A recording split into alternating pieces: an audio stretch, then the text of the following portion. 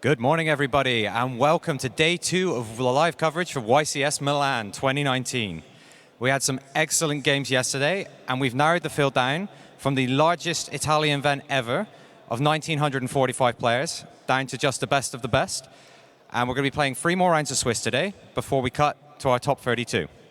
So we want to grab you the feature match for this round. First, Norberto Fortini, come on in, my friend. How are you doing today? Yeah, it's good.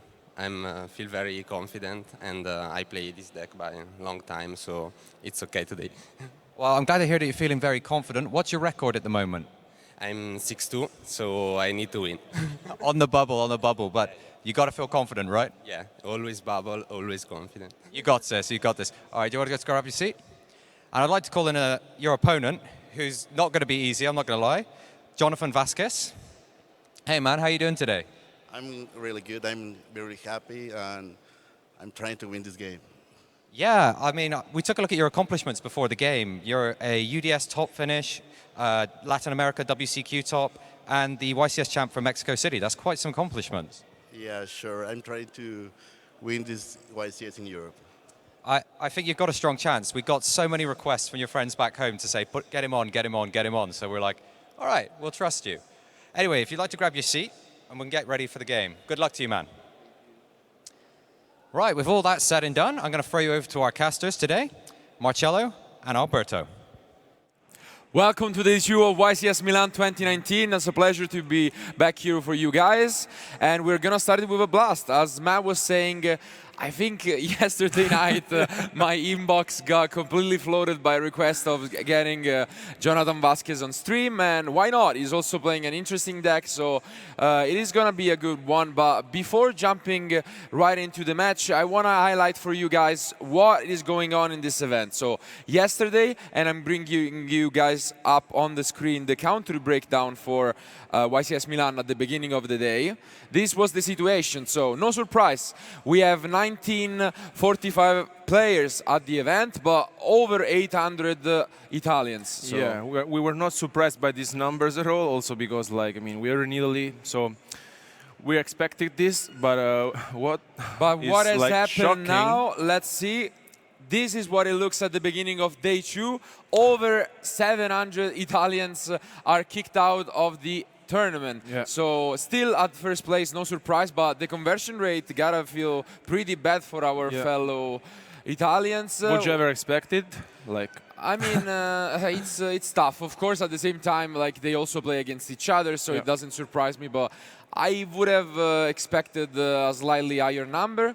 But we still have a lot of different countries. But what's even more interesting is the deck breakdown. So for round 1 at the beginning of YCS Milan, this was the situation. So very similar to YCS London, a wide format. Everyone is playing what they're comfortable with.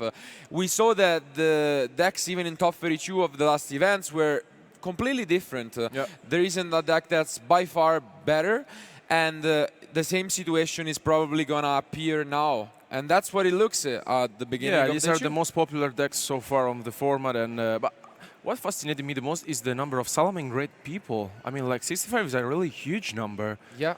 And we didn't expect this, but of course, Sky Striker Orcus has been one of the most played deck by the people, and of course, I mean, like, this is going to be quite the big interesting. surprises are obviously True Draco and Dragon, the Dragon Link deck, let's say, because it wasn't even in the chart yesterday, so it seems like we talked how in YCS Pasadena it showed up, and there are some pretty famous players using it. But anyway, going back to this match, as we were saying, Jonathan Vasquez from Mexico, the first player we have ever featured here from Mexico, is playing Cyber Dragon Orcus, a deck that was pretty successful at the last event.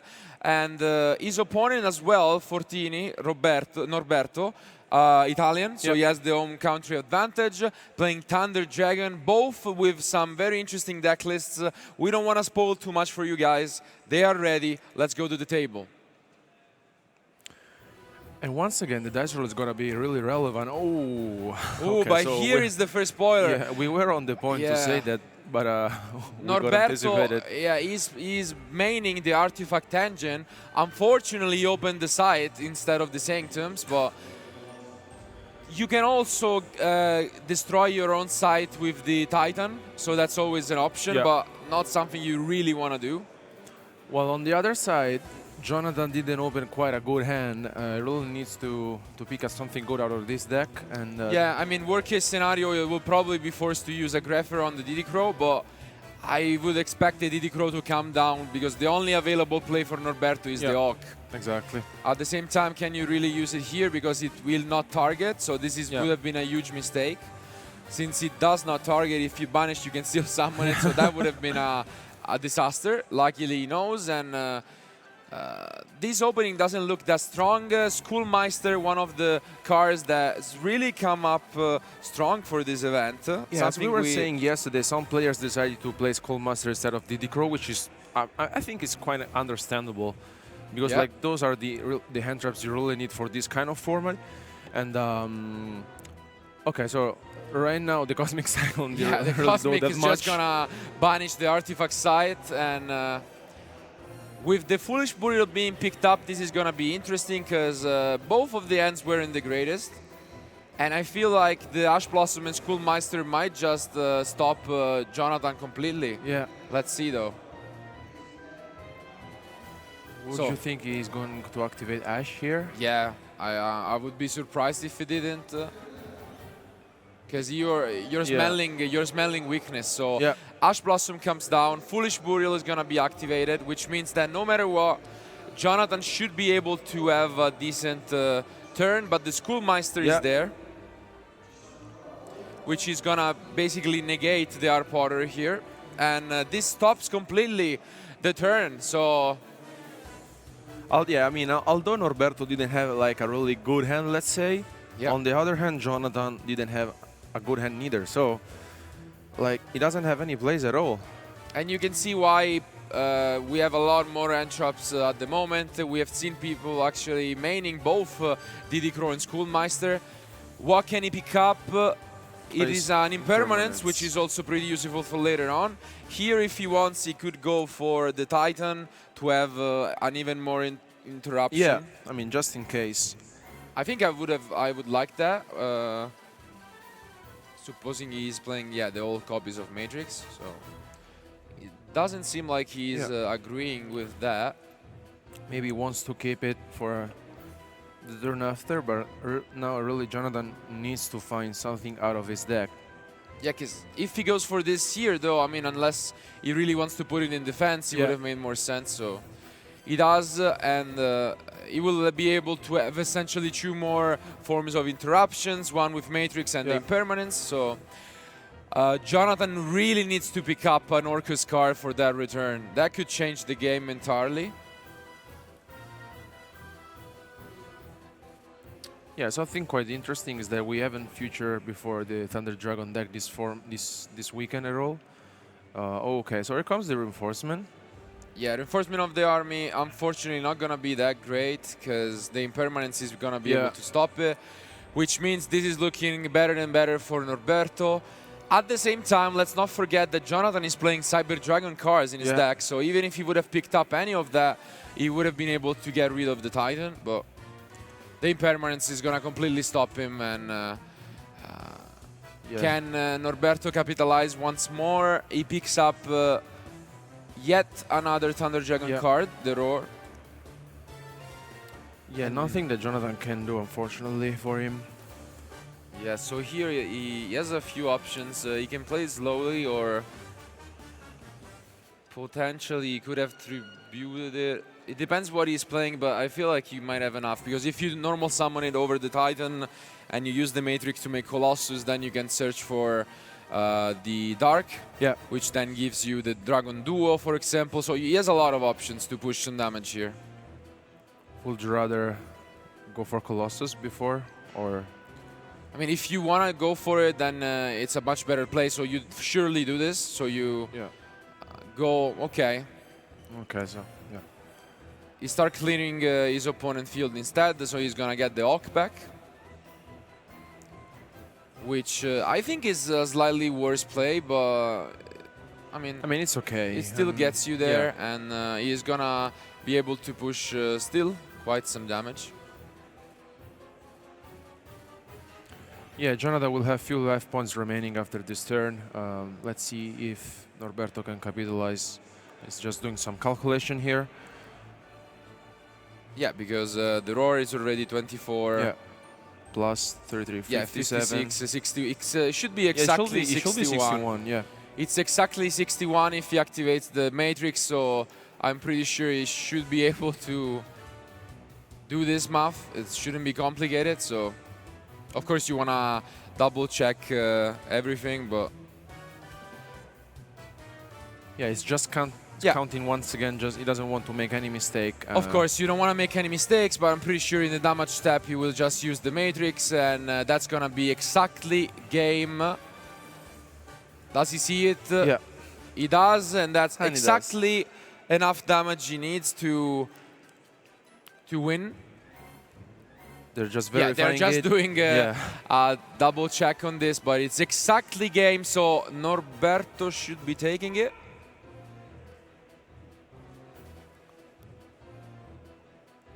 Yeah. Yeah. So Let's this just is wait, it? and Yeah. that's it, yeah. Just a moment of confusion to check the math, but Norberto takes game one quite convincingly.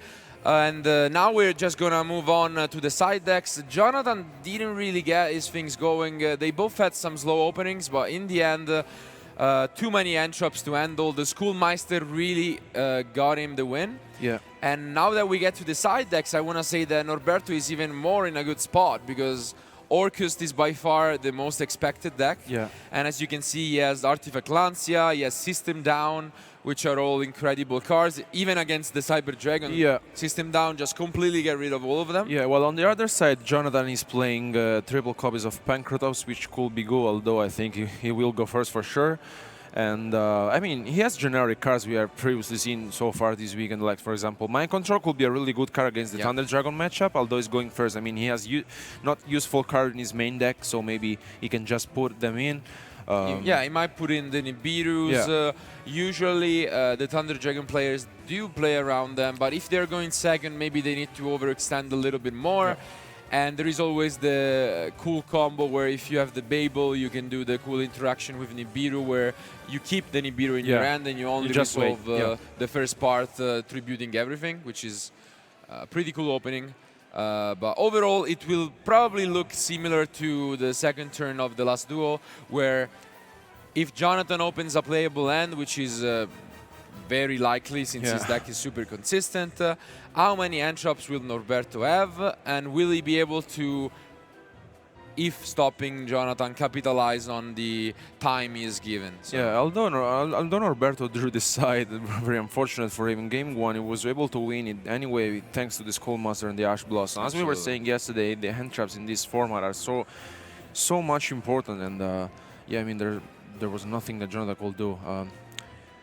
As you can see, Norberto is kind of shaking, so it's totally understandable. Absolutely. It's his first future match, so for anyone following me in general, they know that I do love Artifact Sanctum, and I still think it's very good right now. There are some pretty famous players using it today with some success, because Artifact Lancia is such a good card. Why not play additional copies of it? And on top of that, you can just use the side to stop some of the decks, like the Salaman Great especially. So it's a really, really good card. And in some of these matchups, they're not even too focused on turn one. You might have a back and forth. So even if you have Sanctum going second, you can usually steal a turn from your opponent, and it might just be good enough to yeah, win. I think it's also quite an interesting choice from Norberto, because like most of the players don't expect Thunder Dragon to be playing this card, right? Yeah. So when you sit at the table, you're playing against Thunder Dragon, so why are you playing Sanctum? You know what I mean? So Absolutely. it could be a really blowout sometimes. So let's see who is gonna win and hopefully get to see the game 3 here in round 9 of YCS Milan. Jonathan is going first. Let's see if we're gonna see some Cyber Dragon cards this time. I do see the Naxter, so let's see if we can do some cool combos, and we see the Nibiru as well. So unfortunately, though, the Lancia and System Down is picked up by Norberto, so a lot of answers. Yeah. The rest of this hand doesn't look that great, but I mean, there is not too much more you can ask. When you see the Lancia, you're usually super happy, but the Call by the Grave is going to be able to negate it. So this game is going to be very close, I feel like. Yeah, I mean, because he has Cold by the Grave that can be activated on the Lancia, but on the other hand, Norberto has the system down, which completely could shut down Jonathan's field, or also Graveyard. It really depends whether Jonathan is, what kind of opening he's going to go for. Here you can see Norberto reading the Naxter, and can't really blame him. Here it is for you guys. We usually see this in the Cyber Dragon decks, but it's a very good extender. You can use it with the fusion in the extra deck, so you can just capitalize on the mirror match using all of the machines, and it's a pretty interesting card. Yeah, I think soon we will see Norberto activating Lancia. But, He didn't go for Lancia, no. though. But maybe because... He has the system down, I guess, so he doesn't feel like he needs to activate the Lancia, which is very interesting. He's holding into it because he thinks that his opponent is not going to go for the Crescendo, and he just wants to use the system down, and in case after the system down he tries to play, he will have the Lancia as a backup. Definitely interesting line. Yeah, I mean, it's fine because maybe he has considered the option that maybe the system down will resolve. So he can keep the Lancia for the turn after, but let's see if his plan is good enough. Yeah, we're probably just gonna see the Mascherina opening, and that's probably gonna be the only card that's left for Jonathan, though. Yeah, so the Mascherina comes down. It will be backed up by a Call by the Grave. If he wants to use Foolish, he can. Yeah. Potentially sending the remaining like Symbol or the Orochi. So he has a lot of different options.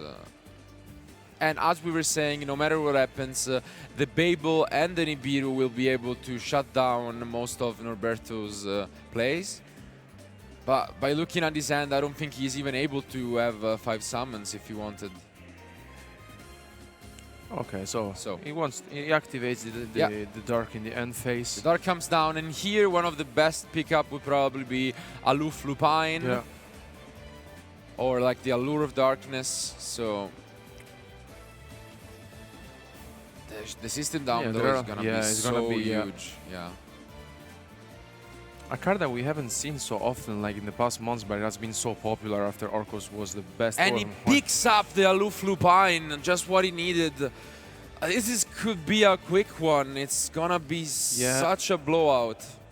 So like Norberto isn't gonna resolve the system down here, and the only card Jonathan has left in his deck, in his hand, is Nibiru. Yeah. So if Norberto finds a way to play around Nibiru, we could see absolutely a quick game. Here we see just Jonathan trying to figure out if he can get any advantage out of this. But yeah, this is gonna be such a blowout. He's gonna lose not only his Orcus card, but his Cyber Dragon cards as well, basically emptying whatever he has. Luckily, as I was saying, the Nibiru is there, but even if the Nibiru is gonna be able to slow down Norberto, then you're left with nothing, and you need to draw into like a mathematician, stuff like that, and the Lancia is there from Norberto, so this is looking very good for him. Yeah, I mean, nothing Jonathan could do, unfortunately for him, like the system down completely shuts in his entire board and graveyard, and completely getting rid of this. We probably saw this card back in the ABC or like Cosmo days, but it has been a while, but it's still a force to be reckoned. It's such a good card, and he's still here. Now, though, the picked up Aloof Lupine, if Norberto gets too excited about this, could actually come back to hurt him, because... Yeah, really needs to be careful, because at the moment, he has totally control of the game, right? So if he finds a way to play around Nibiru, and I think maybe it should be easy to play around it. It's just maybe he feels too excited. He wants to push for game here, but you really need to think, how do I lose this? I have Lancia in case he draws something.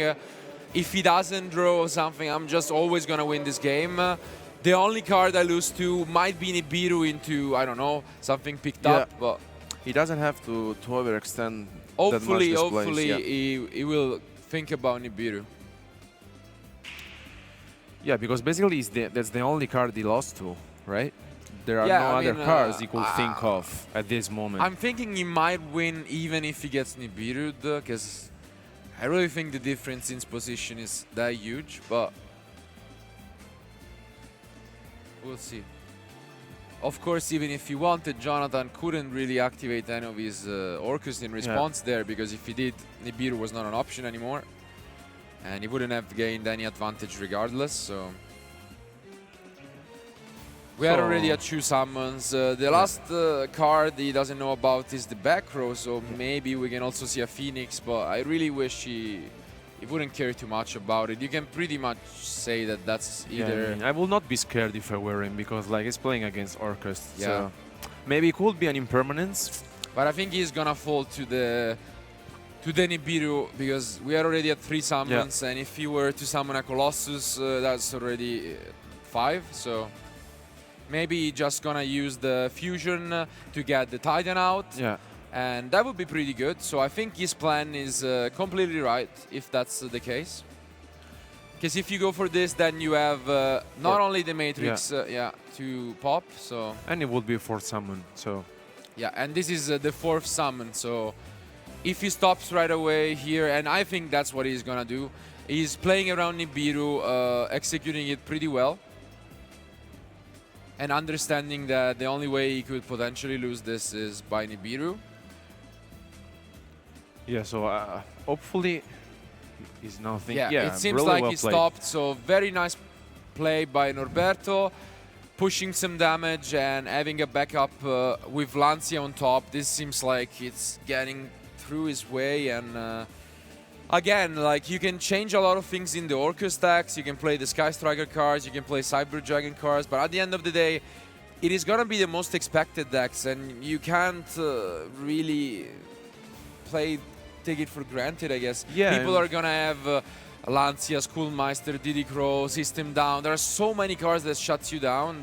Yeah, I mean, Orcus has been the most played deck so far in the last month, and so I mean, you should be expecting those cards coming up.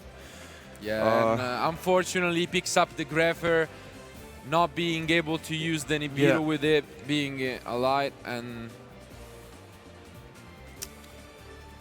gonna try whatever he can to stay in this. Yeah, I think he really wants to survive to this one. He doesn't have anything else, but... And here even the Dark comes down. He's gonna use the Call by the Grave, and just as a quick reminder for anyone watching, Titan works just like the Paleozoic cards. So to be able to chain it needs to be directly chained to whatever Thunder Dragon you activate. So even if you chain any other card to it, you can still destroy, and that's what he's trying to do. Yeah. So he's gonna destroy the Greffer in case there is a Dark Master in Jonathan's hand, and this shuts him down completely. I'm pretty sure we are gonna see an handshake soon, and no matter what, this has been a pretty good duo. Yeah, nothing Jonathan could do so far in this game. Norberto played his cards, so I mean, nothing he can do. Yeah, he even picks up the gold sarcophagus. He doesn't need it. We might just see a Dragon duo being searched here, and there is not much he can do. If he played around Nibiru last turn, I don't think he is gonna... Yeah, he can just summon the duo and then attack for game, and Jonathan is gonna be able... Is gonna be forced to extend the handshake, and yeah, here comes the Dragon duo, and there's enough. Yeah, the handshake comes down. Norberto is the winner, 2-0, moving on with an X2 record. You can see some of the people already gathering to watch it, but okay, so congratulations to both. Unfortunately, Jonathan is kicked out with an X3 record now. Norberto trying his best. It is a very huge event. Once more, it's the biggest ever Italian event from Yu-Gi-Oh! Ever since. And that means that there is a lot of competition, that some X2 might even not be guaranteed to make it. So you really want to win your matches. Hopefully, your opponent, the guys you lost to, keep on doing well. And, so your tiebreaker could be higher, and you have a chance to top this event. No matter what, good show. It's always good to see people traveling from all over the world to compete. Jonathan proved that he's a very good player, but unfortunately his opponent seems like he was too prepared for the matchup. sometimes it is something that we have seen even yesterday. I would say the average deck is something that you just side and main cars for like a couple cars for every matchup. But sometimes you see these players that they just don't want to lose to this specific deck. Yeah. Not only is Norberto maining Entrop specifically for Orcust, he's maining Sanctum. He's siding System Downs and Artifact Lancia. So honestly, it doesn't surprise me that he won probably all of his Orcust matchups And super of the day. prepared for this matchup, and indeed, as you were saying before, he has a lot of cards for this matchup. So hopefully, he will go through the entire event and Absolutely. the next to record. We might just see him again, but guys, we have a lot more action for you. Today, we're gonna have 2 more rounds of Swiss, followed by top 32. So a lot more duels, a lot more action. But before that, let's go to Matt for the interview with Norberto. Thank you, Marcello and Alberto. Congratulations, Norberto. That was an insane game. How did you feel about that? Thank you. I feel pretty well, yes. It's a good game. I will be pretty... I have a pretty luck, I think. And it's good, I win. The first one is that site is not so bad, but Ash Blossom and also Schoolmeister win the game, and System Down win the other one. So yeah, it's good. Were you banking on that system down to carry you, which is why you didn't use the Lancia? Yeah, I don't want to use Lancia because I prefer to keep it for next turn, because I'm sure that with them that System Down can I clean all, and if I don't able to OTK them, I have also one Lancia for the next turn. Yeah. Did you read the Nibiru in his hand? Because you stopped exactly on 4. It's like, yeah, this looks good. Yeah, he has the Nibiru. Yeah, he had it. 100%. Okay. I play against it. Yeah, I always play against it. Oh, it was a smart thing to do. Well, congratulations. Do you have any friends or anything you want to give a shout out to? Yeah, I want to shout my girlfriend Julia for the support, and all my friends that are here and watch me. That's really nice. Thanks, man. Well, best of luck to you for the rest of the tournament. Hopefully you make the top cut. And guys, stay with us. We've got more live dueling coverage to come to you for YCS Milan 2019.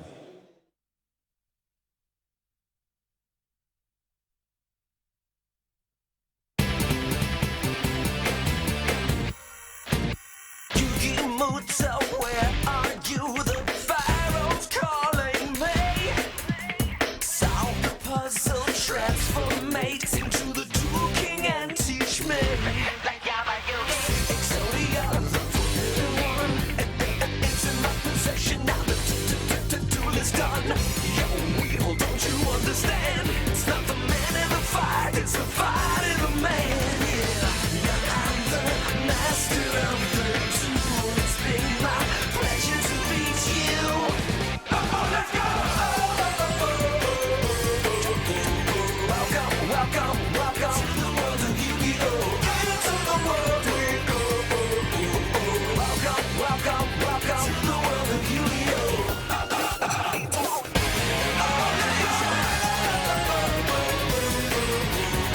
Welcome, welcome, welcome to the world of Yu-Gi-Oh! Into the world we go. Welcome, welcome, welcome to the world of Yu-Gi-Oh!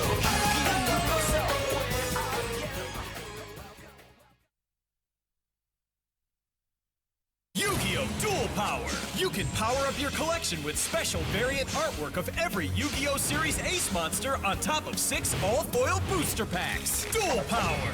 6 packs of 5 cards per box, each box sold separately.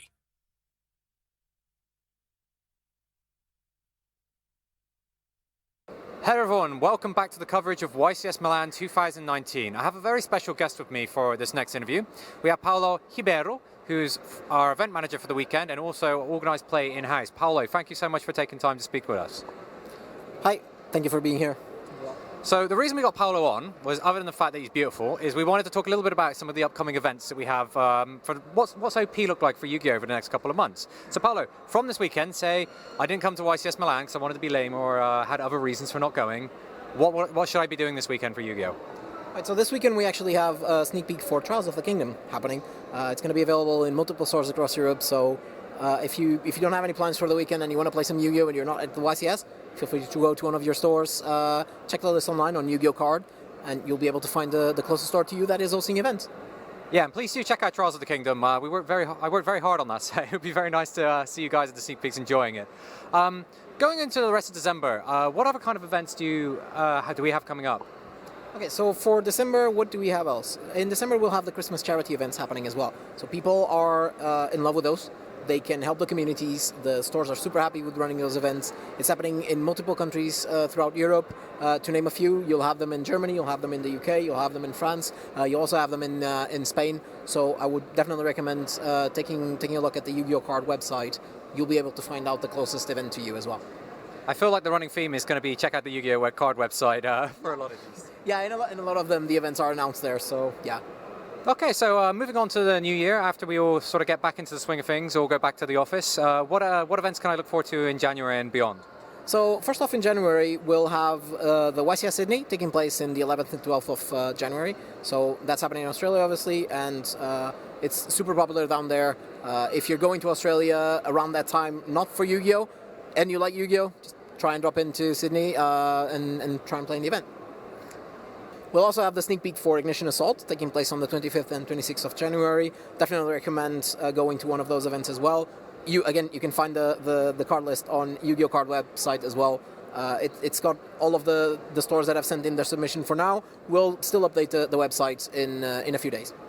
Yeah, we have other things coming up as well. We have YCSs next year. We also have national championships, regionals. What can you tell me about regional seasons? Yeah. So regional season 2 is currently ongoing. It's going to last until the end of January. Starting from February, we'll have season 3. We haven't announced the game mat yet, but I can say that it's a really good game mat, and I think people will really enjoy it as well. What's on the game mat? I can't say. One more time. Can you really not say what's on the game mat? There are things on the game mat. I can't really say. I tried, guys, I tried. So we also have finally a promotion that we're going to be running. It went over 6 months last year, but I keep forgetting what that promotion is. Paolo, can you just tell me a little bit about what we're doing next year? So I think the promotion you're talking about is the Lost Art promotion? Yeah. Okay, that's the one that we were running in 2018 and also 2019. We'll be coming back to that in 2020. Some of the fan favorites cards are also Solemn Judgment and Offerings to the Doomed. They'll be present there, so if you really want to get them, make sure you visit the Yu-Gi-Oh! Website. A list of stores that will be having those cards will be available. Okay, Paolo, thank you for your time. And guys, come back and enjoy the rest of YCS coverage Milan 2019. Stick around, we've got so much more dueling action for you.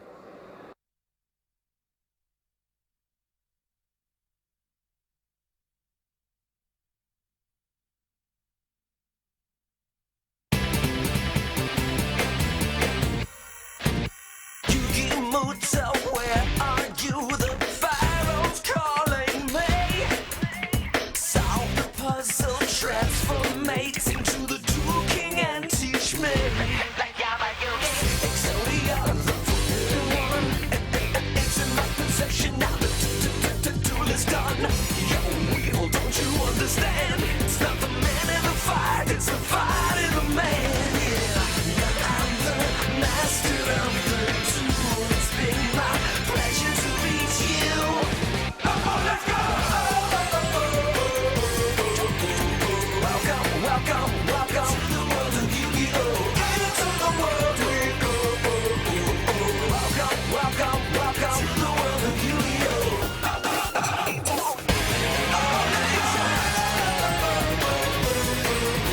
Welcome, welcome, welcome to the world of Yu-Gi-Oh!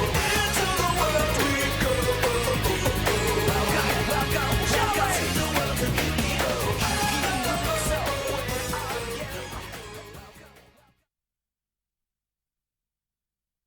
Yu-Gi-Oh! Dark Neostorm! Destiny heroes make their return, and Valkyries descend from the sky. Overlay to summon new Xyz monsters and rank up the power of Cybers. 9 cards per pack, each pack sold separately.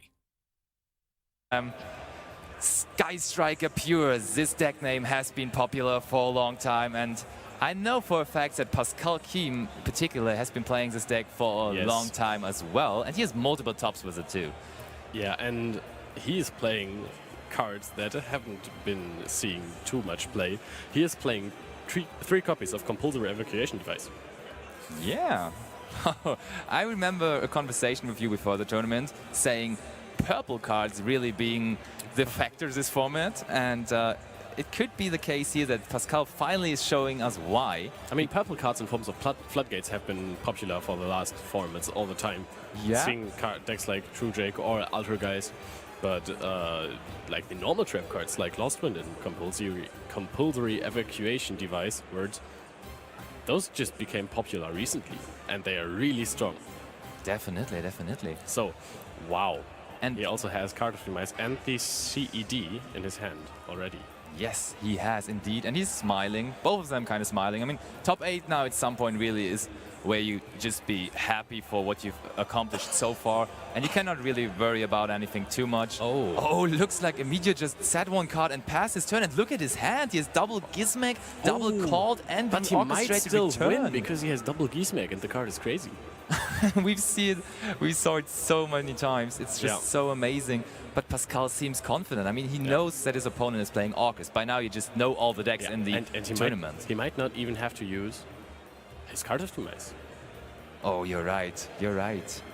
And I know that Pascal really has like a lot of thinking going on when playing Sky Striker. He's always like, in game 2 and 3, I really have to play around evenly as well. So there are like reasons when I'm not activating the Card of Demise. But right there, it could also be a point where he not wants to activate the Card of Demise. Resource-wise, it really makes sense to activate it, right? You just summon Ray, attack for 1,500, and then you will... Oh, he immediately activates Metal Force Fusion. That's also interesting. Maybe picking up this nice copy of Sky Striker Mobilize Engage just to go for the Hayato. He gets another Ray, and he already had one. Yeah, this is really unfortunate because it also bumps up your hand size permanently, basically, for this turn at least. Yep. So that he can't just demise for 3 because he can't get rid of the Ray. And now he activates the effect. Yeah, he just now going to send something with Hayato. Something pretty much sounds like Engage to me, No, I don't think honest. it's going to be Engage. Oh, what do you think it is? Maybe Area 0. It could be Engage, so you can pick it up with Kagari again, but then he doesn't even have a draw for it. Because he used the Metal Force Fusion already. He could have just let it stay there in the graveyard and then go for the Hayato play and then pick it up to get the extra draw. But That this really just sounds like the obvious play, right? Yeah. And now he still goes for it. So he could go for Kagari, but does he then resolve the Engage already? Probably. He goes for probably goes for Engage, searches out the multi-roll. It's been a while since I've been excited about Sky Striker, or this excited at least. This deck still in competition. It has been winning YCS London 2018 in the hands of Mikko Zanelli. So it could go back-to-back in terms of YCS London winnings. That a year later, the same deck won the YCS? Not really. Not that I remember, to be honest. So Pascal could be the first one to actually do that. And also, Emilio is actually playing some kind of a going second strategy with his Orcus deck, isn't he? Yeah, I mean, it doesn't really look like it if you're looking at it. I mean, he had to go first, so he was overwhelmed by that, and so he could not really set anything up. But when you look at his deck list, the first thing that jumps into your eyes is that he's playing 46 main deck cards, which is unusual, and that's always the first giveaway you have there. Because when you sit down and your opponent asks you how many deck cards are you playing, and you have to answer with 46, he's like, okay, he's not playing Sky Striker, he's not playing Salamangreat, he's not playing Pure Thunder, I guess. So he's most likely going to play Orcus, right? I mean, most of the time you don't really ask how many cards your opponent plays, but when you're cutting the deck or shuffling it rather, then you realize, okay, this is suspiciously big. Are you playing 40 cards? And most of the time the answer is no, it is 46 cards. Or the other answer is yes, but I just have new sleeves. That happened a lot to me as well. Because when you have like new sleeves, they always seem to be a little bigger. Oh, and there we go, Gizmek Orochi, the Serpentorn Sky Slasher. I cannot remember a featured match we've had today where Gizmek Orochi wasn't summoned, and that rule seems to be continued. And Emilio wants to summon it as well. Emilio actually he even seems plays to be multiple copies of Gizmek. Yeah. And and he found Scrap Recycler, which is okay-ish. It is indeed. And Emilio looks pretty calm for the fact that he actually just set one card in his first turn and passed the turn afterwards. I mean, if you know you're playing against Sky Striker, you really do not care about your first turn. You would like to set something up, but you don't have to. So the maximum amount of damage you can take is 3,000, basically. Yeah. Also, for a fact, we could not only have back-to-back YCS London Sky Striker champions, we could also have back-to-back Berlin YCS champions, because for a fact, Pascal Kiem is from Berlin, Germany, as Johannes Ulbricht was in Ghent. So Berlin could really keep it up again and could really be a back-to-back YCS winner. I would like that as I'm You're being really from happy Berlin. about this, right? Yeah. I love it, definitely. So Shizuku Destroyed. is being destroyed, but And he's calling it. ooh, Ring, ring, the grave is calling. Okay, so Ray is out of the picture for the moment.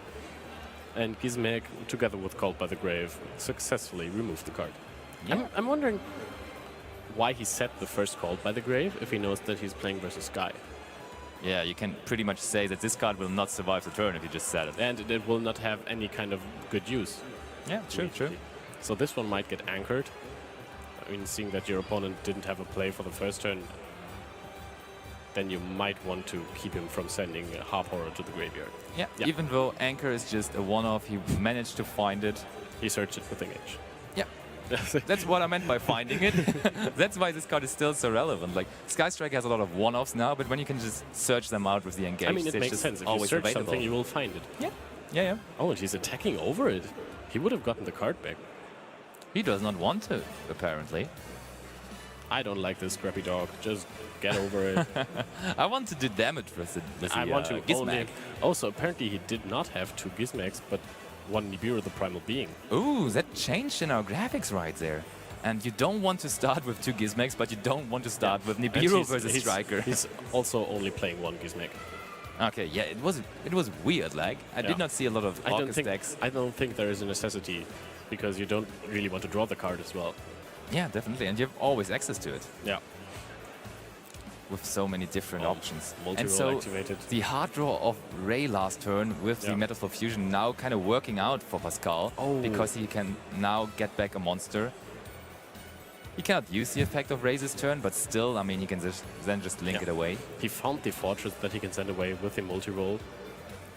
And then he can reshuffle the Kagari and the Anchor. Yeah.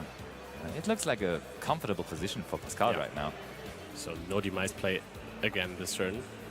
Afford Kagari is at 1. How can he again use this card? Thanks to Hercules base. Hercules base, of course. Brain set out for a moment. But yeah, Hercules base just shuffled it back into the extra deck. Oh, there comes the Engage now. Is it for free? It is for Can he a draw, draw? yeah. Oh, nice. And there we go again with the Anchor. Yep. Easy. Oh, he did shuffle back the Anchor with the Hercules base as well. Yeah, so all of the one-offs still being recycled, still being reused by this And deck. I mean, that's why the deck is so good, right? You use all your one-offs and then you do it again. Yep, so you can use the Afterburner on the Gizmek. No back row to be popped, but still you got rid of the monster and you can deal additional damage. Looking good for Pascal. He's just cruising at the moment. He's just playing his Sky Striker cards for more than a year now and he just really knows what he's doing. He's attacking with Kagari. That should be like 2000 attack or something around that at least. Gizmek will be summoned. I wonder if he had game somehow by Anchor taking the monster. I don't think so. It's close. He could have probably brought him to like 500 life points or so. That comes to Shizuku. He can just play it more safe. Yeah, sure, of course.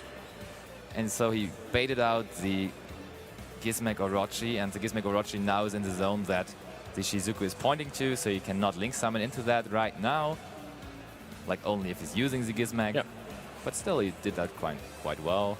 Picking up his deck, getting another surge. He's just getting far ahead here. And there is his super good card versus Orcus. Shark Cannon always was good versus graveyard reliant decks, and it still is, of course.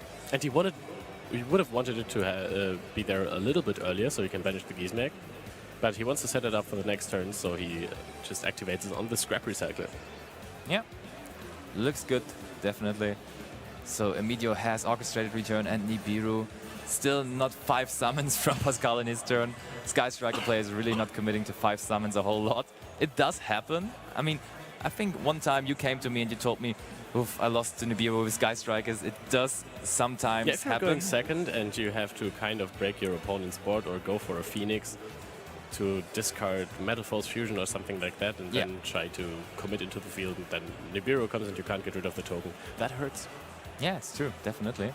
So Emidio has not his Harp Horror in the graveyard anymore, but he still was able to draw 2 cards, drawing into Bigfoot and Tsuchinoko, so all of his danger cards coming out. Yeah, oh, Tsuchinoko got hit. Oh my. That's really good for him. I mean, for Pascal. Yeah, Pascal. Not for Emilio. Pascal was pretty happy with that. Emilio would have wanted to Definitely. get rid of this primal being, or the Bigfoot even, to destroy the multi-roll. Yep. Not gonna happen. Otherwise, I mean, maybe Pascal Bigfoot, can just grind out his opponent completely. And he already is in such an advantageous position right now. There comes Bigfoot. Hitting Bigfoot again, not too bad. So, does he hit Bigfoot? Yeah, Yep, he and does indeed. This is the multi-roll gone for Pascal. This means he has limited resources now. But still, look at the resources of Emilio. Normally, you would say, okay, you go into Nightmare Phoenix now, then Nightmare Mermaid, and okay, you have Orcus combo, but not anymore. Nightmare Mermaid being hit on the last Forbidden and Limited list, now making it much tougher for Emilio to actually get into his combo plays And with the Pascal's Orcus deck. still holding on to his compulsory evacuation device. True. Okay, yeah, that would be used on that Nightmare Phoenix or the Nightmare Mermaid then, and so you couldn't play anyways. Rather on the Phoenix. Probably. Not allowing the opponent to special summon out one more monster. Oh. Wait a minute. Is he still going He's for Phoenix? hovering over the Phoenix and he's summoning it, so... Maybe he forgot that he doesn't have Mermaid anymore. Does he have a different plan or did he just forget it? He does not even have a discard for the Mermaid anymore, so that really looks like a move of... Oh, he hits the card Ooh. device. Like, he has no other move really available, That so he's was just playing really it out good as for he him. can. And he still has Gizmek Orochi, so this is just going to be Gizmek beatdown. Yeah, but I mean, he has Ray in the graveyard, and he can really... He can't really attack over the Shizuku because then Shizuku is just going to be summoned in the end phase and it's going to fetch a good card. Definitely. Shizuku has too many spells in the graveyard to reduce attack points. She doesn't really have the attack points as Kagari would. Yeah, definitely not. So he just passes, Pascal picks up another card from the top of his deck, and what is it? It's really important right there. Oh, he drew into Hornet Drones. Hornet Drones is not really a Oh, he card has that Area helps him, Zero. but That he is has really strong. Area as well, correct. If he manages to find like a Shark Cannon, that could be game. He has Anchor's Head still, right? So that should really, really easily be game. I mean, he has to somehow force out the Gizmek and then chain the Shark Cannon maybe. That could be the way to go. Let's see. Obviously, in this particular moment, you would like to have the Shark... I mean, he can multi-roll still. get rid of the Gizmek anyway. You can just activate it once per turn. And he has the compulsory, so he could send it back to the hand. Oh yeah, you're right. The compulse could be But I good don't there. think he has a way to get another monster on the field to deal the necessary damage. Let's see. If a Sky Striker player finds a way to do it, I think it will be Pascal. Yeah. He will find a way to calmly do stuff here. Oh, looks like he's just going into Hayate. Oh no, he does not want to commit to more monsters. He's like, yeah, I will have my resources in the extra deck available to me for the later turns, so just run over the Phoenix here. I will keep the Shizuku. I don't need much more card advantage because I'm in such an advantage position already. This is like with the Grand Maju. Just keep it simple. Yeah, exactly. Just attack. You're in an advantageous position. Oh, but he does decide to actually summon out the Hayate. I mean, he wants to have another Shizuku Search in the end phase. Yeah, I was wondering whether he maybe wants to keep the resource in his extra deck to actually have more extra deck monsters available if it comes up that he has to grind a little more. But he does not seem to worry about it. And he wants his Shark Cannon really bad, and I can understand why, because it's so good versus Orcust. How many Shark Cannons is Pascal running in total? Should be playing 2. It's 2, yeah. It's 2, okay. I mean, this is a way to get rid of the Gizmek. He blocks it for the end phase. I mean, when Pascal announces the Shizuku Surge, Emilio should have activated the Gizmek if he wants to use it. Yeah, true. Oh, he could have drew played around Cosmic there. Cyclone. That's not helping. I mean, you could hit the Cosmic, you could hit the Compulse with the Cosmic. And then you at least know for game 2 and 3 that there are traps like Compulse in the main deck of your opponent, so you can already plan ahead. Better activate it than not, But I mean, activating he it. hasn't lost yet. Pascal still doesn't really have any options to progress his game state.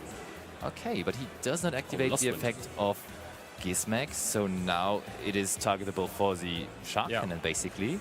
But now this is like a gamble because Pascal might set a card like Lost Wind, and then Emilio thinks that Shark Cannon was set, and then he activates it, and Shark Cannon takes it out. But this could also not happen. Pascal could set the Shark Cannon, and Emilio might predict that the Shark Cannon wasn't set, and then not activate it and try to activate it on his own turn. To be honest, in the shoes of Pascal, you saw that Emilio did not summon the Gizmek Orochi in his own turn. So why worrying about the opponent's turn when you can just have the Shark Cannon in your own hand? Oh, but he set both of them, right? Yeah, he just set everything, so... A lot of back row cards. Looks like Paleo. It looks like there were 6, but one is actually the deck. Definitely, the deck is so small though. At the start of the tournament, I was kind of fearing that Paleo is taking over the tournament because we had Paleo winning round 1 versus Thomas Rose. And also we had like in round 4, I think, or round 3 it was rather, Paleo at the feature match area. Thomas Rose was playing taking over. Subterra really surprised me this event because he's much rather a combo player. Yeah, but I mean, the combo players have been surprising a little. Because, for example, Dinka Bui also plays Sky Striker for this event, which is rather not a combo deck as well. Yeah, you could say so, I guess. Yeah. Probably, right? So Emilio's sitting there hoping for a good draw. He picked up, it still says Cosmic Cyclone, but I don't think he drew into another Cosmic Cyclone right there. But that sounded like a pass to me once more. And now he can just jamming wave the set card, the Cosmic Cyclone, and pop the Gizmek as well. Yep. And if he then chains Cosmic Cyclone on Sharkin, and then this is an okay position for... But I mean, he can just get deck outed at this point. 2 Hayata punches are even enough. Definitely. Anchor is enough. Even Anchor is enough right now. Just Anchor taking the monster should be enough for game. Jamming waves. Being the first card to activate. He will probably change the Cosmic Cyclone. There it is. But that also brings him closer to losing. Being at 0 life points. So he chooses a card. Oh, it is probably the Shark Cannon. You can special summon out Nibiru. That's cool. Do that. Oh my god, is he doing it? No, he's just summoning out... Phoenix, maybe? Oh, he's just not summoning out anything. Okay, so he cannot banish the Gizmek any more of them. But he still has Anchor available to just steal it. So that should be game, because the card in hand of Emilio, what should it be? Like, it's Nightmare. It is Nightmare, as we can see. Battle Fader. Battle Fader would be the only card that could really do anything. And that right would there. also not really win the game. Gotta be honest there. Okay, attack and attack. So that looks like Emilio will take up his card there. Yep, it is 1-0 for Pascal Kiem. So he's on a good closer way to reaching the top 4 of YCS London. Yeah, we had Jesse Cotton actually being undefeated in UDS Panama last week, and maybe it is the task of Pascal Kiem to continue that and be the winner, the undefeated winner of YCS London this week. The crowd is going crazy right now. Guys, cheer up for top 8, guys. Oh, wow. Thank you, one guy in the front. Yeah, like at least a little bit. That's him. Perfect. All right, so let's talk get about the over sideboards. the side decks. Absolutely. So I have Emilio's list right here. And Emilio is sideboarding a lot of stuff versus combo, to be fair. He's sideboarding Gnome material. He was probably scared of the Lunar Knight Orcus deck, but that's not too helpful versus the Sky Striker deck. He's also sideboarding Droll and Lockbird. That's usually more for combo too, but you could board it in versus Striker as well if you like. Then he has a Summon Limit, also versus combo, but I mean, Summon Limit does not help you too much. And then on the other hand, he has Twin Tristus and Eradicator Epidemic Virus, which are both pretty viable versus Striker. And Pascal plays crazy cards for this matchup. He has played a card that has just been recently released in Rising Rampage? Yeah, Was it Rising Rampage. He plays Get Out. Oh, that is a secret rare. That's a very good trap. Yeah, this another one trap right there. Chooses 2 cards of the opponent's side that have been special summoned from the extra deck and just shuffle summons them back. Removing extra deck cards from the field always feels like a +1, like when you're using Compulsory on a Dingirso or something like that. It feels so good because you have to heavily invest into your extra deck cards, but removing 2 of them, like Dingirso and Galatea, that is so strong in this matchup. In this matchup, it is really good to actually get rid of Dingirsus, but it also has more viability. Exactly. Thinking about Thunder Dragon, which Getting should rid be of like double Colossus, that's crazy. A bit of a bad matchup for the Striker deck still. Get Out really helps winning this. He also plays Heavy Stone Duster. Don't think we're going to see those. He side decks Ash Blossom. Oh, really? He's not playing any hand traps because his main deck is a card of Demise, of course. Yeah. And he plays triple DD Crow. I think those are going to find their ways into the main deck. Looks like DD Crow really is getting like a revival once more. It's always like every 7 to 8 months people decide, oh, it's time for DD Crow again. And I mean, it is viable because August is just suffering from this deck, from this card specifically. So a very good hand trap at the moment, and maybe one of the best ones right now. Indeed, but that's an awful lot of cards that Pascal wants to side in.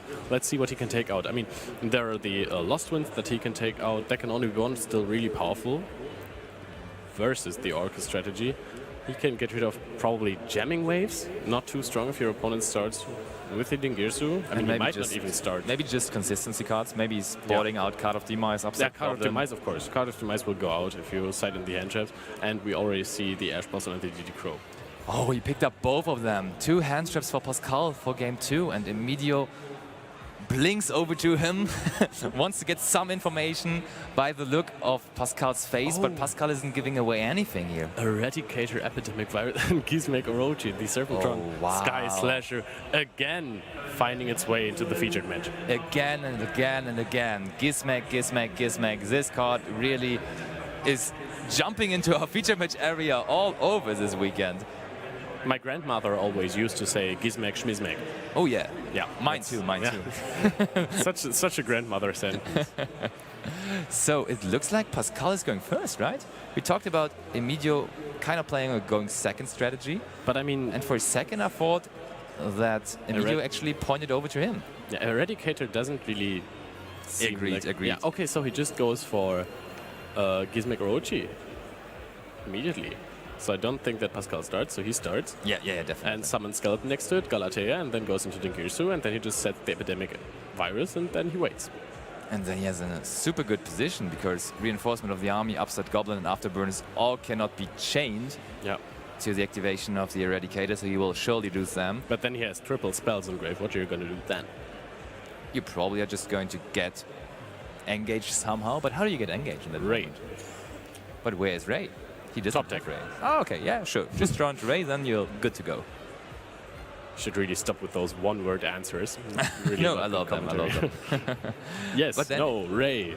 Emilio Kagari. still has Twin Twisters and Cosmic Cyclone, so he can... Yeah, whatever Pascal tries to build up from there on, he still can interrupt. But he also has nothing to play himself, except for the Skeleton. Okay, Skeleton is a good argument, to be honest.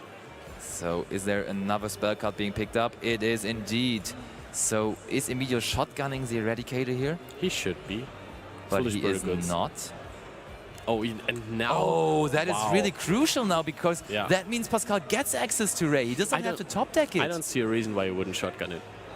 I mean, that definitely is a reason why you should have shotgunned it, I would say. Why is Emilio still holding on? He apparently doesn't want to take away the chance of winning from Pascal. Maybe he just wants to keep it fair. That's super nice. Maybe he says Eradicator is super strong. I just don't want to blow him out with it, and let him play a little. He's just letting him activate all of his spell cards. Is that really Eradicator? Yeah, it says in our app on the table, Eradicator is one of the back row cards, so it definitely should be in there. And he plays it. We can see the deck list. Yeah. And there's a trap card. Wow, Pascal just basically changed up his whole hand. He now has nearly no spell cards in it anymore. So Emilio cannot get real use out of the Eradicator anymore. That is really, really odd. And I mean, his entire... Oh, he draws into Engage now as well, and he has 3 spells in Grave. Well, he just... I mean, at this point, you do not activate the Eradicator, right?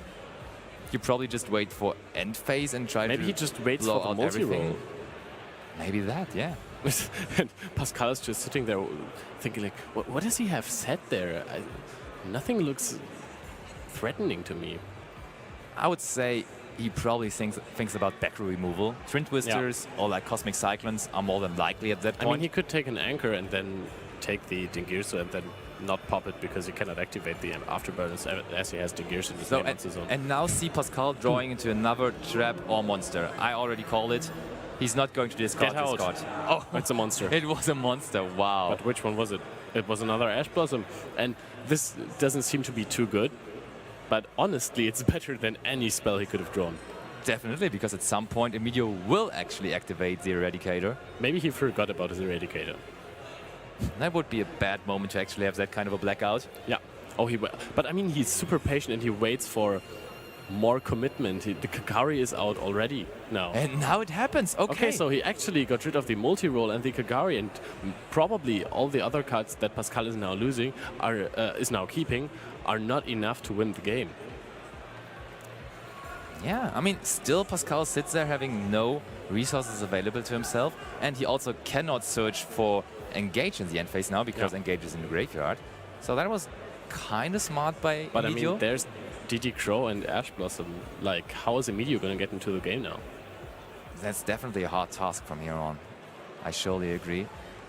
So Pascal, really, what can he search in the end phase with Shizuku now? What's the best chance, the best shot he has there? Shark Cannon, and then activate it to get rid of the skeleton. Yep, agreed. That's really good. Or he could search for Area 0, so he can actually get into plays. Like, Eradicator counts for 3 turns, right? Yep. So with Area 0, you could find cards to play with. He has the DD Crow and the Ash Blossom, and there can only be one, so I don't really think he has to be fearful of Emilio, like, putting out a big board in the next turn and beating him already. I think he can just wait and rather try to establish his own field and go for plays on his own. Yeah. I would not say that Shark Cannon would necessarily be a bad play, but I think Area 0 could be like a winning play. Yeah, but he goes there for a Shark Cannon. On the plus side for Emilio right now, he does know about every single card that is in play for Pascal at the moment, so he knows what to play around, but how could you play around that Shark Cannon? It just hinders you from playing by banishing one of your most important cards in the deck.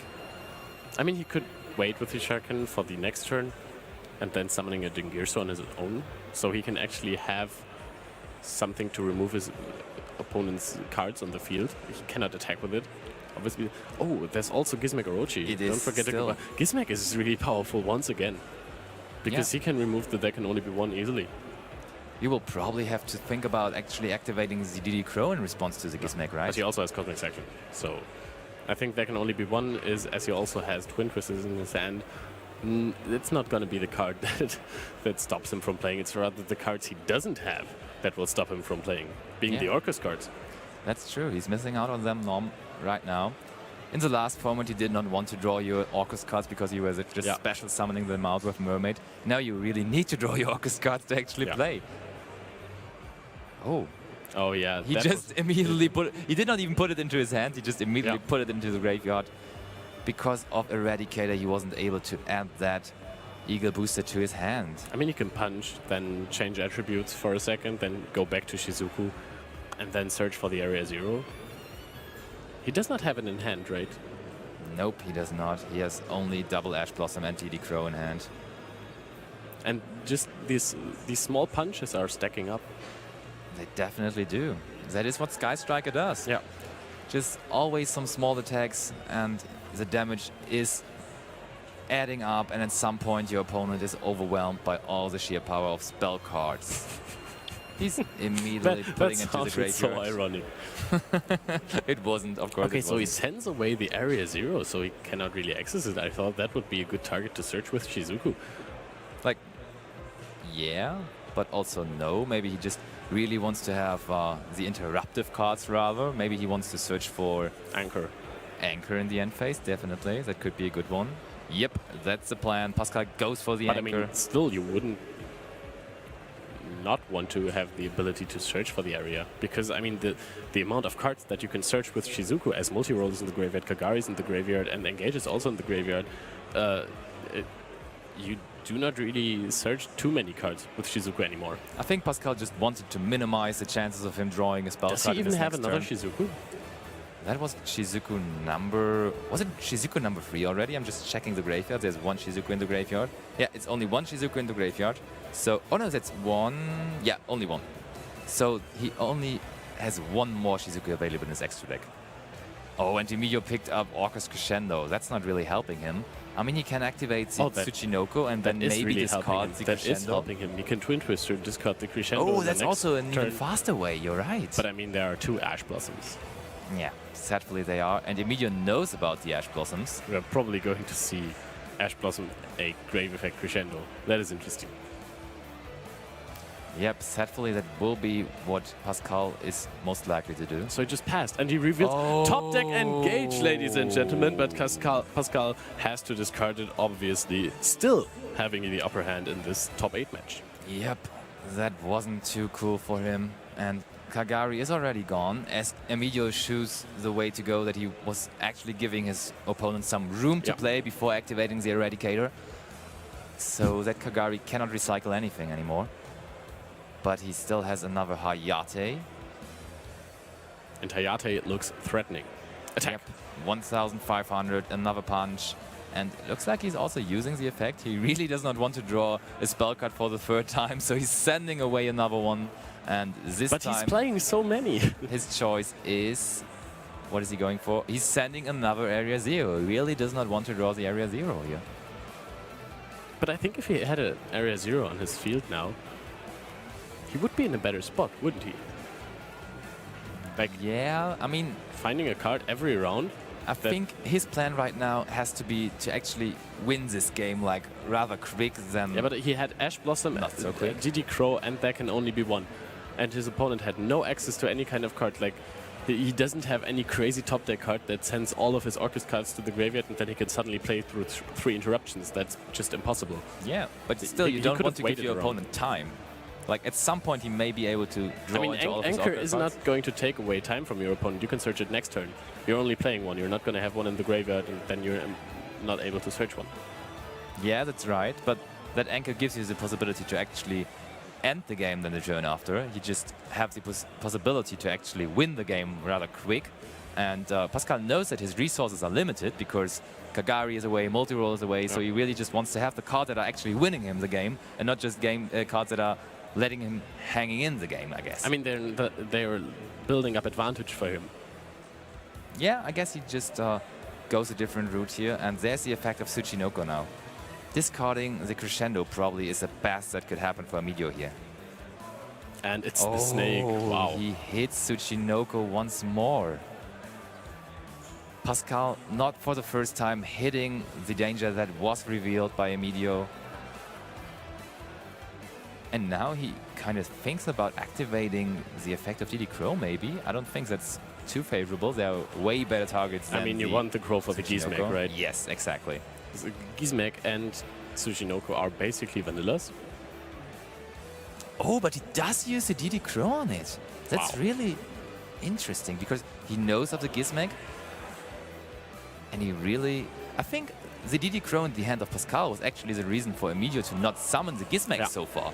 He was holding back with it because he knew his opponent has the DD Crow. And now he may have baited Pascal into actually activating the DD Crow on that Tsuchinoko. I mean, what kind of value could Emilio get out of that Tsuchinoko on the field? I don't really know. And now the Twin Twister discard Crescendo comes down on the 2 set cards. Sadly for Pascal, none of these set cards is the Hercules base that he searched. Otherwise, he would be able to recycle multi-roll Kagari and another engage, possibly. That would be perfect. Yeah, and now no back row for Pascal anymore. Gizmek is hitting the field, so...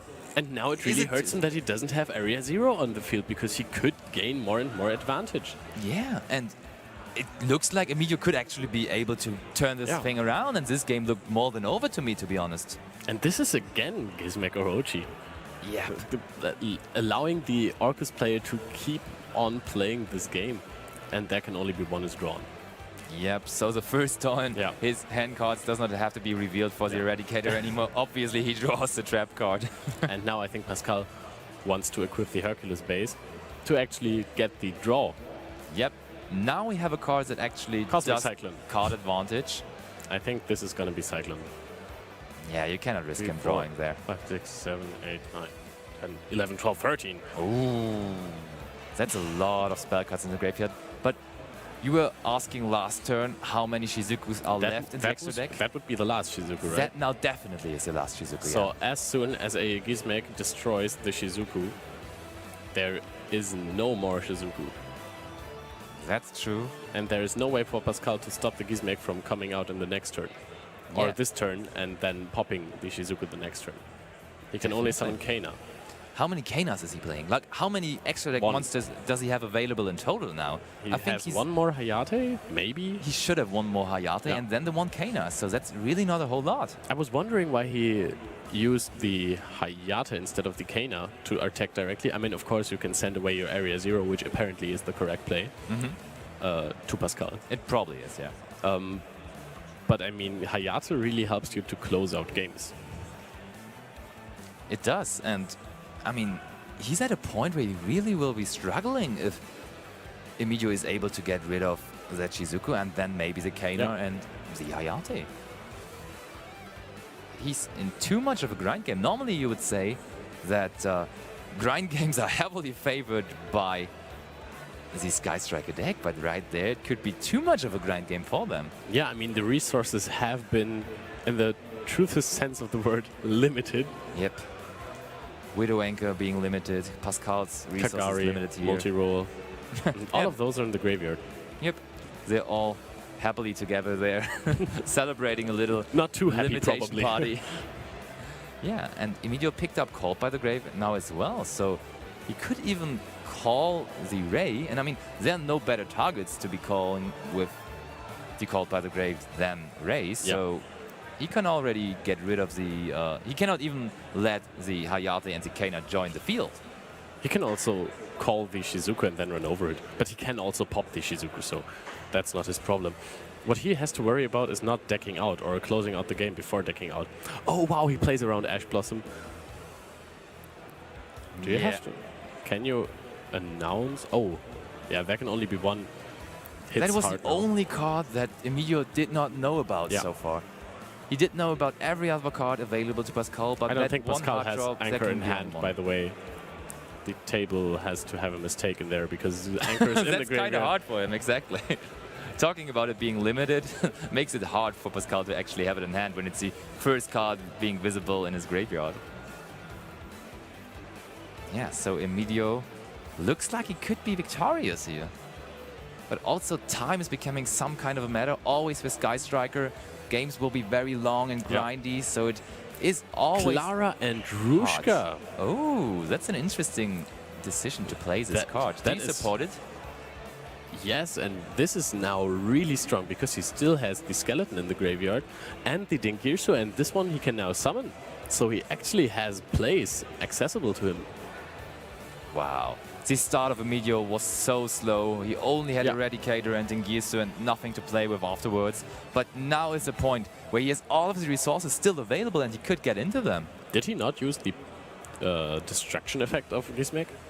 Looks like it. Maybe he just wants the monster. Oh, they're seemingly rewinding there. Maybe Pascal wanted to respond to something. Of course, Pascal still holds DD Crow in his hand. Oh no, did he draw into another one? He used it. Yeah, you're right. I don't think he should not have DD Crow in his hand either. That's right. He only has Shizuku on the field and... Oh, but did he pass? It drew into engage. But how did Emilio pass there? I'm really confused how Emilio passed on Norman Summon Skeleton right there. That doesn't seem to be the power play. So he did not keep the Gizmek Orochi? Oh, I mean, he could not use Gizmek Orochi into Clara and Rushka because the monster has been normal summoned or set. Oh, right. You can only use normal or special, only normal summoned monsters. But I mean, you can use Skeleton to go into to Clara and Rushka, right? Yeah. But he used the Crescendo, so he cannot access Clara and Rushka. Okay, now we got it, guys. We finally figured it out. He is searching for... Oh, is he playing triple field spell? Yeah, he is, of course. Triple area 0. That is the last copy he had available, so the terraforming is alive for him. And Emilio being at 2,900 life points right there, not a comfortable situation to be in. Can he actually end the game right here? I mean, Skeleton is at 0 attack points right now. It is. That's not big of a threat. Yeah, that's also a lot of damage that he's going to take. And then one Hayate might be enough. It could definitely be. That one Hayate is still being available to Pascal. I'm just double checking his graveyard. And even if Pascal would lose this grind game, because right now it doesn't really look too bad for Emilio, as he also has the Dingirsu in the graveyard, he still needs to deal 8,000 damage in 3 minutes and 53 seconds that are stopped. Wait a minute. Yeah, maybe they're just getting some extra time. Or like clock was paused because they were talking to the judges. That definitely makes sense.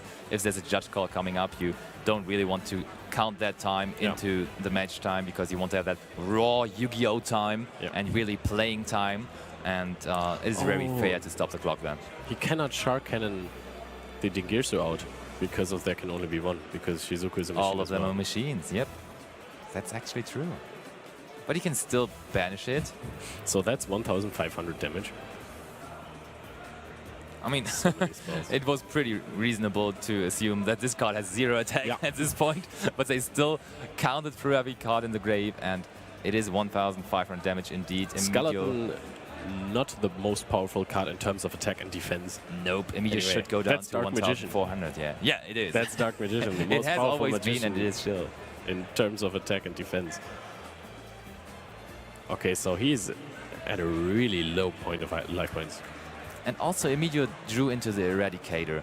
Yeah. Like, what do you think in general of Eradicator? Because we saw it can be very, very powerful when you just activate it immediately to hinder your opponent from doing a lot of plays. But that's the risk of the card, right? When you draw it later on, it's probably not that good anymore. But if he didn't use it immediately, I mean, okay, he would have probably won because he would have discarded the Rota and there wouldn't have been a way for Pascal to play the game. Yep.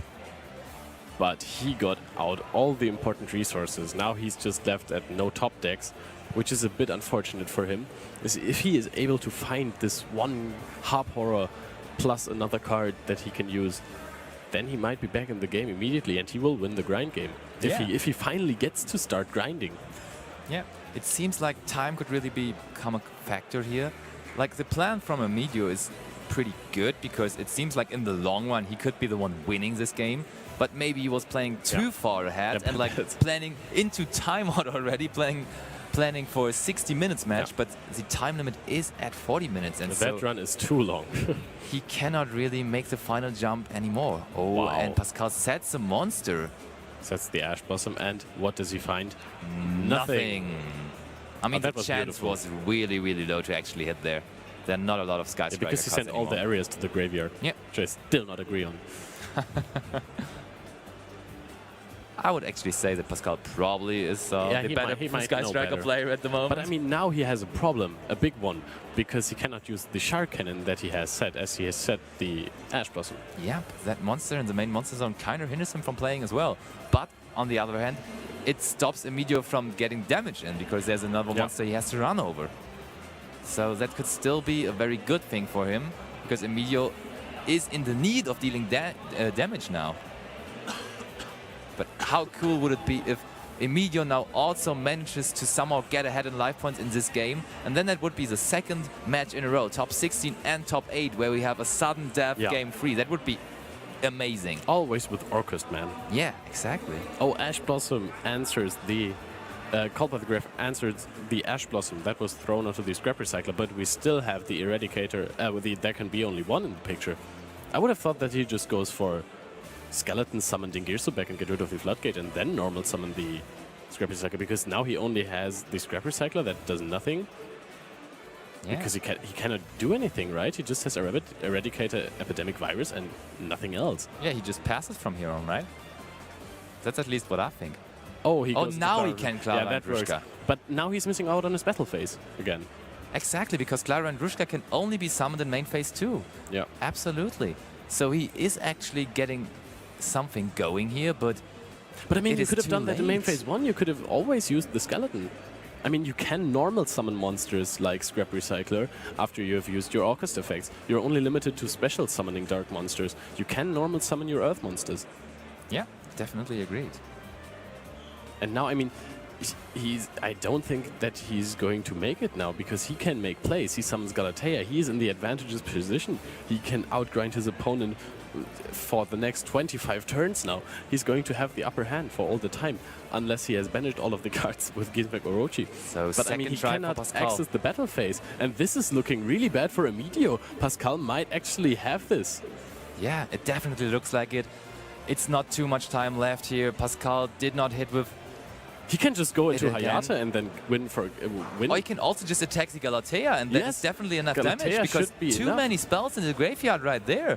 Let's count it through. It should be well over 15 by now. So time is called, so Pascal Kiem should have this. He should advance to the semifinals of YCS London. Apparently he is. Let's see Emilio still thinking about it, but I cannot see a way of him actually preventing Pascal from winning this match. You have one phase in your opponent's turn to deal damage. Go. I don't. Yes, golden apples. Apple machine. Yeah. Okay. That's the end. The apple is still there. So we have Jawad, who we saw. Yeah, I love golden apples. It's so good in Duel Links. So grass is greener, completely dead at this point. Joshua Schmidt versus Jawad. Is this the highest we've had someone place a UK player since Euros? I think it is. Thomas Rose. Oh, We had a duh. UK player win a YCS. Yeah.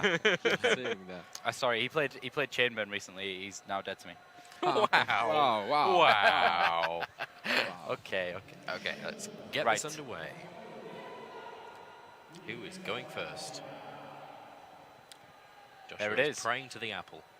He is. Yeah. He's going first. Uh, And he opens Running Totem. quite a good Oh, end. wow. He does have card demise Wow. and yeah, Okay, we need Jack back plus 2 traps. exactly.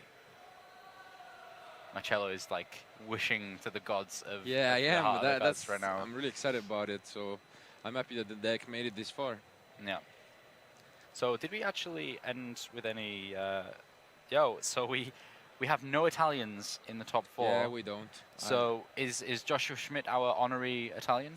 He's because he's playing in Matematico. We Il said it. Mathematico. Mathematician is in his deck, so he's our honorary Italian.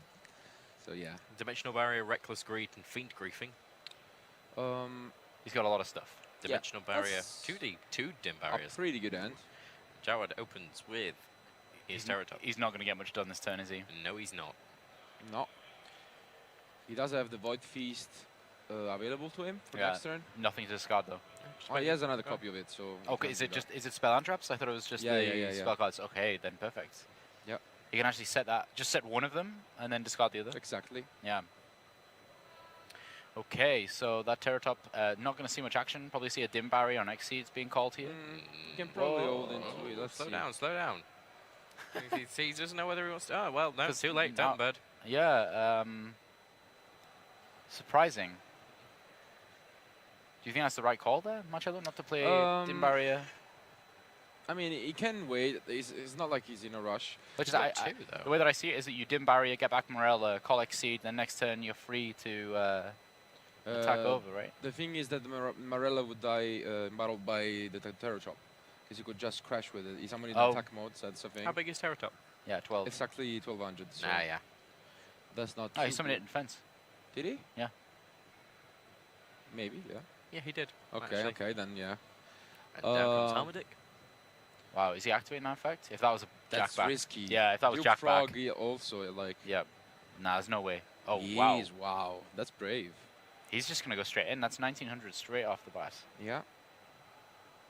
And the good thing about this is that if he actually, in his opponent's turn, he can actually tribute Totemir for the Armadic second effect to make it resolve no matter what. Yeah, that's true. So keeps one Void Feast in hand. So the reason why, I was saying, is that the reason why Joshua didn't straight away Dimensional Barrier is that he can later on play whatever cards he has, like Reckless Greed on, and when he actually chaining the Totemir to that, he can play the barrier Yeah, I guess, and yeah. saves it. So let's see if that happens right now. Yeah. But if he calls Exceeds here, surely that's not great for him. Does he not negate? Okay, he doesn't negate the Reckless Greed. Okay.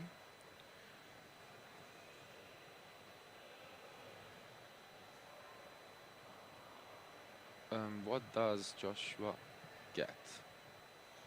Okay, now he definitely has This is to. again the interaction we talked about, which Totemir is now not going to negate most likely because you want Joshua to discard, and he wouldn't otherwise. Yeah.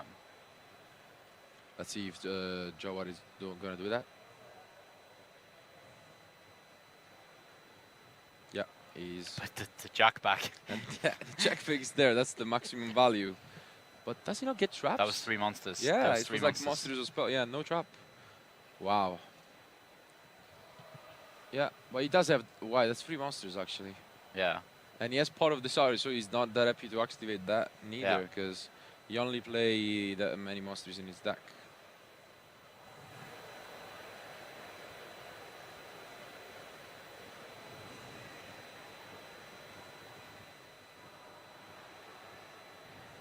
Okay. Still debating about the order. I think he's, still in there. Okay.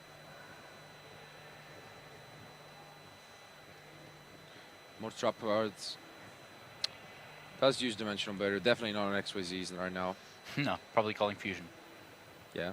Or a ritual. Rituals, yeah. That's what it is.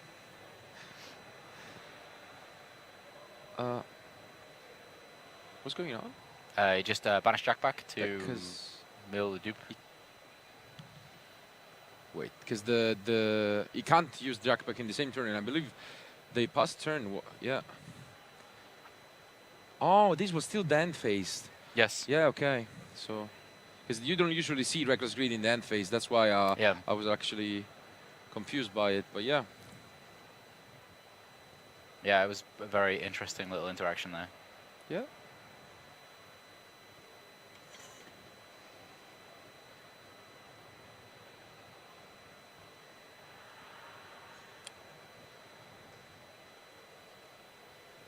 The Armatic is a threat for the Ornithodin right now. Yeah. So probably wants to avoid that.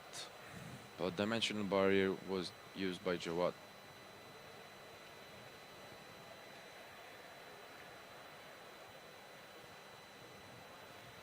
Void Feast on the field, Void Feast in hand, and whatever he's just drawn. Yeah, he can Void Feast here, right? He can.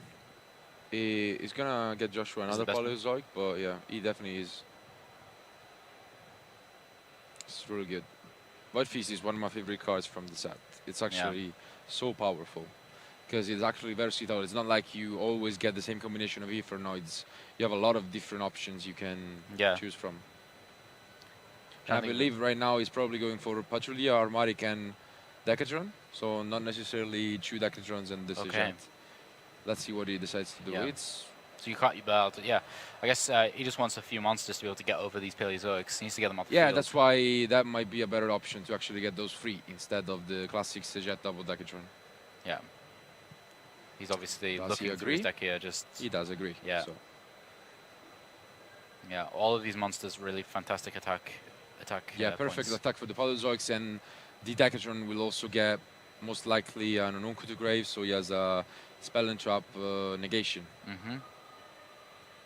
Jawad actually has another Dimensional Barrier he drew for his turn as well. Wow. This is really strong here for Jawad. Definitely looking good. However, just to bear in mind, if Joshua wins here and Billy wins his match, it's gonna be it's gonna be a rematch of back-to-back all over finals. again. That would be insane. Yeah. And I think everyone is actually just praising for that. Everyone wants to see that final right now. Do you think Billy would be upset if Jawad won? I think so. A little bit, just because he would wanna. He wants. Yeah, he wants the rematch as well, even though he won the YCS. I'm pretty sure. Yeah. Okay, so he now gets the second chance for the backjack. Hopefully a trap this time, and let's see if he does.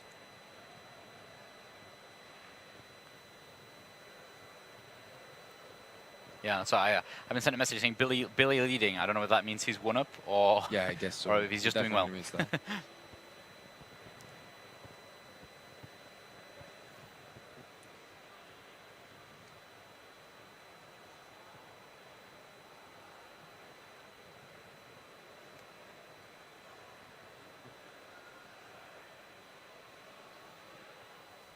Yeah, he is. He's won up. Yeah, he is. Wow. Billy's in a streak. Yeah, so... Okay, so we're just translating here from German to English.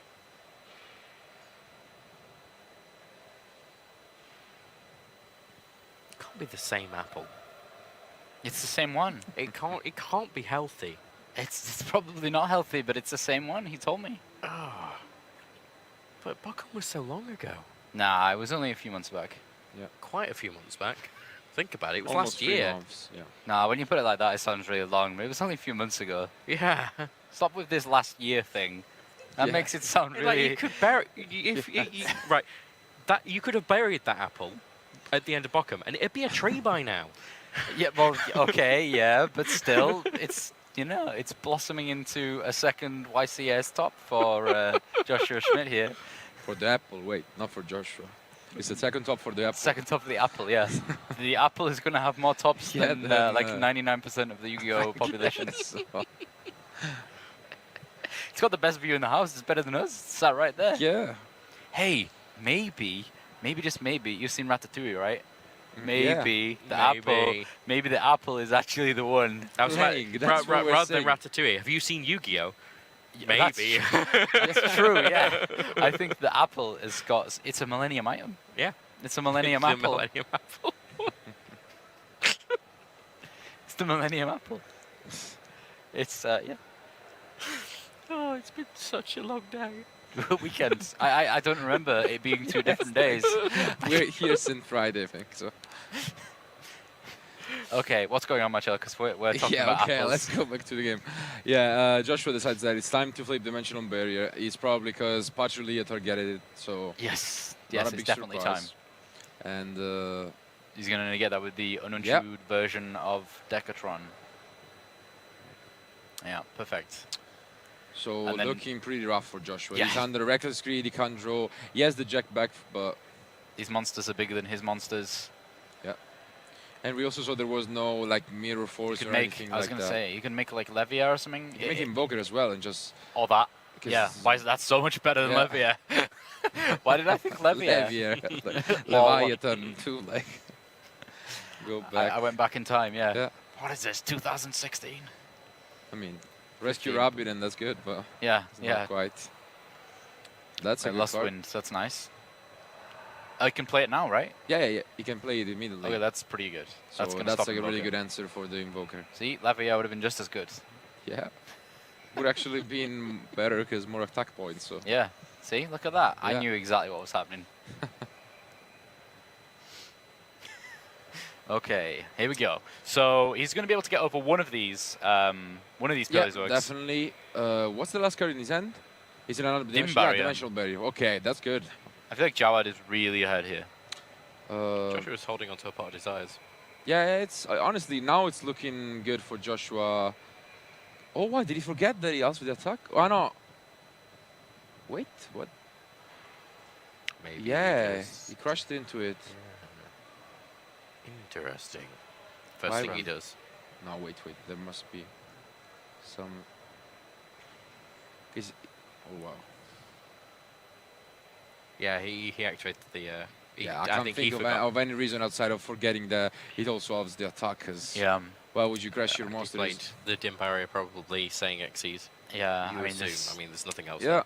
obviously, I mean, you are in the top 4 of a YCS. You're facing down one of the best players best in Europe apples right now. in Europe. Yeah, exactly. And Yeah, it's understandable.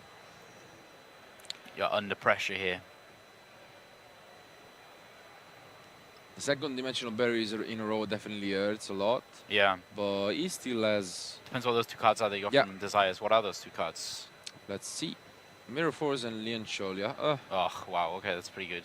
It's average. The thing is that Patrullia is there and he can just destroy another one if he doesn't want to attack over the Polyzoic. And he needs to, though, because he's going to face down an Exceed monster next yeah, time. but he still has the Onunku engrave, I think, that is now Does he? summonable. Yeah, he can summon it. Wow. So That's he can close now up as well.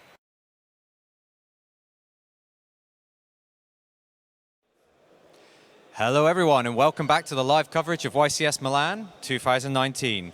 We're ready for our round 10 feature match and we've got 2 players representing Germany. Our first contestant, Kai Shura. Come on in. How are you doing today, my friend? It's a great tournament and I had very intense duels and I hope this will be another one. I think you've got it. What's your current record? I'm X2 and hopefully I will win this one. Are you going to have to stay in the tournament for the top 32? What was your best YCS finish in the past? I was top 32 at YCS Utrecht. The 200th, right? Right. Nice one. Well, please take your seat and get ready to play while I introduce your opponent. Lars, come on in. How are you doing? I'm fine, really fine, thank you. So we talked a little bit before the game about your accomplishments, but what's your best tops for Yu-Gi-Oh so far? I passed tops for like top 4 in YCS Brighton was 2011 and also top 8 in 2015 with Volcanic Hero. So it was amazing, and let's see if I can top again. Well, you seem very confident. Do you think you're going to win this match? Yes, I think I can win it, and yeah, I'm confident for it. Have you guys played before? No, never played before, never saw him again before. Never saw him again. That's already like, that's fighting talk right there. I've already won. 2,000 players, so it's, yeah. Well, please, take your seat, and we're going to get ready. All right, thank you very much. All right, guys, with that said, we're going to throw it over to our casters, Farfo and Tom.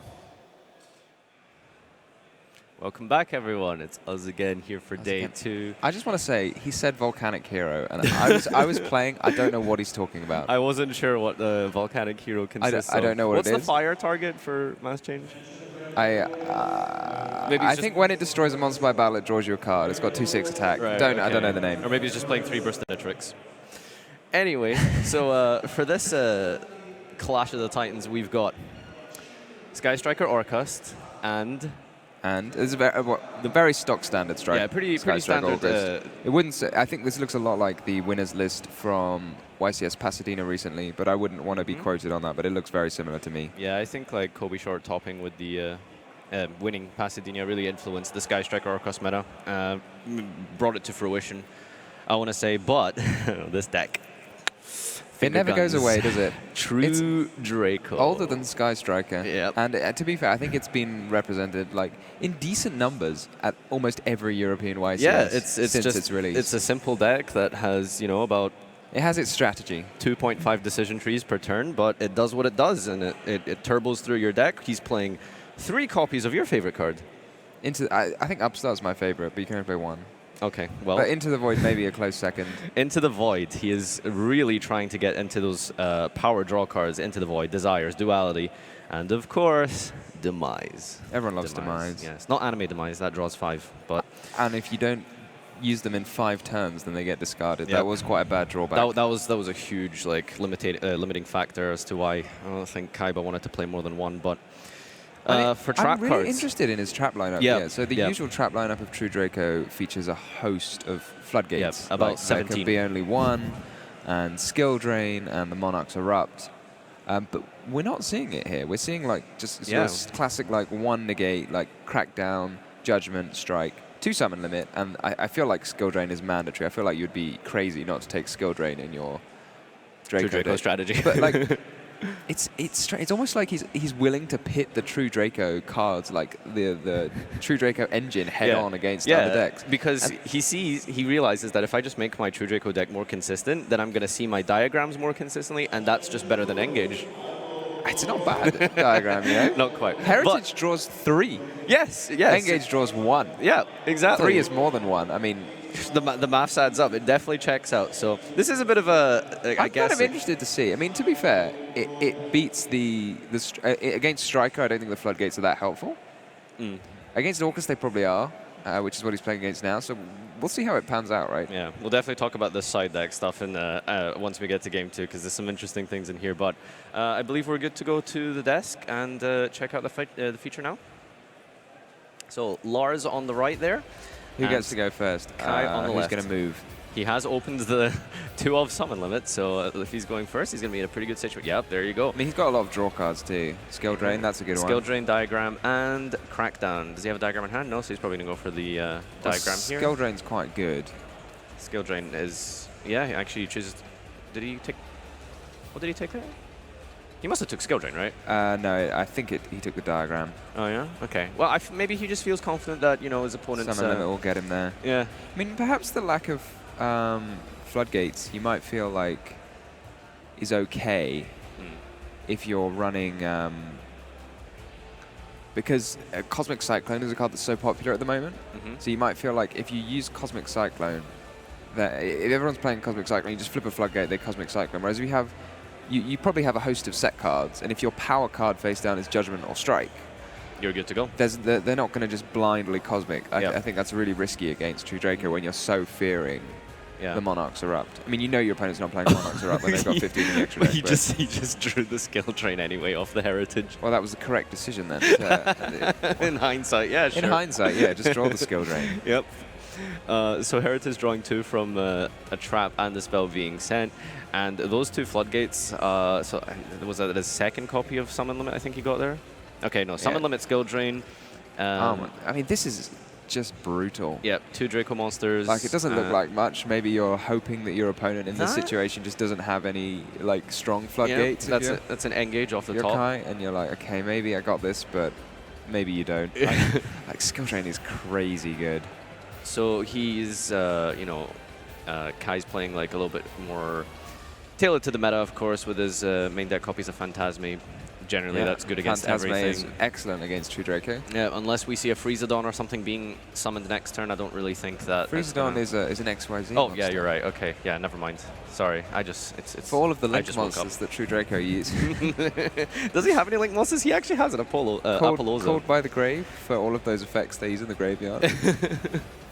Yeah, it's not really looking too optimal right now, but he's got an Orchestrator return, so he's going to be able to like try and dig for something.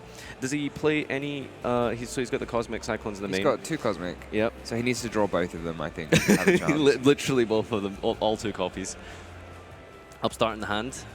But he's going to get to draw a lot of cards. Yep. One of the things that can happen with True Draco, I mean, I don't think it will because he's got the diagram and he's now got 2 more True Draco cards, is they can run out of stuff. So they might have their floodgates up, but then you just like clear their monsters. So Widow Anchor is particularly good at that. You take it, you do some damage, and then you give them quite a short clock to actually just draw into any monsters and stop you just attacking them. Because a lot of very powerful floodgates like Skill Drain, Summon Limit, don't stop your opponent just attacking with like a single normal summon monster, which is a way to win the game. Just in a very simplified game state, True Draco can be a little bit weak, but you know, certain floodgates can completely shut you out.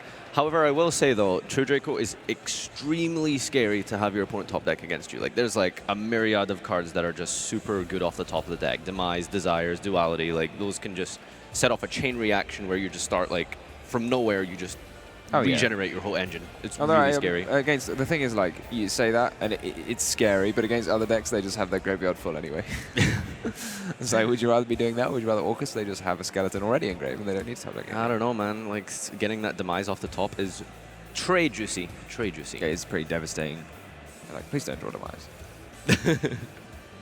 All right. What's he going for here? A Phoenix? Probably. Kagari? Yeah. Oh, that was a drone, sorry. Adds back the here engage. Comes the mighty Skill Drain. Oh, yes. So like, okay, you're like, you didn't have that a second ago. You definitely put that back into your deck, and now it's there. Oh, look at you. You drew it. Oh, that's a very old copy of Skill Drain. That's an OG one there. Do you think he flips the Summon Limit now? Was Skill Drain not rare in its first iteration? Yeah, I think that's it there, right? That's not rare. That's Is that a common? Yeah, that's common. That's super faded. He's Lars has been around. He's been playing. I think that's like a championship pack. Yeah. So do you think he flips the Summon Limit now? No. No? I think you have Skill Drain. Necessary? What are you scared of?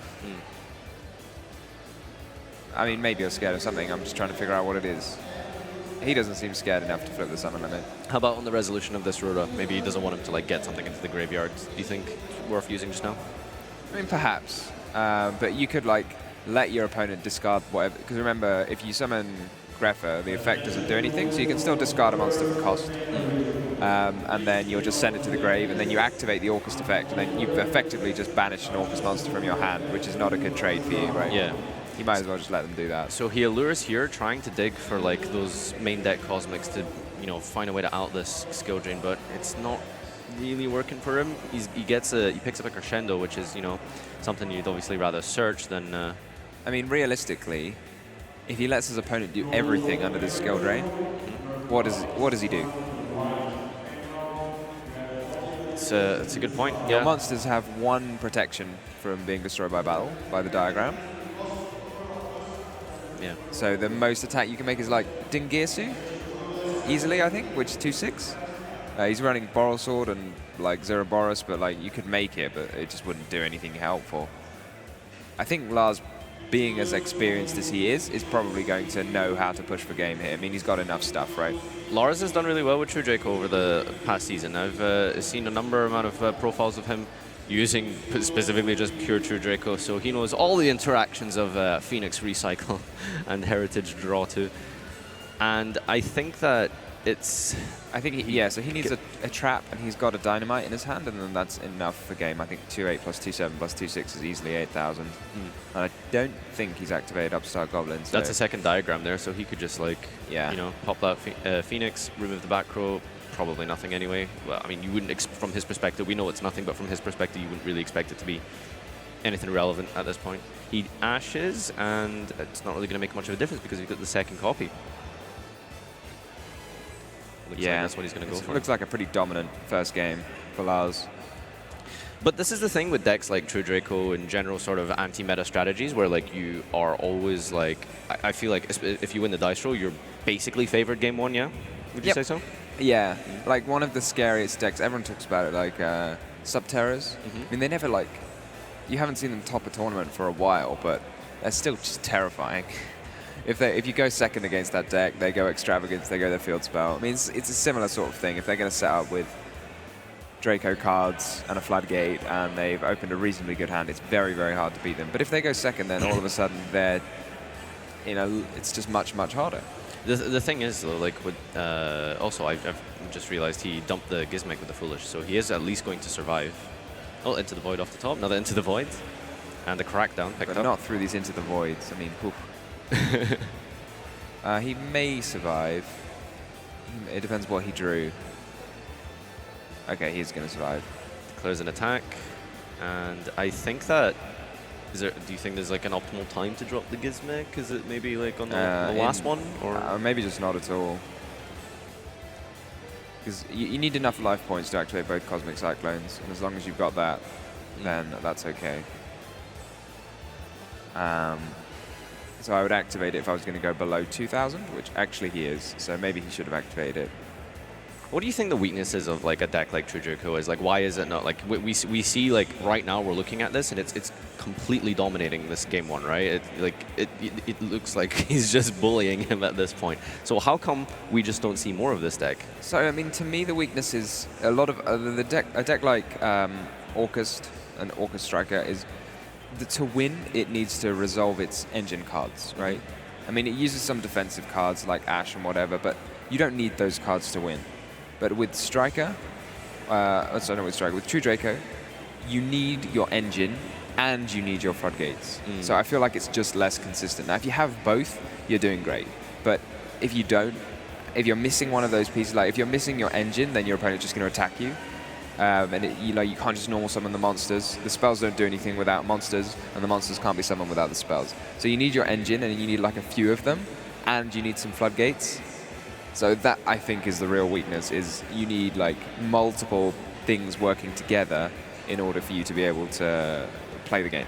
Yeah, you really need everything to work out in your favor. Cosmic Cyclone picked off the top here with the Orchestrated Return, so he might be in with a chance. He's going to think he's all right. He's going to activate it and target that skill drain very happily, and then he will see the summon limit. And whenever I would be in this situation and my True Draco opponent has a Floodgate with multiple other back row, I'm just thinking to myself, well, as soon as I activate this Cosmic Cyclone, it will be responded by a Solemn Judgment, which has recently come back to 3. So, and he is main decking 3 copies, Lars here, so there's a normal summon of the Harp, and he's gonna try and attempt to like do something. Do you think he goes for the Phoenix, or do you think he goes for the Gala? You can do Phoenix here. So you can do Phoenix. You can do the Phoenix and then the Chain. I mean, you don't have to, I suppose. He chooses to go for the Galatea instead. Do you think that's correct? I don't know. I mean, it's difficult to say what's correct when you know there's just no way out. But I mean, now he can't summon any further monsters this turn. So this is like, or use any monster effects. So yeah. It's hard to like say exactly. Because in hindsight, it wouldn't even matter, right? Like, let's say you like Phoenix, you like try and target a random back row, chain the Cyclone. So Phoenix he flips the Crackdown. Phoenix is the only answer because Crackdown doesn't negate the effect. Remember? Oh right. So if you were Phoenix and you were lucky and you hit the summon limit and then you chain the Cosmic, then you would get something through. I mean, that would be super weak to Solemn Judgment. Yeah. But he decides to pick up his cards, and we're going to go over to game 2. Now, I think this is a good time to look at the side deck here. So this is what I've been waiting to talk about. Why is Lars running 3 copies of Phosphodyne and Pachycephalo? I don't know. I do not know. Yeah, it's definitely like a card that is scary. Mm-hmm. I mean, if you can protect it with True Draco Apocalypse, because that card, like, nothing can destroy you. Like, nothing's ever going to attack over it if you have Apocalypse. Yeah, that is true. He also has Crackdown, and he also has Judgment. So between those, like, 6 cards, at this point, he's just playing pure stun, though, right? Yeah, maybe you're going to protect it. I mean, people in stun run like Pachycephalo and Moon Mirror Shield. Yeah, that's like offsets the being attacked over. So, I mean, True Draco Apocalypse is kind of like a knockoff Moon Mirror Shield. Mm-hmm. I mean, you're never going to lose a battle, right, with a non-special summon, like a normal summon monster. And then on the flip side, the question is like, how prepared is Kai for this? He's got 3 twin jamming waves and Pancratops, and the other thing is like you can put in like mind control. It's not amazing, but you have the opportunity to just take all of the junk out of your deck. Mm-hmm. Like you don't want Called by the Grave, you don't want Phantasme. That's like 6 easy cards to just remove instantly. Yeah, it's not so bad. I mean, Ash is still pretty good. Yeah, I would probably keep Ash in for all those power spells. But yeah, so you have the double, like, it's not like in a lot of decks where most of your cards are useful and you have to think quite hard about what to side out. Sometimes you play rogue decks, then you're like, I want to take this out, I want to take this out, I want to take this out, I want to take this out. Because it's just useless, and we saw in the last game. There's no time to use Called by the Grave or Phantasme. He's definitely built his deck specifically to counter meta decks, the Mirror, the most important one. And you know, when you get paired up in this situation, you're gonna have to like side heavily for like rogue, I would say, just because like you have so much in your main deck that's already kind of there and ready to go. So I mean, you were pointing at Imperial Iron Wall. Imperial Iron Wall has the extra bonus of stopping evenly matched as well. I mean, he doesn't have it, but that's quite a nice. It's a good little like what's the word? It kind of like it's a bonus. Matches the what's the term I'm looking for? It kind of like joins evenly the bridge. Matches the evenly matches. Matched. So it deals with like the evenly matched, but it also has the bonus of like just stopping the engine itself. Yeah. So it 2 birds with 1 stone kind of thing, right? I think, yeah, Judgment is like the biggest answer to evenly matched in my mind at the moment, because initially when you played like trap decks, you had to think so hard about that card and possibly have even specific answers. But now Judgment is a card you would just want to include anyway, and answers it. It's very powerful. But I don't think we're going to see any of those sorts of interactions in this game, because Kai won the dice roll and is probably going to get to go first. You think he'll choose first? Yeah, I'd say that's. I would say you would be crazy not to. True Draco just has like a lot of like good interactions going second generally. That's true. That's true. Diagram popping your things, and the way he's touching his cards here, maybe it feels like he's going first. I just love to set up with like. Yeah, he has decided to let him go first. There we go. Nasty. And it resolves draw 3. Oh, this is not what you want to see from your opponent going first. And this is also like what you're probably going to be most scared of, I guess, if you like decide to, you know, I'll let my opponent start this. Oh, we see the Dyna. He's got the Fossil Dyna. He's actually normal summoned it. Oh my god, what year is this? Fossil Dyna comes down 3 back row. Can we try? Let's see what he's got set here. So there's on. He has got that Disciple, so this seems hard to kill. I mean, you mentioned you can set Fossil Dyna, but like, how can you? Is he expecting to be made to go first? I don't know. I mean, I thought it was like, you know, this kind of like you go against a combo deck. They attack your set like going second, and you just destroy their whole field or something like that. I thought maybe that's what he's trying to go for, but no, it looks like he's just trying to normal summon a Fossil Dyna. Because how do you know you're going first? Because like he's a True Draco player, so naturally he's just vastly more intelligent than the rest of the meta. It's just an amazing call. Like, I just can't see how you side this in. You can't be that confident you're going first. I feel like it is kind of like a toss-up in all seriousness. Like like sometimes like your opponent will like let you go first because, you know, like I said, they don't want to like suffer those interactions that True Draco has when it goes second. But at the same time, like, do you really want this situation to unfold where your opponent's just turboing through these? Look at these spell cards in his graveyard racking up. He's sided in the Super Poly as well. Yeah, So I mean, is he just hedging? But if you're willing to side in Dyna going first, why wouldn't you just be maining Dyna? Like, if you're willing to side in Dyna going second, like, why did you just main it? Oh, wow. No, but this has paid off huge. To be fair, for all the cards he's drawn, there's nothing that's actually like super deadly in this situation. Obviously, other than the Dyna, which I mean, he's got Dyna, and how do you attack over it? You just normal summon. But he has True Draco Apocalypse. No, he doesn't. Yeah, he does. Oh, yeah, there he is. It just got updated now. Yeah, he's set the Apocalypse. So yeah, this is a nightmare situation, basically. I mean, it's not. You do have Engage into Anchor. I'm surprised that Kai's not running the Afterburners. The Afterburners is really popular. He instead chose to go for Jamming Waves. It kind of, I guess, like against a rogue deck, it sort of functions similarly. They do similar things, but with Jamming Waves, you have to, like, if your opponent's got a very important floodgate, they can just activate it. Yeah, so because of the non-targeting effect. Yeah, but with Afterburners, you can destroy it. I mean, it's not the non-targeting, it's like the face-up. Sure. Because if I see my opponent search Jamming Waves and I go, okay, I'm scared of that Jamming Wave hitting my summon limit, so I'll just activate the summon limit now. Right, yeah. But if you search Afterburners, you can always destroy a face-up floodgate as well. Yeah, regardless of what position it's in. Ash Blossom is top decked here from his draw cards, which is, it's so frustrating to see, isn't it? Yeah. When you see their hand traps past the first turn. So you see he wants to be able to use the Engage for 3, but I don't see how you can possibly use the Engage for 3, so he's just going to have to deal with his losses and use it for 2. So what do you think he goes for here? The Widow Anchor? Anchor, surely. Maybe the Jamming Waves actually destroys the Dyna, so that's actually better. I lied. I think it's way better. Yeah. He has skipped past it though, so he's opting to go for the Widow Anchor. He was going for Widow Anchor. Okay. I don't know about that. I feel like getting that third effect of the Jamming Wave is just better. It deals with the back row, a random back row. Yeah. So if he negates the Dyna, he's going to be in real trouble. Because he still has to be able to kill it through the summon limit. But if he just takes the Dyna, I think that's okay. Because then you can just summon a monster and then link. Yep, just summon that Harper skeleton and so you can still actually perform a link summon under summon limit, which is quite nice. Normally you can't, 'cause you need to summon 2 monsters and then link, but so now you can get the link, and he's still going to get the Galatea as well, because he'll presumably link for a Galatea. Yeah, and then he's already banished Offalure, so he will get the Galatea effect.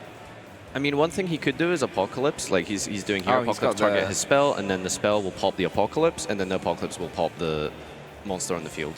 That way, he's forced to extend into another special summon, and then he can flip summon limit. He's not going to be able to link. Yeah, I'm interested here as to why he destroyed his own Dyna and not the Symbol Skeleton. Also, Reborn's coming off the top. I'm not sure. Because if you destroy the skeleton, you have the summon limit, so there's no way your opponent can link off your Dyna, and there's a solid chance you're just going to get it back. Yeah, you just keep it. So that seems a little strange to me, but because I mean I'm not missing something, right? He has got summon limit face down. How would he ever get the Fossil Dyna off his own board and prevent it just coming back and then just keeping it? And he's got it for next. We're back to square one. Yeah. I mean, you're way worse than square one because you've used your Engage to try and out the Dyna, and now you have very limited number of Dyna outs. Yep. What does he pick up here? I think it was a spell card, but yeah, he already has a Demise set from the previous turn that he picked up off the Demise, so he's just going to be able to restock his whole whole hand. Oh no, he's dropped the Ash on the diagram, so this is going to resolve again for 3. Oh 1, no. 2, Is that 3. another Fossil Dyna? Is that? Please tell me that's another Fossil Dyna. It's a monster. I like how you're like... I'm just saying. That's not how TVs work, Tom. I'm leaning. Oh, it's a second copy. Oh, no. And the Dyna now... So the attack decrease from Apocalypse is already in play. Is remaining. Yep, so that Harp Horror is actually going to be 17 divided by 2. Solve for X. I don't know what the answer is there. 850. There we go. So he attacks over for... how much damage? 350. Hey! So has he got now another... I'm not sure how quickly the cards on the table have updated. Iron Wall and Judgment were picked up from his hand, it looks like. So he hasn't got another Apocalypse, so he could just crash the skeleton in. Right? Literally, the only answer... Oh, but he's got Iron Wall. The only answer in this situation, I think, is like evenly matched. And he, he doesn't play it. So like in a situation like this, like that's really all you could hope for. And better yet, he has judgment anyway, so you'd somehow need to draw 2. Well, the thing is, as I said before, so in this situation, I mean, it's probably a moot point 'cause he's got almost everything he needs, and he's not going to get beaten down for a long time. But if you look at this situation and take away the diagram, which will fetch him everything, without the diagram here, it doesn't look like he's winning, right? Because you know he saw that he's just forced a judgment. Like if the fossil diner gets destroyed by a normal monster, he has no more monsters. So he's got all of his floodgates, like his Imperial Iron Wall, but no monsters to actually play with. So he's got the diagram, so that will fetch him the monsters he needs. But without that, he would not be winning. That was just the point I was making in the last game. Is you can have everything, but you also need your engine cards too. Yeah, it's not like it's not a combo deck, but like you do need like X amount of cards in order to function. You need like 1 or 2 floodgates, 1 or 2 engine cards to keep going with True Draco. Yeah, and exactly. Top decks, the 3rd diagram off the top. Oh, by the way, last turn he didn't do any damage to his opponent. It was a trick question when you said how much damage did he take, because he played Cloud of Demise. So the answer was 0. Okay, look at his life points, 40-75. I love that. Yeah, I've not seen someone get down to 75 for a while. Yep. I don't know if our technical capabilities will let us go to half a life point if he uses another judgment. So what happens if you judgment on 1 life point? You don't pay any. Yep, it just rounds up. Yeah. So that just fun fact for anyone who's wondering, if you ever have a decimal point in Yu-Gi-Oh, it just rounds up. So if you have 1 life point, you can Solemn Judgment infinitely, if you would somehow recycle it. Yeah, I mean, in any other case, you could keep playing Solemn Judgments as well. That is true. All right, well, it's looking pretty grim for Kai. I'm just not seeing a way back from here, looking at his list. Well, he could draw Engage. Another Engage, draw. Engage into, and presumably he's sided in the Jamming Waves, right? Yeah. So Engage into Jamming Waves and maybe a Cosmic Cyclone. Little Pachycephalos digging in for some more damage here each turn. It's just like he's got a few turns. Yeah, that's the thing. Like, you know, you're normally if you like play. So this is a dangerous thing when like, you know, good quote unquote good like meta combo decks like have the ability to facilitate floodgates, where they can like, you know, maybe set it with Griffin or something. They'll like stun you for a turn and then just OTK you the following turn. Whereas this kind of like, you know, an anti-meta deck, generally if they stun you for a turn, they sometimes don't have the capability to just finish you off, and you're always in risk of getting top decked. Yeah. Did he just... Was there just some bluff of evenly matched there, do we think? I don't understand why he flips the Iron Wall now. Maybe he might have declared battle phase. I can see him smiling, so he's like, maybe he's trying something. And there's another Apocalypse and the shake of the hand. He's Swift Tool. He reveals all those purple cards. Oh, it's so beautiful. So beautiful. Yeah, great. That's what you like to see, right? It is. All right. Well, that was True Draco in all of its draw card glory, with 3 copies of Into Void. So and the Demise to more consistently draw. Sorry, Into the Void to more consistently draw the Demise. Yep. And Demise more consistently draw the Into the Void. Is that really? It's your like you just cycle through Into the Void, Demise, Into the Void, and then eventually you draw a purple card. Discard your hand twice in the end phase. Why not, eh? Is that how that resolves? Does maybe, it start a maybe chain that's into the void, chain link that's 1, an interesting one, because you know how players sometimes like add a card in their end phase? Yeah. And they're like, okay, so first I'll resolve Into the Void, and then I'll add my card. And then you're like, no, you activated 2 Into the Void. So you have to do it again. Oh, no. All right. Well, I mean, did that go how you'd expect it? I feel like you normally expect a slightly less one-sided depressing showing from the Orca Striker deck, but...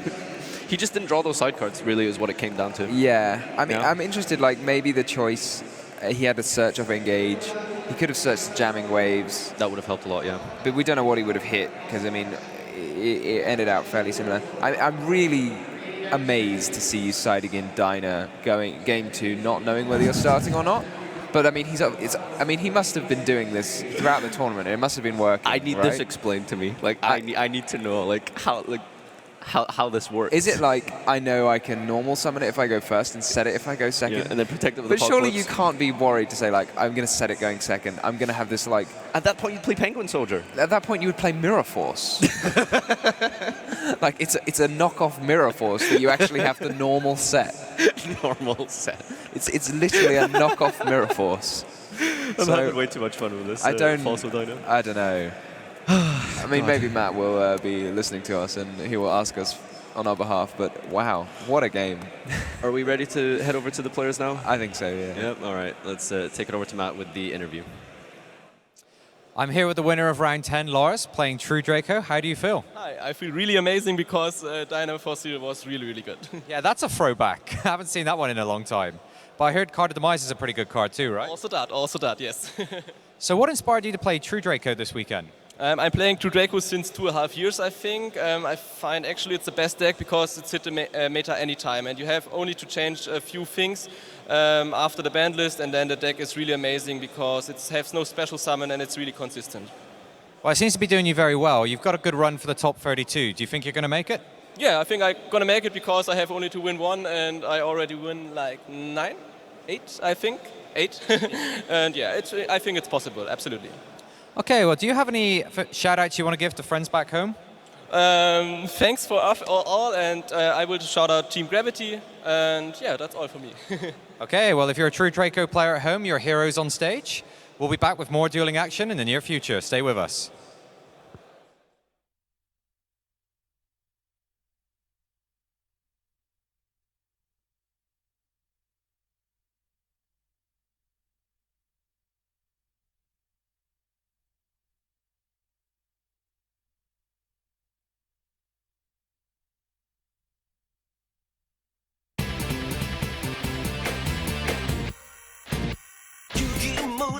Where are you? The pharaoh's calling me.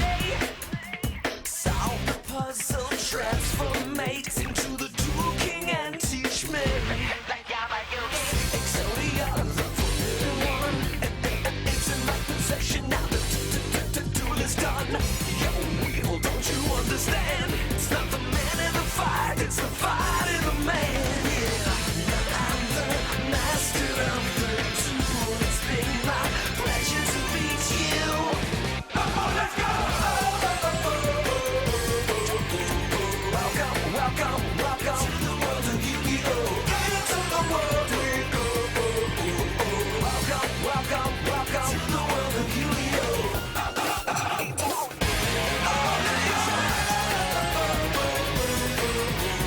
Welcome, welcome, welcome to the world of Yu-Gi-Oh! Into the world we go. Welcome, welcome, welcome to the world of Yu-Gi-Oh!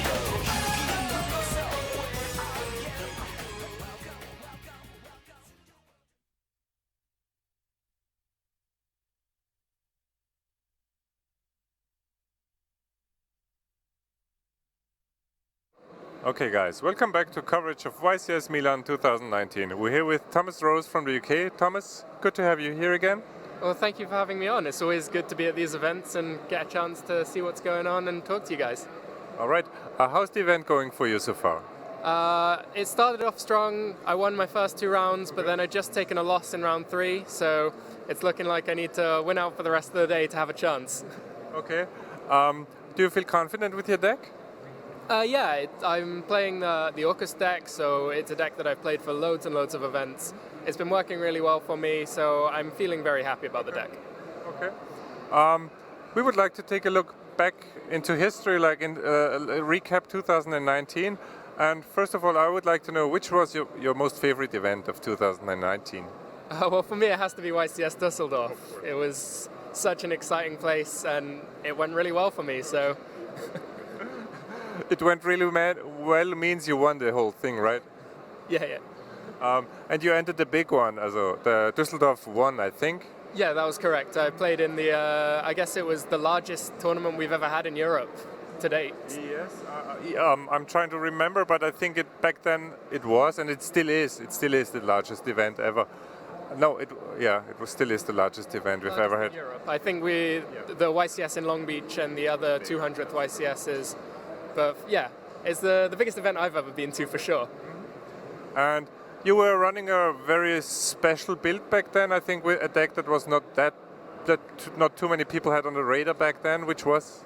Well, I was playing Orcust at the time, but back in, I guess it was March, Orcust wasn't everywhere in the same way that it is now, so it was a little bit different, and I had a 48 card main deck, so it was full of little things that I'd tried out before, and particularly looking way back to playing Burning Abyss in 2016, I went with a similar strategy where I had such a strong engine in the deck that I just filled it up with loads of extra tech cards, hand traps, things like that, to really diversify the strategy and make it harder to combat. Do you feel like this is one of your strengths, to figure out like some sort of rogue strategies that beat the metagame? Some events, yes. I really like trying to work out how I can do something that people aren't expecting. I think when you're playing against all of the best players, even if you yourself are quite good, you can never expect to win enough games just by being good that you'll reliably make it into the top cut. It helps a lot if you can find something that people aren't prepared for or that they aren't thinking about, and then you get some easier wins.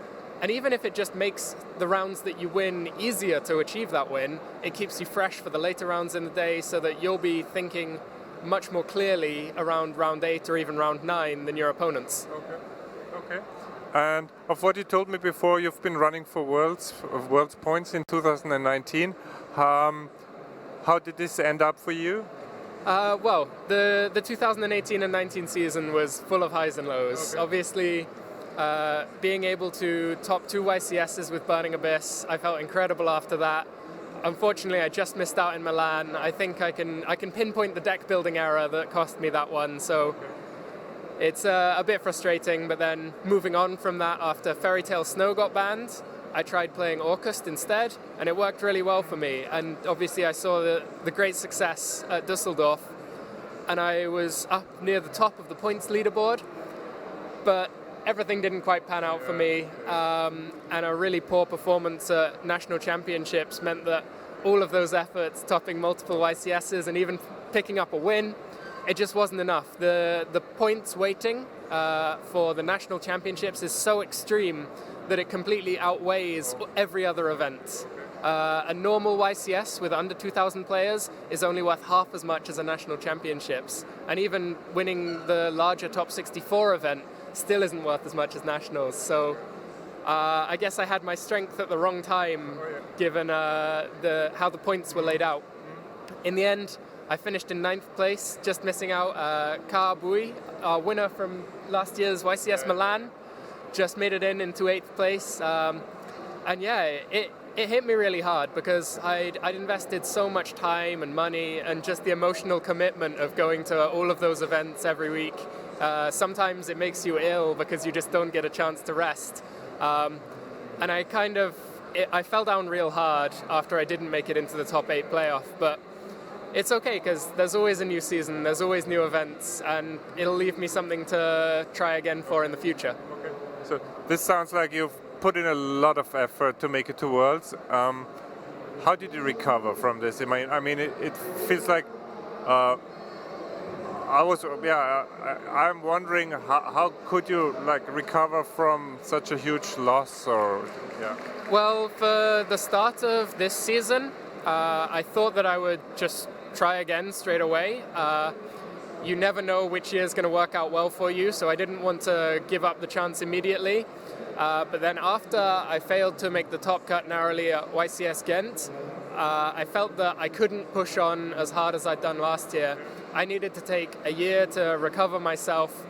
So I kind of sabotaged myself for YCS London, forcing a deck that was way outside of my comfort zone, something completely different. On the stream there for round 1, I lost my first round playing the Subterra deck, but I knew that I wasn't going in with a view to absolutely maximizing my chance of winning the event, which lessened the blow when, as was sort of to be expected, I didn't really do so well. I dropped after round 3 in London, but in many ways it was a relief, because it was a pressure lifted that I'd been pushing so hard and trying to get to every event, and now I could take this season just to recover and get myself back in a position to maybe try and play more competitively again in the future. Okay, this brings us to the next question, to the next topic is, what are you planning for the next season, for next year? What are your goals for 2020, and what are you looking most forward to? It's always the events. I love looking forward to the events. maybe for the rest of this season, I could try and get a commentary position again. I really enjoyed doing that when I was able to in the past, but it's not something that you can do whilst you're trying to pursue the points race. So this would be an ideal opportunity if there's an opening there. And then looking forward to the beginning of the season in next summer. Maybe I will feel competitive again, and I'll want to try and grind through the world's points if we still have that system. All right. Okay, so it would be great to see you back again on the team, doing coverage. Other than that, I wish you best of luck for this event and next season, and hope to see you soon again on our live stream. Thank you guys for watching. We'll be back with more coverage from YCS Milan later on. Stay tuned.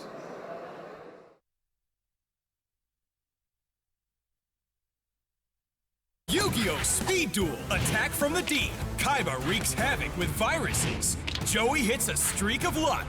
And Mako Tsunami arrives to Speed Duel. 4 cards per pack, each pack sold separately.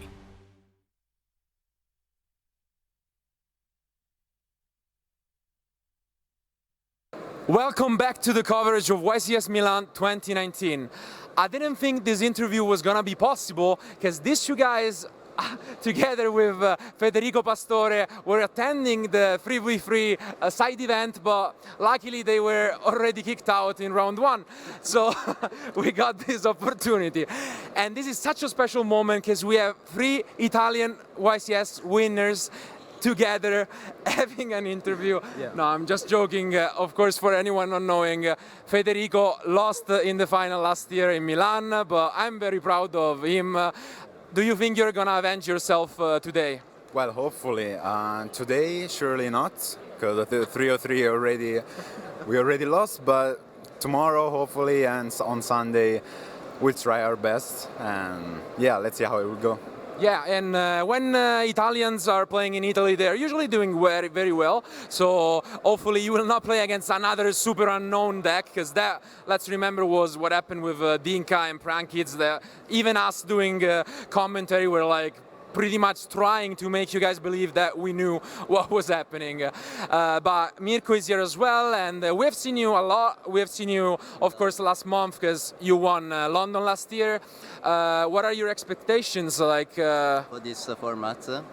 Very similar of London. We have a new pack, but in USA don't change a lot, so I expect the very similar metagame of the London. Yeah, overall, what we were here for, aside for joking and entertaining you guys, was to slightly talk about what we think is gonna happen in terms of decks, let's say. We do know about the popular choices, which everyone is kind of bored of listening to, which is Orcust being always at the top in terms of popularity, Sky Striker.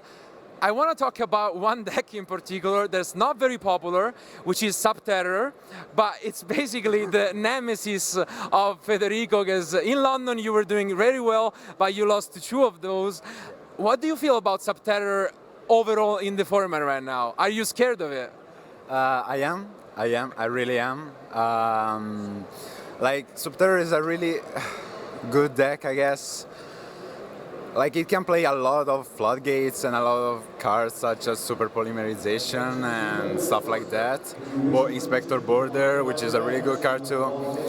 But like post-siding, I feel like it's kinda like good. Yeah, it would be fair at post-siding. Like, I lost to 2 of them because I was playing combo decks, and if you lose the die roll, most of the time you're just gonna lose to them. Because I was even playing Reboot in the main deck, but Super Poly was there. Yeah, like, I mean, what can you do about it? Yeah, right. Sometimes you can't do that much, but hopefully, again, you both will be able to do well, and I'm pretty sure we will try to have you both on stream. We probably gonna see you in round 1 because you picked the champion from the last year. But I mean, we'll see. Maybe we'll play against Dinka in round 1. That would be very cool. That would be very cool show. But yeah, I want to thank you guys for keep on watching. Before going back to the coverage, though, I want to ask you guys one prediction. What's outside of what you're playing? I don't want to spoil it. What deck is gonna win YCS Milan? Orcus Striker. Orcus Striker from him. Is it going to be the same? Yeah, same. Orcus Sky Striker. Orcus Sky Striker. So both on Orcus Sky Striker. Is it what they're playing? Keep on watching the stream to find out and see what these two amazing players are going to do at YCS Milan. See you guys soon.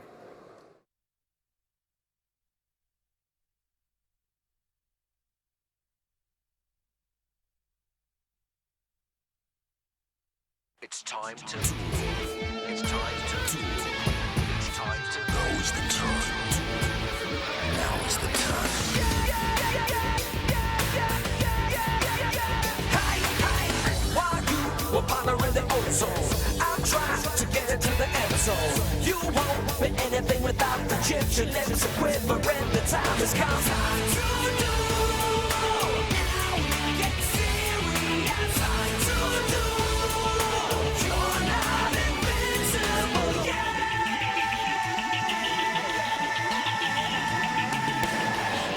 Now is the time.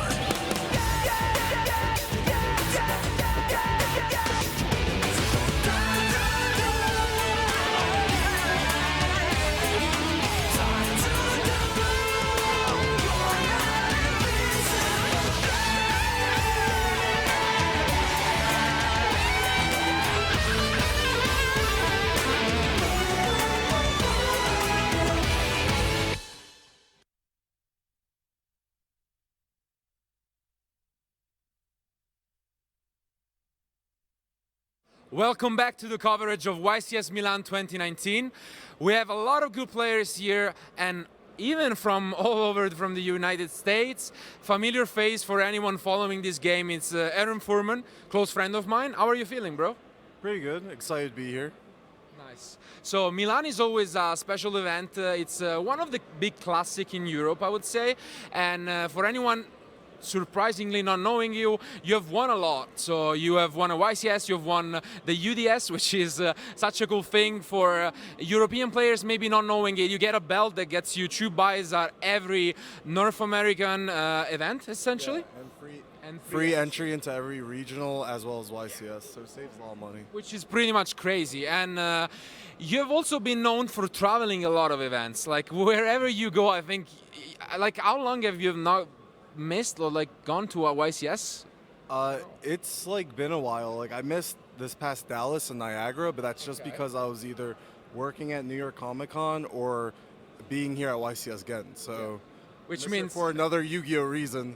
Exactly, and there is an interesting story to say because you're obviously, I mean, I can talk for myself as well. I have had some really good events, but everyone is human, and you have events at which you don't do as well, and you actually made a pretty good record because you are essentially, there was YCS Lima not so long ago, a couple weeks ago, and you were the first person in the history of the game to make it, to make it to the top. To make top cut of a YCS and not win a match in my Swiss rounds. Is enough, yeah, I mean, congrats, I gotta say, but it doesn't take anything away from you, of course, but it's pretty funny, and that's possible because in the 3 versus 3 format, if your teammates just keep on winning, it's possible that you win the entire thing, and you have a chance to redeem yourself though today, and hopefully in Las Vegas as well, where there will be another 3v3. Is it gonna be the same team, or those guys just ditch you now? No, they are definitely down to be the same team, so we'll see. Nice, nice. Anyway, you will be playing, of course, for this event, and hopefully we will catch you on stream. I don't think you have had yet a future match in Europe, or? I had one in like 2017, yeah. So quite a long time ago, and hopefully we'll win here in Europe. Anyway, guys, thanks for watching. We still have a lot more action for you guys. This was it for our interview with Aaron. Good luck for the event, my friend. Thank you. And see you guys later.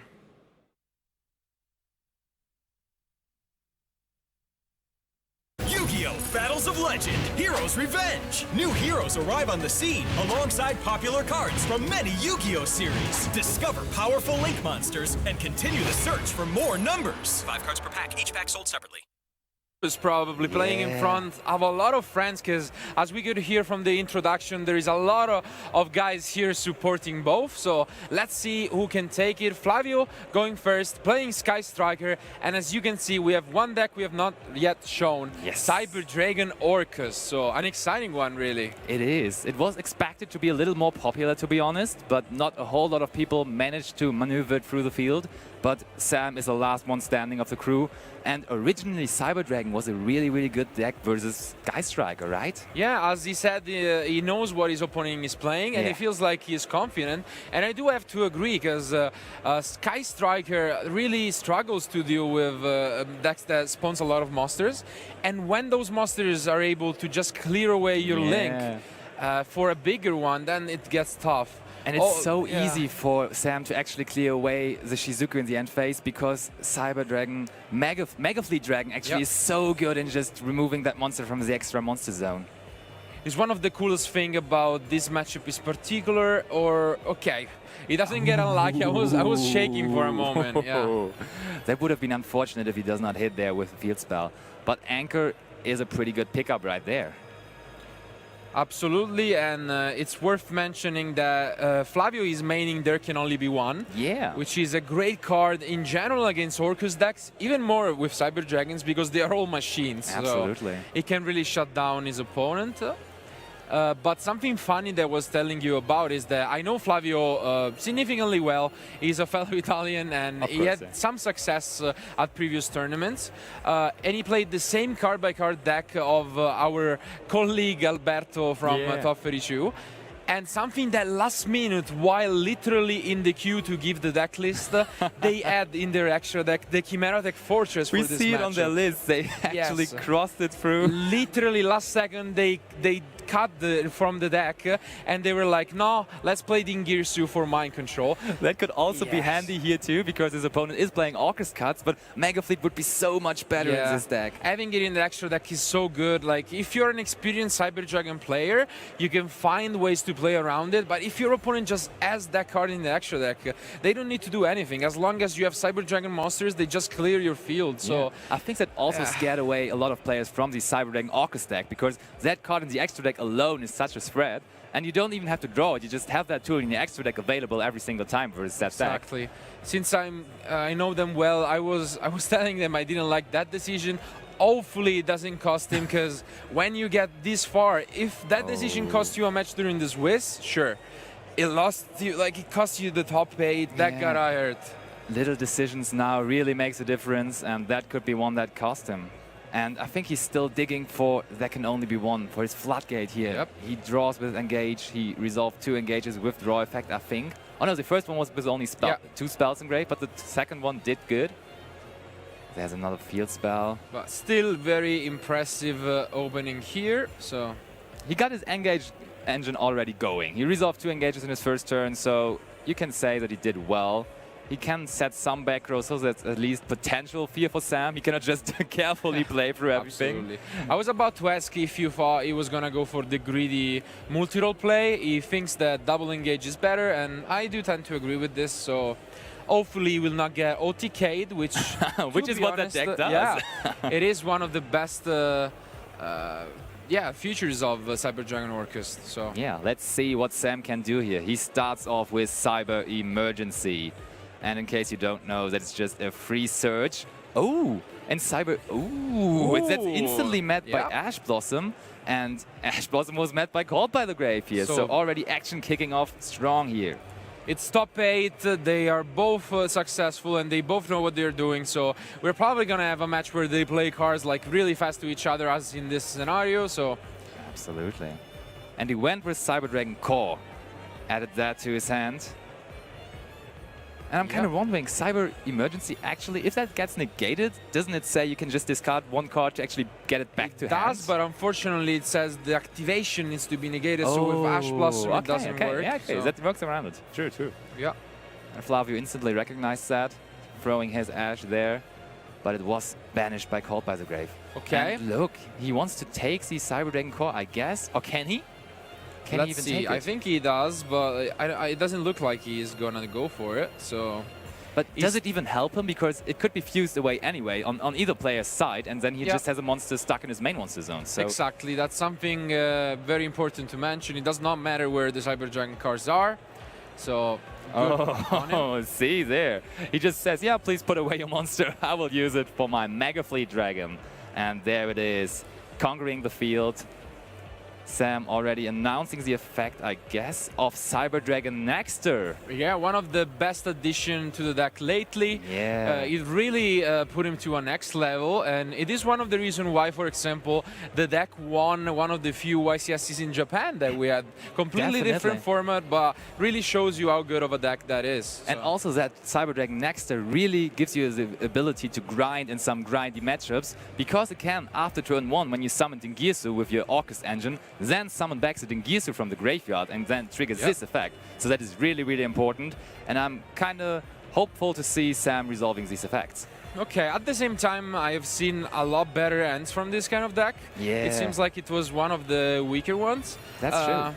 Let's see if he can still pull this off. So it's kind of hard always for the Cyber Dragon Orcust players to really have 2-card combos. There are not a lot of 2-card combos. You usually need to have at least 3 cards that really interact with each other, especially because you have to discard cards as well and so on.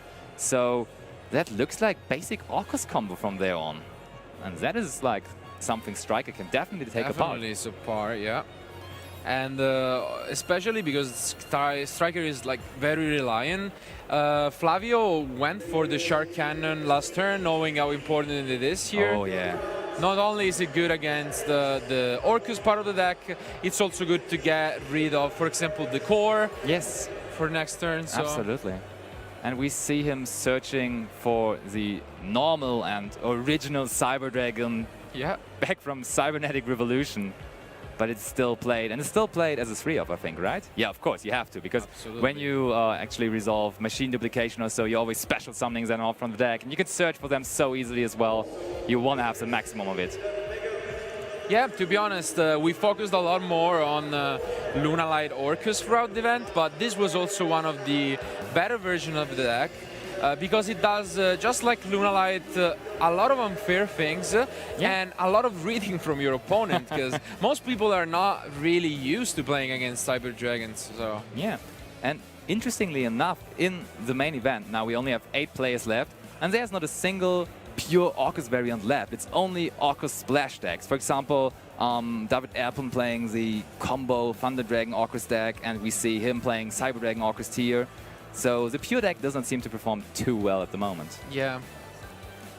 And I do agree with the statistics, let's say, because usually the pure one allows you to play more like Anthrops and touches, but I feel like a better engine is usually the way to go. So that's true. And also what the Cyber Dragon Orcus deck makes it so strong is that trap card you can play. Cybernetic Overflow, which he has in hand, can really just pop so many cards on the side of your opponent. You can just banish cards from your graveyard, different Cyber Dragon monsters with different levels, and then you can pop cards on your opponent's side of the field up to the number of that. There you see it on the screen, and they can just take apart a whole field. Also a field of Lunalight Orcus, for example. If they already wanted to go through all their monsters, you just do that, and you have a struggle to get through it. Especially because it doesn't even target, so there's not much playing around. That's the best part about it. Yeah, absolutely. So now comes the Dingirsu, the card that makes the Orcus deck so much stronger and so versatile, because it can just get the resources back from the banish pile.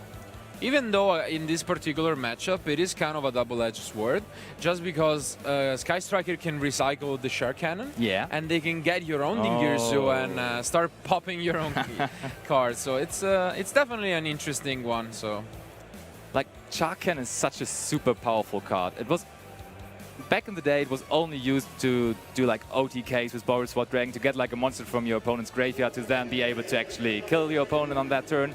But nowadays, you can special summon so many good monsters from your opponent's graveyard. For example, Pankratops as well. Then you say you can actually summon Dingirsu.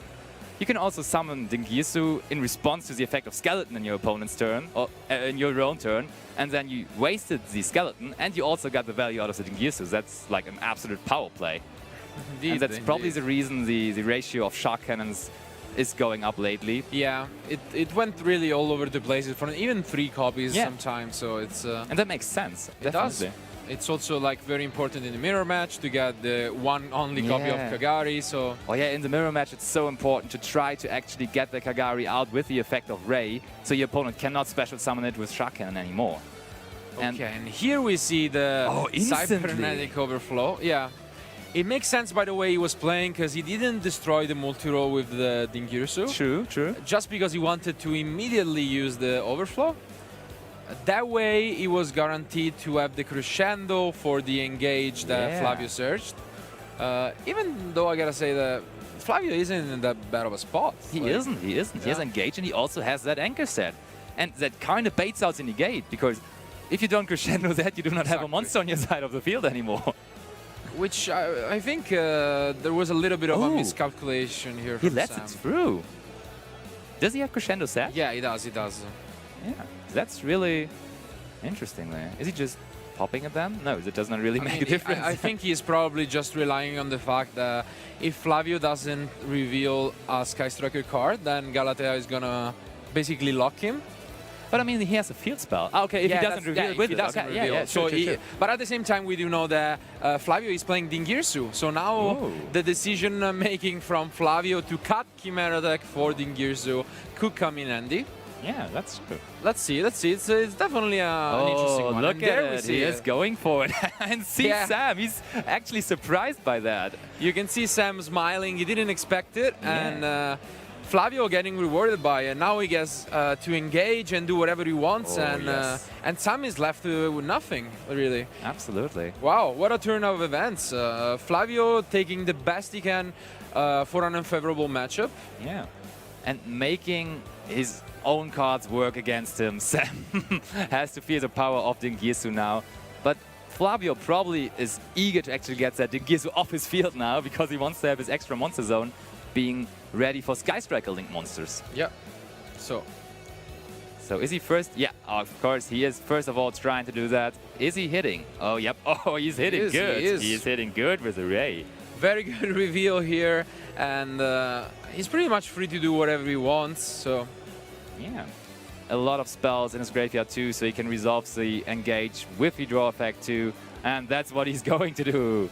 Do you like he sent the crescendo to the graveyard?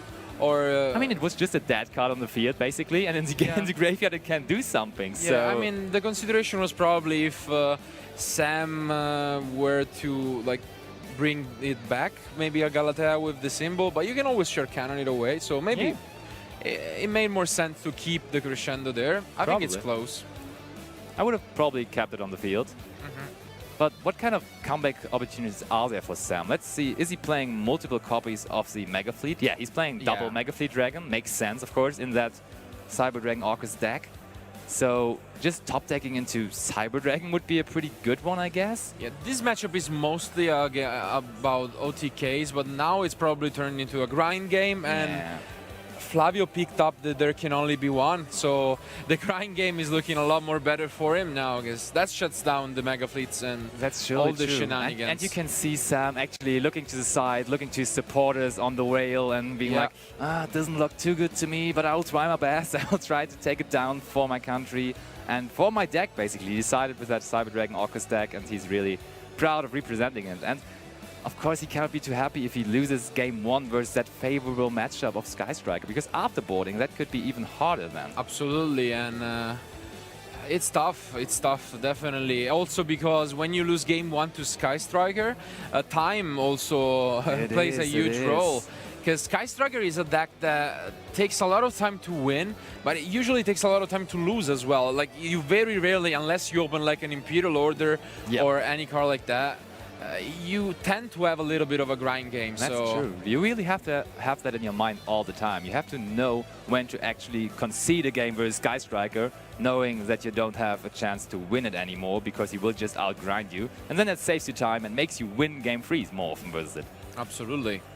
So he's searching out the Harp Horror with his crescendo. Yep. Let's see what he can do. Is there any way for him to come back into this? The Durkin only is probably gonna be the end of the game. If that wasn't there, maybe there was a chance, but looking very grim now. That is true. But let's see what he picks up. Flavio tells him, come on, yeah, draw your card. It cannot help you that much. Danger. Okay, yeah. Which would have been completely useless if Crescendo was not destroyed. Yeah. So that's actually true. Now at So- least it's kind of a recycle. Looks like he just banished one of his core. Yeah. Oh, he banished core. Okay, yeah. That makes sense. He cannot use the banish effect the turn he sent it to the graveyard, but now he's able to search, to special out the Cyber Dragon Nexter, because Nexter also is a Cyber Dragon in the deck. So he can easily summon it out. And that makes him able to actually get that special summon effect from the graveyard. If Flavio wants to allow that, but that is met by there can be only one. Yeah, there can be only one. Seems to be way too good in here, and yeah. Oh, look at Sam. He's okay. He's picking up his cards. Picks up his cards. It is 1-0 for Flavio Palumbo, and he calmly picks up his cards as well. He knows he is in the driver's seat now. He is up 1-0, and Sam has to do the damage now. He has to overcome the deficit.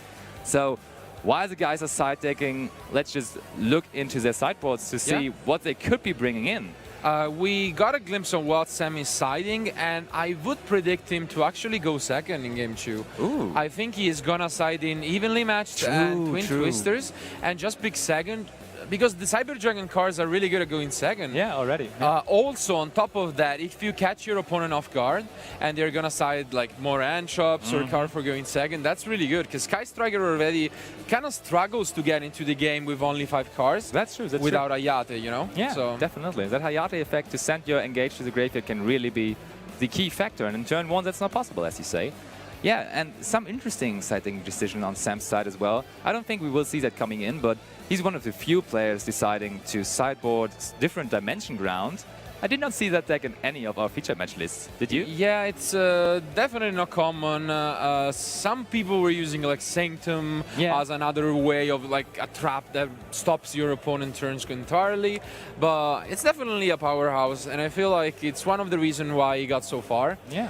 There is really not much you can do against it. Like only Red Rebuke is able to negate it. So It's true. Like some Thunder players actually decided on playing Macrocosmos lately.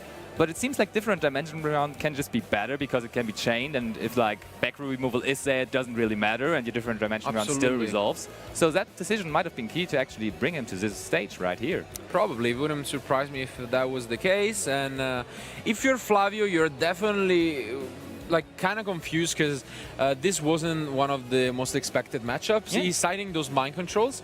Of course, they're really good, especially Agreed. thanks to the Dingirsu. Yes, yes, absolutely. What do you think about siding Gnome material versus the deck? Because he's also sideboarding this. Not bad, but at the same time, it really depends on what you think your opponent is doing. I do like it, so it is a pretty good side deck option, but it would cost him the game if Sam just let him start and you open no material. Yeah, you're right. Let's see. I think it's going to be a very interesting game with a lot of mind games going on who is going to go first, who is going to side what. So the mind game's already started. Both players, like Flavio probably knows, does not know yet, but he's guessing. He's on the guessing end at the moment, and he hopes that he gets it wrong, that he gets it right, of course. And Sam hopes that he's getting it wrong, of course. Yeah. Which is always fun, because then if we get to a game 3, it is gonna influence a lot, because then if Flavio gets tricked here, is he gonna try and trick him back? So very, very enjoyable side of Yu-Gi-Oh! And let's see what happens. So yeah, the starting hands obviously will be a key factor here. First card for Flavio is Area 0. We see Terraforming. It's a combination of both, not really what you want to see. And oh, two I times. I think it's 5 masters for Sam, though. Well, that's definitely what you, not what you want to see with the Cyber Dragon deck as well. Yeah. And he's kind of smiling, not seeming too happy. Oh, but look, Flavio, no starters yet. He has double Shark Cannon, Area 0, Terraforming. Is there a last 5th card? Yeah, Engage, as it always is? Is it always Engage as a 5th card? Let's see. Flavio seems... Oh, it's Gizmek Orochi for Sam as well. Nice intro. So he's only playing the 1 copy of Orochi. Oh, and see, he's actually going first. He lets his opponent start. Oh, that third card, Ray. Just at the end. Nice. All 3 monsters, but the third monster can be added to hand. It's Ray, and that at least secures Shizuku being on the field in the end phase. really needed to pick up something, and luckily it's the Ray, which is one of the better ones. You will get unengaged for the next turn and try and stay into this game. We will probably see an Orochi here in the end phase from Sam. I'm surely agreeing, yeah. Unless like he's scared of banishing the one skeleton. He doesn't go for it. Okay. But also like, it is kind of a good thing for Sam that Shizuku was summoned, because now he can actually use his Mega Fleet with it. So let's see. So I'm kind of worried for Flavio, because we do know there is double Shark Cannon set for him. We don't have any clue on the... Oh, and there can only be one. That card was so important. Oh, that is a risk for Sam of going second. He has to fear the floodgate. And Flavio, looks like Flavio just kept in all of his going first and second cards. He's playing a 60 card deck in game 2. Because he has second only be 1-2. Ooh. Crazy one. Here, luckily for him, I was about to say the Salamangreat Almirage is gonna really save him. Yes. If he wasn't playing that card, this turn would have been completely over. Now there is a chance that he can actually go for game even, because Flavio doesn't really have interruptions at the moment. Let's see if he can do anything. Flavio still keeping his poker face, saying he has to think about it for a moment, saying that his face-down cards might be more of an interaction point, but apparently they're not. Something that I'm kind of worried about though, because he searched for the repair plant. Couldn't he just flip the Shark Cannon, banishing away the core so there was no Cyber Dragon in grave? He couldn't have used the spell, you know? Yeah, but did he search for Ref System? Ref System is the one specialing from graveyard, No, he searched for the repair plant. Oh, which is the one that needs the Cyber Dragon in grave to search. True. So if he just flipped the Shark Cannon there, it was a useless card. That is actually right. Maybe Flavio did not actually realize that the repair plant needs that Cyber Dragon in the graveyard, because that would have been a really good point to interrupt That could have been a very good play from Flavio. Let's hope it doesn't cost him too much. And here I'm getting worried though. Because Phoenix can come down, and Phoenix will be able to take out the... There can only be one. Yep. So... Oh, and that Gizmek is a nice discard, of course, because it can be revived there. Tough one. This is going to be a lot of damage. At least he is going to be able to banish any Orcus cards, but this might be enough regardless. So that going second move could turn out well here. Oh, I'm really worried about the Shark Cannon. So yeah, to me it looked like he's putting the Phoenix to the graveyard as well, and now he is doing it. Going into the Mermaid. Yeah, it doesn't change too much, I gotta say, so... No, definitely not. Would have used it sooner or later, so now not much that Flavio can do. He's gonna hope that his Shark Cannons can keep him alive. One is gonna surely be used on this Nightmare. The second one, unfortunately, could have been used on the core to prevent all of this from happening. Let's see if he finds a good enough target for it. Yeah. What is his hand looking like now? He has still the Cybernetic Overflow left in his hand. That can be a key part of winning him this duel, if he does not actually OTK here. Yeah, it is a pretty good way to just save a turn that's gone terribly wrong. Yeah. I feel like this is going to be a turning point, because it's going to be close, to be fair. If Sam has enough to OTK, then sure.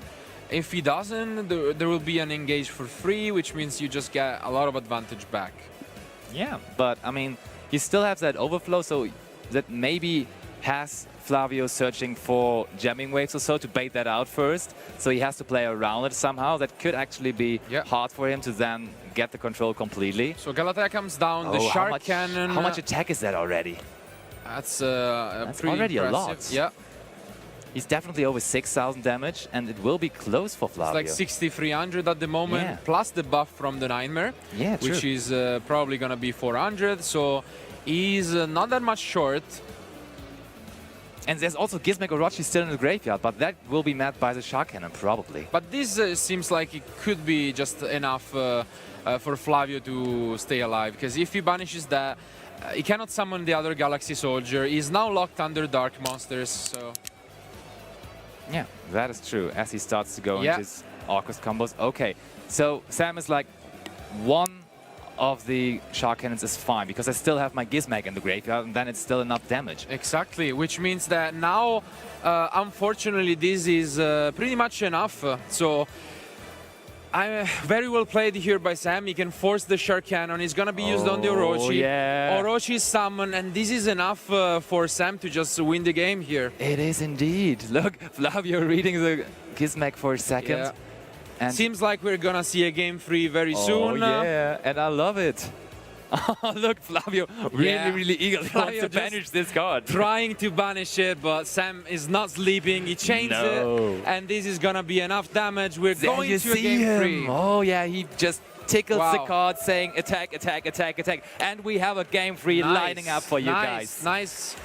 Nice turnout of events. It was a very close one. I'm still really worried about Flavio. If he just fought a little bit more and used the Shark Cannon on the core, then it could have been a completely different game. But now we go back to the side decks. Back to the drawing board, basically. Yeah. Now the mind games are on. Exactly. Is it going first for Flavio? Is it going second? What is your prediction? You gotta be confused, because in game 1 you went first and it worked out. Yeah. Now your opponent literally just let you start and it didn't work out. Absolutely not. But I mean, as a fair point, his hand wasn't that strong.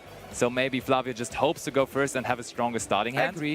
I agree, but he probably is gonna stick to his instinct. But at the same time, I really don't mind his side decks. Like, he has Lancia, No Material, Nibiru, and Mind Controls, which are all cards that potentially can shut down the entire deck from Sam. Yeah. And if Sam is still gonna keep in cards like Evenly Matched and Twin Twisters, then you really don't want to open those either. So that's right. And what is the most that Sam can actually do if he has to go first? What is like his biggest board he can create there? he can do some pretty nasty things, let's say. Usually the best ending board is the full Orcust shenanigans, and on top of that you have Infinity and the Cybernetic Overflow. So yeah, pretty impressive, to be fair. That's right, yeah, it's pretty alright, and Striker will struggle to play through it, but if a deck can do it, that's most likely Sky Striker, because they can take apart boards a little easier than other decks. Yeah, something I really don't like, and I hope it was just smoke siding, is that I saw Sam siding in the Drone and Lockbirds. I'm not a fan of those against Sky Striker. Like, sure, it can work out, but it's very gimmicky. Yeah. Maybe it does work out if you use it as a kind of a like threatening lure. You drop it and then you OTK. Exactly, that's what I was thinking. You just stop your opponent's turn and then you can have all the resources you need and just go for the full swing. So I can see that working out, actually. I wouldn't be too surprised, but that would mean that you're going just all in, second, right? And you're all in as well. And if you go first, it's just a pretty bad and card if you in go your first, hand. you open draw against Sky Striker. That's not gonna be fun. Absolutely not. Yeah. So let's see. And I did see Flavio side in Nibiru, so maybe there is a chance that he just mind game his opponent once more and let him start. So I will really enjoy that. I'm kind of with you on that side. I actually hope that Flavio is going second here, because I think that would be the correct decision. And as they have their opponent's stack in their hands now, they already can tell who's going first, and it looked like Flavio actually just pointed over to him. I'm pretty sure Flavio let him start, and he drew the draw and the twister, which are completely useless going first. And we see the hand of Is he Flavio an a little entire too. brick? No, okay, he has the Cyber. Yeah. So if that resolves, then he has at least a decent opening, but that's the only good card he has in his hand at the moment. So if, for example, a Nash comes down... We predicted it. He actually has to go first with that Droll and Lockbird in hand. And Flavio's hand is actually amazing. He has Engage, Ray, Multi-Roll, it's such a good hand. And also there can only be one is in his hand as well. That's the fifth card our screen does not want to show, as in the last game. But he has that as well. He's going first. That changes everything completely. Why? Yeah. I was pretty sure he would have gone second, and now this can actually come back to hurt him, because going second against Twin Twister, Machine Duplication, and Draw and Lock, I really don't understand why he went first again. But he does have there can only be one. But then there's Twin Twister on the other side. Wow, I'm getting scared here. Also, he could have prevented this, but getting shaky. I'm getting worried about it. We thought that Roll and Lockbird will really hurt Sam, but at the moment it looks like it could really, really favor him, and he was really happy to see it in his starting hand. Absolutely, and wow. I really didn't expect this to turn out the way it is. Yeah, and look at Flavio. He's kind of surprised by Drone Lockbird as well, because that card in total went down in popularity lately too, because There's no really super good deck to play think it versus. a cool move that he's probably doing is keeping Ray on the field so that it cannot be used as a material, and then you can use it for Kaina, just to not get OTK'd. So I think Flavio is playing very well here. Absolutely, yeah. He And cannot. now- Okay, he goes for it now. I'm really surprised by that, because that could have been a response. What? What? Okay. Why is he doing that? That's not really making too much sense to me, because he could have then actually used that as a response, as you say, to actually play around the attack of your opponents. And now he's fully playing into the Mega Fleet Dragon too. But maybe his plan is to actually now turn up the There Can Only Be One he has set down, and then your opponent cannot do it anymore. But I mean, you can always do it later, just as well as flipping the Sure Cannons and Widow Anchor in response. So I'm not completely sure why he went for that. Yeah, he probably has his reasons. He has his game plan worked out. And now we're gonna see the machine duplication play a huge role. I guess so. Flavio had no interruption for that surge of Cyber Emergency. So the machine duplication is gonna come down. There Can Only Be One is there, but the Twin Twister can meet him, so... Yep. Wow. Sam just putting it in a zone. There can be no impermanence in. And what is he gonna hit with it? what is the best now? Do you want to hit the Widow Anchor or do you want to hit the Shark Cannon? Oh, he hits the Shark Cannon. That's also fine. That's also fine. It's the Shark Cannon. Wanted to hit the Widow Anchor, don't, but now the machine duplication is there. And the machine duplication will just resolve. Yeah. Brutal, And brutal. Sam thinking about it. What does happen if you just Widow Anchor the core now? I think it would still resolve, It doesn't do right? much, yeah. And worst case scenario, I mean, even if it did negate that part, you could just summon 2 more, which is just as good. And this is looking tough. Oh, absolutely. Yeah. 2 Cyber Dragons hitting the field. Even the old-fashioned Monster Reborn in hand to push some additional damage. I really don't understand why he went for the play with the Ray there. Yeah, that really seems odd. There's his Cyber Dragon Nova coming down. Yeah. Oh, and he also summons Mega Fleet there. He's gonna chain potentially a negation, so let's see what he wants to do here. I mean, you actually have to use your Widow Anchor now, because otherwise the Infinity comes down and you're not going to be negating anything if that Infinity Yeah, is on luckily the for field. him, he cannot go directly for Infinity because his zone is locked. Oh, you're right. So he needs a way to find it here. And Flavio keeps with his with all Monster his Reborn. forces. Ray. He takes a Ray. Interesting. Okay, he just needed the monster and he wants to take the Ray into his graveyard as well. So he wants to make space for the Infinity, of course. And does he have cards in hand left to actually resolve the Octus And combo? unfortunately, I think like this is gonna be completely over if he doesn't mess this up. He knows that the last card set is in the engage. This, as long as he has another Nightmare in his deck, should be a lot of... Yeah, and there is the Nightmare. So he should be able to actually get out a monster big enough to swing with the Cyber Dragon Infinity. Very, very tough line of plays here, and gotta give credit to both. This game 3 more than the others really came down to the sequence of cards they've been playing, but both show that they know what they're doing, and you gotta give credit to Sam because his deck is the one that's not really popular, but... And also making the decision of playing the Jordan Lockbird, which really, really helped him here, because if Flavio could have resolved multiple engages this turn, he would have had more points of interruption. He would have had another anchor, for example. Yeah, he can easily OTK here, just going for the Border's Word potentially, so let's see what he wants to do. That just screams Border's Word OTK to me, to be honest. Yeah, and maybe he has even enough damage just going for like Long Gears Just attack, attack, attack with all your monsters, right? Yeah, probably just even Long Gears to Ding Gears 2 could be enough. Yeah.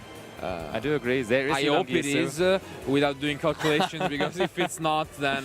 I'm pretty sure Sam has already worked that out in his head. And he is now summoning the Dingirsu. And yeah, that should be enough damage. Yeah. Look, is Sam just... Okay, he even clears out the engage. No back row cards there anymore for Flavio. The way is free. And there's the first attack. Second attack. Third attack. Just doing some calculations. I mean, I don't think it would matter too much, to be fair. Because even if this was in game, then I mean it would be a shame because like it was like he easy. could have had yeah, game. Yeah. But that's but enough. there is the handshake, and look at down. Sam.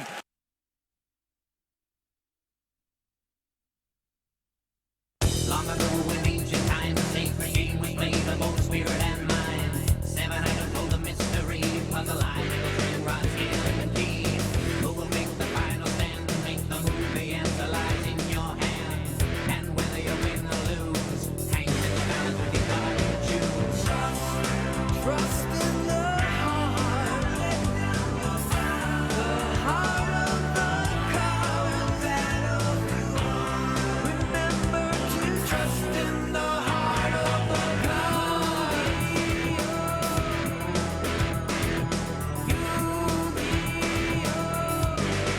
Time to do.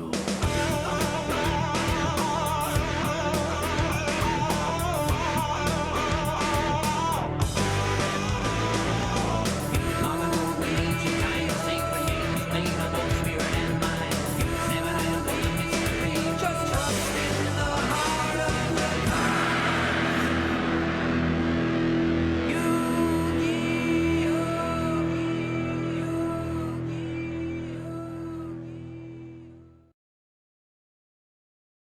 Welcome back to the coverage of YCS Milan 2019. I'm going to be your host for this one, Farfa.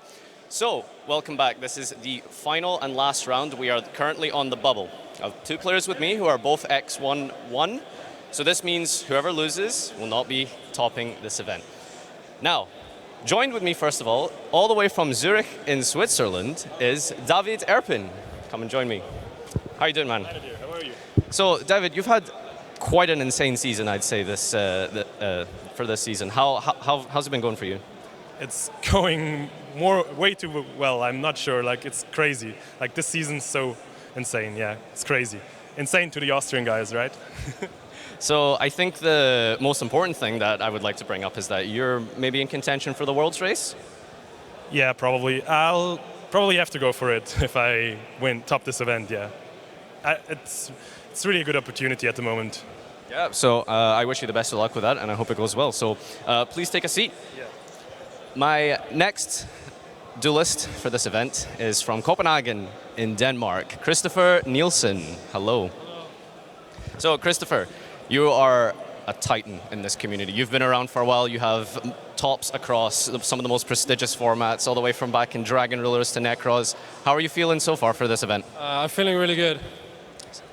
For this particular event, I've noticed you guys have similar jerseys. Yeah, yes? yeah. Suddenly teammates now? I will not. Hopefully one day, maybe. I would like to join his team. It's a really good team in Europe. So I'm happy to support them for the good course they're doing. Like I like all the people that are playing on the team, so I don't mind playing for them. You guys good testing partners outside of this event? We don't test, but I talked to the one that was an American player. I talked to them how it goes and stuff like that. So I don't know what he's playing, but we not discussed any what we'll do. But I know that a lot of the people like is good friends. All right, well, let's take a seat and perform a dice roll. So, David, would you like for us to begin here? Now, we're going to go for a high roll. Now, the purpose of this is to get the highest roll possible, and that is an 11. Very good. Good talents there. Christopher, what have you got for me? An 8. So, David, would you like to go first or second? I will go first. All right, well, best of luck, duelists. Let's take over to the desk with our commentators for this one, Marcello Barberi, and a special guest commentator, Darren Stevenson. Welcome to the last round. It's round 11 here in YCS Milan 2019. And we have a special surprise for you, Darren. How are you feeling? Absolutely fantastic. To be able to watch 2 amazing players on the last round of Swiss, where the winner takes all, get to the last round, well, not the last round, but the top 32 match. It's going to be an absolute spectacle, and be able to commentate that just feels like a gift. Yeah, absolutely. And for anyone not knowing you, you're also a very important player in Europe. We go way back. We actually, funnily enough, I think met and started talking in the USA rather than in Europe for the first time. We did, yeah. We were doing our little Worlds grind, weren't we? I think it was the year of 2018. You are, the world competitor, of course, from 2018, and a lot of also really good tops across the tournaments. So it's always good to have an expert here with me to do some commentary. And in particular, as you were saying, this is going to be a fantastic match. We still have a lot of good players. We started yesterday with 1945, and we are down to a few hundreds, but in a round we'll be just with 32. It's crazy how like an event can just like shift. You've got so many good players that are playing each other already. Like we saw round 2, Marcel Burry and Robbie Wackhoffner have to play each other round 2, and they played each other at Pasadena last week, twice in 6 days. And you've got 2 amazing players, which is very final worthy, with David Erpen and Christopher Nielsen, already playing each other now, just to fight for the chance to get to top 32 alone. Yeah, and although they are all like both of them are really good, on our side we have Nielsen, who is more of an accomplished player overall, I want to say. He has been consistent throughout the years. I've also played against him a couple of times. He's always a really good player. But he's against, let's say, the surprise of the year. David has been topping like 6, maybe 7 events only in 2019, which is just mind-blowing. It's 8, in fact. I was having a conversation with him before he started. He got to 8 YCS tops, which is insane. When I had my good year, I only had 5. And he's like got 8. It's insane. He's been topping amazing events. He's been topping them in America. He's topped the 3v3. Yeah. And you could get his 9th here to really finish off the year. Absolutely. And as we were saying, they are only have a draw and a lose, and they are currently coming into the top cut of the largest ever Italian event. So they are both playing the same deck, little spoiler right there, which is Sky Striker Orcus. No surprise, it is performing phenomenally, but they have 2 different approaches, which we will see. David playing some interesting choices, but we will talk about that later. Christopher is surprisingly running card by card the same deck list as the winner of YCS Pasadena. Will he repeat? Well, if it's don't fix it if it's not broken, right? And if it's won the event before, the format hasn't really changed too much, so it's likely could win the entire event again. It's within a chance to do that. It could happen again, but that's enough for the talk. Let's go to the match and see these guys. Okay, so here we go. David won the title. How much do you think that's an advantage in the mirror match? I think it's very important. I played a couple of mirrors today, and I think every time I won the roll and I opened optimal, I won. Because you can really go for a really good solid play with Masquerena and Galatea. So it means you can just go into infinite Bomber Dragons, which is really strong in the mirror, because if you just shut them off from Galatea and don't let them go into any defensive cards, it's really strong. And Nielsen's opened a Phantasme here, so I think he's playing Ash, so I'm not sure if it could be optimal post Galatea, because if he was opting to play DD Crow instead, I think Phantasme would be much stronger. Absolutely, and at the same time, this is the main difference between these guys' deck lists. David is only playing 2 copies of Ash Blossom, while Christopher is playing 6 Entrops in the deck. Do you think one decision is better than the other? I'm not sure. I don't know how I feel about hand traps, because whenever you don't play the mirror match, they feel like more of a hindrance because they're not as high impact. But when you do play a mirror match, you really want to see it, because going first, I think, is really important. And I think they feel like they weren't going to play as many mirror matches because the deck's fairly new, right? It only just came out in Pasadena. So they might have thought, I'm probably not going to play that many. I'll play a more generic hand traps, which the hand traps that they're playing are fairly generic. Oh, and he is playing Phantasme as well. It's not just Ash. Absolutely. Yeah, this is Christopher, playing Ash, Phantasme, and Impermanence. Well, David is only playing Ash, so... It says Phantasme in his hand. Yeah. Oh. Is he playing Phantasme? He is? He probably is, okay. Then yeah, they're both having it, and the only difference then is the Impermanence, which, to be fair, was more important when Lunalight was basically the best deck in the room, but now... I think people can be scared of a little bit of combo as well, because we've seen Thunder Dragon can end on Appaloosa and the boys. So, and an Impermanence just straight up just outs that board, so maybe he was just a bit worried about taking the combo deck. Absolutely, yeah. In Pasadena especially, since he was there, David could see, but at the same time the deck didn't have that much of a success, so maybe that's why he decided to cut them. But right now we're seeing the pretty usual opening. You usually, as you were saying, you go for Masquerena, and it depends on what your setup is, but art drawing the crescendo is huge, because he can allow you to even put up one more negation. Yeah, it's crazy having both. Like Babel by itself just creates so much advantage, giving you the option to just like clear their board several times, because you've got a Harp summon, a Skeleton Hummus summon, and a Gizmek as well, so you can clear his board several times. And he's choosing to clear the Phantasme as well, which can be really good because of his hand's only a normal summon Harp, which it looks like his hand is pretty much that. But he has Foolish Burial as well, so he has more pushes. But it just gives him one more thing to just play through. Yeah, absolutely. Oh, and we see the even higher rarity version from the Mascherina from David. That's a beautiful introduction. In looking fancy. Yeah. It's really pretty. I think that rarity is absolutely lush. Yeah, absolutely. Makes us just want to buy several boxes just to hope to pull one. And now we see the card being picked up. Is the Art Porter. He really didn't need it. And the Cosmic Cyclone is there from Christopher to potentially shut down the Babel if he wants. I think that card's really good. I think it doesn't matter whether he was going to shotgun it or not because it doesn't play around Cosmic either way. Yeah. I'm quite surprised that he's shotgunning it. I normally try to hold my Babel just to see what my opponent does, but regardless, he has Cosmic anyway, it doesn't really matter. So that Babel's gone now. Yeah, this is going to be huge. It's because now the Crescendo as well is not going to do anything for David, and he's left with the Call by the Grave. Still really powerful option, but is it going to be enough? That's what I'm wondering. It's a shame he couldn't end on the most optimal board, which ended on Ip Masquerena and Galatea, which meant that his Crescendo would have been live. But you normally need to get the skeleton and do that in the end phase to do that. So he's been really punished here for not opening as good.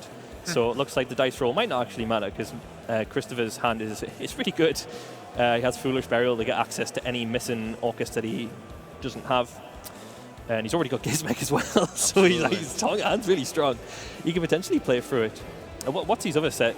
He's got Crescendo and the Call by the Grave, which helps a lot. But that would help quite a lot, but he hasn't too much, I think. And the Phantasme maybe though can get him there as well. Like he can draw into Ash Blossom. Let's see. But the Gizmek comes down with one symbol being in hand. He doesn't have a huge risk. And what do you think of the fact that they decided to cut the Brass from the deck completely? So I played Brass, and to be honest, it didn't really have any impact unless I bricked, but then it can just contribute the bricks anyway. I don't think the card's very good in comparison to all your other Orcus. I think you would only ever play it just to increase your Orcus number, just so it returns live more. Yeah. But then you're playing like a bricky card just so you can like effectively Destiny draw. And it doesn't really feel optimal. I think it was a good decision to cut it for sure. I wouldn't play it again. Yeah, and I think we are seeing this in pretty much everyone that's been doing well here in Milan. So might Did have been he a choose key to go factor. Battle Phase to attack over the Ip Masquerena?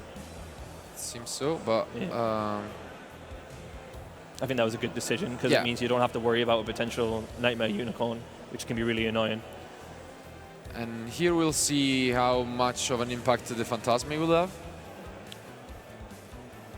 Even though with the Call by the Grave, I mean, it's not a bad of a spot, I would say. Yeah, I think he's okay. It's really difficult to see who's going to win in an Orcus Mirror match because one bad decision can just open up your entire game state. A correct call by the Grave or an incorrect play by Christopher Nielsen could just make the game crazy again. Yeah, and here is the Phantasme and followed by the Call by the Grave. With the Foolish Burial there, he can try and advance his place. He could send the Wand, but if he didn't banish it though with the Gizmek, so makes it a little bit awkward for him. But it opens up a lot of plays for him still with Foolish Burial. Yeah. And Caught by the Grave, it's really weird in the mirror because it means that Urban can't use Harpower either, so it limits his plays a bit. But it's this kind of sacrifice that you have to make just to make sure that they don't go completely ballistic because its resource management is really important in this mirror match. So he picks up Engage and Return, so he would need to choose which one to send back, and it's the Nightmare, so... Engage is so strong in this mirror match. It's absolutely ridiculously good, especially when you resolve it for a draw, which you can do so often because it's a deck full of spells now. And there's so many games where you can just be so far behind and then just rip Engage off the top, and then suddenly you've just got a Kagari which generates more advantage. You've drawn a card. If your Kagari resolves, you draw again. It's a really, really good card. Yeah, I think the finals of YCS London really showed that to the world and probably inspired people to play the card even in Orcus. Cause the power of Engage. Yeah, before it wasn't that popular in Orcus, so now... It was popular back when Nightmare back Mermaid, in the day, yeah. Because there was a generic extender which got into Nightmare Mermaid, which then extended you into your Orcus players. Then we didn't really see many people play it anymore because it was just a generic extender, but now people are seeing its uses again because it's not just an extender, it's also a card that could potentially draw you a card and also ends in a defensive card as well. And Shark Cannon's really good in the mirror match. If you end on a board where it's just Galatea and Shark Cannon, that can be really strong against most matchups. And Winnowanker as well is just a really good card as well. Yeah, and the blocker as well helps with being able to just discard whatever Orcus you have. Exactly, yeah. When you're going first, especially. Luckily, the one wasn't banished by the Gizmek, so Christopher is still trying his best to stay in this. Yeah, using Gizmek right from the off, like he had to there, is a little bit yikes because you can like potentially banish all your resources. It doesn't happen too often, but there's some cases where you can banish 2 skeleton or a wand, and that can be very infuriating. But you can still soldier on. Like it's like when you banish Gazelle or Salamangreat. It doesn't mean it's completely all over. You just have to have good technical play, be able to grind. It's very possible to still play. It just makes your plays a bit more awkward and limits what you can do. But the deck's really, really versatile. Do you have any bad memories related to face down banishing cards, like Desires or Extravagance? Oh god, I think the only thing with Desires is you always seem to just draw Desires off Desires. Yeah, I think once I was playing Paleozoic and I was playing Pot of Desires and I banished all my frogs. I was just playing Trap the Deck. It's like not having frogs, you really like see how rubbish Paleo is about the frogs. Oh, it was awful. Fair enough. You got any bad memories of banishing fake cards this time? I remember, it wasn't me personally, but it was like my friend Federico Zoppini who played it in Liverpool with the ABC. Right, and he banished 6 letters with it, 3A, so he literally couldn't play anymore. But he tried to stay in there with just like B attack. And, yeah. B turbo. B turbo. B at B. And, yeah. So he's resolving a skeleton, which is probably one of the strongest plays you can make. Which is why people opt to play like Crow or Hold the Call by the Grave for stuff like that. Ooh, and he's getting rid of the skeleton, really like cutting off his engine, which is like I think a really good play to do. Absolutely, but the engage, as you were saying, it's up there. Means that he's still in the game. He could like get really, really fortunate here and engage and then draw into another Orcus monster and then return and dig into his deck for even more cards. Yeah. He still has Babel though, so it means that if he's got a skeleton engrave, he has some sort of interruption. And he picks up another engage. Oh my god, this is that's ridiculous. Wow, it must be a feature thing. Maybe absolutely, it just floats to the top. Welcome to my world. And, here we go. Niels is not going to be a happy guy. This is insane. Oh dear, it's like the finals is back. Yeah. And the Afterburner is picked up. I'm not a particular fan of it, but it does help to send the cards quicker. And he didn't draw, did he? Did he not have 3 spells in grave? No, he didn't have yet. I think the Afterburner is going to be the 3rd, so now he can use the 2nd engage for a lot of value. Very convenient. This is actually going to be so good, because the Babel is gone now.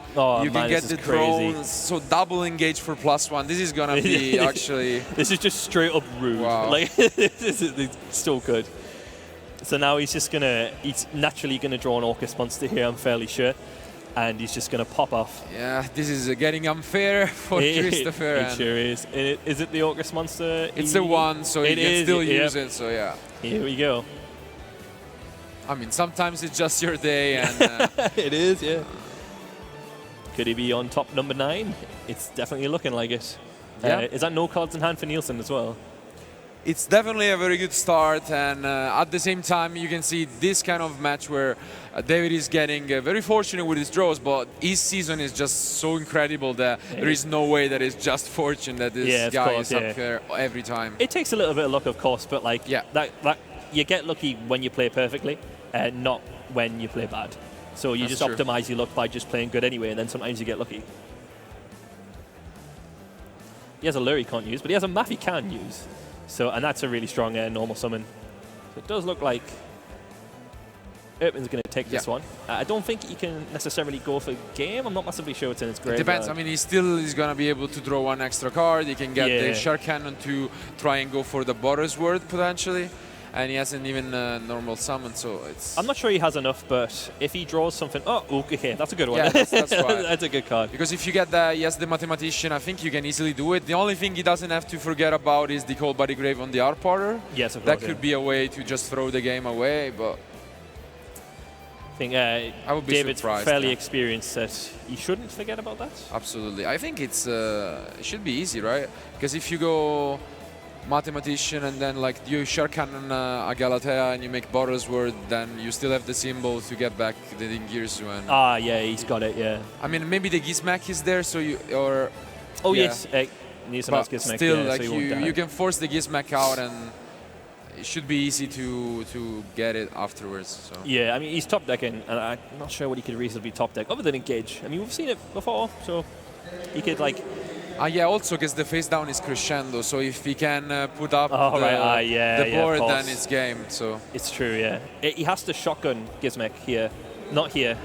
When he links away the Galatea in the Boral Sword, I think he has to, like, think, okay, what can his face down be? And if he holds the Gizmek... At the same time, was this needed? Because, yeah, he's gonna Gizmek, but then he's gonna banish for cost and still get... Yeah, I think he's seen enough. Yeah. Okay, so Christopher has seen enough. Game 1 goes to David through double engage, and we are just gonna go to the next one. I think even if he topped engage, I think David was, like, fairly ahead then.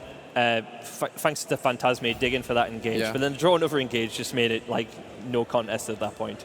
It just got really, really good. Absolutely. It didn't seem like his opening was that good, but in the Yeah, end... but that's just how the mirror goes, right? It did look like that he got caught out by the Cosmic Cyclone there. But engage, like, it's just, like, really good. It saved him. So now we are, if they had a different approach in the main deck, they have even a larger difference in the side decks. Christopher pretty much just siding in the Lancia going second. He has the Nibiru, but usually in the Pancratops, I guess you could side in depending what your opponent is going to go for. Yeah, I think if it was going to go first, I'd probably side in the Lancia just to try and combat their Lancia if you get Lancia'd. I wouldn't side in anything else, probably just the Lancias. We see like a different ideas on whether you should side in Nibiru rather going first than second in the mirror match. It's kind of weird because it conflicts a little bit with engage, but I suppose you can side it in when you go first because you've already done your engage stuff. And it does kind of catch them off guard a little bit. So it could be like a surprise factor that you could just chuck in just to... because people will think, okay, well, he's a good player, so he probably won't side in Nibiru. So he might not play around Nibiru, and then he gets caught out by Nibiru, which is something that could happen. It's exactly, it's mind games, honestly, when you're playing against someone so experienced and where you're probably not going to get as many chances in technical play, you really need to put in the mind games. But you were telling me that David has even a more extreme side deck, right? He does, yeah. So I imagine, so you'll be going second here. I imagine Nielsen will choose to go first. He's playing cards that like conflict a little bit post side. He's playing stuff like Evenly Matched and System Down, which if they resolve, they're really, really good. But it's kind of weird if your opponent has Lancia as well, because then you have a card that while you're under Lancia also doesn't do anything. I think that's why people have like decided to play other options like Mind Control and stuff like that. But I think he's thinking if they have Lancia, I guess they'll lose anyway. So I might as well just get lucky and just try and outright blow them out with cards like System Down. Because if System Down resolves, I think you do just win. Yeah. Because like absolutely. you can't even like chain babble to it, because if you do, then anything that summons just going to get banished. Your graveyard's gone. And Evenly Matched as well. Just like they have to have Crescendo, and people aren't going for Crescendo. They're going optimizing for babble instead. So Evenly Matched will take advantage of that. Yeah, we will see if he gets punished by it. We saw a few players even using the Sanctums, which I really agree with. It's just like additional copies of Lancia and yeah, exactly. Yeah. Even the side depending on the matchup. So it's also like a pseudo code by the grave for when you do get Lancia'd as well. Yeah. So I think people were doing that in earlier formats when they were siding stuff like Summon Limit, just to have something as a backup for when they do get Lancia'd. Exactly. And I think it makes sense because your deck kind of does just suck when you do pass, get Lancia. There's nothing you can do outside of engage. If you draw engage, there's people that will play Shizuku as well, so they can do stuff like engage, get defensive card, Shizuku search another engage or a defensive card for next turn or something. But yeah, we'll see who is right. It seems like Christopher is going first, and I saw that he sided in the Nibirus too. He did, right? Cool. Let's see. It looked like his hand. Okay, the engage really saved it, because I think the rest was like Allure and the Eagle even. So David's open both the really good cards. He's got like Evenly Matched and System Down. Whew, let's hope the dream. Yeah, double Allure though without any dark monsters is gonna be quite a risky one. Will he draw for a blind? Is that no dark monsters? Yeah, is it? he doesn't. He only has spells and engage. So I think I've been doing it blind, admittedly, because like it makes sense to draw into a dark because you're playing so many. I think you have to go. You do have to, yeah. So you just set 4, or do you go for engage first? Because you can't order drones at that point, right? So when I was setting, people would then just ash my Allure, because then they're thinking, oh, he doesn't have anything, I'll just ash it. But I think it's correct to still set your stuff because like it is a bit risky. But I guess it just depends whether you're willing to take the risk. This or is not. a very unfortunate one. It doesn't open any other good card. Will he draw another dark? He does. Well, on the bright side, even if he doesn't draw a dark, his hand's likely to be just all spells, so it means he engages through a draw. Exactly, because he picked up Ash Blossom and the Orchestrated Return, but he's missing an Orcus. But now at least the engage will be able to do what it's supposed to be doing with the Kagari and the drones. So it won't be for a draw for the first one, but it will for the second one. For the second one. So all he has to do is just draw a half horror or something, and then he can do everything he wants to do. And he's Kagari isn't getting stopped here, so it's looking good so far. But he's got nothing to stop this system down and evenly matched. People were also siding Bell as well because they were scared of system down. Yeah. And that's something that I was doing a couple of events ago. I was really scared because like system down is mental. It could absolutely stop your turn. And we did see some Cyber Dragon Orcus decks as well, and against them it's even better. So it's a good decision, and you can expect it especially from the other decks that are not Orcus, because then the Lancia is not even an option against them. Yeah, exactly, yeah. There's decks that don't lose the Lancia that are playing like these really high impact cards, like you've seen like Endymion and stuff. He gets Upster Goblin, so all of the draw cards. All the spells. Will he get the Orcus? It does get Mathematician, okay. So that's step one. Definitely good. Step two is to somehow draw Lancia so he doesn't like get absolutely bodied by that system down. Yeah. How do you think he can play around system down outside of Lancia if he was respecting it? Do you think there's any way he Probably can? for the crescendo and try to just do that, but it's definitely tough. Do you actively play around it then? Do you respect it? Like I think Babel would be more optimal. Because you would think people aren't siding system down because they're too scared of Lancia. That's what I would think anyway. Yeah, it really depends, because like if you're playing against someone that's siding like either evenly or system down, then I can understand it. But Depends if he knows the side deck, right? Exactly. Yeah. But if you know that he's siding both, then I think the Right. crescendo just makes more sense. But of course. But in this instance, he has yeah, both. he has both. So regardless, so even if he does big brain and go for a crescendo, which he hasn't here, he's went for Babel. He is going to get blown out here. Yeah, this might be. Do you think he would go for evenly here, or do you think he would value his battle phase and just go for system down? I mean, you can kind of do both if he has leaves like everything in the graveyard. It depends what you would say. Yeah, like, I suppose. What do you keep if you get evenly for like 4 or 5? Maybe the Babel, but yeah, I think if it was just evenly matched, you probably would keep Babel. Yeah. System down in the question though. I think you'd probably have to just keep Widowwanker. Yeah, I suppose. I mean, it's tough. You have to keep some sort of defensive card, but it means he's going to have nothing though after system down and evenly matched, like no resources at all. Because evenly just probably is gonna leave him with just the Babel. Let's see if he can pick up the Lancia. This is gonna be like crazy. a game changer. This would be insane. Yeah, if he gets the Lancia, this is completely different game. Will he get? He does. He does. This he does is crazy. Get Lancia. This is insane. He does it. Oh, no wow. way. And he gets another engage even. I'm not sure if he has the target for That's it, but great. wow. No, this is ridiculous. Just absurd. He deserves it, to be fair. Yeah. After he topped engage, he deserved it. Crazy. Oh wow. And here it's Do you think he where- shotguns it to play around the lure? I've been shotgunning it because I just don't want him to have any sort of Yeah. advantage at all. Probably not, but it does make sense if you know that your opponent is playing those cards, because at least you get back to +1. Right. Oh, so you went straight for evenly matched Yeah. instead of system down. Makes Okay. sense, but the Lancia, wow, what a draw. If he didn't get that, I think this was game over on the spot. Yeah, David does not look happy. Absolutely. Because he knows as well, like he would have drawn it eventually because he set his hand. Yeah, and to be fair, he went through Engage, Double Allure, Upster Goblin, and the Orchestra, so he drew a lot of cards. And You're bound to, like, what's good about this deck is since he draws so often, is he just straight up and that's scooping? it, That's crazy. that's Yeah, it. he's not even Yeah. going to let it grind. That's crazy. I probably would have kept the game going since there's like 90 minutes on the clock. Sure. There's no harm in just letting it like draw out, because sometimes in the mirror match it's not as so straightforward, but I suppose he didn't really have any defensive cards, I don't think. So I think he was inevitably just going to get OTK'd. But regardless, Nielsen looks very happy about that. I mean, to be fair, like his hand was just Engage one more carrying him, because the rest of his hand looked pretty. Yes, exactly. Yeah, Yeah. pretty low, It just so- goes to show how like ridiculous adding can be engage to this like, Orcust engine is like made it so good. Yeah. It just gets you out of a lot of sticky spots where like, because Orcust like since it's like a control deck that can play hand traps and a little Orcust engine, you can just draw one or the other and it can just be a bit awful. But Engage is kind of like the nice bridge between the two to just get to your defensive cards and also get to your Orcust engine, which is quite good. And it's sure like game 1 and 2, Engage was the was the difference there that made it so the either player won. So how do you think they'll side now? Do you think he'll be a bit worried? He'll be starting, so he won't be putting an evenly matched system down. I guess so. Unless I mean, he makes unless he There's does 20 that. minutes on the clock, so that's not something you normally do if there's 20 minutes on the clock. If there's like less than 10 minutes left, it makes sense to make him start.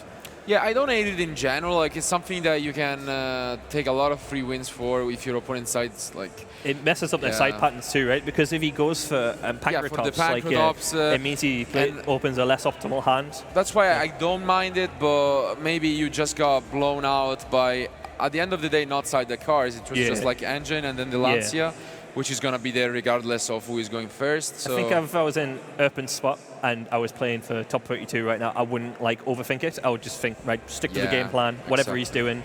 And just if he's making people stop, just do it. If he's choosing to stop, just do it. Just don't change it up. Absolutely. But as you can see, Christopher is siding in the Cosmics, the Pancratops, so that could have been a good decision.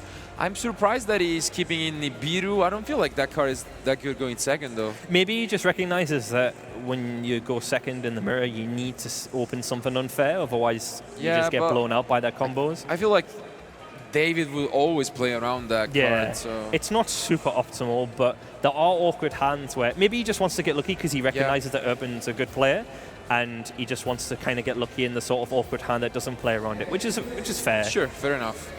And he sided out the Ash Blossoms.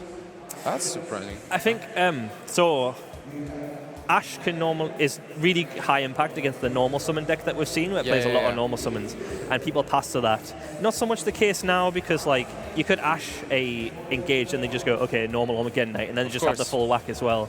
So I think it's a bit subpar. I didn't choose to play it because I just thought it was like not a high impact hand trap at all. Yeah, I wouldn't mind cutting it completely, but yeah.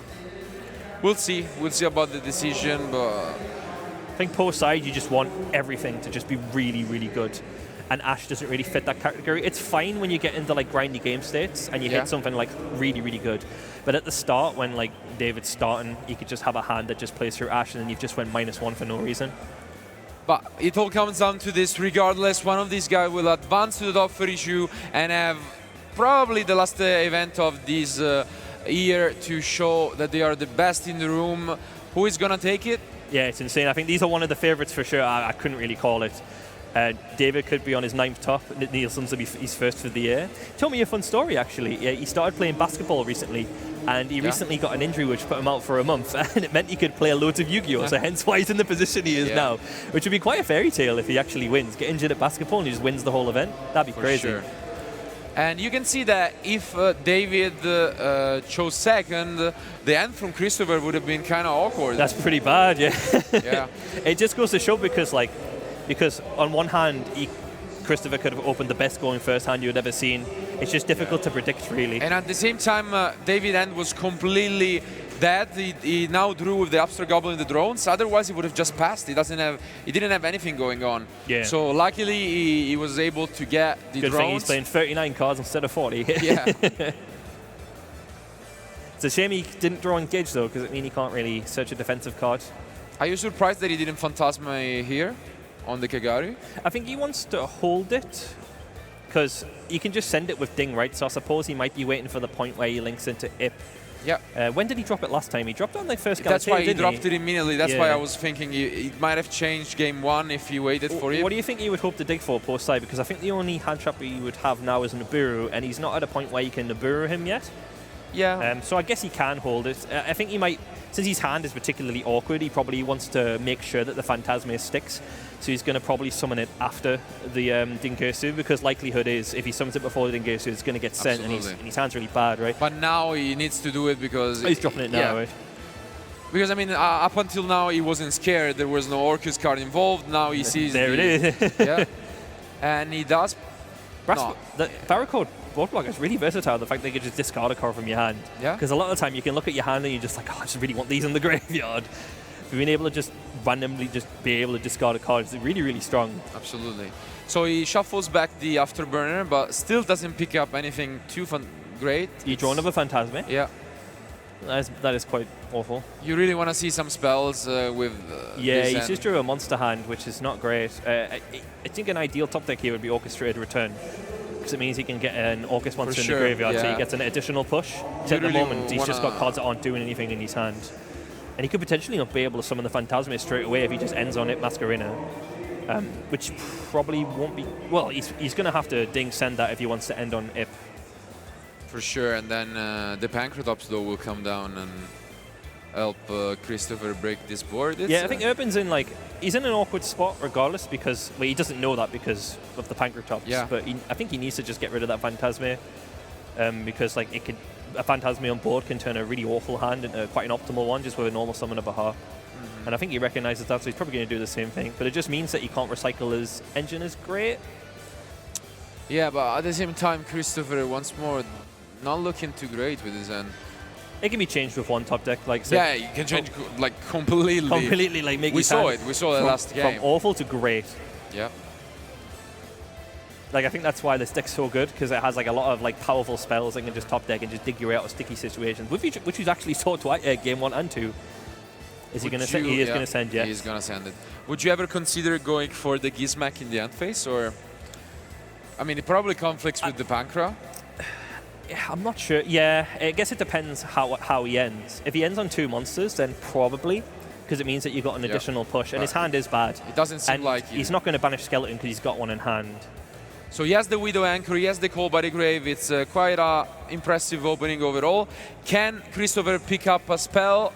It's cosmic though. And it's cosmic. It's okay, cosmic. That's good. Okay, that's a pretty good one. Yeah, it is pretty good. It helps him play into Babel, which is pretty strong because Babel's really, really good.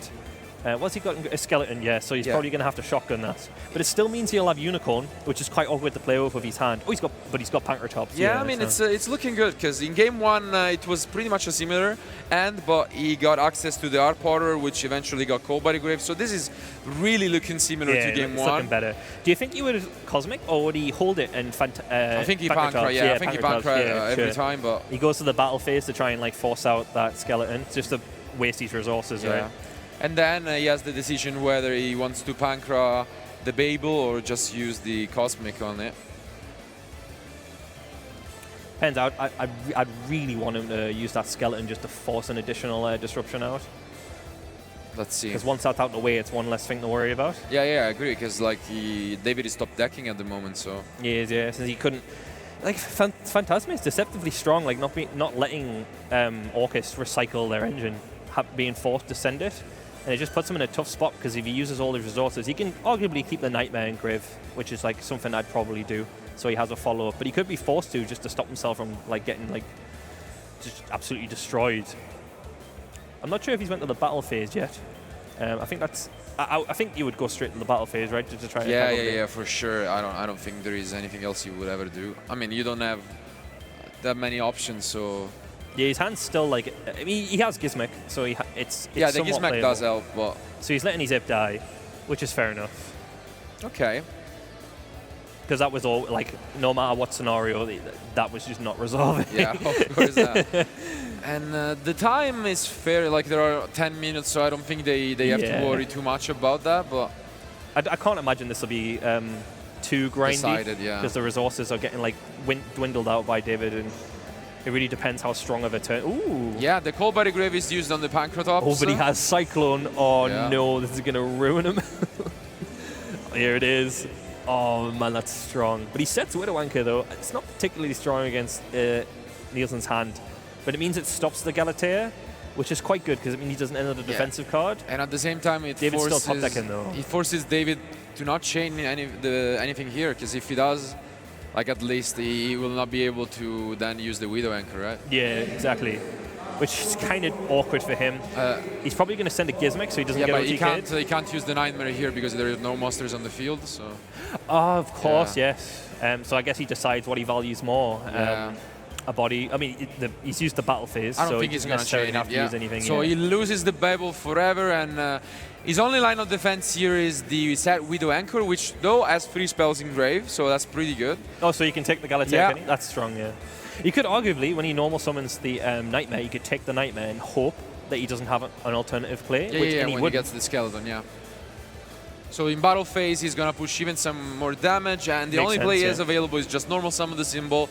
And there you can just decide whether you want to take away. I think it might make sense because then you cut him off using the symbol for next turn.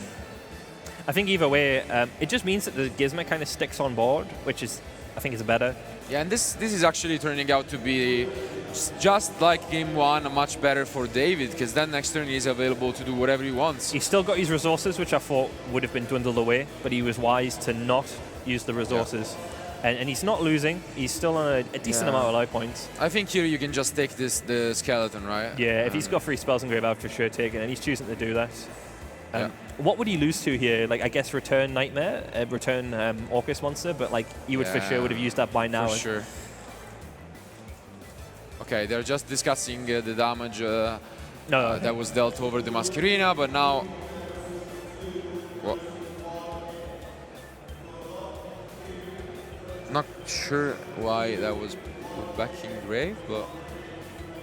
Yeah, it's true, yeah. Shouldn't that be banished? Yeah, should that.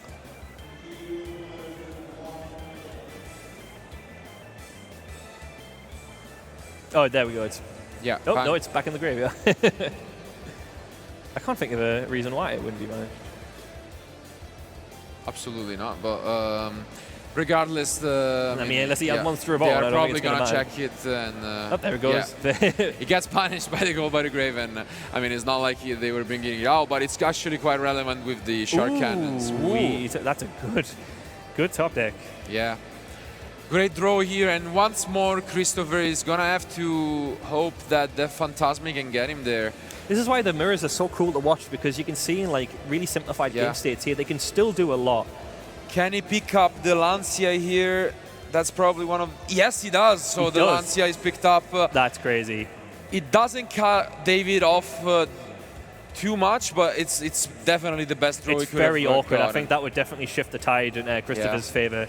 Wow, Lancia. This is such a back and forth one. He now gets the Lancia. He gets the engage as well for next turn. Really? Yeah. So that's crazy. That's actually one of the best Phantasme that could have happened. That's very, very often. Oh, he just drops it. Yeah, and it just goes for the Lancia. Wow. This is insane. Twice he just rips Lancia. Yeah. It's he does crazy have banished the symbol, so he can use the Galatea, but the Babel is gone forever, so... what do? Do you just go and fish for 2 more cards with the return? It's weird, right? Because Crescendo's not doing a whole lot. Yeah. I think like you would just have to do it. He's probably going to get OTK'd next turn, but I can't think of a way where he can like feasibly dig for it. Because if he, I mean, I think you need to get your own copies of like Lancia and stuff like that. But it's still tough. He could. Yeah, he could like rip his own Lancia, which can mean he doesn't die. Maybe that's one way to stay in the game. Yeah. And, he goes for Crescendo. Okay, interesting.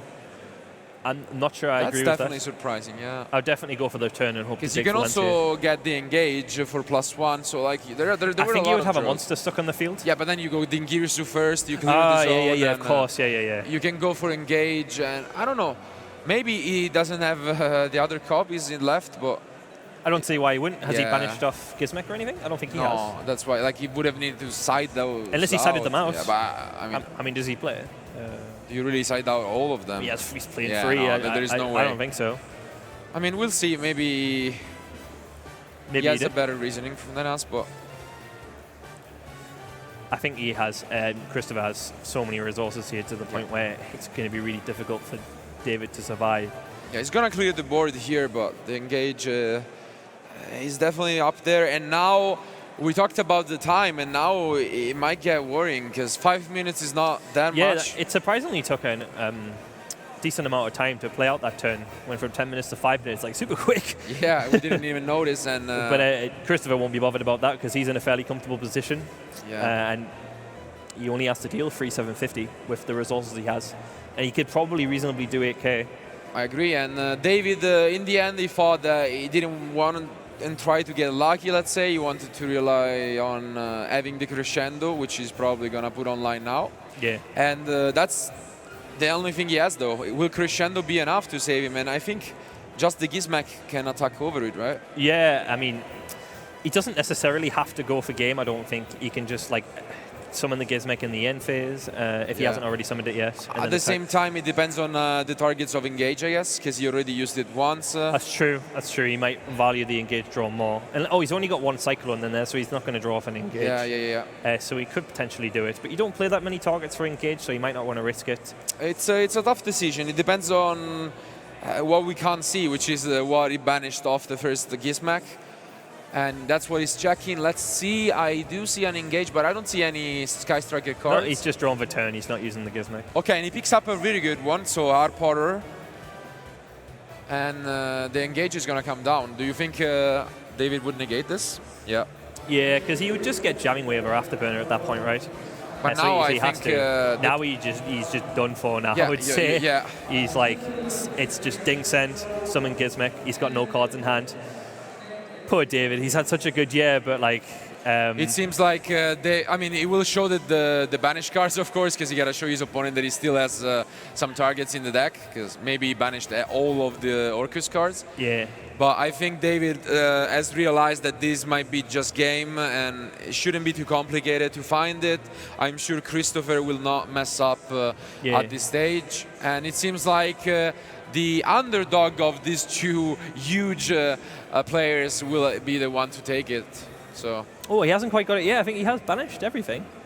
It's possible. I think he's got a skeleton in graveyard which he hasn't used. I'm pretty sure he's fine. But he does have the wand as well in the deck. Oh, right, okay. So it seems like he should be, okay. but he needs to... I feel like he's overcomplicating it a bit, though. Like, I think he's just getting a bit worried that he's missing something, which is reasonable. If you play in the last round of Swiss, you don't want to make any mistakes. The thing is, this could be enough with 8,000. When your opponent is at 37, then that gotta be easy in a way, you know? Yeah. And I think he's just worried he doesn't want to make any mistakes at all, which is completely fine. Yeah. This is there we go. That's already more than enough. And yeah, just don't double check, triple check all that you need. You're gonna send the wand. Just don't overcomplicate. Just go battle phase. Just go safe. It seems like Christopher has done it. He wins the match, 2-1. Congratulations to him. Let's go back to us for the post-match discussion. Wow, that was an insane game, as we would have expected from two really, really good players. And it's just like, I'm happy for Nielsen in a way. He hasn't topped all year, and like the fairy tale of like getting the basketball injury means that he's topped the event, and he could straight up win it. His technical play was sound, and his deck's really, really good as well. It's just a shame for David. Absolutely, and we do love a good story in Yu-Gi-Oh, and hopefully we'll be able to, as you're saying, avenge from the injury and just focus on Yu-Gi-Oh. It seems like he's going well, and he's representing the champion from last weekend with the same card by card deck. He is, yeah, like I said, don't fix what isn't broken, and if it won an event before, it's likely you're going to win an event again, since it's pretty much the same format, and it's a good formula. We just saw there that it's really, really good. It can get out of sticky situations with Engage. Yeah, we could have back-to-back YCS champions with the same deck, because now Christopher is 9-1-1, so he's guaranteed to make it into top 32. David, unfortunately, he wished he would have ended this amazing year with yet another top, but I'm sure he will not cry about it too much. Yeah, of course, yeah. The season is still underway. He's competing for the World Championship. Yeah. And if I had to bet, I would say he's going to be one of those players to make it to the playoffs For sure, and to arrive at the European Championship with other results. So overall, great match. It was great having you, of course, as your first. If you guys liked it, of course, feel free to post some feedback, and we're always there to listen. So it was definitely a good one. But now you know that the host for this round was Farfa. He is also going to have his first post-match interview with Christopher. Let's wish them good luck. Keep watching, because next is the most important one, top 32. So let's go to Farfa. Thank you, Marcello. We're here back with Christopher Nielsen for this player interview. Christopher, what a game, what a back and forth match that was. Well, that was the best match of the weekend. Yeah, that was incredible. So walk us through that. You first started off with game one. It looked like you managed to get into a little bit of a simplified game state, whittled down his resources. I thought I had him game one when I cleared the whole field with Unicorn and stuff like that. So soon he activated the Engage, I know the game was over. And he activated another one. It's like, so yeah, it was a really good game. But yeah. So the first Engage came down and you're like, oh, okay, right, Engage. And then the second one, it was like, okay, right, let's move on. So for game two, however, you managed to pick up that Lancia clutch with the evenly match. That I told myself, if I don't draw Lancia now, I will lose the match. But I played my game so good I could. I played every game like what I could, and I did it so best I could. Yeah, and then finally for game 3, it was really back and forth one. You were playing out of your mind. Like it was a super cool back and forth there. Your Gizmek, however, was resolved twice. Was there anything that you were worried about banishing there? Did anything drastic happen? No, not really. The only reason why I didn't do it like during the end phase there. In the end phase, because like I had to draw one of my normal summons for who would play burst. So no, I had to engage. So as soon as I will activate, he will negate it. Else I just search Afterburn and destroy it. So he had to negate it. And yeah, then I won. Then I draw my monster so I could do the combo. And I was scared of banish like too much after August, but I play a really big engine of it, so I know I was safe. So that's why I think I was okay. All right. Well, you've now made it into the top cut, I guess. You are X1-1. Yep. So this is basically a match where maybe you came into it, you didn't think you were going to be so favored. David has been on fire this season. How do you feel now that you've managed to conquer it? I'm really happy I won against a really good player, and the most important thing, like we had a really good match. That was the most important, because I really like Yu-Gi playing cards, Yu-Gi-Oh especially. So that's the only, like for me, like was just like, it was a good match, like back and forth, stuff like that, and yeah, it was a good match. That's what we like to see. The interactivity there was really top-notch. So thanks everyone for watching this round. We'll be back soon with the top cut of top 32. Stay tuned, don't go anywhere.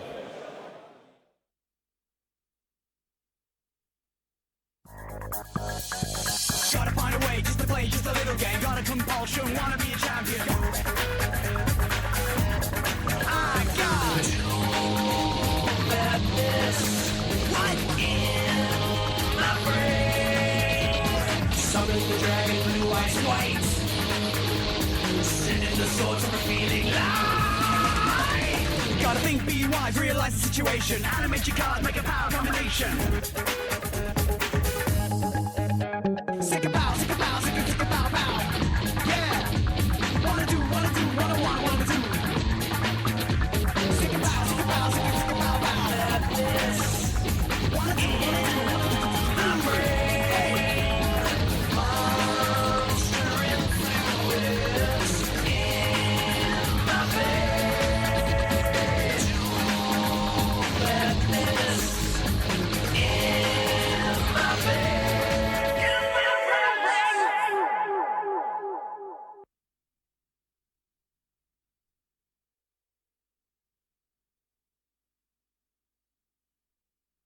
Okay guys, welcome back to our coverage of YCS Milan 2019. This time we're here with Miles Sage from UK. Miles, good to have you here on stream. Thank you for having me. Yeah. First of all, I would like to talk about YCS Milan. What's your record currently? Currently I'm 2-1. Okay. And what are you running? I'm running Salomon Great, which is a first for me at a big event. Like I normally always play Striker, but too many ban lists for my liking, so now we're playing Salad, so yeah. I know that you were running Strikers for quite a while, and you always told me that you are very confident with the deck because it's really familiar for you.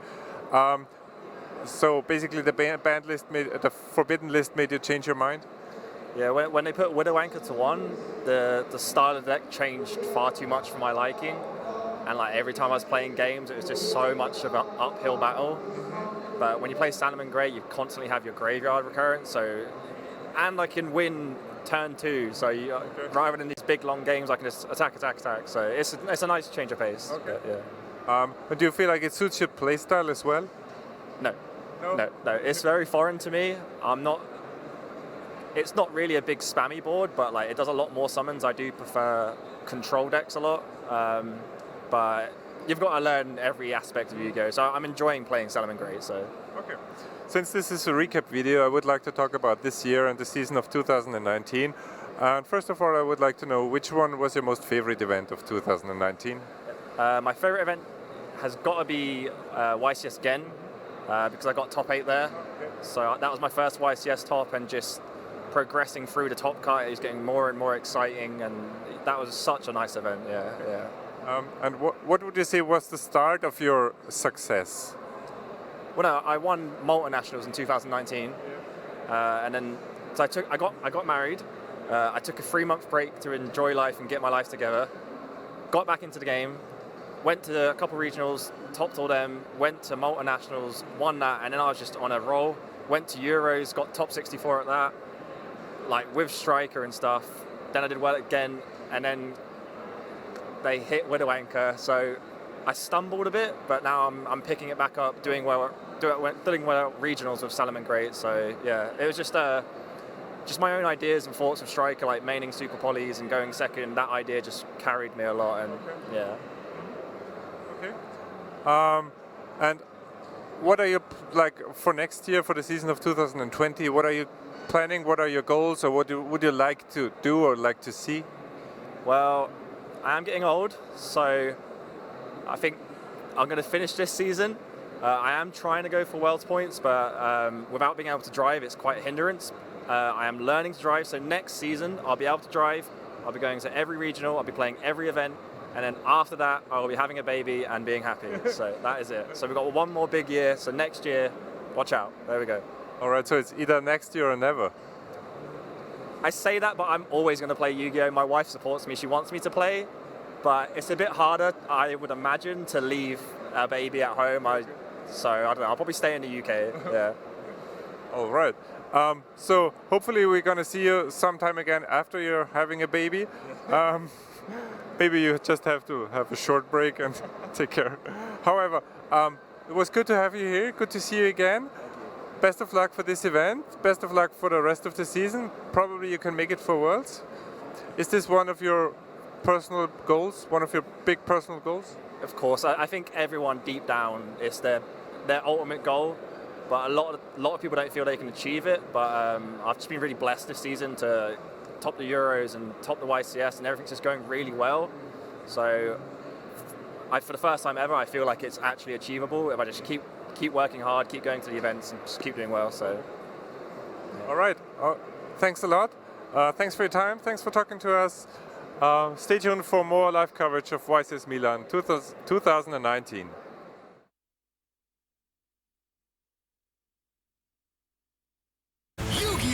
Rising Rampage. Rank up the Cyberse arsenal with Warlord X-Charge Dragon. Seek your future with Fortune Ladies. And dive into Vrains with Marincess. 9 cards per pack, each pack sold separately.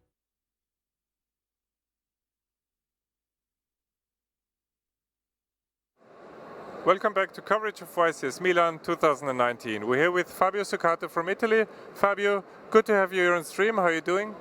I'm currently 3-0. I'm playing Orcus Sky Striker. I think it's the best deck, and yeah, for now I played other deck. I don't play the mirror match yet, and I'm happy of that because I think that deck is superior to every other deck in the room.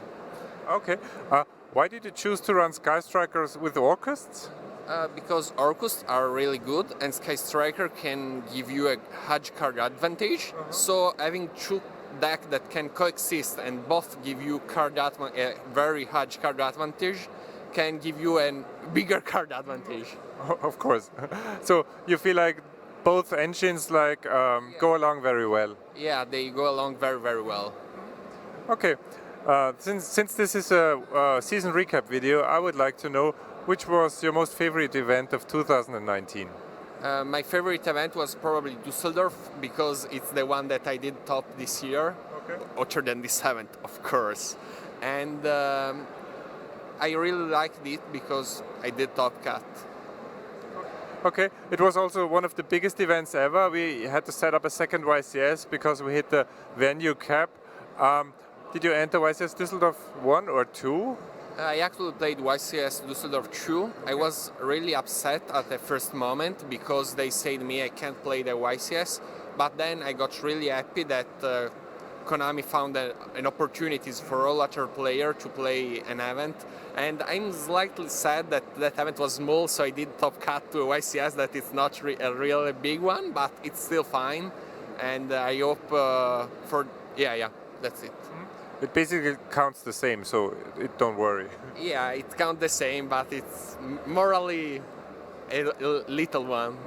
Okay, I understand. It's like the success is not as worth as much as a big event. Yeah. Okay, I understand that. besides Top Cut, making Top Cut, what else did you like about 2019? I really like YCS London because it's the YCS in which actually if you are not doing very well, you have a lot of things to do around. And yeah, that's it, because you have really a great opportunity. Actually, if the tournament is not going too well, you can just go aside and have really fun without always playing the game. Did you get to see the Comic-Con as well?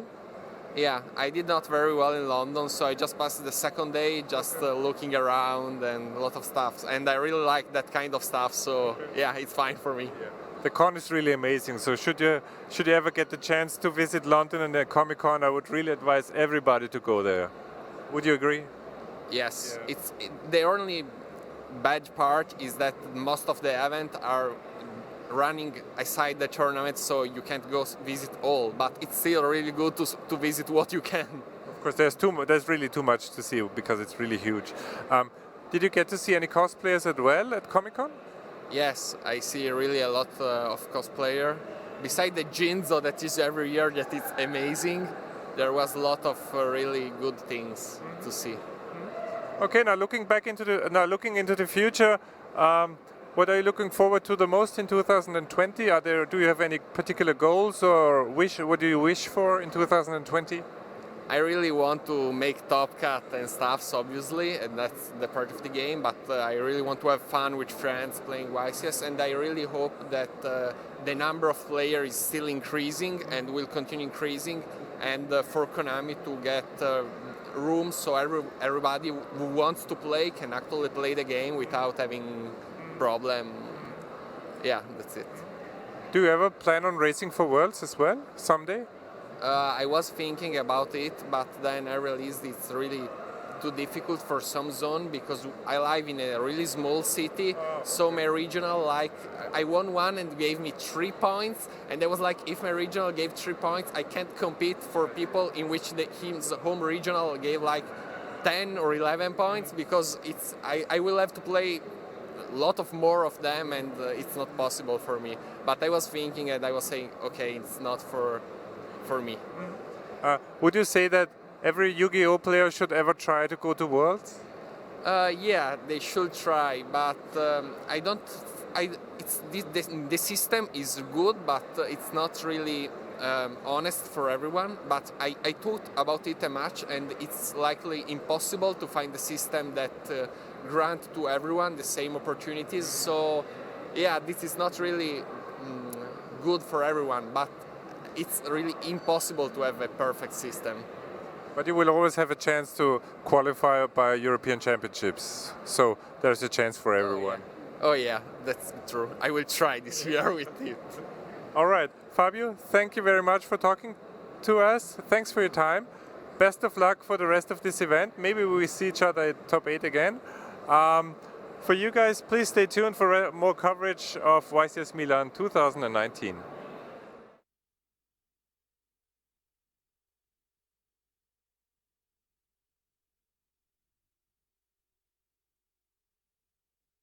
Long ago in ancient times, a sacred game was played by both spirit and mind.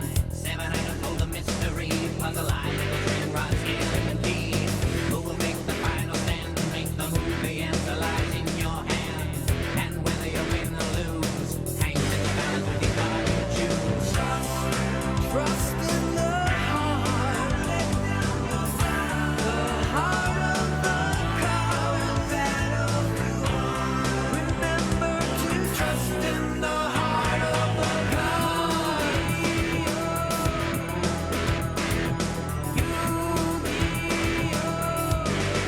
Time to do.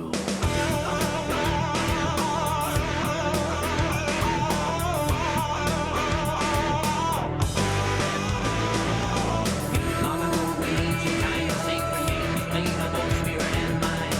7 items hold the mystery. Just trust in the heart of the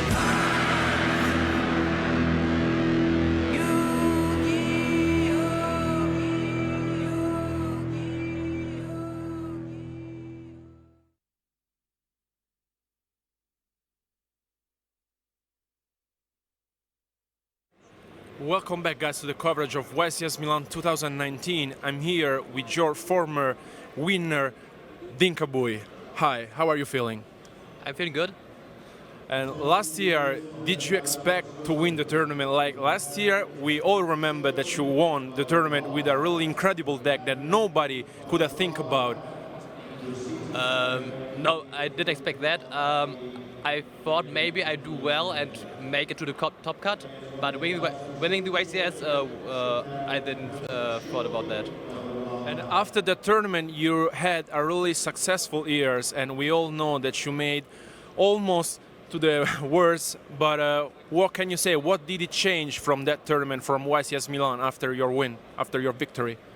After the win, I got more confident. Many people came to me asking me for advices and so on, and it felt pretty good.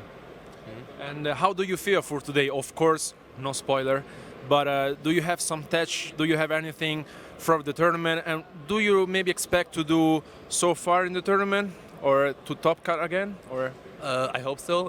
The last YCS didn't go that well for me, like last season, but I hope to do well. But I'm honest, this YCS I did not prepare that much like the other YCSs, but I try my best. Okay. So we really wish you the best for this weekend, and hopefully we will see you again in the top cut. And that's everything for the moment. And Dinka, thank you for your time, and good luck for the tournament. Thank you, guys.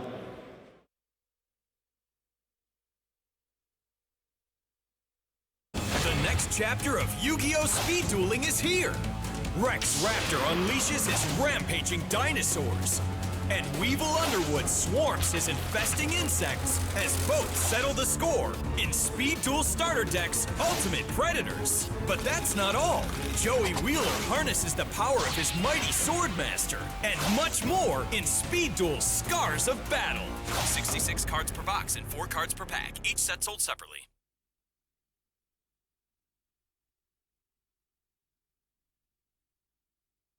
Welcome back to our coverage of YCS Milan 2019. We're here with Felix Möder, our public events manager for this event. Felix has been part of the team for quite a while, and this time he's running public events. Felix, fill us in. What can we expect from your public events for this event? Well, we're having a lot of amazing public events, of course. You can win awesome prize points, which can be redeemed at the prize wall.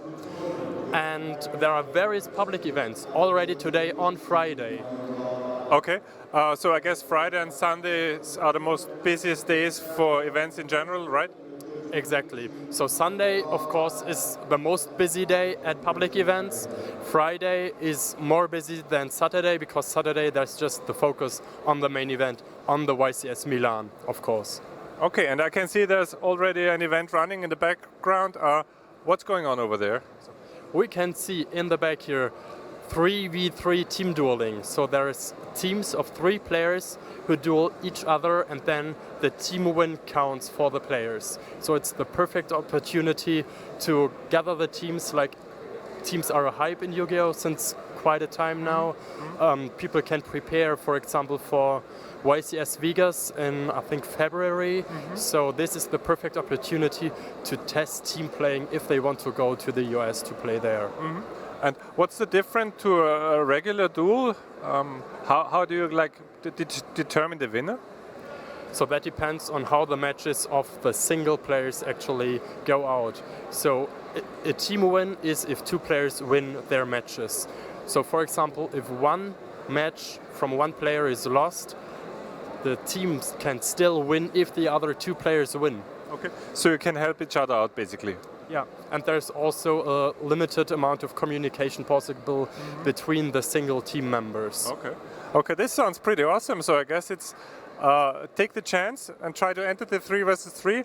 Is there another one on Sunday as well? Yes, exactly. We will have it on Sunday in the afternoon. So even if you play all Swiss rounds in the main event, you can still play the 3v3 team tournament. Oh, this sounds amazing. Good to know. I guess they are pretty popular. So would you tell people to register early? Actually, it does not matter since we have no limit, no cap how many teams can participate. We have a fixed amount of rounds played, so it doesn't matter how many teams participate. We always play the same number of rounds, and depending on your score in the tournament, you will receive prize points that you can redeem at the prize wall for whatever you want. There's a lot of cool stuff, whatever you want to have, uncut sheets, giant cards, and we have a team count. So normally, every prize ticket you receive is attached to the COSI ID of the player, but we're doing at the team event that all prize tickets of the team can be combined on one COSI ID of one player, so they can put their prize tickets together for even bigger prizes. Oh, cool, good to know. Didn't know that. Thanks. Is there what other highlights are there going to be on Sunday? So of course the 3v3, but we also have the mega regionals. We have 2 of these events. The first one is in the morning, and people can already register on Saturday if they like to. But there's always the opportunity to do that on Sunday as well. Okay. And there's even a second mega regional that starts approximately after the Swiss round, so it's scheduled to start at a fixed time.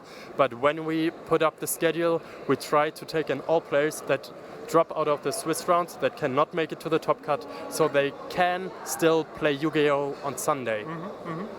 So guys, you see there's a lot of going on at these events. So even if you drop out of the main event, you still get a chance to redeem yourself and take home a great prize like a giant card or uncut sheets, whatever you like. That's the big advantage of our new prize wall. Felix, do you have any final words, anything you want to add we didn't talk about right now? Yes, there's one more thing. We also have speed duel events. So in our on-demand events, that's our 8-player brackets basically, where if you win, you proceed, and for every win you have, you get points.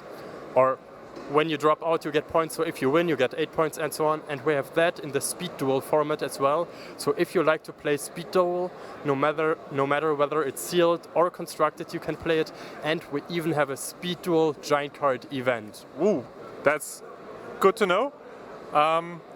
Thanks for this, because of what I've heard, speed dueling is pretty popular right now and people try to get into the game a lot more. Hope you take the chance to enter the speed duel. Stay tuned for more coverage of YCS Milan 2019.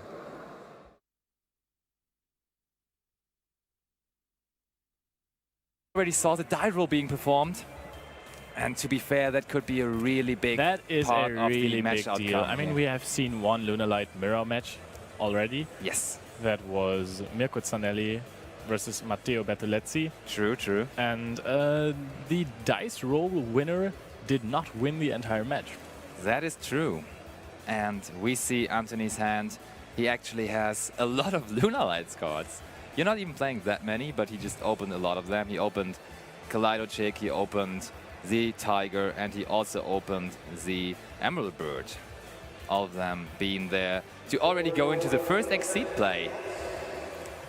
And there we go, it's the Force Tricks. I mean, he probably knows the matchup. He knows that he does not have to fear any kind of end traps. He does not have to fear the Nibiru. Yeah. He is just going for Force Tricks. The pluses are going to be made. Yeah, and as we see, it is a mirror match, so why not already talk about the main deck list? Yes, because we have seen something really interesting in Anthony's list. Exactly. If you already anticipated this deck to be one of the best decks of the tournament, you probably would have had to build your deck for the mirror match too, if you have to face it in like the semi-finals, as both of them just have to do. And how did Anthony approach that?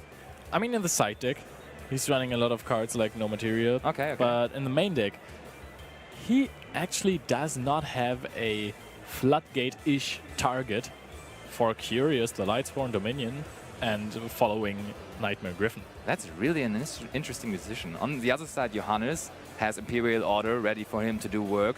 I think he played quite a few Sky Striker decks in the tournament, and just activating this card in your first turn, then you're basically good to go with the Sky Striker most of the time, because they do not have Cosmic Cyclone or Twin Twister. So really an interesting decision by Anthony to not main deck any of these. You can still use Crescendo after your combo on the Cyclone or Twin Twister, so you can protect your order even. Yeah, that's true. And let's see Anthony already going into the combo. And look at that. By summoning Tornado Dragon here, that actually indicates us that he will be able to summon another rank 4 Exceed because he definitely wants to go into Abyss Dweller in this matchup. Yes, pretty much indeed. And he popped the Lunalight Tiger in his scale to special summon back nice a Collider synergy check. there. Yeah, and there we already are.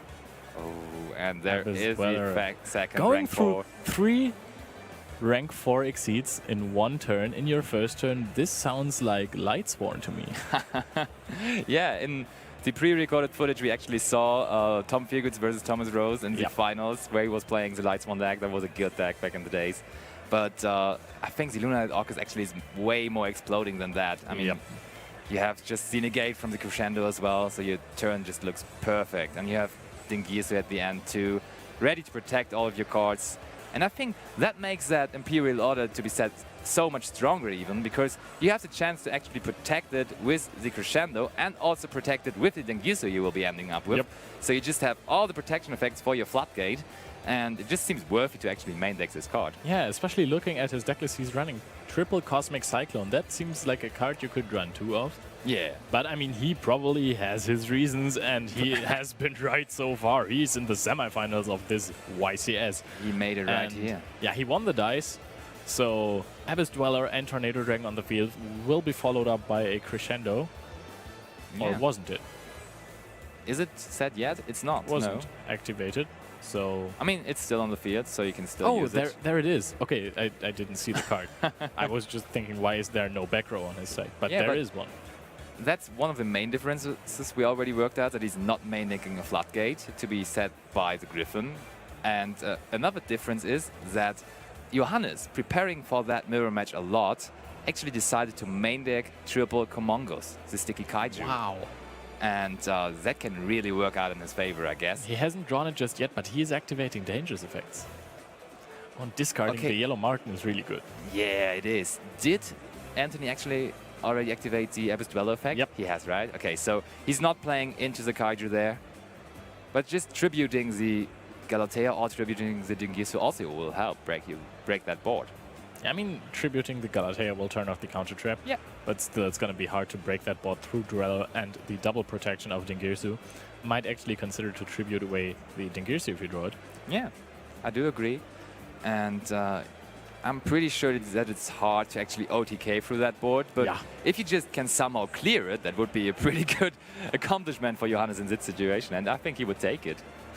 He just looks at his danger draws, he cannot really change them, and he just thinks, okay, I will play out my opportunities as they come, and then hopefully be able to do something. And there's another Tsushinoko being added to the hand, so I mean, he's going like full risk with these dangers, because as Dweller is active, the cards that get hit by the graveyard are there for some time, and they cannot be activated in the graveyard. So he's going to normal summon Skeleton. Yes, now. Skeleton. That's obviously not the Orcus card you want to draw. Yeah, but it still is an Orcus card, so you can kind of access the Galatea Dingirsu engine. That's absolutely true. So there is the Galatea, as you talked about it. And look at Johannes, he's like, I cannot really do much more, so I just have to go into Galatea. So there is the Dingirsu. That forces out the counter trap by Anthony. And now he is, quotation marks, free to go. He's free to do whatever he wants. He can assume that Anthony does not have any kind of hand traps in his deck. Oh, there's the next danger to be revealed. This time it's I think he's going to hit it. He's going to hit it. Was it Tsushinoko? No, yeah, it was Tsushinoko, Tsushinoko, right? Oh, and this time you predicted it. He hits it. This could be very hard for Johannes. And look, and he shakes his head. He cannot do anything, but he protects the Dweller with the Dingirsu. Now we're going to game 2. I mean, game 1 in combo matchups is never that... Can be pretty one-sided, yeah. Hyper, you know? There's one guy to combo. After siding, those matchups get really interesting. Yeah. Because then it can be a 50-50. You might not even want to start. I mean, I do think you have to start in the Lunalight mirror match at the moment, but you have some very powerful cards coming back into the metagame, basically, because Gnome Material was basically off the radar as soon as Nibiru was released, because it seemed like, yeah, Nibiru is just better because you contribute the whole field and stop them after they made their combo, so that's perfect. But Gnome Material, throwing it on Nyala, if your opponent is just trying to summon Azeroth, then he's stuck with that Nyala in the extra deck monster zone, and that really, really can hurt you, and you basically have to pass on that most of the time, because you cannot use that Nyala for anything. And you can do that basically on every rank 4. Would you try to mind game here? Would you not even would you side in Nibiru's and then hope that your opponent tries to outplay you by not summoning Nyarla and Azathoth because he thinks that you're not going to side it anyway because it's a dead card sometimes? Ooh, that would Mind require your opponent to really, really think a lot. So that's a big mind game, actually, because you really need to have your opponent thinking around a lot of corners. So there's like not only you having like a lot of stuff to do, also your opponent has to do a lot of stuff. So you're relying on a lot of factors there. So I guess that's really not the way to go. We actually can really see what Johannes is boarding there, right? I saw him. He has Nibiru's in his main deck. Only. Oh no, he's putting them out, right? Oh, there's his side deck. Looks like he's totally going first, meaning that Gnome materials aren't coming in, and Kaijus are obviously being boarded out as well. No Twin Twisters, no reboots. That makes sense. Yeah, absolutely. We have talked about Reboot a lot, by the way. That it wasn't the most popular card, but it seemed to have worked well for Johannes. Yeah, it absolutely did work well. And as you said, they are coming in Nibiru's and Gnome materials. What card do you play around first? Like, you have a route of play where you play around the Nibiru, where you first of all go into the Curious, and that plays around Nibiru, but that heavily plays into the Gnome. So, I know, other way around, you know, that played into Gnome, but you play around Nibiru the other way. So, what do you play around here? I think basically, no material is not even that popular. I mean, it's a really popular choice for all the Lunalight players because they expect to face Lunalight in the top cut. That's true, that's true. But you don't know if your opponent plays it necessarily. But you also do not know if he summons Nibiru during the game, if he sides it even. So I think I would rather play around no material if I see that my opponent is running the Lunalight in the top 4. Because it has been a popular choice in the Lunalight decks. Yeah. So that would mean that Johannes would have to summon the Curious first. Now, that's finally the first declaring card. that. That's the first card we can see in Anthony's hand. No material Lancea. And Lancea But he as needs well. cards to play with. Don't forget that he needs cards to play with. That's not really a card yet. Johannes decided to keep in the Nibiru going first. Tanky will allow him to make some plays. But that 5th card's still relevant. Another Lancea. I mean, that lets him survive for a turn. I guess. But let's see. How can Johannes start it off? He's double Kaleido Chick, which is not really what you want to have either. But he wants to get rid of one of them with that Mothman here. You really want to hit a Kaleido Chick. What does he hit? He hits the Mothman itself. Oh no. And now Anthony even gets the chance to recycle this one Lancea, which is kind of dead. Oh, the Zephyros, the elite. He can just that's even discard better, the I guess. Zephyros. I guess you definitely discard the Zephyros there. But still, by the effect of Mothman, you can get rid of or you the discard the Kaleido Harp Chick. Horror. That makes sense as really well. strong as well. That was You more even- than decent draw. You didn't have your turn yet, and you already have Harp Horror and Grave, so your resources are set for the next turn. That's pretty good. Who needs Mermaid? yeah, exactly. If you just have your opponent playing for you, like Dark World dealing style.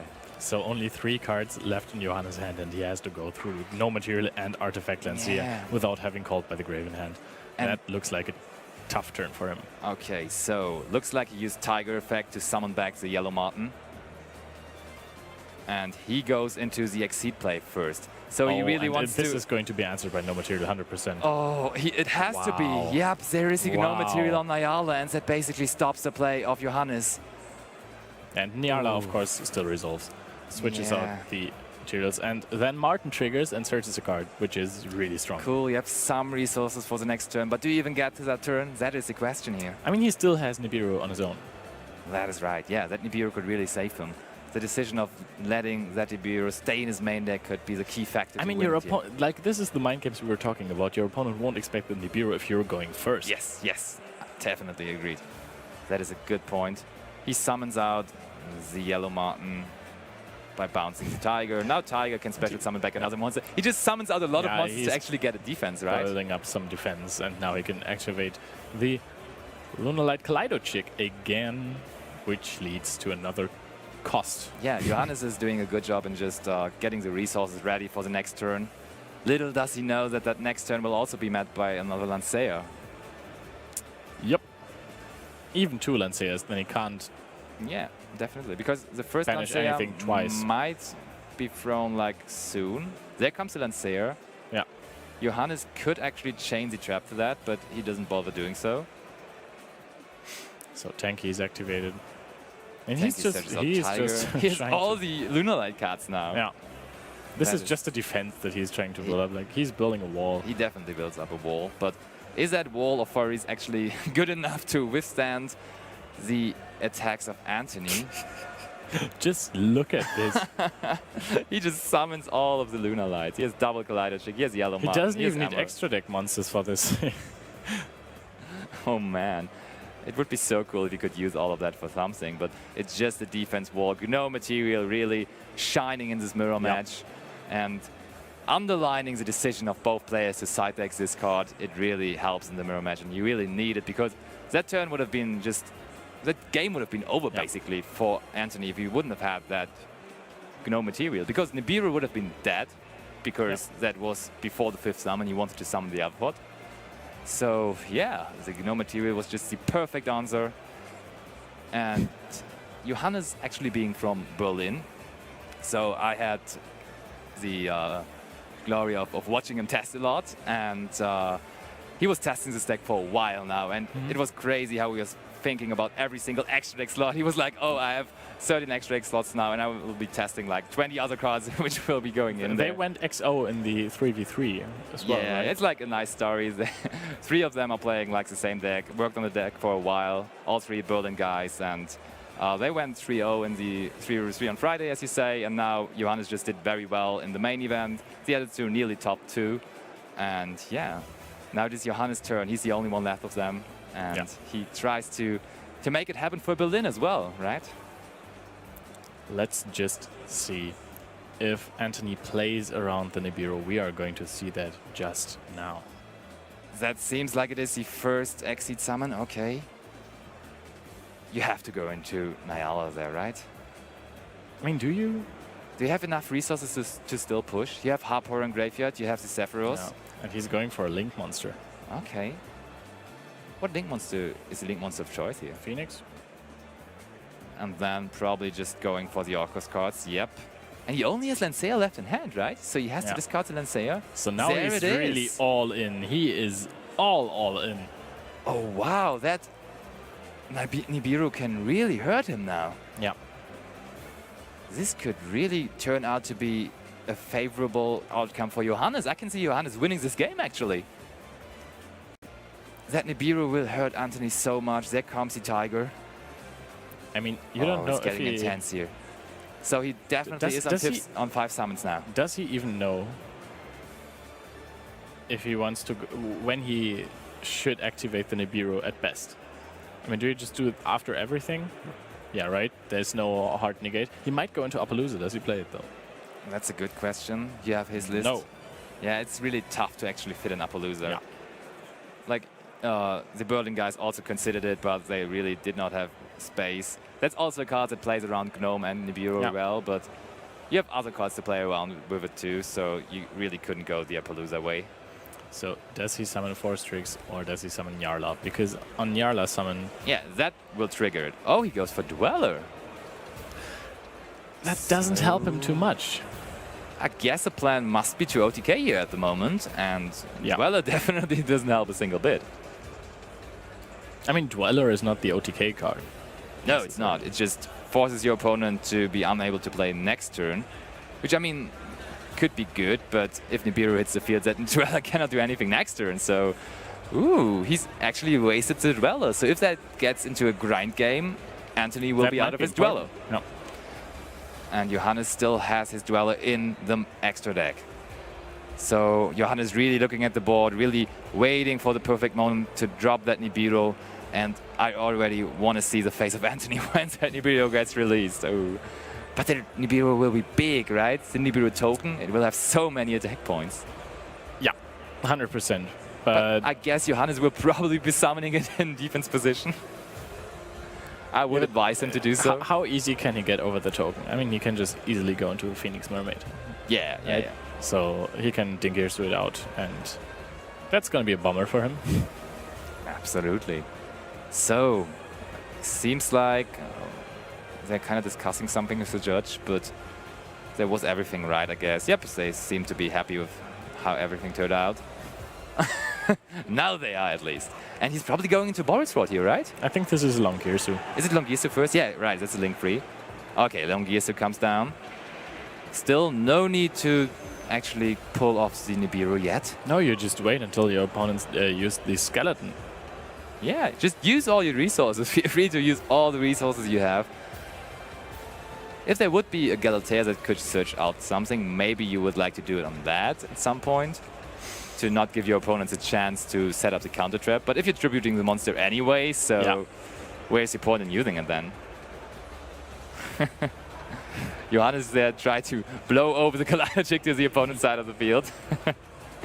And Anthony, maybe he realizes that his opponent is probably having Nibiru here, because Johannes still sitting there calmly, and by his body language, I think you can kind of tell that he's more than happy to actually still play on, and he does not look like, I'm losing at the moment, so that could be an indicator for the Nibiru. I think he's trying to put on a poker face. Yeah, he is trying, true. But on the other side, I think he looks pretty confident, or not? But I mean, he was looking confident from the first moment on. We saw him on the stream. He just came on. He's just acting to be confident, even though he is confident. You know, he's double mind game. Yep. The double mind game happening. So Galatea is summoned. Yeah, I've discussed that with Marcello earlier. When you're like actively counting the summons of your opponents, you can probably tell that your opponent does not have the Nibiru, right? Yeah. Because that would be like a super good double reverse poker face, because how cool must you be if you bluff the Nibiru and you really have it? There we are, Nibiru the Primal Being. Oh, that new gold sacrifice is coming down handy here. Oh boy, and he's already calculating how much attack points Quick maths are there for the token.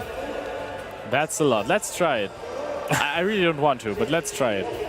No, Okay. let's not do it. Absolutely fine. The Yellow Mountain has to be banished because it was summoned by Zone's effect. And there is the token. Nice YCS It Judge looks token. so harmless. It looks so harmless, but this token really packs a punch. It is so big. So Anthony, can you even do anything more this turn? Or is he just left with the token? I think since he's used Galatea, there is no way that he can recover from this turn. It should also be like his Orchestra engine that he's playing is relatively small. Is it? What is he playing? I mean, he's playing 2 Horror, 2 Nightmare. Okay, okay. And only 1 skeleton, of course. You don't really want to up the number of skeletons. It's going to at be all. really hard to recover from that, as he only plays 1 Galatea and 1 Ningirsu. And 1 Long Girsu. Yeah, so that might be the rare case of a Lunar Knight Orcus player getting gnomed on the Nyala and still being able to win because they have the Nibiru on he their still own. has Gizmek Orochi, the Serpentron Sky Slasher.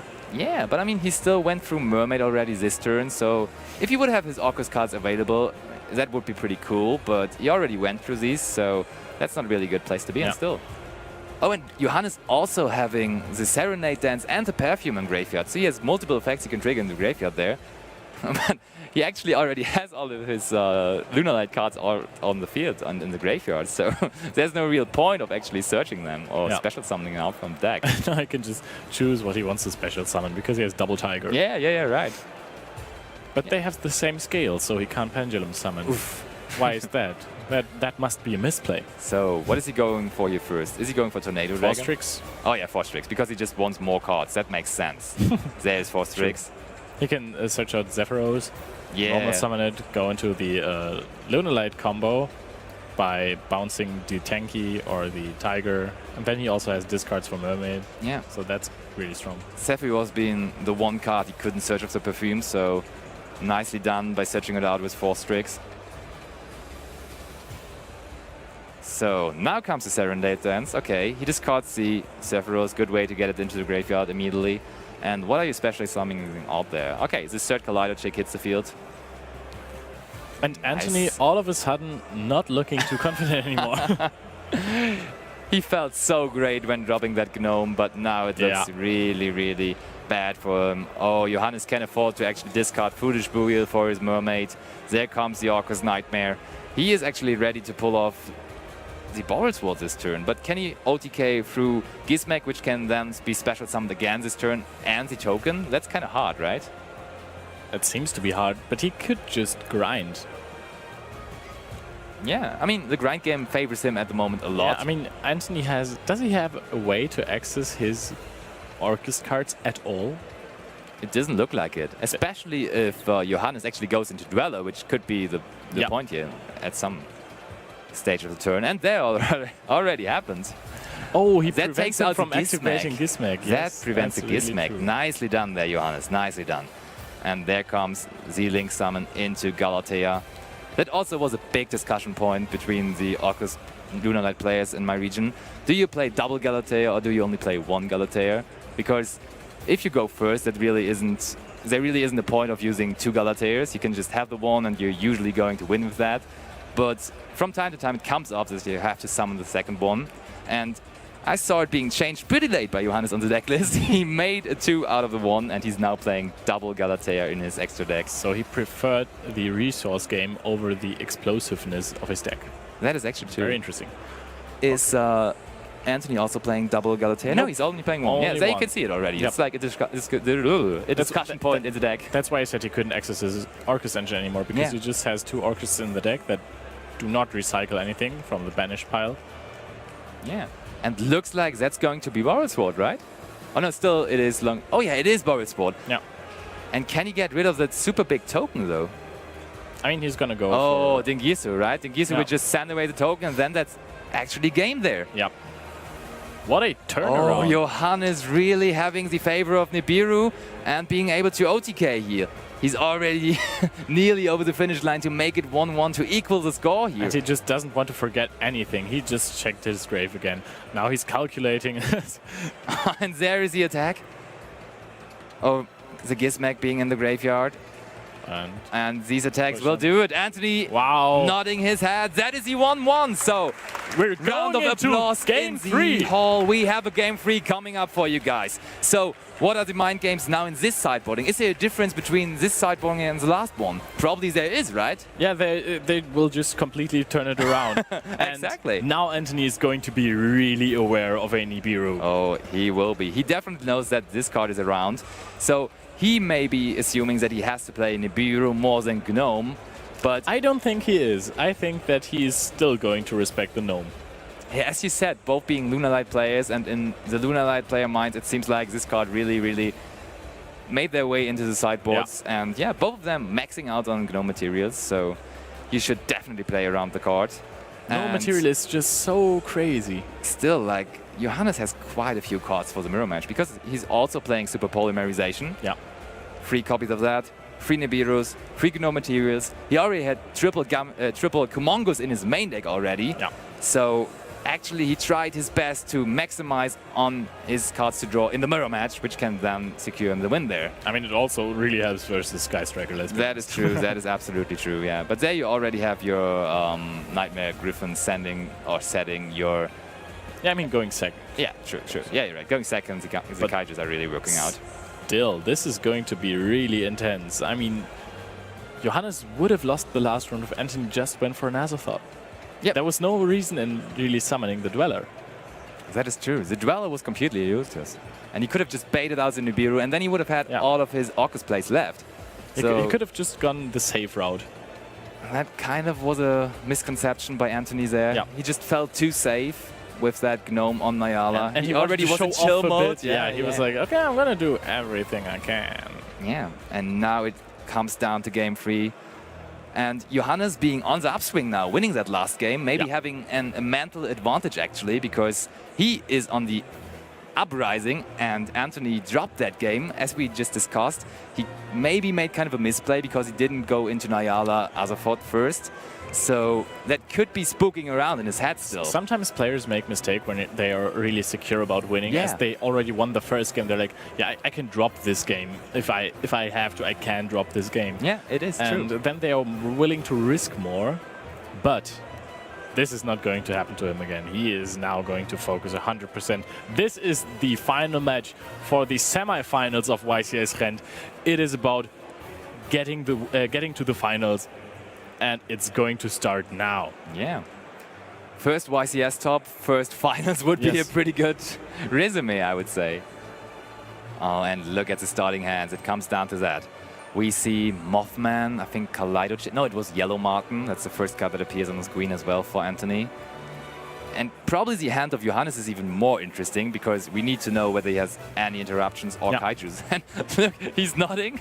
Did that mean that, yep, I can do it, Or did that just mean, yeah, you have my hand typed into the system there? I think it's rather the last one. I wouldn't. Yeah. Oh, Anthony starting with 2 Orcust monsters, which he probably happily discards here. Yeah. Like, hitting the Nightmare here would be pretty good for him. Yellow Martin also a very good discard. Yeah, it gets rid of the Yellow Martin, that's a good start. There's Lancea in the hand. Oh, yeah, Johannes. right. He has Lancea, and what does he have as well? Did he have additional interruptions? I didn't really see it yet. Ah, there we have it. It is. Wait, do we have it though? Yeah, it's not on the screen yet, but we have it on here. But oh, there's no Lancea. Did you really see Lancea? I'm pretty sure that I saw Lancea, but... Lancea could have maybe been Mothman too. Kind of similar artworks. But let's focus on the cards we see being played on the table there. How? How are Lancea and Mothman similar? Both kind of darkish, I guess. Oh, and there we have it. Okay. Oh. So it's probably no Lancea. Yeah, exactly. Oh, Johannes cannot interrupt that at all, and Anthony freely going into his combo there. Phoenix leaving the field, making plays for the Mermaid. Mermaid using its effect. Now he can discard the Serenade stance. Oh boy. Johannes, see him just going from left to right in his chair there. That's not really a comfortable position for him. He wanted to win this feature match so badly. Wanted to go into the finals. But still, as he said, he has nothing to lose at the moment. He's in the semi-finals of the YCS, in his first YCS top ever. So he's perfectly fine losing here too. But that game is not over yet. I wouldn't say that anyone is fine losing this game. It's the semi-finals, and you, of course, want the trophy. Yes, you want, of course, to win this whole thing. Yeah, you still have that in your mind, on your mind. The title is so close. Just reach out and grab it. Yeah, but now Anthony does the same thing that Johannes was doing pretty well in the last turn. Recycling all the Lunar Lights, just bouncing, special summoning, bouncing. It's just so easy for Lunar Lights to actually get out multiple monsters very quickly. First damage to the life points being dealt by Sephiroth, so Anthony down the life points now. And actually that is a factor from time to time, because this combo of the Lunar Light Orcust deck can really take a while. So if you have a mirror match, and for example one of the players, I don't think one of the players is inexperienced here, but if one of the 2 players is inexperienced, then you can actually take a lot of time, maybe like 15 minutes for the whole combo, and then on both sides then you're already over the time limit, you know? And so time can become a factor here. Yes, but that is not going to happen here. Anthony is going through his deck. Yeah, he's pretty quick fashion. Pretty quick with his combos, definitely. I mean, then the semi-finals, they've performed this combo a lot over the weekend already. Yes. So safe to assume they know what they're doing here. Yeah, but let's see Anthony setting up the crescendo already. Cool. He actually decided to go for Tornado Dragon just because he can. He had the access to 2 rank 4 exceeds. I mean, that's a pop on a tanky. It's good. Yeah, definitely. It's just an additional interruption. You happily take it. I mean, the alternative would have been to just not have the Tornado Dragon. Yeah. And I mean, if you can just do more, why not doing more? I mean, the alternative would be running Summon Limit and going Curious Griffin. Yep, that's true. But he decided not to, and the results are speaking for him, so he is going to end up on Crescendo Dweller and Tornado Dragon, which looks like a board that is really hard to out for Johannes. Yeah, I do agree. What is your personal opinion on the order being set in the first turn in the mirror match? Do you think it's good? Oh, what a bad top deck. What did you draw? I just drew into Crescendo, right? Oh, that Oh. really isn't the card you want to see there. So Johannes now staring at his hand, trying to figure out a way to somehow break through that board. 4 monsters on the side of Anthony. One of them already used its effect now, the Abyss Dweller. Isn't it crazy how both of them all the time hard draw Zephyros? I mean, Johannes actually searched for Zephyros last turn. Really? Did you see Force Tricks? Like last game, sorry. I mean, last game, yeah. Okay. True. I mean, last turn for Johannes would be pretty hard to get to in this scenario. So he actually goes with Kaleido Chick first, and as always, Kaleido Chick triggers its effect as a cost. So you should probably not be negating the Collider Chick, because the only point of activating the effect of Collider Chick is to get that monster into the graveyard as a cost. So you're already done before even resolving the effect. So And then comes Martin is special Tiger. summoned. And I mean, you could have already prevented the Tiger special summoning the Yellow Martin when you would have gone for the Imperial autoplay. So I see that being a little better in that scenario. Although I think Imperial Auto is just such a powerful card, or not, right? Isn't it all around the best card in the game? Well, not the best card, one of the powerful cards in the game. It is indeed crazy powerful. He could have Tornado Dragoned the Tiger first. Oh, but he goes for the Tiger King. And you kind of have to Tornado Dragon out the tanky. Or you you Tornado Dragon out the tanky. You definitely have to. I mean, you can do it in response to the effect of Tiger King, right? Yeah, sure. That, of course, works. Yeah. I mean, Tiger King, in case you don't know, you can just bring it up to the screen because the card is already a little old. It has the effect to actually just negate all of the monster on the opponent's side of the field. Yeah, and he does it. He Tornado Dragons it out. But now there is no Dingirsu protection, so you can just run over Galatea now. Yeah, so that actually disables Anthony from using his counter trap here. And maybe Johannes has a way to actually play through here. I'm kind of wishing for it, because that would make up for a good game here. I mean, if he doesn't snipe all the dangers. Wow. So 1-4. What is he hitting? He revealed Mothman. He's Sephiroth. discarding Sephiroth, so that's a pretty good discard on that one. Yeah. So, I mean, he can actually... Is there a way he goes into Bowl Sword here and just OTKs with everything? Without using Grave effects, because there's Abystrella on the field? I don't see it, but I'm still curious as to why he did not just attack with the Fire King, Tiger King. Yeah, Just you to turn really off the want to crescendo. Yeah. It's just safer to turn off the crescendo. You're right. But that Mothman also can defeat Galatea in battle, right? Does it have 1,800? Or Galatea has 1/8 as well. Okay, they both, Mothman I should mean, also you be can at double 1/8, kill, right? yeah. So, okay, But you have he's one monster less on board. Much but still. rather attacking over the Dweller. That's true. So he took out the Dweller. That's really important for the grind game if it starts to become one. Can he turn on a... words. Can he summon a counter Dweller? That would be very, very favorable for him, actually. So, really, Johannes taking his time here now, just considering all options he has. And the Tiger King already was like a super, super good start because it disabled the Dingirsu, which just is so powerful in this scenario. Do you go for the Dingirsu- Phoenix now?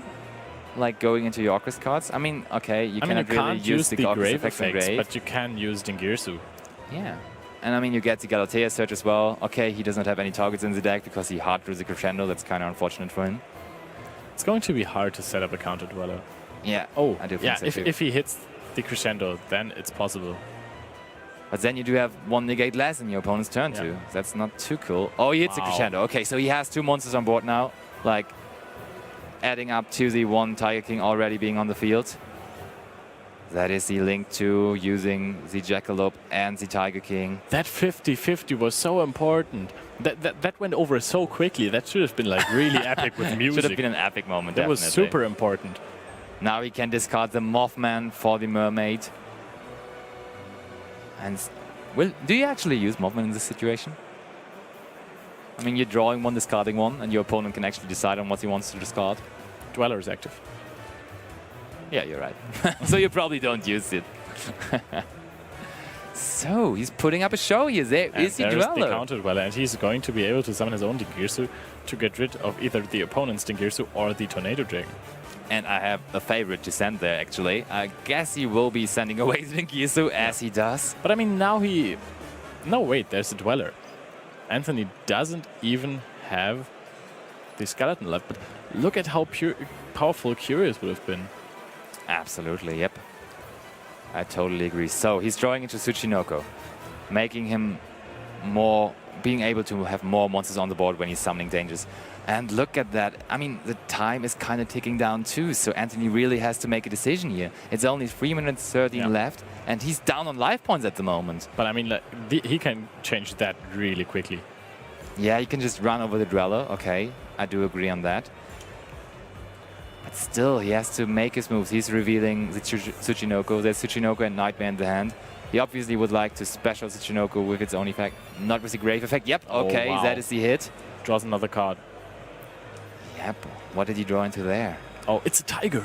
Oh, it's Tiger, really? Oh, he activates Tiger. That's additional special summons. All 4 scales are filled with the one What and a only picture. Lunar Light Tiger, the single best pendulum card in the game right now. You probably have to say so, yeah. Marvin Schmidt would probably disagree playing the Pure Endymion deck, but... Oh, He Yellow can Martin. even destroy his own Tiger with Tornado Dragon, so he can go into another monster. And now he can summon Boral Sword Dragon, if he wants to. He has 4 monsters. But, yeah, true, of course. His own Tiger can trigger. Oh, no, it's Abyss Dweller on the field. No, it's in the extra deck. It's destroyed in the extra deck. Oh, correct. So, that Yellow Martin now. So That's a little confusing right there. What But I guess judges and players will figure out what's happening there. Can Dingirsu protect the other, his opponent's cards? What? Apparently it can. But he hasn't detached anything, right? No. So No, he didn't. You're right. Maybe Tornado Dragon cannot actually destroy your own cards. Let's just quickly read over Tornado Dragon. Oh no, it's on the field, so he could have totally done that. I mean, we have seen that a lot. So, and Johannes is indicating his opponent to hurry up a bit, because of course he does not want to lose this in time. Yeah, and he actually just went into the Boral Sword Dragon. I mean, that secures him doing damage. I mean, he can attack over the Dingirsu and then shrink his attack to deal 3k and then put the Dweller in defense and deal another 3k, and that's going to be hard to recover from. Yep. But he instead he decides to only take deal 3,000 damage instead. Which I'm not quite sure is the correct choice in this situation, because now it's less about grinding, because he had to put it in defense position now, he couldn't deal damage, and Dingirsu is still sitting there. So if he summons another monster, he can immediately go into a Dingirsu, send away the Boral Sword Dragon. Oh, and look how he's rushing. Johannes really rushing through his deck. He knows he has a chance right here. He searches out Gizmek. The crescendo in Oh the yeah, Gizmek, so cool that it's the machine. He can search it out with the crescendo. Now, it really is a factor of time. Look how quickly he gets his cards into the banish pile. Still looking at them. Drawing a cut and draw phase. Nearly unimportant what it is, because he just needs to really quickly go into Galatea and then the Dingirsu maybe. Yeah. I mean, he can just pop the Boral Sword Dragon. He turns it into defense position. Okay, but okay. Johannes doesn't he can just yeah, it was summoned in end phase, so you can just immediately turn it back into attack position. So how much damage? That's not enough damage yet. You have to get out more monsters to actually win this game, Johannes. So, it's getting close, 40 seconds. He uses Nightmare, okay. Nightmare pushes the Dingirsu. Okay, that's more damage already, but you do need more monsters. Come on, you can do it. There he is. And I'm not sure if pushing Dingirsu was the right choice. Okay, there is the skeleton. And as you say, he just links away the monster, he just pushes. That's not perfect. But still, that will be Galatea, I guess.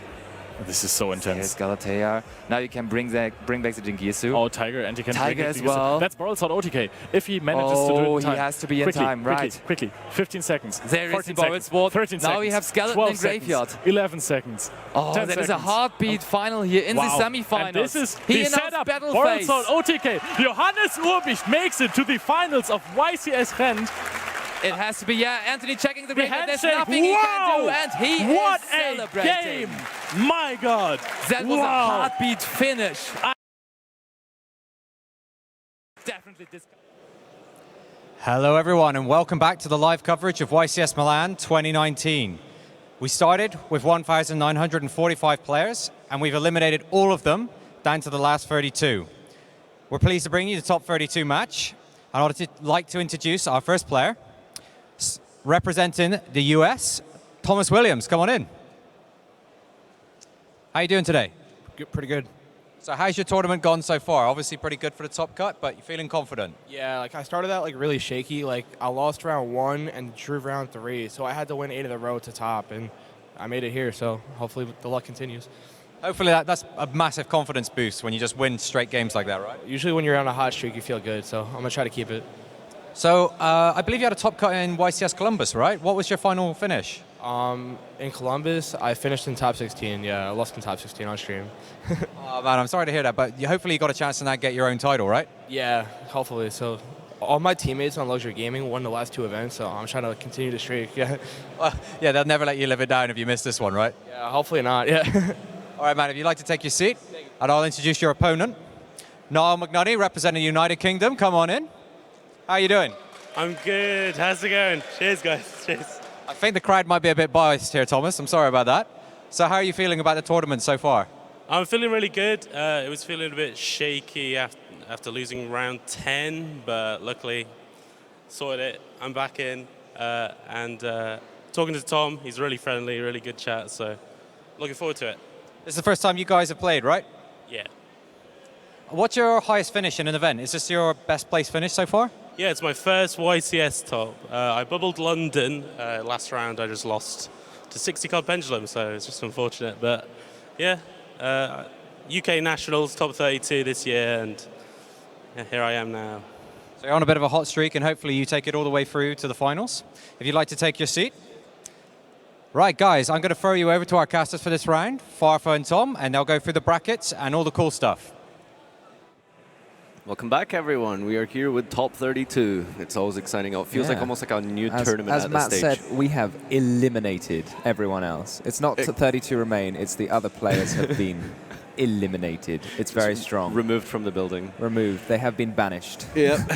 So we've got... as Matt said, the good stuff. This is my favorite stuff. You know, you get to look what's happened, what is the outcome of the tournament from the stats nerds point of view. This is like we'll see who started exactly. You see what decks, what was the how were the decks at the beginning, and then what was the most popular, what can you expect to face, and then actually what was the best, what performed the best. So we'll take a look at the breakdown. We're going to tease you stats. first with the country breakdown. Yep. So this is our. So we have, if we have a look in the country breakdown here. This is the initial. This is the initial one, just to compare it to what's going on in the top 32. So as one might expect.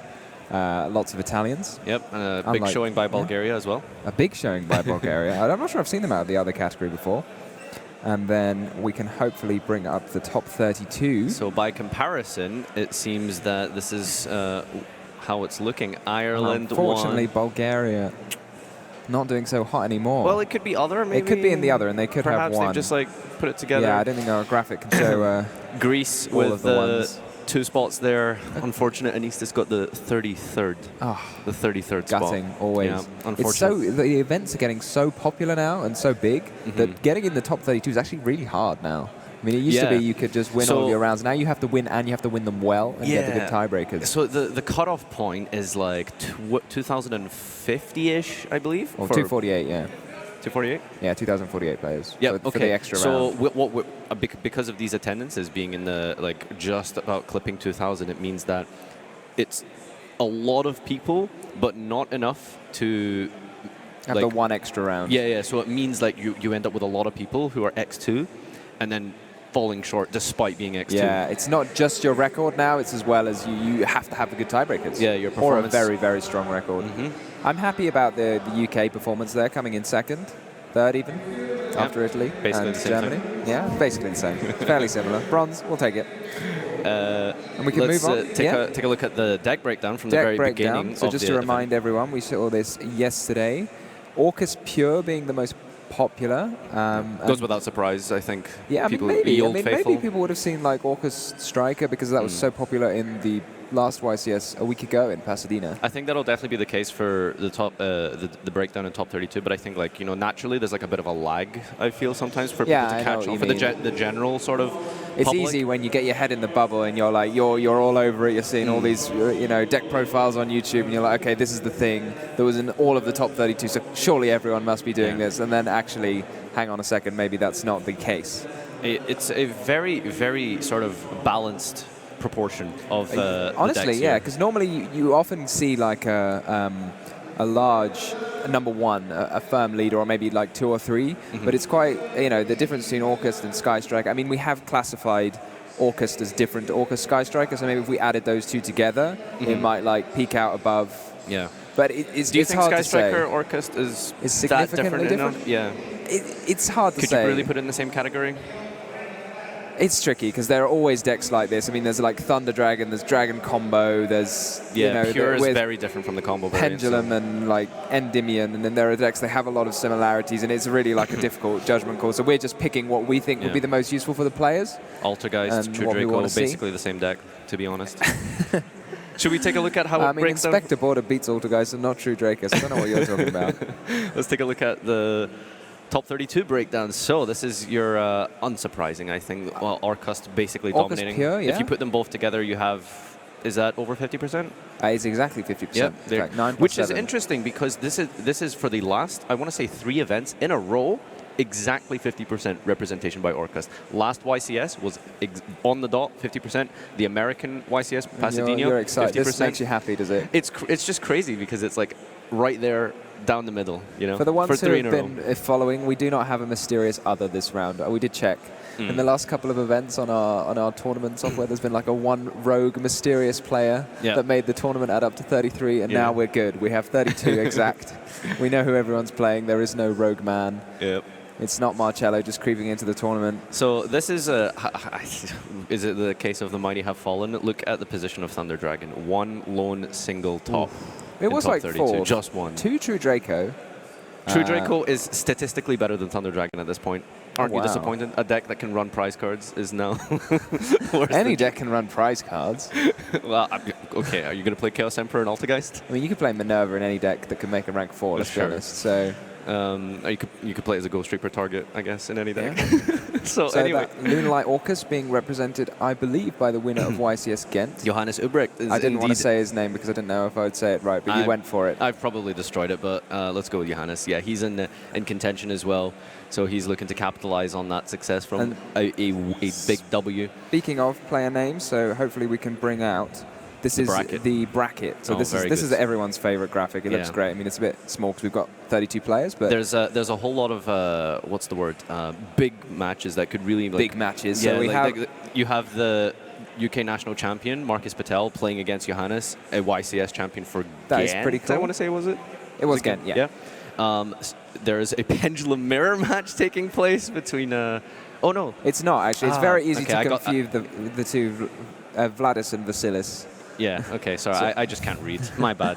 We have Marcel Burry, who we saw in round 2, has come all the way. We have a show from Croatia by, I think his name is Christopher Christian Masic from Croatia, playing against a French player. I believe he was playing Musketeers. Yeah, I think he is deck. indeed the magical musket player. So, and Lars from our previous round, along with some very good players. Adrian Durson. You can see who was a world's points leader. Yep. There's a lot of good names in here, so we're definitely in for a. We've done well on the features, because we can see Vladis, who we featured in round 3, made it into the top cut, and Marcel, who we featured in round 2. We've done the opposite of cursing them. So what we're hearing here is, if you want to get in the top cut, you need to have a feature. You need to be featured. Yeah, exactly. So exactly. make sure you come to me with your spicy deck list. So I think we're ready to just about begin now. So we're going to take it over to the table and get started for this top 32 matchup. Niall McNulty on the right with his Sky Striker Orcust versus Thomas Williams playing pure Sky Striker. I don't think we've seen this yet. For you before. No, that was why we picked it. It means how can we have an event where we've not featured Sky Striker the whole event? Yep. Madness. But now we will put to right that wrong. So Dark Grapher pitches the harp in the hand, and this basically gives him the harp access, which is the most important one, but now also the extender, which is probably going to be World Wand, or he will be getting World Wand in some capacity. Yeah, World Wand Nightmare is reasonable because I can send the World Wand as well. Yeah. Do you like the Skullmeister? That is a card that has really cropped up recently. It's cardboard. I love how old it is. It's got text on it. Yeah, it's almost as old as DD Crow, I think. Almost as old as you. It's almost as old as me. I don't think it's as old as me. But it's like, it was a hand trap back in the days before people even had the name hand trap. Yeah, it's like this card just activates I don't know if it was hand. out before Effect Veiler, though. Yeah. I don't actually know. Would you call Gores a hand trap? Gores. Is that a hand trap? Would you define it as a classical hand trap? Like, it's definitely not that sort of hand trap. Yeah. Gores and Tragodia, if you remember. Tragodia. But we see it here, like, it's one interruption, but when your opponent's got, multiple extenders, it's... Yeah. So Skullmeister is negates a card effect in the graveyard, correct? It negates a card that activates in the grave. Yeah. So its function's a bit different to DD Crow and Ghost Bell. So yeah, so that's what I was getting at here. So the difference is between Skullmeister and Ghost Bell. How do you feel that like kind of weighs up in like the meta? Do you think you would like Skullmeister's just kind of better at the moment? Personally, I prefer Ghost Bell. Yeah. If you're running Sky Striker. Skullmeister's a dark as well, right? Yeah. So Skullmeister is a dark is a big advantage for the Orcus deck because they're running 3 copies of Allure of Darkness. So if their opening hand is not so strong and they want to activate Allure of Darkness, and they can banish a hand trap which might not be so useful on your first turn. So that was why I think DD Crow was very popular, along with possibly Skullmeister. Personally, I think like Ghost Bell can negate almost everything that Skullmeister can, but it has the advantage of negating activations, which allows you to activate it in the damage step. Skullmeister only negates effects, so that can't activate in the damage step. But Skullmeister, on the flip side, is an old enough hand trap that I believe it probably doesn't say once per turn, if we want to bring that up. Once per turn is indeed a clause that has been a bit of a modern addition to the game, you know? Shout outs to Armageddon Knight. Well, you have to summon it loads of times. I mean, Isolde, summon number 1. Yeah. DDR, summon number 2. Yeah, I think there was a. I showed you could do that a lot of times. So taking a look at Tommy's hand here for going second, just that Skullmeister, it's not quite in as high impact, I guess, as you would maybe want it to be at this point. It's one of those like the It's Orcus because deck, you opened the heart with the Yeah, Grepher, some people complain the Orcus deck things like you have your normal summon and then you just hope that it doesn't get negated. I mean, you can have extra cards like Foolish, or you can have Grepher to discard, but often you're just hoping. And in this case, so if you just had the 1 extender, then Skullmeister would have shut down the turn. I mean, this is basically like everything you really need on your first turn with Orcus. Yeah, you just have your Masquerena with the Babel and a loaded graveyard. And a Phantasme in hand, no less, against Sky Striker. So Yeah. I think if you're Thomas, like you're the thing that you hope is going to get you there is that there can be only one, right? Yeah, that's the thing that you're gonna try and like flip on your opponent's like push on their like turn 3 to try and like prevent like an OTK potentially. And hope they've only got their machines left. Yep, and haven't picked up some kind of like We will Cosmic or something. Does Niall have any sort of main deck outs here for it? Should he run into issues? I'm not seeing any. I mean, you don't need like specific spell and trap movement. Yeah, because you have Dingirsu. So you have Dingirsu possibly. You have, you can just summon a Nightmare Phoenix. That works as well. well. But it's just hard work. It just requires you to. You have to be a little bit very limited options. It's a bit like. So what's happened to Niall's life points? Well, he lost a lot for that. Yeah, that's Cosmic Cyclone, but you pay 1,000, deal a very 7,000 damaging Cosmic Cyclone. I think he gained 1,000, and he was just put to 1,000. Yeah, there we go. 9,000 life points. Versus 7,000. So now he can activate. No, he can't. There's a card that you can use if your life points are 9,000 or above, right? Ancient Leaf. Isn't it 12? Isn't it like 12,000? Nah, it's 9,000. Oh, okay. It's the most broken card in Tag Duel because you start with 16. So like, that thing's just pot of greed. If anyone like, there's a Tag Duel tournament going on, by the way. Maybe we should feature that at some point. It's 3v3, isn't it? But I don't know about tag. No, literal tag, not 3v3. I have no tag. idea what Tag Duel is. I mean, I don't know the rules. I'm sure. I think I played a locals that did it once a very long time ago. Trisbania being summoned here. Trisbania is huge. Like I was going to comment as to whether he ran it as extra deck. I didn't have time to have a look, but he obviously does. And it banishes spells and traps. That is crazy good against Sky Striker. Prevent the area 0. He's going to get rid of the Metal Foes fusion. Yeah. And now Thomas is left with very little. Yeah, it's the. What happened to his? There can be only one. It's still in his hand. Is he not doing this during the end phase? Is this not what this is? No, so he just did it to prevent area 0. Yeah, because he forced it out by hitting the Babel, so he was like, I guess, kind of forced to use it. Well, he banished it, and then he was using Gizmek to trigger the. So Hayate is gonna like come down and attack and probably bin an Enge, I want to say, because that's a drone he opens, correct? I would happily. You could bin a raid, but I don't really see it. I think binning an engage is probably better. Yep. Get the extra draw. He's probably going to do something to get rid of the Trisbana, because the Trisbana immediately threatens that there can be only one. So this is the feature match portion of the engage into engage section. Yeah, this is what's going to happen. Yeah. When do you think Niall is going to drop his Phantasme? Okay, that's a now. Okay. Do you think there's any reason he decided to hold it until the Shizuku? Like, because like maybe you just want to use it immediately. So like, your opponent summons Hayate, you want to like Phantasme, try and draw like the Ash for like the engage that they're dumping. Yeah. But he's actually chose to like save that till the end phase. I don't actually know. I mean, there's some value to like not showing it to your opponent for as long as you can, because they might make a decision based off whether you do or don't have it. But I can see, like, I would probably rather just do it on the Kagari maybe, so you might draw an Ash, but he might not be running Ash.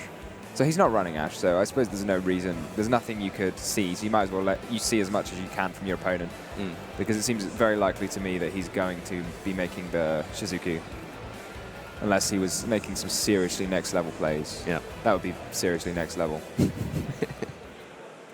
So, I mean, at the moment, like, there can be only one that's very threatening against Orcus, but he's actually got two really non-machines on the board. So my guess is the end phase Shark Cannon, perhaps? Yeah, you search in the end phase and then resolve the roll to like set it to give you an extra line of defense. But that pickup of DD Crow is really big. Yes. So he's got one Shark Cannon maybe now to banish one monster from his opponent's graveyard.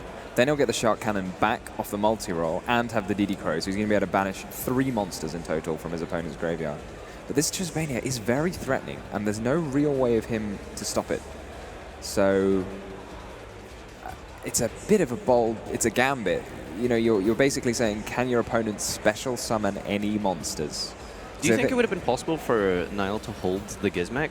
And he did. I mean, he used it kind of preemptively, so he used it to get rid of the Area 0 and Foe's Fusion. So do you think maybe he could have just like let him like resolve that and then just maybe try and resolve it in the end phase and like clear any advantage that... That is definitely a different plan that you can go for. It's definitely like a line of play. He remember, he didn't know what Thomas had, so it's... You just don't really want to risk it. It's fair. I mean, he did cut him off from a significant number of cards because the Area 0 can now no longer be destroyed. So it got rid of 2 cards, Metal Phase Fusion, Area 0, which is quite a good combination of cards. So I can see the merit to it, and it might have been that Thomas just didn't have any other stars, and that might have just won him the game on the spot. So it's really hard to make a good judgment call on that. So on the normal summon of Harp, I guess he's probably going to consider whether he flips the there can be only one now. What's the type of Trisbania? Trisbania is a Cybers. Cybers, yeah? Yeah, all of the topologics are Cybers. There we go. So Trisbania is slightly different to the other topologics. So it might trip you up. So most of the other topologic monsters say when a monster is summoned to any zone that a link monster points to, it activates the effect. So Trisbania's effect only activates when a monster points to a zone, when a monster is summoned to a zone that it points to. So it can make a difference because it's surprisingly awkward just to have a Bomber Dragon on the board and your opponent like trying to do their usual combos, because they're just like, how can you not summon monsters to where a link monster points to? It's very difficult. Yeah. I mean, how are you going to summon things from the extra deck? Yep. And here, that Shizuku's not giving him an extra arrow, you see, right? So there's no way for him to summon something and not proc his own Trisbania. So he's going to have to. So Phoenix's like priority here, do you think, is like to... Phoenix's priority is just to discard a card, if I'm totally honest. Yeah. Because the thing is, Trisbania's going to proc anyway. So, I mean, actually, if Phoenix resolves, which it will, it's actually going to do a worse job for him. Yeah, because you want it removed. You don't want You'd it rather like, banish destroyed. it and your opponent take extra damage. So it may have made more sense just to target. I mean, it's kind of a security policy in case the Trisbania gets negated, right? Sure. Because that way you know the multi-roll will be destroyed. Yeah, and he's also wanting to put the Harpor in the grave. But now, with the... sorry, just waiting to see what exactly he picks here. He's going for Skeleton. Do you think maybe like Dingirsu is like the call? No, you need to just shut them off from Orcus monsters entirely. But I don't think he's going for Harp here. It's going to work out, because the problem is, so he's got the DD Crow for 1 more banish, but he's got 1 extra Skeleton and a Harp in his graveyard. And then Thomas is going to be left with absolutely nothing because he doesn't even have a Ray in his grave. Yeah. I think the only saving grace would be a potential top deck of Engage here. So that discard for the Nightmare Phoenix was a good shout. Yeah. So he could have just said, okay, I don't need to destroy anything because the Trisbania is going to banish everything anyway. But in fact, he really needed the second copy of Harpor in his graveyard, because otherwise the DD Crow would have banished the Skeleton and that would have been him done for the turn. But fortunately, he has 1 more Orcus in his grave than Thomas has banishes, right? Yeah, and he's removing the Galatea that was targeted by the skeleton with his DD Crow. That was the last card in his hand, so he's literally top decking right now. He's literally top decking, so you know there is one possible top deck to rule them all. We all know it. We know what it is, and I mean, having said that, his graveyard is not. Oh, it is full, just about. Yeah, it's got enough. He's got 3 spells in there. Yeah. Okay, but honestly, I don't even think an engage gets you out of it at this point. If you're Nile, I can't really see any reason for you not to set up Galatea with a Crescendo, unless you. There is a reason, which is in case you banished it. But if you've not banished the Crescendo with Gizmek, then I don't really see. I don't really see a better card to get off Galatea. I mean, Babel's already gone, so it's either that or Return. Goes to the battle phase and attacks over here, and because there's no Ray in the graveyard, there's pretty much... much easier. I think Thomas is just going to check just in case that a Ray... just in case a Ray managed to spawn there. Parachute in. All right. Good old Ray. Linking off. It's always there. He's just thinking, have I got that extra Galatea? I believe the answer is yes. He's only used 1. Yeah. So this is where we figure out if he has the Crescendo or not from this Gizmek. He's probably just going to have a little look. Returning Gizmek. Drum roll. Does he have it? Oh, he does, yes. He does, okay. He did hit it off the Gizmek. I feel like, yeah, okay, that's enough for Thomas. He knows, up, like, there's not a card I can top deck without something that negates anything. Niall takes game 1, and moving on to the side decks. Let's take a look at this. Tommy's playing 3 copies of Lancia, Twister. Dark Ruler no more. Yep. Come on, that was poor effort. I couldn't quite make out his handwriting. Weren't you a teacher? Shouldn't you be able to read bad handwriting? That's actually a good point. Sorry, calling you out there. He's playing MST. MST? Ye Old Faithful MST. Ye Old Faithful? I mean, he's already main decking Cosmic Cyclone, so, you know. Yeah, I don't know what, yeah, MST has nice interactions because you can MST your own area 0 as a last resort. What do you think he chooses to go for here, first or second? I think he chooses first, and I think we see 3 Sanctum, 1 Scythe, and 3 Lancia, all of which are capable of shutting down your opponent's entire turn by themselves. Stopping them like immediately. And we don't give the Sky Striker Orcus player any time to set up, because I mean Sanctum into Scythe is just devastating. In Lancia, you might say, okay, you can still use the Sky Striker cards, but I mean, like Scythe, what do you do? For Niall's side deck, he's playing a singular copy of Pankratops, which, do you think that card's useful versus Striker? Yes, because there can be only 1. You can out that. Yeah, so that's probably going to be the most issue. I feel like Sky Striker kind of like resolves around getting as much advantage as possible, setting up like there can be only 1, and just stopping you with all these like different hand traps you draw off your engages. Yeah, I feel like Sky Striker, like beforehand, maybe when you had 3 anchor, you might be able to rely on the Sky Striker cards to just stop whatever your opponent was doing. I don't feel like that's the case anymore. I feel like now the Sky Striker cards kind of function secondarily just to actually protect your floodgates. Yep. So you now have like, okay, so maybe your opponent might have the 1 out, there can be only 1. They might try and make a Phoenix, and then you go, okay, I'll have my 1 Widow Anchor for that. Or they might try and use Salamangreat Great Foxy, and you go, okay, I'll have the Shot Cannon to prevent that. So I feel like that's kind of the Sky Striker strategy now. It's kind of like it's the best support engine for there can be only 1. So I think we'll probably see these Twins and the Pank come in. Twins, Pank. The Waves and the Afterburner as well, maybe? Possibly just the Afterburner, but maybe the Waves as well. Yeah. Sorry, just the Waves rather than the Afterburner, because I mean, it feels bad. You don't really like destroying the Sky Striker Link is pretty irrelevant unless you only really want it for the second effect, and that requires you to have 3 spells. Yep. I could see it either way. You're definitely going to take out the Shark Cannons if you're Nile, right? So, how do you think this matchup usually goes? Like recently, with the all the Sky Striker hits, like the deck has really suffered a couple of like really traumatizing limits on this ban list. I mean, honestly, I think people were definitely pegging Sky Striker to have the advantage over Orcust last format when Orcust was significantly stronger. And maybe that's why people are still bringing Sky Striker even in its weakened form, because they think like you can just include 3 Shark Cannon and just banish everything in sight. And what's the Orcust supposed to do without a graveyard? I mean, honestly, I think the Orcust deck is just more powerful, and that's why we've been seeing so much more of it compared to Striker. It's performed significantly better than Striker over the weekend. But I think the matchup-wise, I think you're probably like, you've got to be thinking Orcust is the deck you're targeting if you're taking Striker. You've got to be planned. I mean, he's maining like 3 Diddy Crow, 3 Skullmeister. What do you think about the Demise variant of Striker? I think it's the best variant of Striker. Oh, yeah, really? Right now, yeah. But you do like, I mean, everyone loves their hand traps. Make you feel so safe. Yeah, you do feel a little bit more comfortable if you run into any combo decks or something. It seems like he's opened up 2 copies if there can be only 1. There's a Shark Cannon, a DD Crow. I assume that's meant to be Foolish Burial goods in his hand, and not just regular old Foolish Burial. Oh yeah, there you go, that's good. Foolish, send Ray. Yeah. 2 there can be only 1 versus the Twin Twister might not quite cut it here. It's tricky to say because if you activate the like if you wouldn't activate them both at the same time, right? So Niall might not know where the second one is, so it might come down to like a 50-50.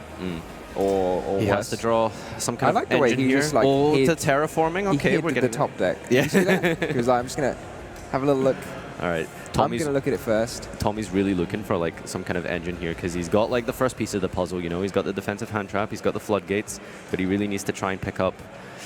I guess ideally a Ray. A Ray. Or an engage. Engage, yeah. Yeah. I think engage is number 1. He tries to multi-roll is fine because it gets you a Ray. Rhoda. Okay, multi-roll. Multi-roll, I would say, is second to engage probably because it gets you the Ray. Yeah. So he's got something. He's got going, right? He's just about there. Yeah. I mean, the problem I see now is that he's going to have the only 2 cards that Niall is not going to. He's going to set 2, right? That there can be only ones. And so there's no 50-50 anymore. That Twin Twister is almost certainly going to hit both copies if there can be only 1. So, I mean, generally speaking... Do you think maybe he might make the decision, like, you know, I don't want to like try and play this resource game, I need to get rid of multi-roll? That's true. I mean, if I'm a combo player, I think that the opinion that most players have, and something you said earlier as well, is if I think my engine is more powerful than theirs, my aim is just to make sure I can play my cards. So I know that like if your cards get going, you can clear the multi-roll with a Dingirsu or whatever. So you just twin the sets, and you just say, I'm just going to twin the sets, and that'll be that. Yep.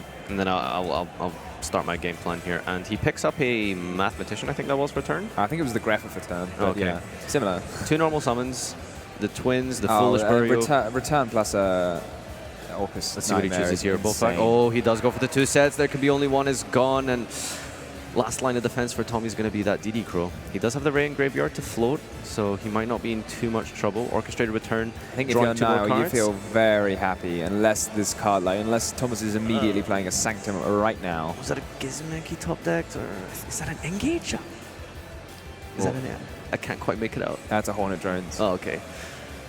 You need to work on this. I can't see. I can't. Maybe I'm looking at my artworks. Lean your head to the right. That's what I did. There we go. It was a Hornet Drones. Really terrible at Magic. I'm really bad at Yu-Gi-Oh! Like Pictionary, so like card art is just the only not time awesome you got for it me. right was before the picture was up, right?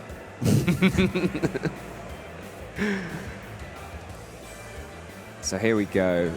I mean, this is, you got to be feeling pretty bad. Like Thomas's opening has just been taken apart somewhat by the he didn't open singular like twin. He didn't open like amazing both games, but there really isn't anything I don't think he could have improved on. He really just played his game and just seems to have just lost to the superior deck. Yeah, that's one of the things. Like, I feel like when you're playing a deck where almost in the case like all things being equal and you haven't had landed some unfair blowout that your deck loses, I don't like playing that deck. Do you know what I mean? Like, I don't like playing a deck in that situation. You want to essentially just play the bigger deck. Do you know what I mean? Like you just kind of like just need that higher ceiling because with something like Sky Striker, you are just relying on too many things to kind of go your way sometimes, right? Oh, he's going for the Shizuku too. So I mean, now he's got, because the DD Crow can banish one thing, but that's not going to do when your opponent has two things in the grave. You know, they've got the he's got Foolish as well. Why do you think Tommy didn't use the DD Crow on the Harp there in the grave? Maybe he's just waiting for like maximum impact on the DD Crow, and that might be the skeleton. Okay. But honestly, I don't really. It's one of them. Just you know, you've got the DD Crow. The Orcus monsters, they have a fair amount of redundancy in what they can do. You banish one, they can just return it to the graveyard and you use it anyway. 'Cause, I mean, if you banish the Harp Horror, right, he's got a Nightmare in his grave. You can just banish that, send him another Harp Horror. Yeah. It's very... Yeah. It's very hard to... He just holds it for, like, that final, like, Dingirsu, maybe? Yeah, or the skeleton. I think the maximum impact is you just hope that banishing the symbol skeleton target is good enough. So I think Stick here is probably going to go send Wand and he's just going to try and extend a little bit further. Where do you kind of, I mean, is there a way to go for game here, do you think? Probably not with the Ray in the graveyard. Yeah, Striker is sticky like that, right? Yeah, it can be quite irritating. You think like, oh, I should be able to win, but actually, I mean, between like the Shizuku takes one attack and then the Ray takes another. Ray takes another, but like stops one. So yeah, kind of stops an attack. So between like Ray and Kaina, they stop 3 things. Oh, he DD Crows the World Wand here? Sure. I mean, World Wand's a nice one because it's a monster and then it also gets back a monster from the Banish Zone. So it's a nice one to DD Crow because it kind of cuts them off from 2 resources, right, if you were to activate it. Just taking a look at Tommy's graveyard here to see if... yeah, the Ray's definitely in there. And for Niall, take a look at his graveyard. What are you having a look for? I'm just trying to make sure that we're all up to date on all the resources that are out in play. So I can get behind Niall's decision there to search for the Crescendo because he knows the last card in Tommy's hand is the Engage. Yep. So I think it's a little bit of effort to try and clear the... Is there an optimal way to clear this Shizuku Ray? Yeah, so I mean at the moment he's just going to attack. And I think he's presumably hoping he has more spells. So 3 for Niall and he might have miscounted. For Tommy. Oh, has he done a little bit of boo-boo here? Pretty sure Tommy's Shizuku is bigger than his. Just in case like the graveyards haven't been updated or something. Oh, well, I mean, he did use the... oh, that was nice. Nightmare. Actually, we didn't spot that, but yeah, it's got 800 extra attack. Yeah, okay, so his will definitely beat over, right? Okay, I mean, I don't think there's 8 spells different. They're just verifying that what the damage is, probably. It's a lot of counting. Count how many spells you have, count how many spells I have. So how many spells are there? 1, 2, 3, 4 for Tommy, and 3. 1. You counted already, did you? Return, Twin, and what's his third spell? And Drones. Okay. So that's enough. So perhaps the Kaina comes down here just to prevent the Galatea from attacking it. So then you can make Kaina. So maybe Niall's plan is Dingirsu in main phase 2, and then link into Galatea, perhaps. So Dingirsu can send the Kaina to the graveyard. So then he knows he'll have the Crescendo to cancel out the Engage, so Tommy's effectively top decking. There's a lot of like work and effort involved with just clearing like... Just clearing a single Sky Striker just one Striker Link monster like requires you to go through all these hoops. It's like they're not going to do that much, but they're just going to be there. Yeah, they're just always going to be sticking. They're there with you forever. You cannot get rid of them.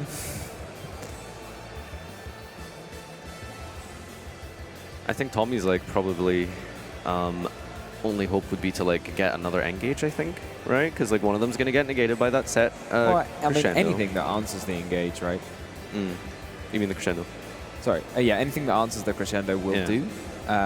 So be it a Widow Anchor or a... Oh, this is nice. So he's going to get to keep his Shizuku as well. Foolish and he had the Burial. Foolish Burial, lest we forget. So Shizuku will also search him and engage, which more or less feels like it seals the game. Like, how do you see yourself coming back for Tommy? Like, it's got to be like some nutty string of engages, right? He's not used Kagari, I suppose, so he could theoretically resolve a lot of copies of Engage on his own turn. Niall bins and basically has access to all the machines in his deck that he could want at this point. He's sent the final Gizmek, so now like on his following turn or Tommy's end phase, he's going to be able to summon that Gizmek. Set up for that OTK. What is Engage, the draw? top deck It is said an Ash Blossom. Oh, no. It's just not enough. I mean, you probably activate the Engage and see if your opponent remembers to flip the trap does the card. very simple thing of negating the Engage. You never know, you never know. Checks his graveyard. But you might just bluff it. Checks graveyard. Thinks. Is he just passing? He's really thinking about all possible scenarios in which he can maybe come through here. Did he pass for a turn? Yeah, I think that makes sense, but I don't think it will do the trick. Did Niall actually search? Oh, he did, yeah. He searched his Engage. Yeah. So he's got the Engage. Why do you think passing's the best play here? Well, it's hope to survive. I mean, what else do you do? You activate the engage, it gets negated, right? So then you'll only have an Ash. Whereas this way, you might draw like something to answer the engage, and then you can try and use the engage on your following turn. But surely Niall just OTKs him. Yes, but you surely lose if you activate the engage as well, because then you have like at least in this hope, like Niall might do something wrong, whereas I don't think he's feasibly going to expect. You think he could have like set the Ash or something as a chomp blocker? I think Ash is more likely to help you survive if you keep it in your hand, right? What are you ashing at this point when you have a loaded graveyard? Like a harp horror? The harp, I guess. Yeah. All right. I mean, I agree it's very speculative, but it's. I guess there's no need to concede if it's game 3. Yeah, there's Gizmek, and that's Gizmek is just such a crazy card because of the fact that it's a quick effect. Yeah, it's and huge. You're able to bring it out on your opponent's turn, which lets you set up. And you can do like these battle phase tricks, and it's just crazy good. Yep. So that is Boral Sword. Oh, I love that Link hand motion he did there. You just scoop them all together, and here we go, bringing down the Boral Sword. And then one of the cards is Ash, and that's it's not enough for Tommy. Okay, he's checking to see if he does have that final piece for the Boral Sword to put into defense and then attack for game. Yeah, has he not got the skeleton? I think he removed. I mean, remember Tommy had like 1 million removal cards. Like he had like the shark and the DD crow. So let's try and bring this graveyard up for you guys and take a look here. I mean, he's only on 74 as well, so I think this may just be game as is. He just summoned the. Is it? Leaves him on 14. He's on 74, and he just boosted the. Okay. Okay, yeah, that's definitely game over, right? Because he can just bring back a Dingirsu. Return, sending the skeleton back to the graveyard, and he's able to just bring it out. Use its effect to bring out this Dingirsu. You bring out the Galatea just in case. Oh yeah, something yeah, is just in case. So you can activate the crescendo. So you can crescendo the Gores of the crescendo. Crescendo the engage that your opponent activates on your turn to block your attack. He's just maybe calculating it now that it's enough damage because he's already used Boral Sword's effect. So that looks like 78. Your opponent has 1 card in hand. You have it, crescendo, and he's just going through all the attacks. Does the maths. There we go. There we go. All right, Sky Striker. Not quite making it.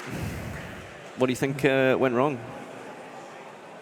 I feel like it's just one of those games. You have to feel kind of bad for Tommy. Like it's just one of those games where you didn't really have that much of a chance. As long as it was kind of all in his opponent's hands. Like it was one of them. Maybe if his opponent had made some large error somewhere that you might have had a go. But when I don't think I could see much different that he could have done on his first turn. Like. All credit where credit's due. Tommy played as best as he could. But I was very the play from Niall was very clean. Yep. Yeah, both players no real question marks over that. Yep. Everything was set up. It's just one of those cases where it's just like when you have this situation where you're playing a deck that just has a lower ceiling. You're playing against Orca Sky Striker, which is just I think objectively more powerful. It's just why and you put we them head see to head Orcas being the best deck. Yeah. All weekend, we've seen this deck performing at such a high level, and it's a reason that it's taken 50% of the top cut here. So it's not without coincidence that we've been seeing its dominance. Yeah, totally agree. What's your predictions for the rest of this tournament? I mean, I feel like you'd have to be predicting Sky Striker August at this point. So as we said before, we saw it creeping out of the deck breakdown in the first round. It was in the other category, no less. And then in the top 32, it's risen to the second most popular by a margin of 2. So, I mean, that's really impressive showing for a deck to have. Do you think maybe it's not a question of whether it's it's more a question of which variant is going to take it all, do you think? I feel like you've got to, I mean, again, just from the performance perspective, you've got to give the edge to Sky Striker August. They're a little bit neck and neck. They're the very pure similar, version yeah. And but, but you've got to think of the difference in, as I said, Orcus was in the, so Orcus Pure was the most popular deck and has just about retained that over Orcus Sky Striker, which it was in the other category, which means it had less than 60. at the beginning of the tournament and now has 7 spots. Well, I'm going to be rooting for this one-off Magic Bullet player who's, we all there. are. We all We're are. all hoping that, like... If dare I mention what happened at Milan last year? If you Go on. Prank Kids Tell us. took the whole event. Pranked. No one knew what they did. I didn't know what they did. Yeah, these things can happen, you know. Someone just reads your card for the first time and you're like, oh, this was What in a does this set do? like 2 and years you're ago like, or I'll something. activate this effect, and you're like, okay, I'll negate it, and then they're like, change something, your negation does nothing, this sort of nonsense. Well, let me tell you, have you ever read Dancing Needle? Yes. Yeah, it banishes 3. 3. You like 3. it? I feel like they will. Well, we'll see. Hopefully, we'll get to see the Magic Bullets in action next round. Yep. So yeah, we're actually going to be on for the next round, and then we'll be returning very shortly. So we're going to take you over to the players now, and Matt Bell is joined for an interview. Hi, thanks guys. I'm here with Niall, the winner of that round. Congratulations. How do you feel? I feel brilliant. Yeah, first time on the live stream, and I win. So that match looked very mechanical, like you knew exactly what you were doing. It was very much, I've practiced this 100 times. How many times have you practiced this matchup? It's really just educated guesses with the striker matchup. Luckily, I've played a lot of control matchups in Swiss, and it became a bit methodical, to be honest, yeah. Has that been how most of your matches have gone this weekend, or was that one just very clean for you? Yeah, like Trisbane put some work, back row decks just really struggle to, gain an advantage when you set up an IP, and you can just Trisbane, and they can't do anything. Yeah, it did definitely look like it went that way. So do you have any friends or anyone you want to give a shout out to back home? Yes, all my teammates, Zahab, Zeki, and Chen, who helped out. We all theoried this deck. After watching YCS Pasadena as well, everyone should have been on Striker Raucus, let's be real. So, considering how well you're doing, is there any changes you would have made to your deck? Or are you thinking this is actually 100% going to win me the tournament? There have been a few times I've missed like an Eagle booster here and there. It might have been clutch, but nah, not really. I think I'm all right. All right, guys. That's going to wrap up our top 32 match. Join us again soon for the top 16. We'll be right back.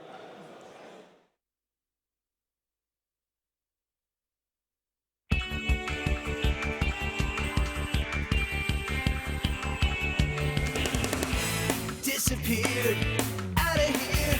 It was time to pay my dues. Never guessed that you'd be dressed in my clothes and in my shoes. Thought you were so tough. You had it all under control. Now enough is enough. Gonna take back what you stole. Keep it up, 'cause now I'm back. We're going in. Big brother, you're here, you're here.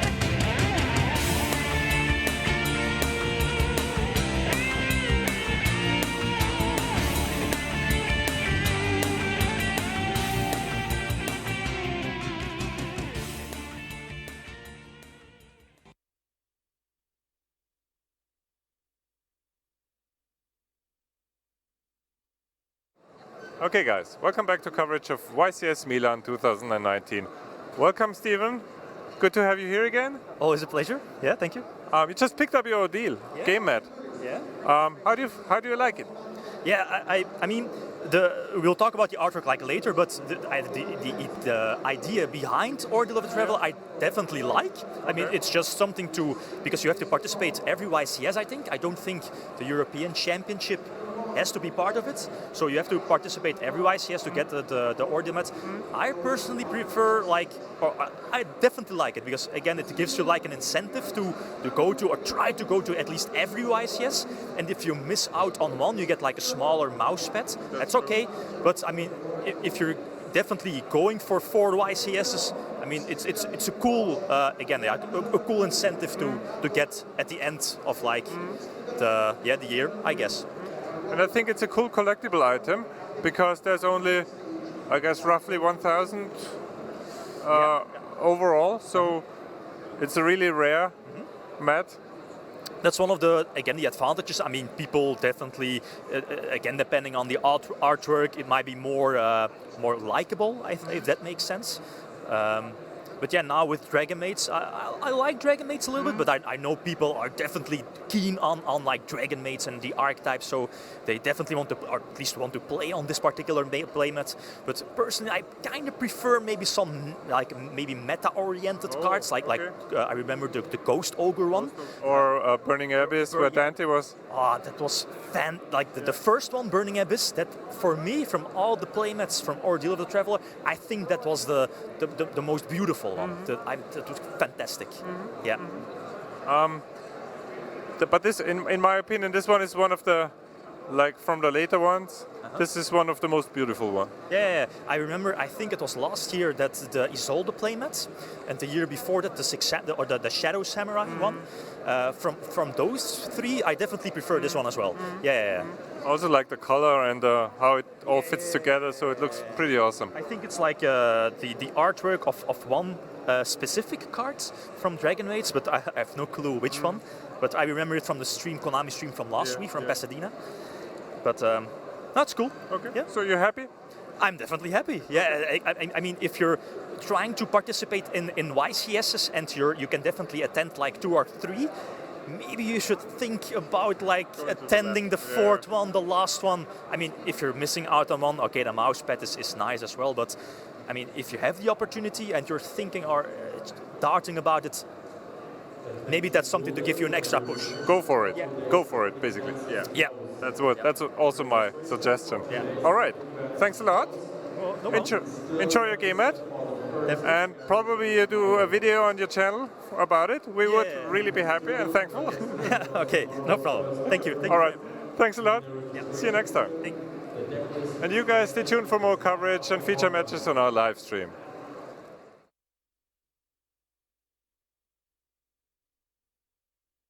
Yu-Gi-Oh! Fists of the Gadgets. Boot up mighty gadgets. Incite Archfiend Pandemonium. Rain down fire fists of fury, and much more. 5 cards per pack, each pack sold separately.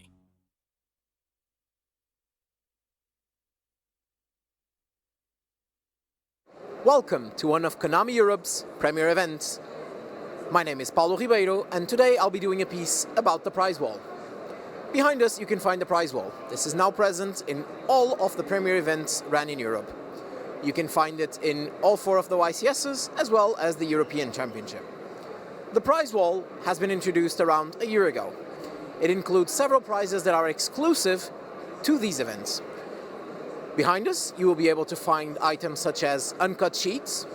You'll be able to find items such as plushies, figures, Funko Pops, all of which you can claim using prize points. These prize points, you can get them in a variety of tournaments that we are running throughout the whole weekend. We ran public events in the public event stage, and each of these tournaments have a specific number of prize points that you can use to collect your prizes. What's best, you can also use up those points during the whole weekend. You don't have to spend them during the very same day that you win them. It's very easy to win prize points. All you need to do is play in one of the public events, win a few matches, you're getting a few points. If you don't have enough points to claim the prize that you want, you can play in another public event. You can tally up those points, you can claim a different item. You can claim multiple items in one go as well, or you can wait until the end of the event and collect all of your prize points during the Sunday. This is also the only way where you can get giant cards in these events. We usually have a wide variety of giant cards available at these events. Cards that you can claim and have them shipped to your home address for your collection. Definitely recommend that you play in some of these. Don't miss out on the opportunity to collect some of the awesome prizes that we have here, because once they're gone, they are gone.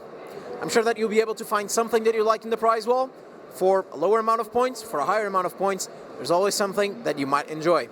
So please, come and play in some public events, continue playing, collect some prizes. Enjoy the event, see you next time.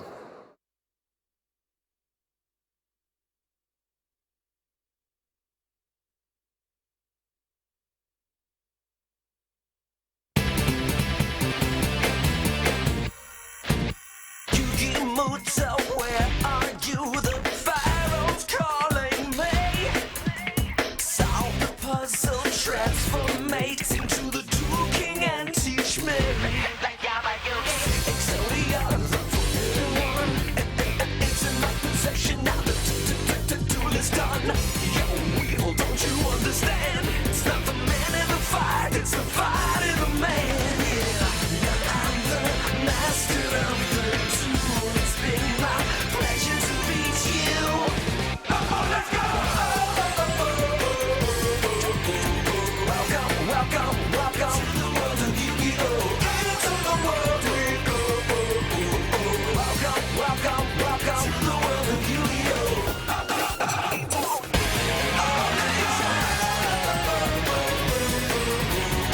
Welcome, welcome, welcome to the world of Yu-Gi-Oh! Into the world we go. Welcome, welcome, welcome to the world of Yu-Gi-Oh! So where are you?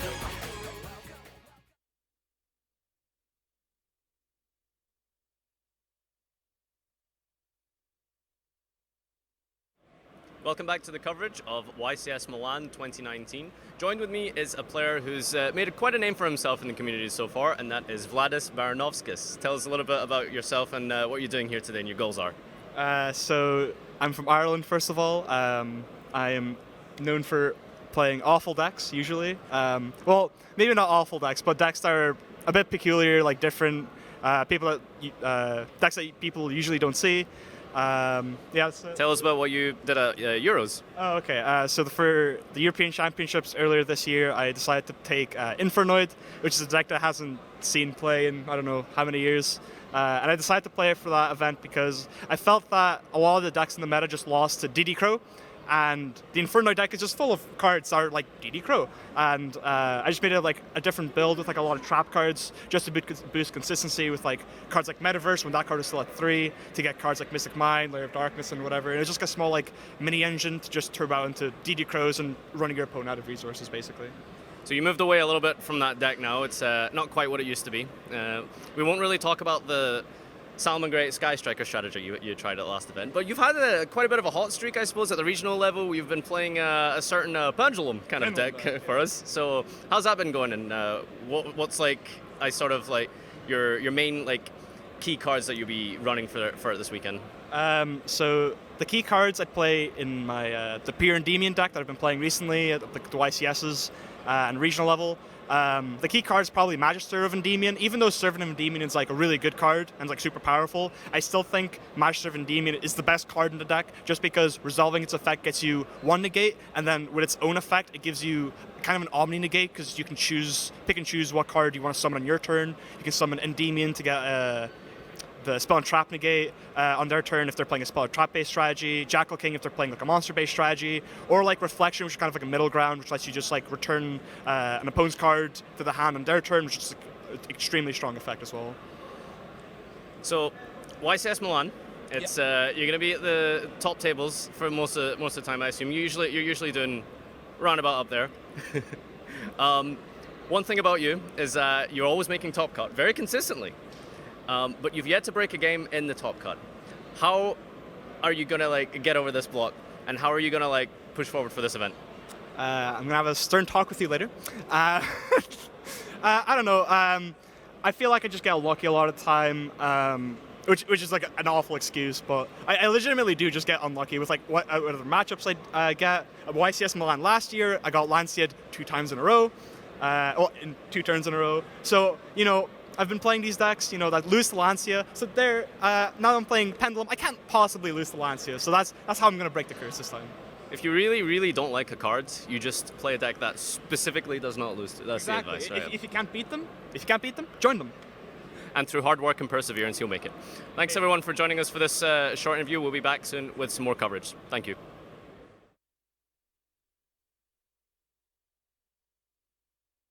Sacred treasures await in the 2019 Gold Sarcophagus Tin. Legendary Egyptian god cards. Brand new cards featuring artwork by the creator of Yu-Gi-Oh! Kazuki Takahashi, and more. 53 cards per tin, each tin sold separately.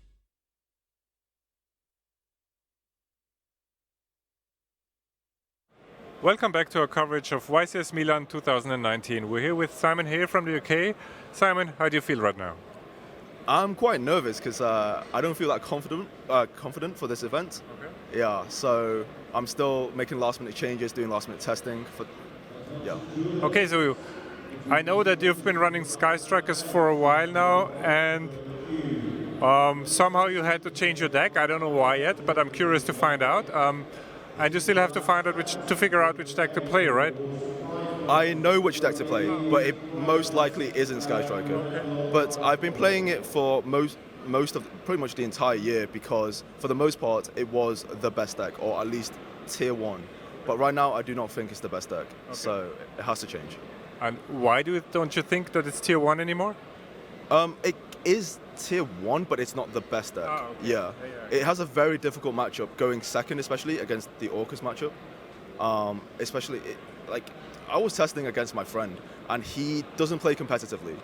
And he just picked up the Orcus deck, and he defeated me 6 games to 2, playing Orcus against my Sky Striker. So it's just, even the average Orcus player can beat, decent or good Sky Striker players, and it's just not good enough anymore. Okay, I see. Okay, I see. I know that you've been traveling quite a while, quite a lot, and lately I've been following your Facebook stuff, and you've been, I guess, to all the events or all the YCSs this year. I tried to go as many as possible. I think I've been to all of them apart from the South American events. Yeah, I'm trying to win a YCS this season, and at the same time go for Worlds. So it's quite a big investment in time. Before we talk about your Worlds race, which one was your most favorite event of 2019 so far? In terms of the traveling, Lima, because it's my first time in South America and it's absolutely beautiful there. But in terms of the YCS run by Konami and you guys, it's got to be London because of the Comic-Cons there. There's just a better vibe there. Yeah. Okay, I agree. London is great. The MCM Comic-Con is such a huge experience and it's really worth going there. So should you guys not been to London before, just check out MCM Comic-Con and of course the YCS. Okay, I've heard you are running for Worlds as well this year. How have you been doing so far? I think pretty well because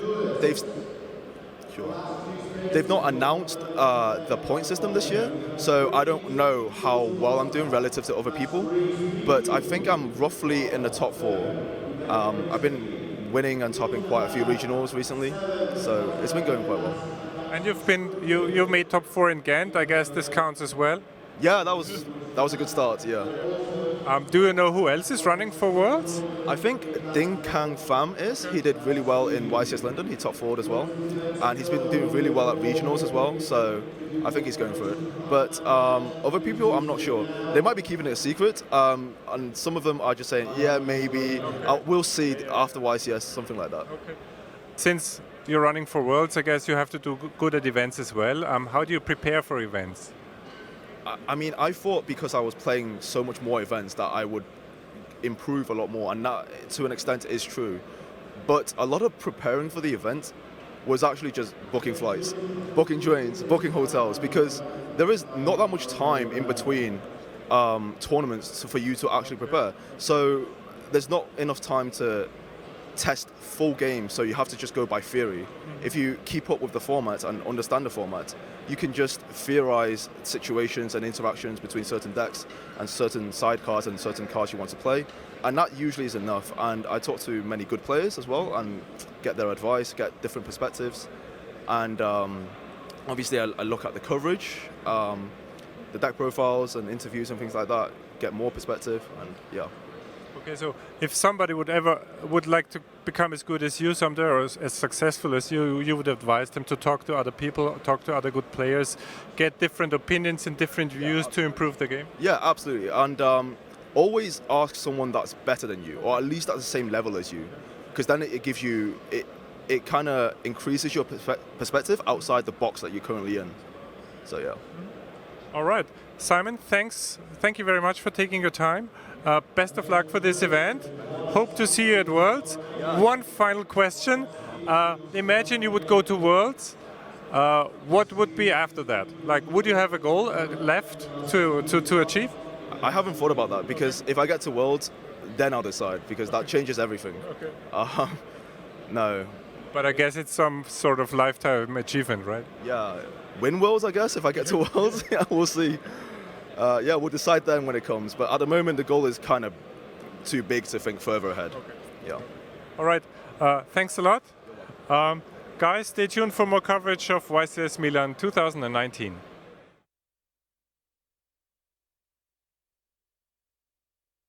To appear, Johannes, but Sam gets to go first, so I guess his hand is more important. Absolutely. No and, hand traps in the main deck. You were a little side. skeptic about him playing 41 with double cybernetic overflow, which I gotta agree, but at the same time maybe it is because just like this you want to see it so that you can search other cards. Yeah, So you see him taking good use of the new Salamangreat Almirage to immediately put a monster in the graveyard so you can use your Cyber Pepper. He's going at lightning speed here. That's something I always like a lot when you are playing a deck that not everyone is super familiar with and you can play it this fast and well. You must have done your homework. Yeah, I think it is something that you don't always see. The one that comes to my mind is probably Dinka Bui with the Prankits decks, where he just like completely went super fast zoom, with zoom, it. or is burning Abyss deck, to be fair. And destroyed the competition. And maybe we see once more someone playing an underdog decks and just taking it. You see, he's not even thinking about this. I guess just this is a standard combo. Yeah. He's fully aware, I guess, that his opponent isn't going to interrupt him. Absolutely, because just to remind everyone watching, neither of them is maining any Entrop at all. So the die roll did matter, but I think that the deck can go second quite successfly even without them. Humongous. Yeah, ooh, that's cool. So that's a good answer to the Infinity. Or absolutely. He's not playing Entrops, but he's maining 3 Kaijus, and that decision paid off. They're definitely a lot stronger against the Sky Striker matchup, but maybe they can put up enough work in this too. Either taking out the Infinity or the Galatea to shut off. Absolutely. The Crescendo. What would you go for here? Just Crescendo in general, or Babel is better against like a combo deck? Does he run Babel? I don't think he runs Babel. Oh yeah, you're right. I think it's quite popular, the decision to cut Babel this weekend. Yeah, which is interesting. Even decks running more Orcus cards are cutting Babel. Yeah, which is, I mean, you can't blame them. Yeah. There's, you know, you've got 2 cards. Like maybe Babel's better sometimes, maybe Crescendo's better sometimes.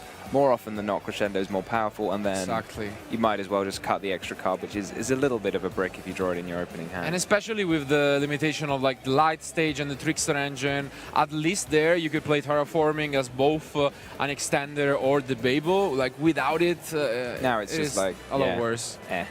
Okay, so this is a pretty decent board, but the Kaiju actually... The Kaiju deals with 1. Good. Yeah. I have a feeling the Overflow might be 1 too much, because he's not seen the Overflow either. That's the surprise factor that really is gonna catch him off guard. Oh, but he does play that. What was that? Wow. Wow, you can see Sam. Wow, that's great. Where did that come from? That was just insane. Crazy. Yeah. We didn't even look to see what the left that was would be in there. Speechless, really. Damn, Sam's going to have to keep that in mind. That's the thing, because by the time you get to the final, players don't know. You normally know what your opponent's running, right? Yeah. But you might not necessarily know that your opponent has a Mega Fleet in their extra deck. That's and crazy. You were just checking yourself I'm honestly just that was legal. No, yeah, I'm just like, is it a completely you can shocked. take any Cyber Dragon monster, I think. This completely changes our review of this. I mean, what just happened to his board? Yeah, it's all gone. That really shakes things up. We saw it in previous matches, like where Flavio, for example, a player in the top 8, considered adding this card to his extra deck. And I'm very surprised that you are. Hello everyone and welcome back to the live coverage of YCS Milan 2019. We're down to the top 16. There's very few competitors left. And I'd like to introduce our players for this round. First, I want to bring in Andreas Vrelos. Come on in. How you doing today, man? I'm probably fine. Probably fine? Are you feeling confident about this next match? Yeah, I was playing against this guy in the Swiss also, and I beat him 2-0, and I'm feeling good right now. That sounds about as confident as you could get. So you were actually a winner of YCS Rimini in the Zodiac format, right? Yeah, exactly. I won the Zodiac format. So today, if you could be playing the current deck you're playing or your Zodiac deck, which deck would you be playing? Probably Zodiac.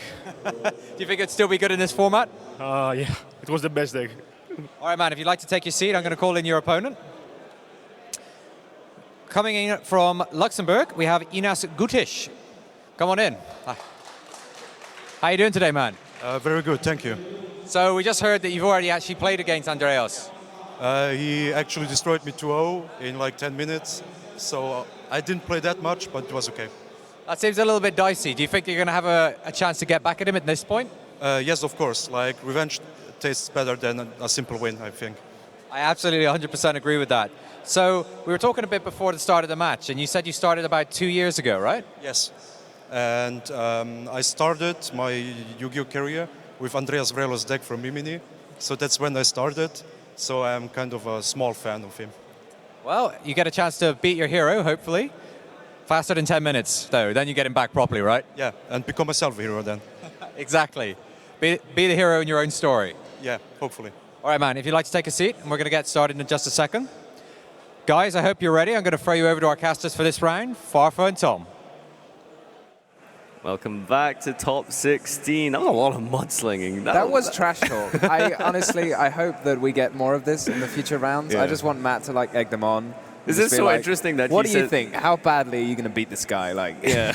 Is it interesting that he like basically said the guy net decked him and then like now he they beat me they too? both seem to be on the same page about this. I feel like we needed more from Gutic to be like, yeah, no, I'm going to beat him. Not like, oh yeah, he just wrecked me 2-0. Like I copied his list, like whatever. No, he's like, no, I'm going to. Well, I hope to see a good showing here because this is probably one of my favorite decks of all time, Salaman Great. Salaman Your Great. favorite deck? One of them, not my favorite of all time. I think it's pretty obvious what my favorite deck of all time is. The guy with the machine dude target. Really? I thought it was BA. Didn't we talk about this yesterday? Trip Dupe Scoop. All right, so Salaman Great here, and decks of all time. We had this discussion, and Andreas just asked it. Like, what would you rather play? I said Zoo when we were. I was talking about it with some of my friends. I said Zoo. Yeah. Someone else was like, no, Goki, Goki, Goki. I was like, come on, Zoo. What was your opinion? Best deck ever? If you just put all of the like unbanned every themed card, what would it be? Duelist Alliance, Burning Abyss. Burning Abyss. Okay, we can play. You can see how well your Beatrice lines up. We're not putting against a Whiptail. But anyway.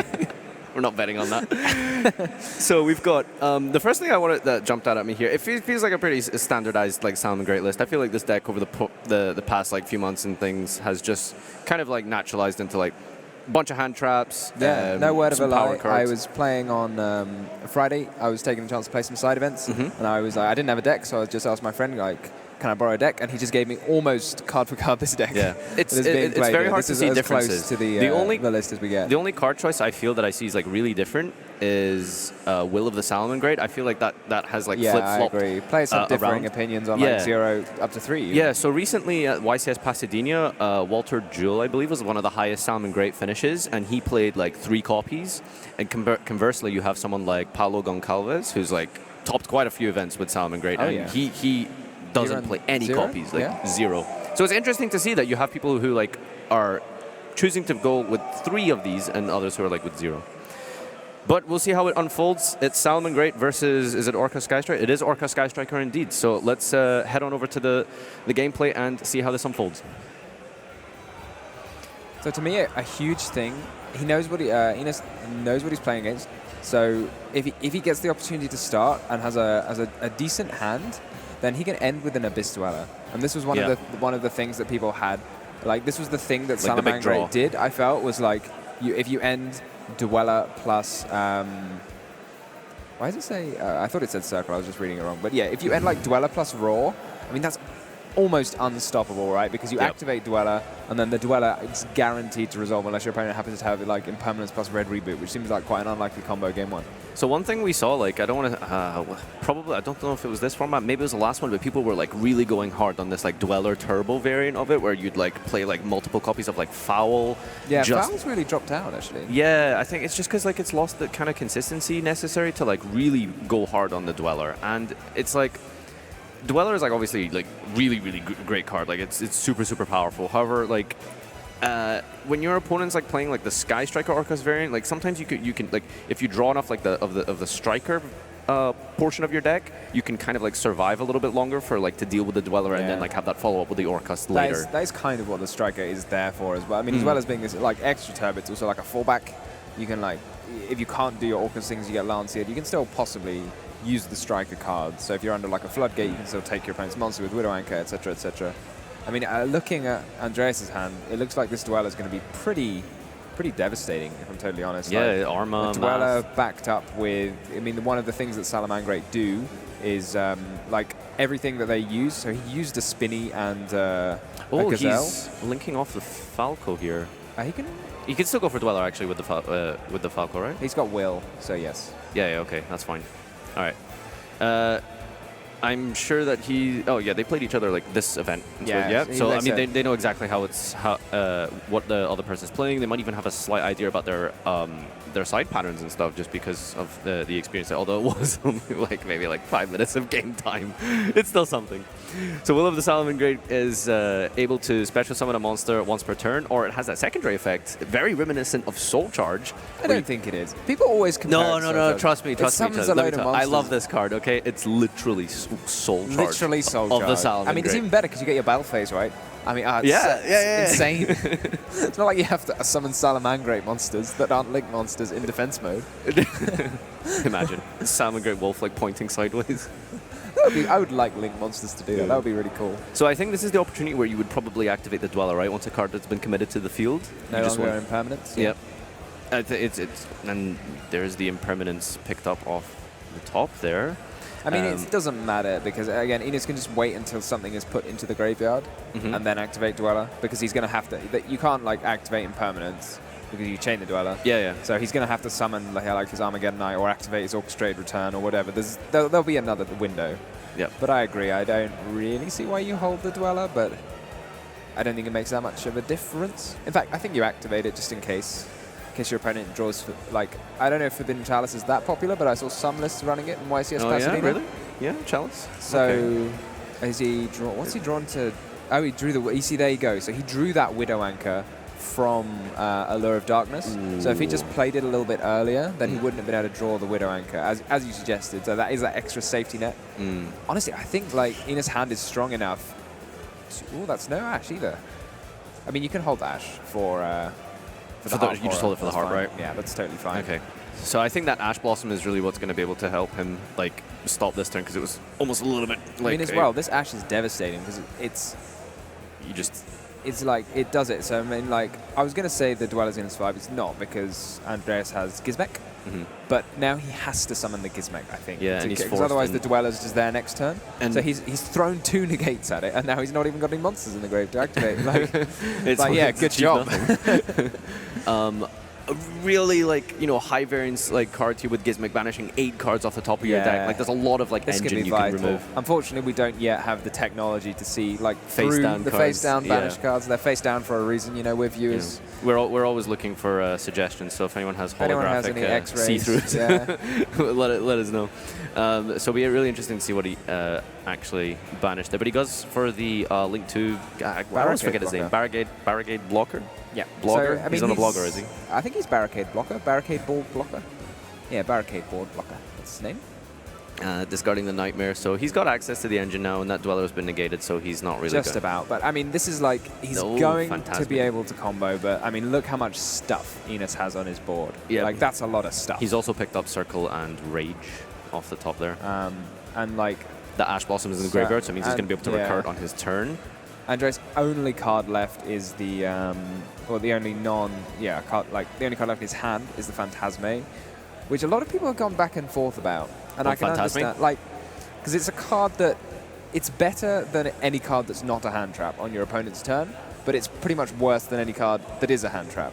You see what I mean? Yeah. So, like, you would almost always rather, like, a direct negation against most decks. So the thing is with Phantasme in a deck like Salamangreat is naturally the engine of Salamangreat I'd say is not that large, so you have a lot of room for a bunch of hand traps. So we see here he's running a huge lineup, so Phantasme is able to ideally draw you into like one of these like clutch hand traps when your opponent commits that first Link Summon. So he's playing like triple Ash, double DD Crow, Skullmeister. Yeah, exactly. But with that reasoning, if your aim is a hand trap, you might as well just play the you hand might as well just play the hand trap in the right? first place. So Yeah, but it's just a really it feels like almost standard. It's so much and fun when staple. you play it. Yeah, I know what you mean. Yeah, in Salamangreat, I haven't seen a list honestly without. Yeah, fantastic. You can Other also than the budget ones. Put it under the Sunlight Wall for Yep, to add trigger an the extra card recursion. back. All lovely stuff.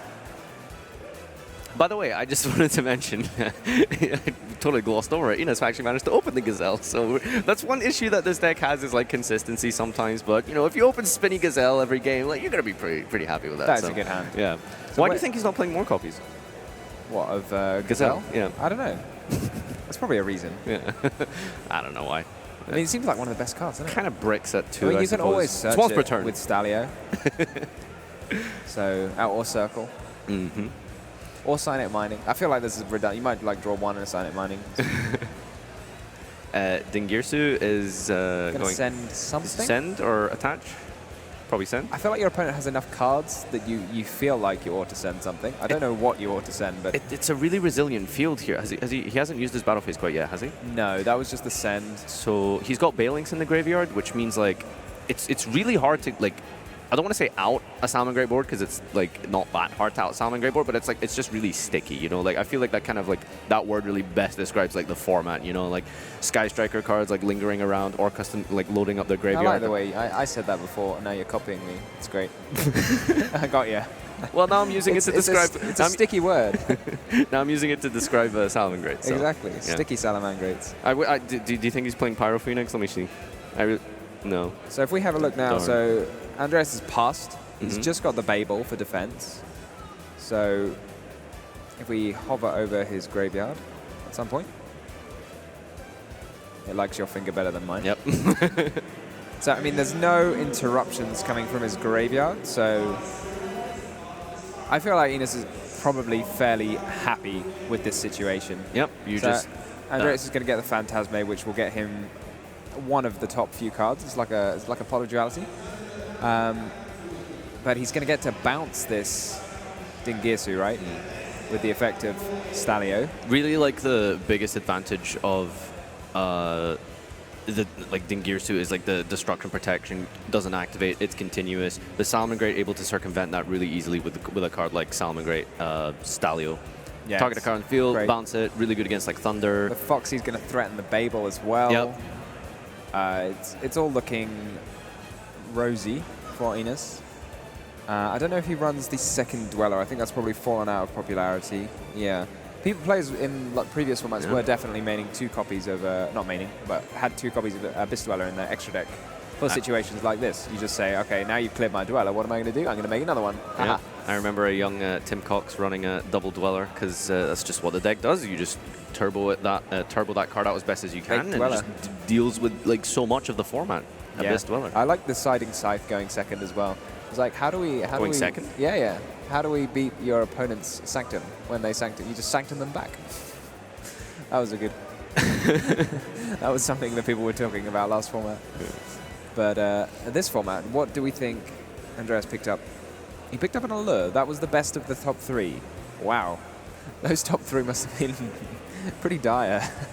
The best one is like a card which may just discard itself. Maybe. Like, that's pretty weak. I think he's resolving Will right now, I believe. Oh, he's using the effect of Jaguar to return the Stalio to bring it underneath the zone of Sunlight Wolf. Jaguar is a card that, like, it's really, it just does so much, but, like, I really I just love this deck. Like, I could talk about this all day, but, like, I just feel like recycling. it's such a well-balanced deck. A deck that does a lot, and it feels very, very fair. Yeah. All of the cards, like, they don't do that much. But it just feels like it's all such a together. good toolbox. Yeah, you know? they do. They it have just lots meshes of fun. together like so well. Is that a harp that was activated there? I'm wondering what's prompting the Chain of the Harp. Maybe I'll find out, but I don't really know like why he's doing it now. Do you know what I mean? There might be a reason, but I don't know what that reason is. So, Ines did not use the effect of Mirage Stalio, right? Oh, that was why, because he was going to add the Ash to his hand. So he decided now would be a good time to activate Harp Horror so it can't be ashed. Doesn't Sunlight Wolf say you can't use it that turn anyway? No, you just can't summon it. Oh, okay, right. Yeah, that makes sense. So yeah, as I mentioned earlier, so Ines didn't use the Stalio effect, and the Stalio effect is the one which prevents you from activating the effects of non-fire monsters. Mm-hmm. So maybe he has some plan involving a non-fire monster that might, push for game this turn or something like that. I'm kind of interested to see, like, if you're not activating that, that probably means you have a plan to activate the effect of a non-fire monster. And he's not done that yet, and he's not done any other effect which locks him into fire monsters. So I'll be interested to see how that pans out. I'm curious, let me just check his graveyard here. I could have sworn I saw him pick up a Rage earlier at some point off the Phantasme. Maybe he decided to put it. Yeah, he might have just put it back rather than keeping it. But he's got Impermanence and Ash. If he, don't know. I mean, do you really think he can OTK this turn? Salamander is one of those decks, I think you have to have played it a little bit before you can figure out how to OTK. I've got these summons, these summons, these summons. People were, in the past, obviously playing Fusion of Fire, which was just kind of a win button. You knew what you had to do in order to OTK with Fusion of Fire, right? Why do you think that card just fell out of popularity? I haven't seen it in a list in a while. I don't, maybe the deck, people just don't feel it's consistent enough to support this, like, okay, I can search it, but how do you search it? You search it with Gazelle, and most people are like, well, I really need, like, you can't play without Gazelle, and it's another card which just does nothing. He's going for it. So this is the update jammer transcode. Oh, do you think this is the Boral Load? Double attack? Boral Sword? Oh, the double attack with the Boral. Oh, yeah, because update jammer gives them also 2 attacks, so he's able to just, like, yoink the field, basically. Yoink it, exactly. He's going to yoink his entire field. If we have a look at his extra deck, I'm guessing that's a Boral Load that's coming out. I don't see what else you're going to use Update Jammer on. He sends Will to use the Soul Charge effect to bring out Falco and Foxy. The Soul Charge effect, in inverted commas. I think we'll have to put that. He uses the Update Jammer as a material. Is this? And that's yeah, all this 4. looks like an OTK to me because he'll be able to take 2 monsters with Boral Load. Well, he doesn't have to take 2 monsters actually, so he can take Phantasme with Boral Load and then clear the skeleton just by attacking over it with the Jaguar, which does piercing damage anyway. Yep, just like some bonus piercing damage they gave him. The Boral Load extra attack, and yeah, this looks like more than enough to end the game this turn. I'm really impressed with except Ines' for Gizmek. Yeah, does he have one in his graveyard? Yeah, he's got a Gizmek. He used it last turn. So I suppose in a sense he's baiting out the Gizmek. Which will be resolving a total of 2 times, like whittling down his resources in deck probably quite significantly. A small oversight on Enos Park, because maybe I don't think this is game through Gizmek. Do you think it's still worth going through this line? Because, like, I mean, like, you just totally wipe their board. I mean, what else would you maybe do? I might have preferred, if this was your plan, I don't know if it was still threatened lethal, to steal your opponent's Symbol Skeleton, and then it's on your field rather than in the graveyard. So then they don't have access to it. Yeah, so you just keep it. Right. Honestly, I feel like it's not going to matter. Like, there's such a difference in card advantage here. Yeah. I mean, Boral Load is, it's not that hard to out. It's not like by itself you can't out it, but coupled with all the other stuff that you also need to kill, it's still a big threat. Yeah. I don't know what the optimal time to play Gizmek was, but it doesn't matter because you can reduce the attack and attack over it with Phantasme. So I think the correct time was to wait for the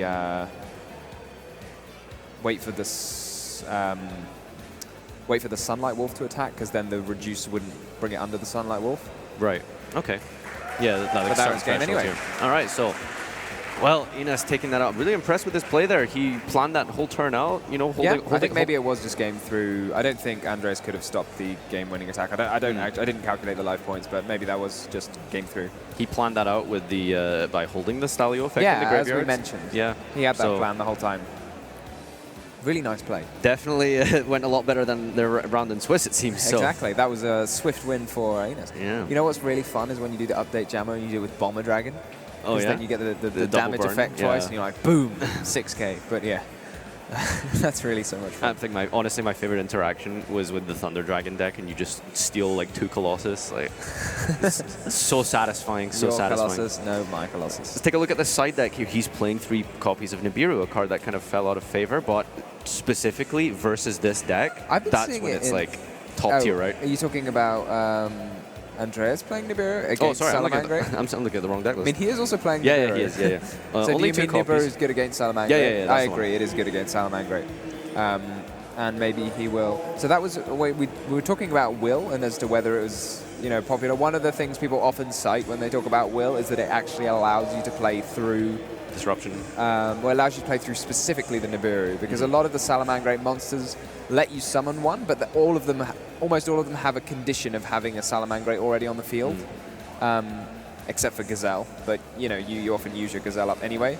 So the will is one thing that lets you just put a monster on the field to then start your string of Salamangreat summons. So that was why the will was popular. So the one thing that I would say about that, and it's like one of the reasons why some people choose to just simply not play the card, is that once you've reached a certain amount of summons, 5 being the threshold, generally by that point you've activated most of the important Salamangreat card effects. So by the time you're Nibiru'd, you activate the will and you bring out the extender of sorts. What do you really do at that point? Because all you have at that point is like a Salamangreat monster and a token. And by 5 summons, you've generally activated most of the important effects. Yeah, so like I think maybe the really aim do from there is to get maybe a wolf back so you can use your raw. I mean, something like that. Okay. I know what you mean. Like, I don't really feel like the Salamangreat monsters are worth investing like too much to summon more of them. Like, if they get stopped, just whatever. But I mean, that's just my opinion of Salamangreat monsters. But these monsters are just not worth. They're just not worth it. All right, we're starting off game 2 here, and Andreas is choosing to go first. Opens the one-of copy of drones. Grr, you open the one-of. How could you have done this? I know, it's not like he runs 3 engage. So unfortunately, the infinite impermanence is often the one that does the trick by itself. But in this instance, it won't, because he's got, rather than there's no effect to negate here, right? I think you need to negate is on the field. So no, he's not. Typically, I would say drawing the Harp Horror is weaker, because it does require the normal summon. And so if you summon Armageddon Knight to send Harp Horror, it's just like you've got a bonus monster and that can combo off by itself. But here, it's much better to have the Harp Horror, because he's otherwise would have been blown out by the impermanence if he tried to normal summon Mathematician, right? Yep. 2 Call by the Grave in hand, and being a trap card, you wouldn't be able to use it. Infinite Impermanence is being used on the Galatea here. I feel like that's probably the best time you could use it on. Or I was thinking maybe like he could hold it for his turn and then just like stand by shotgun it on the Masquerena that he would end on. Yeah, that's a strange one, because obviously, I mean, my instant response was, of course, he can just summon another Galatea. He doesn't have to try and use the effect of this one. So it may have been a waste. But on the flip side, yeah, he wouldn't be able to use the impermanence this turn anyway. So I can see why you would do it. I feel like that's too easy of a challenge for your opponent to play around it in this instance. So I think like he can very easily be making another Galatea. Ash Blossom dropped as well. Call by the Grave used in chain. He's got 2 of them, so he's that Pankratops that I'm looking at in his hand for the next turn. It's probably going to be a little bit susceptible to that second Call by the Grave, and Pankratops against the Sky Striker Orcus deck. Do you think it's strong? Do you think it's good enough? I don't think so. I think people like think this is a good card going second. I'll put it in. I mean, it's okay. It's not, but it's just not like super, because again, mostly because of Dingirsu, right? You just think when that card exists. I mean, again, the board's not. Some people we spoke to were like specifically targeting the end board of like IP plus some other stuff. Yep. And Pankratops does a great job threatening IP Masquerena. But it feels a little like it doesn't seem too outlandish for your opponent to have some sort of hand where they end on a Dingirsu. I mean, maybe not, but it feels like it just gets so poorly shut down by a Dingirsu. Yeah. It matches up so badly towards it, which is strange to read Pankratops and think, what could possibly shut this down? Well, Call by the Grave is a super powerful card, as we're probably going to see here. I mean, to be fair, that's kind of fine, because it's a 1-for-1 trade. Like, it's just you just played an MST, right? Yeah. But against Dingirsu, that's specifically just terrible. You've traded, rather than an MST, you've like played a whatever it is, a card which removes a material from your opponent's card. Which is not so strong. there is a quick play spell that does that. Probably, right? yeah, and it probably gains some attack. And no, I think it just removes summons Utopia and then makes Utopia double, and then Yuma shouts high five the sky or something. No, I don't think there's anything that does quite that much stuff in a single spell. In a monster, maybe, but not in a spell. All right, so in his graveyard, he's pretty much locked and loaded. Babel's on the field. This is kind of like the standard end board that you're looking for with the Sky Striker Orcus deck. This is super strong because the Shizuku as well to such the engage for next turn is just crazy. It's like get through all of this and then I'll play an engage. Set through all of this, lock me out of my graveyard and then I will still play an engage. Like, Yep. It's crazy strong. So is he using this preemptively during the standby of Innes' turn by bringing out the skeleton? It seems to be. Maybe he's just doing it in the main phase. Okay. So he now like has that link material. Yeah. Because of the way like some cards, sometimes you think like, okay, everything's a quick effect, I might just be able to hold it. But then actually that's not quite the case because if you activate IP, it might be the case that you have to... he might, for example, target the Babel with something and I don't know. I mean, there can definitely be like irritating situations. I mean, maybe Andreas has the correct one in his mind, but I feel like sometimes it might end up that you have to chain things in the wrong way, and that might irritate you. So Andreas has got the choice here as to whether he values the Call by the Grave more than his Babel. I think it's... by the way, has he used this just... Like, is he just summoned Prank and attempting to pop a card, or did he go to the battle phase? Or? No, he's just summoned Pank and targeted Babel. Oh. Okay. I don't know what's prompting activating IP right now. He must have declared an attack with it, right? I mean, you can't have declared an attack and then have IP activated. That doesn't make sense. Oh yeah, she's main phase only, right? Yeah. Yeah, okay. Sign up mining. He pitched mining instead of the spinny. Do you think there's any? Well, it gives you more resources for this turn in the form of the normal summon spinny, right? Okay, sure. Honestly, at this point, like Andreas knows completely what he's facing. He knows the only cards left are the ones that are showing face up for Innes, and I think the engage might deal with these by itself. Just by itself. Having a skeleton to summon Dingirsu on your opponent's turn. Yeah. So he's definitely in a very happy situation. Further, he has Longirsu, so he's got 2 negates on his opponent's turn and an engage to follow up. So Longirsu can send... It feels like it's quite difficult for... Oh, this is a nice... I don't think Longirsu is really going to be able to use its effect here, right? If he just kind of sticks to the left side of the field. Well, yeah, but it's any linked monster. Yeah, you're right. So... Oh, and that DD Crow comes down the DD on Crow, the which spinny. Or no, on the Foxy? Yeah, on the Foxy, yeah, sure. Yeah, so Foxy was going to threaten the Babel, but DD Crow said no to that. Babel's still there. All right, well, I mean, that's... Like, we've seen 2 games that these decks kind of where they... The deck has just been like, this is what I'm going to do. Yeah, exactly. It's hard. I feel like in a lot of games, you have to have a better hand than your opponent if you're going to win going second, especially unsided. But now we are sided. We're going to have to see some like unfair strategy being used, like the artifacts package that Innes is citing here. That's probably going to be coming in. So he's a little bit more favored here by going first. Going second, I'm looking at Andreas's list. He's got 2 copies of Mind Control, so that deals with a Roar. There's 2 copies of Nibiru here. Do you think maybe like evenly could come in, or is that like maybe committing too much to oversiding? Yeah, I feel like, again, so we've said this and I'll say it again, is you have to view whether you think your deck is bigger than your opponent's deck. So do you need to deal with your opponent's monsters, or do you need to deal with what your opponent's going to try and do to stop you from playing the game? Yep. And I feel like in the situation of the Striker Orcus player, you say, I think my monsters will beat his monsters in a head-on fight. You just need to make sure it's a fair fight and he doesn't do anything unfair like Abyss Dweller. What would you go for Lancia in this scenario? So would you be citing like, trying to like maybe a card like Nibiru, which obviously deals with like more engine, or would you be like kind of more cautious of like back row? I don't see that much in his side deck actually that deals with a Lancia. So maybe he a scythe. Sorry, there's no scythe in the deck of Gutich. So there's a Lancia but no scythe. Oh, I swear I thought I saw a Sanctum here. I think I just talked about it. Oh, okay. So I think perhaps Nibiru to try and prevent the Dweller, Yep.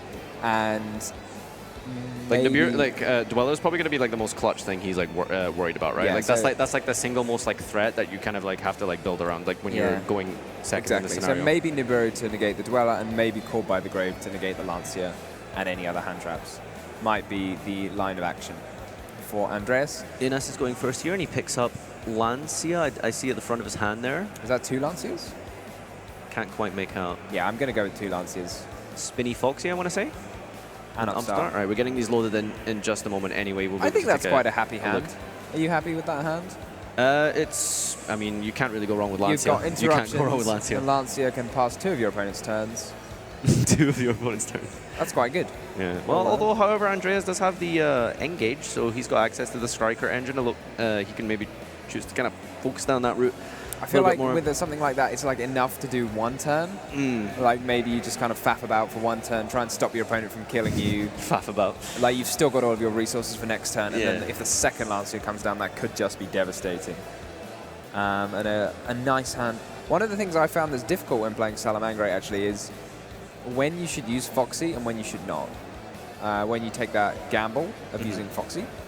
The excavate effect you're referring to? Yeah, the excavate as opposed to the discard. I think in this situation it's fairly clear you don't, because you've got that very clear, like, I should make a rank 3. I think when you like know that you have a play, like it's not worth it. You know you have a play. Like sometimes you are pushed into this scenario where it's like, well, I don't have anything here. I just hope I hit Gazelle. Yeah. So. But here, like, you know, I mean, in this case, the play is that going to get Imperial Order? blown Is around. that? Yes. Where did that come from? His deck. Did he just? He drew it. I did. The Upstart Golem. I did. Oh, yeah, that was it. The Upstart Golem. Okay, that makes sense. Because I didn't see it at the opening hand. I was like, where does Imperial Order come from? So I'm quite surprised. So there's this Didi Crow in Andreas' hand. So do you think he uses it now? He's holding it. He's choosing to hold it. Oh, wow. I mean, I suppose because what we can see, the hand of Ines is Lancia Order. So if he has any semblance of a play on his own turn, like any resources left for next turn, this is going to be really bad. So it's quite hard to. I mean, the impermanence is fair. That kind of shuts down what's going on. Do you think you make a Sunlight Wolf? I don't know. I think with the Imperial Order, you kind of like just hope that gets you through. You like stop all your opponent's spells, and then You like have Order and Lancia, which is crazy. yeah. So like you probably feel like you're able to like survive, like because your opponent just really can't maybe do much under the Lancia, and you just want your Stalio to stick, so that on your following turn you're able to access more of your engine, right? So question here, Andreas says, so there's the Lancia. Do you chain Gizmek? I think you have to. Yeah, you have to just take this risk of possibly. The judge is saying, you can't use Gizmek on the Lancia. It's like, yes, I can. I am chaining. I can chain it. And then you're like, I'll chain my second Lancia. It's like, that does not work. Once per turn, right? Or oh no, it's not once per turn, but Gizmek's just a cost. So. Oh yeah, that's a good point. All right, well. So here we have, because this situation, like, although Ines is successfully going to shut down Andreas from doing basically anything, he is also not got any plays himself. Imperial Order split. I just love when you see this like clutch 1-off being flipped. He's going to be in a tricky situation now. So he's also under Crow. Oh, I don't know what's going to happen here, if I'm totally honest. So both of his monsters are going to get cleared. He has to top something good. Because if he top decks Circle, that's going to be quite ironic. Circle would. I don't even know, like, outside of Gazelle? Yeah, this Salamangre, I feel like doesn't top deck very well, especially when you're under your own under your own Imperial Order. There's a Didi Crow. Okay, so do you think maybe you shouldn't have like flipped the order? Perhaps? No, I think you have to. You kind of have to, right? But like, so it seems like a bit. I guess like in hindsight, maybe he should have linked off the Stalio and the Balinx into a Wolf, and then you'd have the guy in the graveyard, the Balinx in the graveyard to protect you from battle. Well, you don't have the Lancia anyway, because you played Lancia. Oh yeah, because you you can't wouldn't be able use to use Balinx. Oh, I guess this just was not like it just wasn't a good situation. It was just a lose-lose. Yeah. Yeah. All right, well, it seems like he's going to go for Phoenix here. Oh, no, he's going for Masquerena. I thought maybe he'd like try and out the Imperial Order, but maybe it's not like a pressing matter right now. I think maybe... I mean, he's only got the one spell, so he'd have to discard his DD Crow, which he's probably quite fond of at this point. And realistically, the Imperial Order might be like hurting Ines more than Andreas. He takes 700 a turn. Not literally hurting. All right, so Ash Blossom was top there. Ines has just got nothing. Yeah. Oh, do you think he needs to set that? I mean, he knows that, and I mean, if he doesn't, right, Andreas just summons Gizmek on his own turn.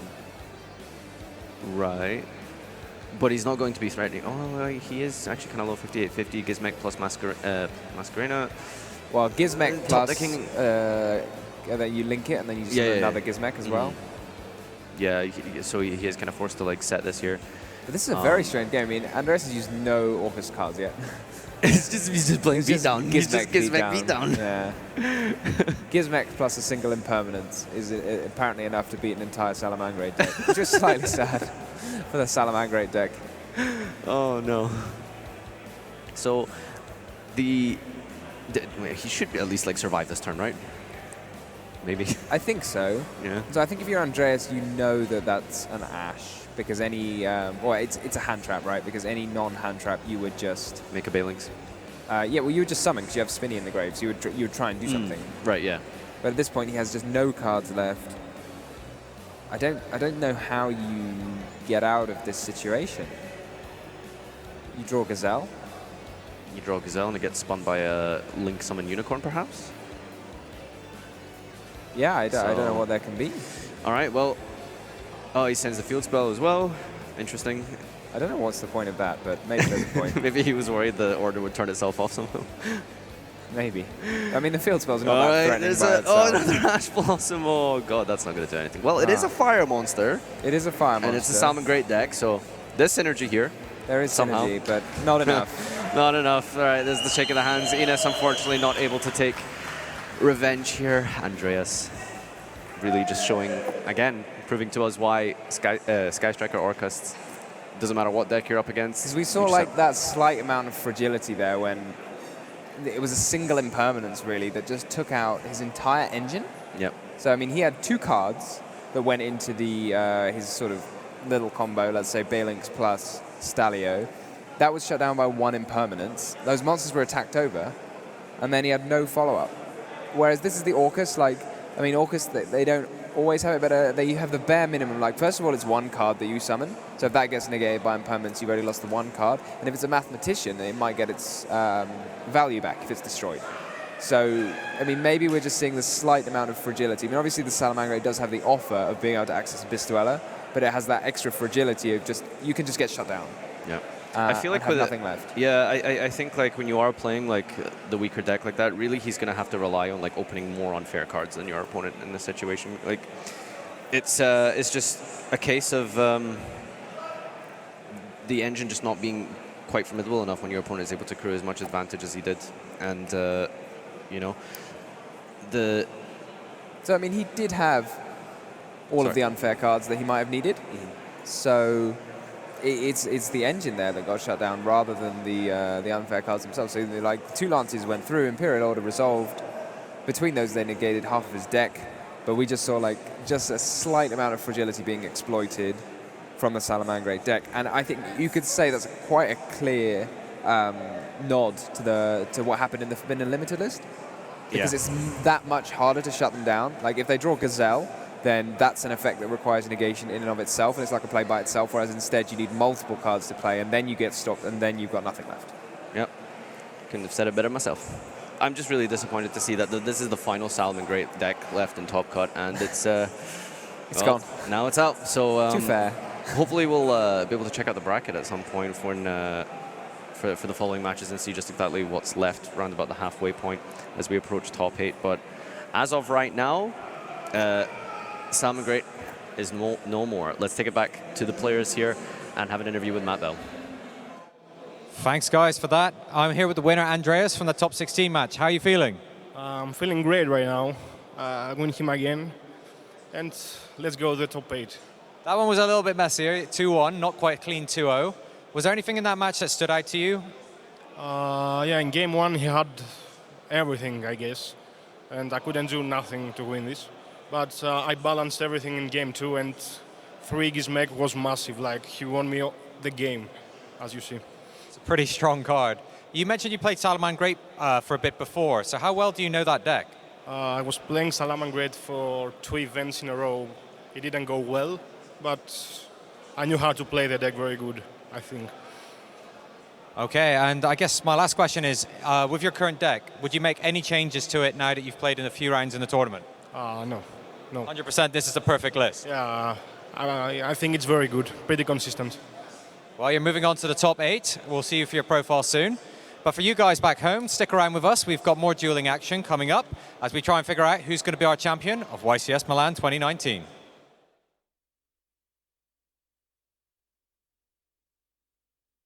Long ago in ancient times, a sacred game was played on both spirit and mind. 7 items hold the mystery, puzzle line, ring rod, scale, and key.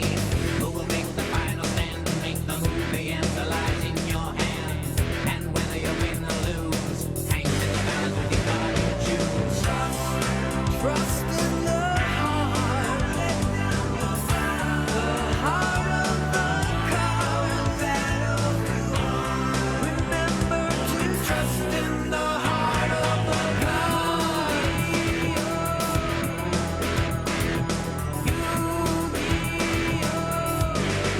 Time to do.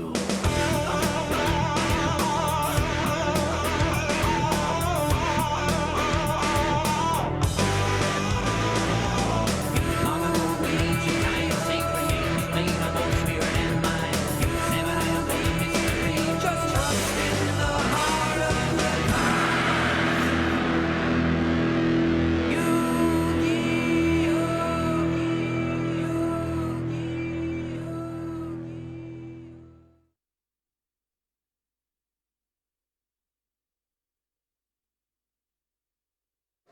Hello everybody and welcome back to the live coverage of YCS Milan 2019. I'm here with one of our esteemed judges, Ryan Bailey, who's going to tell us a bit about judging today. Ryan, thank you for taking the time to come talk to us.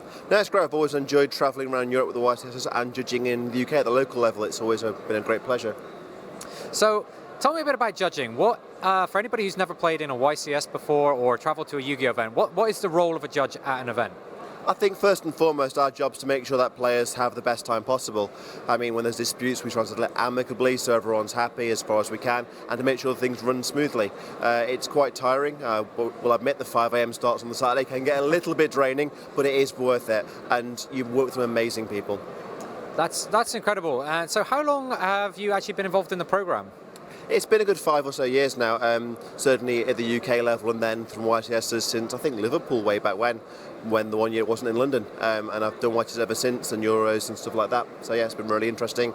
A whole load of different roles from deck check through to head judging now, public events, and so seen the whole spectrum and it's been a really, really amazing experience and really good learning curve.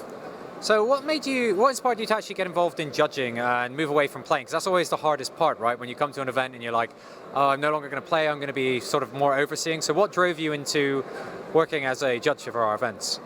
Part of it was the fact that there were it's a case of like, oh, there's quite a few people from the UK that are applying for roles and things like that, and I got asked to do it. So I thought, okay, I'll give it a go. And the first time I did it, I was like, wow, actually I've had way much more fun. Because all of a sudden it's not like, oh, I lost that round, I feel really bad, I get really fed up about it. It's like, actually I really enjoyed myself, I met loads of different people, and the social aspect is really cool. Like I've made friends all across Europe, and I'm going to visit some of them in my downtime, things like that, outside of the programme. So it's more the social side that really keeps you in once you try it for the first time. So would you recommend it to anybody out there, like to say, hey, if you play Yu-Gi-Oh, go be a judge? I think if it's something that interests you, if you actually think you know your stuff, you care about it, people ask you questions and you think you can do it, and you've got the thick skin, because sometimes people aren't always happy with what you say, but that happens. I've seen the tweets. Yeah, so there you go, and sometimes the comments online can be a little bit hurtful, but never mind. The thing is that if you've got that thick skin and you actually enjoy looking at the game in a sort of more balanced sense and you understand it and people ask you questions, then give it a go. You might find it much more enjoyable. I've pushed a fair few people into a red shirt over the last few years and quite a few have stuck around and done quite well for themselves, so it's something I'd recommend doing, and it's certainly a different way to see the game. Yeah, I 100% agree with you. Actually, how I got into Yu-Gi-Oh was through judging myself. Ultimately, I'm now working with Konami, as we got on the tag, but it was quite an experience for me. honestly, I'd recommend it for anybody who really wants to care and give it a try and try something a little bit different. You get to work with a great team, people like Ryan, who we've had around for years. We wouldn't be without him at this point. It's really a great experience, and please check it out. You can find some details about it on our website. Anyway, that's going to be it for our interview with Ryan. We've got to let you get back to your duties, but we'll be back with more coverage for YCS Milan 2019. Stick with us.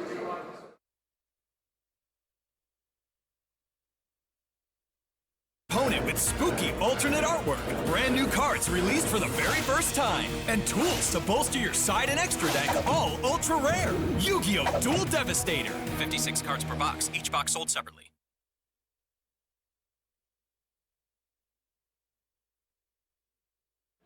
Okay guys, welcome back to our coverage of YCS Milan 2019. We're here with Jonas Koschel from Germany. Jonas, good to have you here.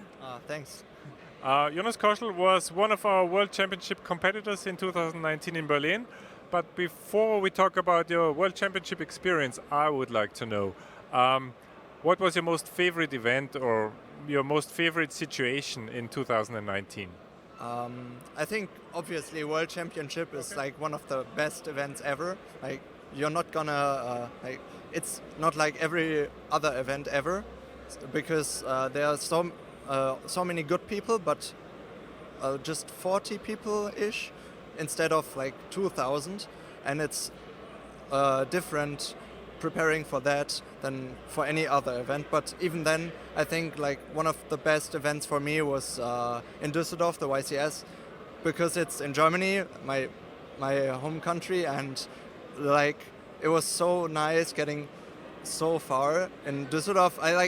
Obviously the final wasn't that great for me because I messed up, but even then it was just an awesome tournament for me, and it was a nice experience overall. So I guess these two are like the best events for me. Okay. So even though you lost in the finals, it was still an event to remember. Yeah, sure. Okay. I also know that you've been in the Race for Worlds for 2019, and you like had a close game in the points playoff. How was that for you?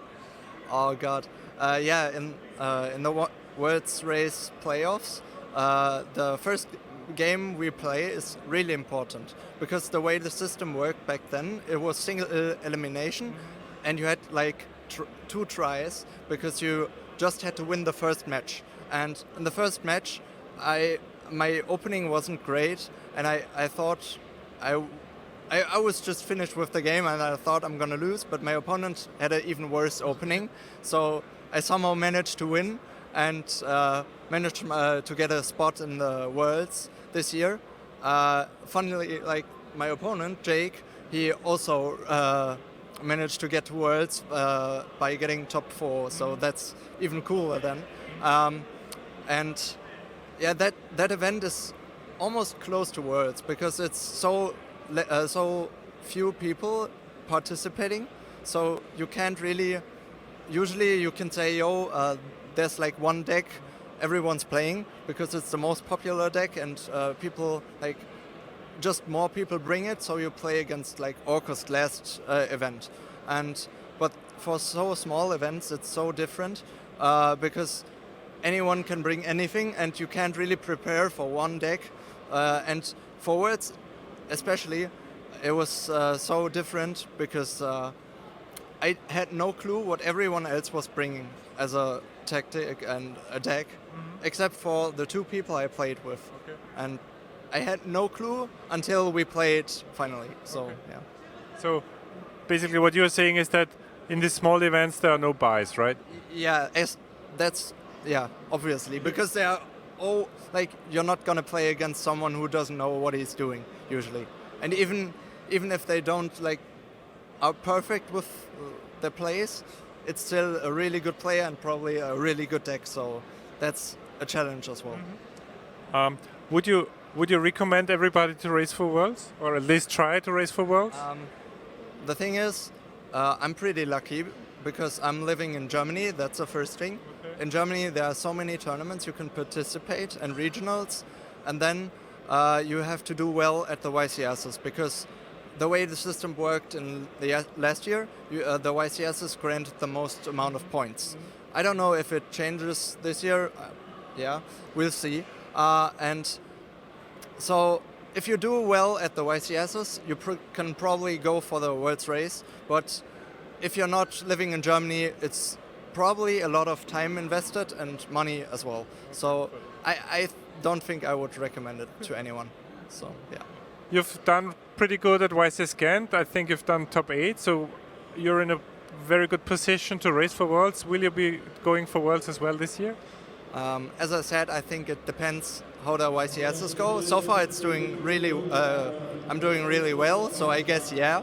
But I'm not really super committed because the area in Germany I live in, there are so many different stores and so many different regionals I can play without traveling far. So I guess I'm going for it, but even without Worlds Race, I would probably go to most of the tournaments anyway because I like the game in general. So now racing for Worlds, so coming back to racing for Worlds, I guess this event is the one that decides. Would you put it like that? Yeah, maybe.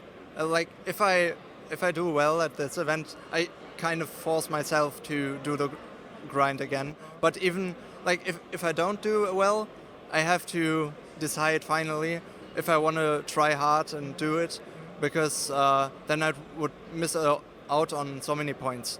But if I top, like the thing is, I topped the last 2 YCSs, and so I got a pretty good lead in points. So I can kind of chill right now. So I don't have to decide anything yet. Okay. How do you like the current metagame? Now coming back to this event, how do you like the current metagame? I really like the metagame right now, in general, because I like diverse formats where you can play different decks and like a lot of different strategies, and you're not forced to play the one best deck. And so far, it's good.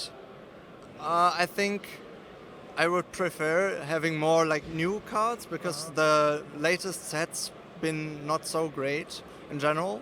So there's not like new good decks other than like some just a few cards. But other than that, I think the format right now is really cool. You're also pretty well known for playing different decks all the time and being successful with them. What's the secret to your success? What do you think? I think I just like playing different decks because I kind of get bored of playing the same over and over again. Okay. But I think a really good reason for that is as well, when you're playing a deck and then you try out it yourself, you kind of get to know the deck better and know its weaknesses. So if you're playing it and then you just realize what really hurts your plays, like where to stop or where to interact. And that helps if you're not choosing to play the deck you're testing. You even then you know what to hit and what to stop against that specific strategy. So yeah. Do you want to give away what you're running for this event? To be honest, I don't know yet, because it's Friday and I still got like 1 day-ish left to think, and I have to ask all my friends, and then I'll decide last minute as always. Okay. So would you recommend other people to talk to, like friends and other good players, in order to prepare and decide for what to play at events? Yeah, I think that's a huge boost. I don't think you should just blindly follow other good players, but like you have to find something you're comfortable with, because if you're playing the best deck but don't know how to play it, it doesn't work. Okay. So I would rather play a deck you're comfortable with, and then I think if you know what you're doing, you can do pretty well. All right. Okay. Thanks a lot. Thanks for taking your time. Best of luck for this event, and hope to see you at Worlds again. Guys, stay tuned for more coverage of YCS Milan 2019 and see and find out how Jonas Koschel is going to be doing. Thanks.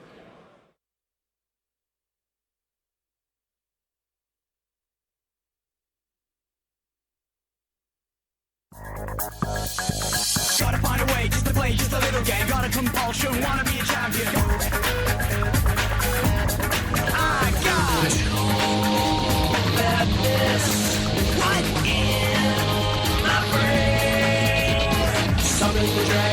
price white. Sending the sword to the feeling line. Gotta think, be wise, realize the situation. Animate your cards, make a power combination. Sick a bow, sick a bow, sick a kick a bow, bow. Yeah. Wanna do, wanna do, wanna do. Sick a bow, sick a bow, sick a kick a bow, bow. This. Wanna do, wanna do, wanna do. I'm free. Monster influence in my face. Madness in my face.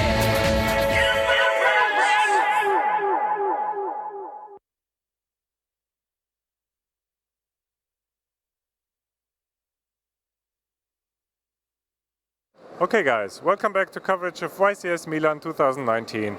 It's Friday evening and we're here in front of the main event stage where pre-registration is going on. Max, you just pre-registered for the event. You got a die as a gift or as a gift for pre-registration. Which die did you get? I got a literal trap. Do you feel trapped now, or? It's a meme in and out of itself, yeah. Did want to get the counter trap, but I'll take a regular trap as well. Okay. And how do you feel about the die in general? Well, it's a nice incentive to pre-register, even with the added security of being actually able to enter the tournament.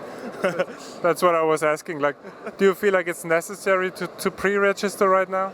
I have no idea if it's necessary, but it's a lot easier on my mind. Okay. Because I can just register, I can go get some good night's sleep, I don't have to wait tomorrow in line, the event runs smoother, I know I'm in the event, because there is a cap. Yeah. So it's some sort of added security, right? Yeah. I can just sleep soundly. Okay. You got a purple one? Do you already have a purple one, or is it? Yeah, I have this one already. Okay. Should we try and find another color for you? Like, which one would you like to have? Unless like the rarest one, which I guess I cannot imagine that somebody would trade for it. The best one I would like is actually the quick play spell card. It's a green one, right? No, it's also one of the blue ones. So it's like a tinted blue one, because they're all similarly tinted. Okay. Should we try and see if we can find somebody who is willing to trade for it? That would be fun. Okay, there's some guy coming. Hi. Hey. We are looking for a certain die, okay? Max here is trying to trade a trap die for a quick spell die. Quick spell die? Yes, can you please check which die you got? I think I got the quick play spell. How do you know? It is the blue one, right? Already checked it. Okay. Open the package. All right, here we go. Is this one, right? Oh, it's a quick spell. It's a quick spell. Max, do you want it? I want it. You want to trade? All right. Okay. Come on, it's not a trap. It's not a trap. Okay. Here we go. We can trade. All right. Here you go. Thanks a lot. All right. Thank you. Thank you. Enjoy your die. Thanks. Thanks, Max. Thanks for taking your time. Hope you're happy with your die. Yeah, it's a nice one. It's the last one I needed for the collection. Now I got them all. All right. Great. Okay, guys. Stay tuned for the rest of the coverage of YCS Milan 2019.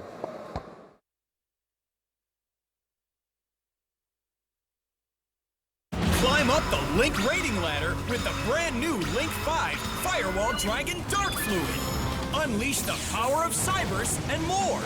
Yu-Gi-Oh! Chaos Impact. 9 cards per pack, each pack sold separately. So that hand of Joshua Schmidt does not look too good. Yeah, which would make even more sense if he picks second then. Let's see though. He does not, so maybe Dinka won the title, and this is huge. Wow, and you saw it in the face of Dinka. He just was nodding like, okay, two-side back row, I can definitely overcome and that. He just picked up the orchestrated return. He did not even have access to his combo before, but now he just found his way into a special summon immediately. Yeah. But he still has to get it. He'll probably be needing to normal summon the Ash Blossom here. Yeah. Because he doesn't have any access to... And he has double mind control, which at this moment is like... And the Phantasmi as well, kind of anti-synergic with what Joshua... Joshua kind of played around, also going second card of Dinka outplayed, yeah. Not really committing any cards to his monster field. So he normal summoned the Ash Blossom. That is so fine for him. He does not really care about that at all. I mean, he still has Phantasma Impermanence and Mind Control as a backup plan if he actually has to go for some resource management versus and the thing is, when he's gonna go second, of course, unless Joshua bricks like we are seeing here, he has all of these tools. But even though he's going first or like comboing off here, Joshua like needs to kill him, because if he doesn't, all of those cards are still gonna be very good the next turn. So it's a tough battle. In this position, it does really not look like Joshua Schmidt is going to win the game in the next turn, and then double Mind Control is, as you just said, going to hit hard. So he's now attempting to attach the Nightmare, and Joshua is allowing that. Yeah, we so have just seen damage. That Kang is not that Kang is not running the IP Masquerena. That's very interesting. Yeah, it does make sense when you go second, but still kind of I mean, I guess interesting choice. You might miss it here. And I think the choice depends on the fact that he's maining triple copies of the Cyber Dragon Naxter, which means he has access to the fusions. Maybe too many, but it's working out for him. So let's see here. What will Joshua draw? Wow, yet another bad card. It's the Wand. Wow, it's the World Wand. This is also not a card that is going to lead him to do his combos. So he just picks up his cards. Kang actually leading 1-0 in this semifinals of YCS London already after not even 3 minutes. What is going on here? Crazy.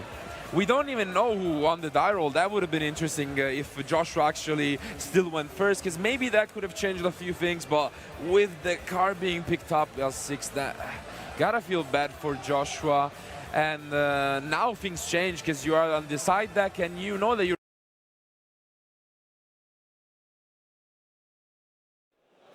Hello everyone and welcome back to the live coverage of YCS Milan 2019. We have our top 8 players and we're going to do a quick introduction with them so you guys can get to know them a little bit better. Let's bring our first one in. Hey man, how you doing? I'm good, I'm fine. Please introduce yourself for the viewers back home in case they've not seen you before. I'm Andreas Vrelos and I'm from Greece and I'm 21. How does it feel to be in the top 8 of this event?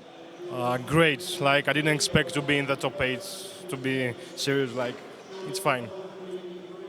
Which player in the top 8 are you most worried about playing? Right now I'm playing with a friend from Greece, but I was hoping to not play with him in top 8. And we will see, I don't know. I'm only afraid him. Only afraid of one guy, that's a good place to be. What is the best card in the current format? Sky Striker Engage. Seems fair. And what would winning this event mean to you? I want to win a lot this event because I want to win 2 YCSs. Because last time in Utrecht I missed, so I lost in semi-finals and I wasn't happy about that. Understandably. Anyway, man, I wish you the best of luck. If you head on through and good luck with your next match. And we'll grab our next player in. Hey, how you doing? Very good, thank you. So please introduce yourself for all the people back home. I am Vasilis, I'm 22 and I'm from Greece.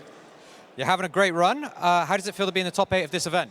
Well, it actually feels very nice because I've missed the top cut twice with a topping record, 9-2.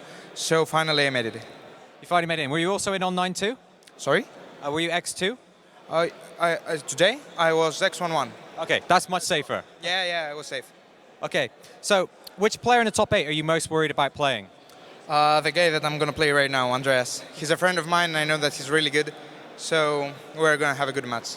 If you beat him, do you think you're going to win the tournament? Yeah, it depends. Probably. I mean that he played a lot of mirrors and won all of them. I've played like 7 or 8 and I've won all of them. So it's going to be a nice match. What do you think is the best card in the current format? I don't know in the format, but for my deck, I'm going to say Engage and Into the Void. The card is crazy. Seems great. And what would winning this event mean to you?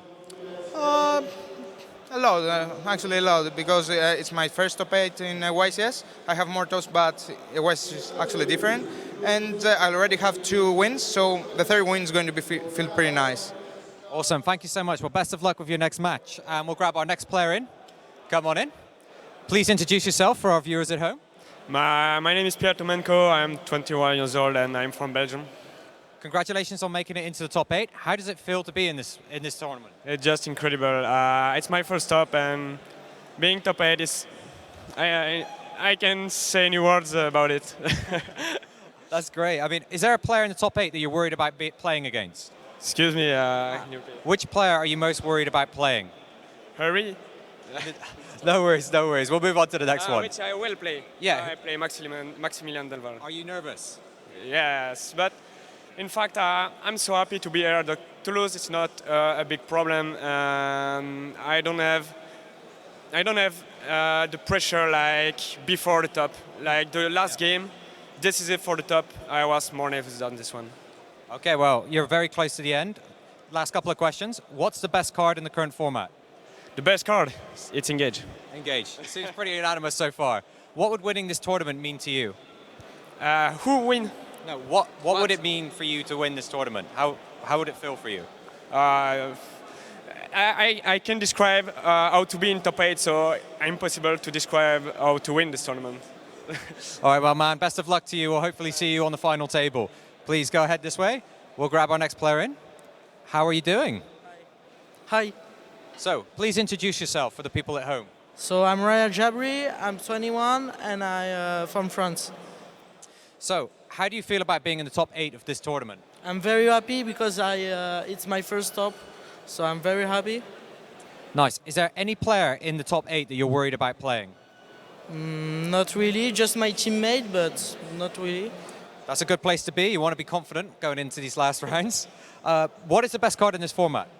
Engage and Galatea, but Engage first. Engage, okay. What would winning this YCS mean for you? I think I'm gonna run everywhere on the room, but yeah, I will be happy. I'm looking forward to it, man. Well, hopefully we see you. Good luck. I will your next match. If you please head out this way. Let's grab our next player in. Hey, man, how you doing? Would you like to introduce yourself to the world? Yes, my name is Maximilian, and I'm happy to be here in the top 8 with my deck Draco. Congratulations, it's quite an accomplishment. Is this your first top 8? Yes, my first top 8. Last 2 times I failed in top 32, and I'm happy to be in the top 8. Yes. Are there any players in the top 8 you're worried about playing? Not really. I don't want to play against my teammates because we want to do best as we can, and if we face up, we cannot win the event. But I take match after match. I don't. If I play a good player, bad player, there is no bad player in top 8. So you have 8 good players, and you have to win. So. Absolutely. What do you believe is the best card in the format? I think it's Engage, and also Card of Device for me. Card of Device? Yes. Very, very good card. My strategy, Draco, and in Sky Striker also, I think a card that can say draw 3 cards, and another card that had draw and not once per turn is too good. It's very, very good.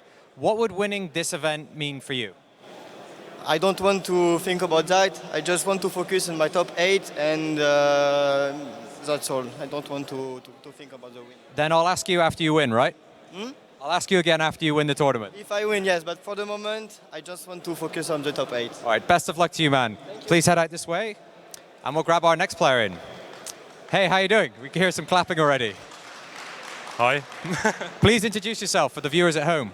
Hi, I'm Dominic. I'm from Munich. Nice one. So, how do you feel to be in the top 8 of this event? I'm pretty stoked. I didn't expect to make it this far, so yeah, I just want to win this, honestly. I think everybody wants to win this one, to be honest. Is there a player in the top 8 you're worried about playing? I forgot his name, but was a Salaman great player that beat me up pretty bad, so him. So you just want to dodge that matchup, and you think you can win? Yeah. Awesome. What is the best card in this format? Is it Engage? Engage is pretty good, but Engage is also pretty good. I'm not sure, but probably Engage. Probably Engage. All right. What would winning this tournament mean for you? Good question. A lot. A lot, okay. So you're actually on our feature match for this round. So are you feeling pretty nervous? Are you ready for this? No, I'm ready. You're going to win? Sure. All right, man. If you'd like to make your way to the feature match area, I'm just going to introduce your opponent. Good luck. And our last player in the top 8, please come on in. I think we've met before somewhere. I can't remember where, though. Yeah, 2 rounds ago, I think it was. Please introduce yourself to the viewers at home in case they missed that match. I'm Niall, and I won my top 32 match. Yeah, I'm pretty sure you won. Yeah, I did, just about. So, how does it feel to be in the top 8 of this event? It feels brilliant, I'm not going to lie. First YCS top, and I'm just sailing on through. Yeah, it feels good. Just going to take it all the way. Is there a player in the top 8 you're worried about playing? To be honest, I don't know. I don't really recognize too many, but I haven't really been paying attention. Mostly it's just the Striker Orcus matchup, really, but yeah. I think you've got this so far. You sound very confident. What is the best card in the format? Ban Engage. And what would winning this event mean for you? It would mean more than a lot. It would be brilliant, is what it would be, yeah. That's awesome. Well, your thoughts for you've seen your opponent, you've had a chance to talk to him. Are you feeling confident? Yeah, I think I've got an edge. So we'll just have to see what happens. Awesome. Well, if you'd like to make your way to the feature match area, and we'll see you on stage in just a moment. Guys, I'm going to throw us over to our casters who are going to walk us into the next match. Go for it. I think it's Alberto and Marcello. Welcome to the top 8 of YCS Milan 2019. Alberto, how does it feel to be in the top 8? Oh my God. Pretty nice. So, what is the best card of the format? I guess Engage, right? Just joking with you, of course. I'm having a little bit of a deja vu, but it was lovely to hear live the thoughts of our players in top 8, and I'm sure we will have 3 more matches that are worth watching. So, before jumping into this one that we picked, we can show you guys some statistics for the event.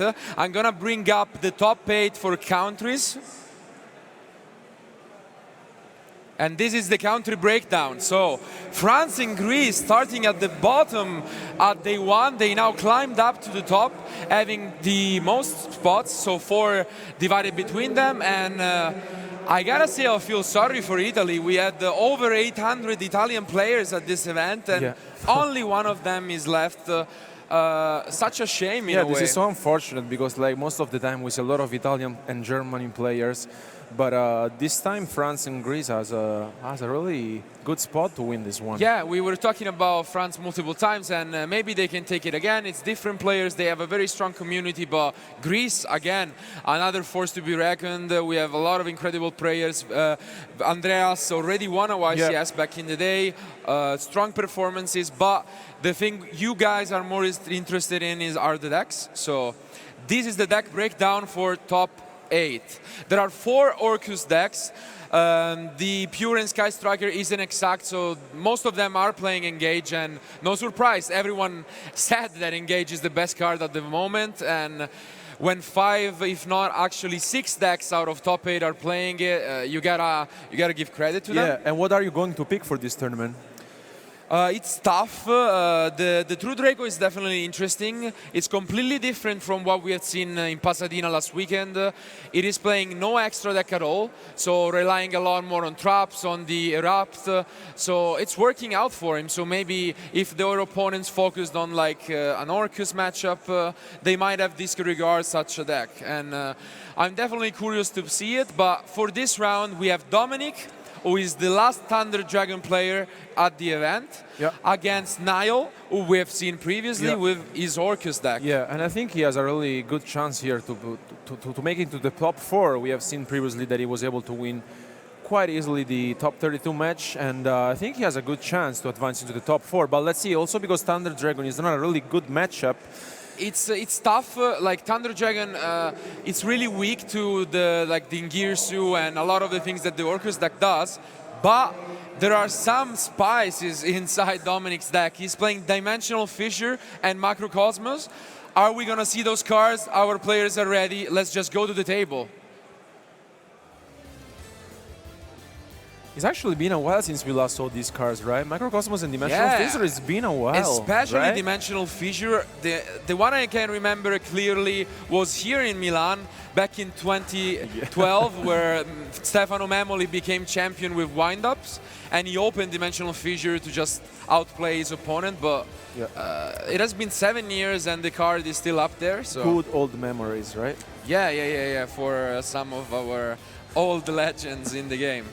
So let's take a look at these hands. The die roll, how much of an importance do you think it pays in this one? I think it's going to be quite relevant for Dominic because he really wants to start things out. But from what I can see, he drew 2 copies of...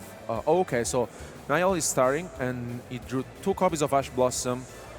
He picks up the Mathematician, which was really needed. Yeah. His hand was kind of on the weak side with Phantasme and Double Ash, but... Yeah, he has a good hand. He has Mathematician, Phantasme, 2 copies of Ash Blossom, and here comes the best card of the format so far. Right? Yeah, there is the best card of the format. Yeah? We've seen it multiple times throughout the weekend and throughout the tournaments, and even more right now, so... Let's see what the direction he decides to do. Drawing Phantasme here is not the best. Thunder Dragon can usually play around it. They don't necessarily need to use Link Monsters. Yeah. So. But on the other hand, Dominic has a really good hand anyway. He has Impermanence, he has an Ash Blossom. Yeah, and Impermanence doesn't come up here. So maybe he just wants to use the Ash Blossom, but... Okay, so he decides to drop the Ash Blossom here in this spot. Would you have activated Permanence just not to give Niall a... I mean, it depends. Maybe he thought that his opponent could have gone for a Masquerina or something else, but I think Impermanence wasn't that bad on the Mathematician, to be fair. We'll see. He's left now with not that many plays. I think he has double Ash Blossom and the Engage he got back, of course. Yeah. With the Phantasme, so maybe he can go into a Link, but he's not gonna be able to engage for a +1. So. Yeah, he can arrange some moves here, but he doesn't have that much going on. And indeed, he decides to pass. He just passed. Okay. I think at this point in the tournament, both players, I mean, I think Niall knows what Dominic is playing, right? Oh, absolutely. And it seems like Gold Sarcophagus is one of the best ways to start this. What can he pick up from the top of the deck? Okay, so let's see if Niall, I would keep the Ash Blossom anyway, so that's what he wants to do.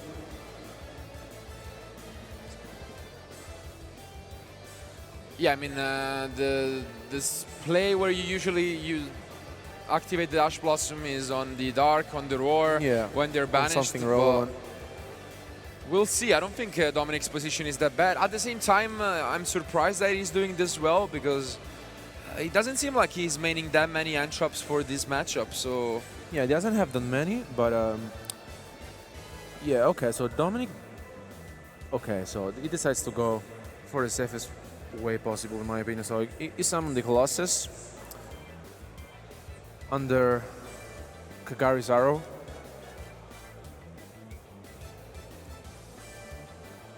There's now searching for the Matrix. Yeah, so he has a few options here. He can. It depends how aggressive he wants to be. Of course, also the Mathematician isn't the best way, because you kind of want to deny the draw, but at the same time you don't want to waste interruptions. Are you surprised we don't have any Solomon Great left in the tournament? Or I think it was quite a good deck, but it didn't prove that it could make so far into the tournament. There were a lot of Solomon Greats. We've seen it already in round 1 with Federico Mecozzi, but unfortunately there are no left in top 8, so maybe it wasn't that great of a decision to bring it to the event. I was never a big fan of it, just because it loses to the same Antrop as that deck. But we'll see. In the end, whoever is going to win is going to have something to say here. So it seems like he's going to go for a more controlling approach. At the same time, the decision from Niall to leave the Kagari there might be a bad one, because like Thunder Dragon already can avoid going into Link summons. Yeah. When you give him an extra zone, it's just even easier. Yeah, this is not quite a safe choice for him, but I think things are going really good for Dominic also, because he has the Impermanence. And here comes the second Titan. And the Phantasme, as you said before, is completely unuseful.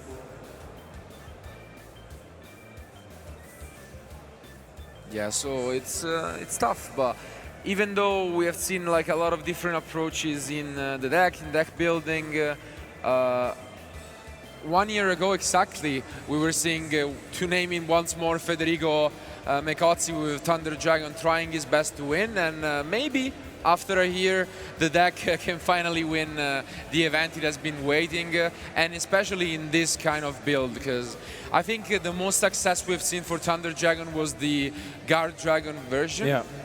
And now, after 1 year, it's actually quite funny that we are back at the same place. So yeah, although Dominic is the only player remaining playing the Thunder Dragon, is proving out that Thunder Dragon is still really good deck. are you surprised at all that he didn't leave a Colossus up? Because he knew that an engage was in Nile end. Yeah, I mean, I would summon a Colossus also because it gives you, like, you know, a good advantage against this deck, right? Also Yeah. because his main deck is Sky Striker's card. It seems very, very peculiar, because you know that the engage was there.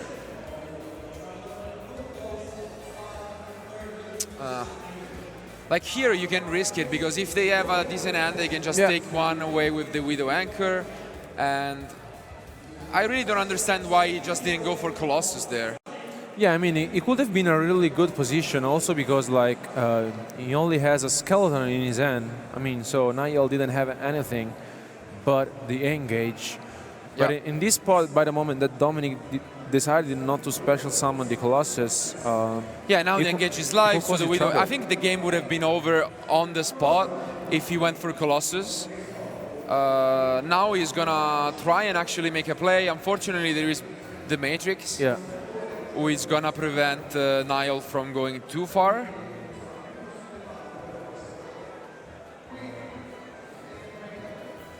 What do you think he should do in this spot? Do you see any way he can come out of this? I mean, maybe he could try to, of course, to activate the Widow Anchor and try to get the Titan. But this is going to be quite complicated also because he knows the Matrix in Dominic's hand, so he doesn't have that much going on. But in the meantime, he will also use the Skeleton trying to maybe to force Dominic back rope. But he just asking for some clarification here from the head judge. He really needs to be careful, but I think we will soon see the Widow Anchor. Yeah, here it comes. Yeah, no surprise, but again, I don't really see a way to just get out of it, because you can try and crash, which is pretty good, but then you need a follow-up. What could you? And if you just summon here, I'm pretty sure he's gonna try. The cool thing about it is that, and that's why Niall asked for a translation, that I'm gonna show you guys possibly in a moment, is that the Titan triggers as well from your opponent Thunder Dragon activations. So this prevented Dominic from doing much. Because if you were to discard the Matrix, then you give your opponent the chance to activate there. Even though it's negated by the Anchor, you can still try and activate it. And it makes you lose timing. So here comes the Galatea, and I think here, I mean, yeah, he has to use the Matrix. And he does, but now at the same time, he can just use the symbol to bring it back. Yeah. So maybe Niall trying his best to find a way to stay in the game. But this, once more, I don't want to repeat myself, but it could have been a completely different game if Dominic, that knew about the engage, just end on one Colossus. He knew about it, so he could have completely stopped Niall. Yeah, I mean, he had the right spot to summon the Colossus, and also he had a Titan on the field, so yeah, I mean, he could have summoned it. I mean, it would have been a safer way to avoid the especially because I hope that it is not going to cost him the game, but you see, if you're playing on top 8 on stream, it's already like very tough, but if you give away one of the wins like that, then it's even tougher to be mentally stable and come back. Luckily, though, the impermanence was there ever since turn 1, so Titan not gonna leave. And I think now it's gonna be... Yeah, if Dominic draws a monster, he has a chance to win the game. Yeah, he needs to capitalize here. The Ash Blossom is once more there for Niall, but if he picks up something like Aloof Lupine, he might be able to do. He does draw another Matrix, so the Ash Blossom is gonna come down on the fusion. And I think we're back to square one, really. Yeah. So it's pretty much what happened before. He does have in his graveyard, he doesn't even have the really good ones. No, he doesn't have anything. Because both Roar and Dark are banished. Otherwise, he could have gone for a cute play where you destroy your own Titan, then you protect it, and you go and search for like a duo. But I'm pretty sure all of the good Thunder Dragon cards are already banished, so it's not really an option. Okay, so nothing special here. I think Dominic, yeah, I mean, it would have been another game if he only had summoned the Colossus so now, at this point, right? Absolutely. So let's see what if Kenny drew. Probably the best cards are still like Mathematician and stuff or like that. I mean, like Armageddon Knight, maybe Foolish Burial, Mathematician, of course. He does have a few cards, Enforcement of the Army, maybe, so he has quite a few targets. He does, and even just like R Potter or some of that could be enough. He picks up the return, I think, which isn't the worst. Of course, he was hoping for something better, but might as well just use it and fish for two better cards. than nothing. Can he pick something useful? It's the Armageddon Knight and another Engage. Wow. So this is huge. Incredible. And and as we were saying before, if only the Titan would have been a Colossus, now this game would have been over. So the Engage comes down one more on stream. It does seem like... That's why it's the best card of the format, right? Absolutely. Just so strong here. You get so much advantage. You get the Armageddon Knight. The Shark basically represents an extender, and even though Dominic picked up one more interruption, it's gonna be tough. Yeah, now Niall has a really good chance to come back into this game. Yeah. Which seemed over, but now is more than open. So let's see what he can do. So he starts things off with the Shark Cannon. There are a few options from what he can summon, and it means that no matter what, he's gonna be guaranteed to have 2 monsters on board. Yep, so... Okay, so here comes the Armageddon Knight. I think he's kind of trying to... Maybe he has to consider the fact that Dominic could have something to interrupt. Yeah, I mean, him. you don't know. You probably expect, yes, you know about the Thunder Dragon. The other card is unknown. You can pretty much guarantee that it isn't like any engine card, so it's probably gonna be either an Entrap or Matrix Dark. So it's tough, and it's such a shame that you can see how close this game was. He left Niall on just 500, and he could have already win the game. So especially because, like, if the life points are correct and he's only on 500, then he could have just won by using the Matrix, right? Yeah, so it's like he kind of missed twice a chance to seal the game, which is such a shame, really. Oh, that was right. Yeah, he would have won the game in the turn previously. In two different ways. So, I mean, Niall already had a future match 2 rounds ago, so he knows perfectly how it feels to be there. Not that he makes it extremely easier, but it does help. I mean, nothing special here. We're just seeing the start on Orcos combo. What can you even do? You can see Dominic just shaking his head, probably realizing some of the things he has done, and he doesn't see a spot where he can drop the Matrix. So. Yeah, I mean, he maybe realized he could have dropped the Matrix earlier on this turn into this battle phase, and now it comes the Ballast Ward, and as we were saying before, now Niall has a really good chance to come back into this game. Yeah, so he goes for Ballast Ward, and this means that no matter what happens with the Matrix, he can always use it, but here it is gonna get interesting because if he uses it in the damage step, then he banished something from the grave. It seems like he declared an attack though, didn't he? Yeah, I didn't see what he banished because it was really fast.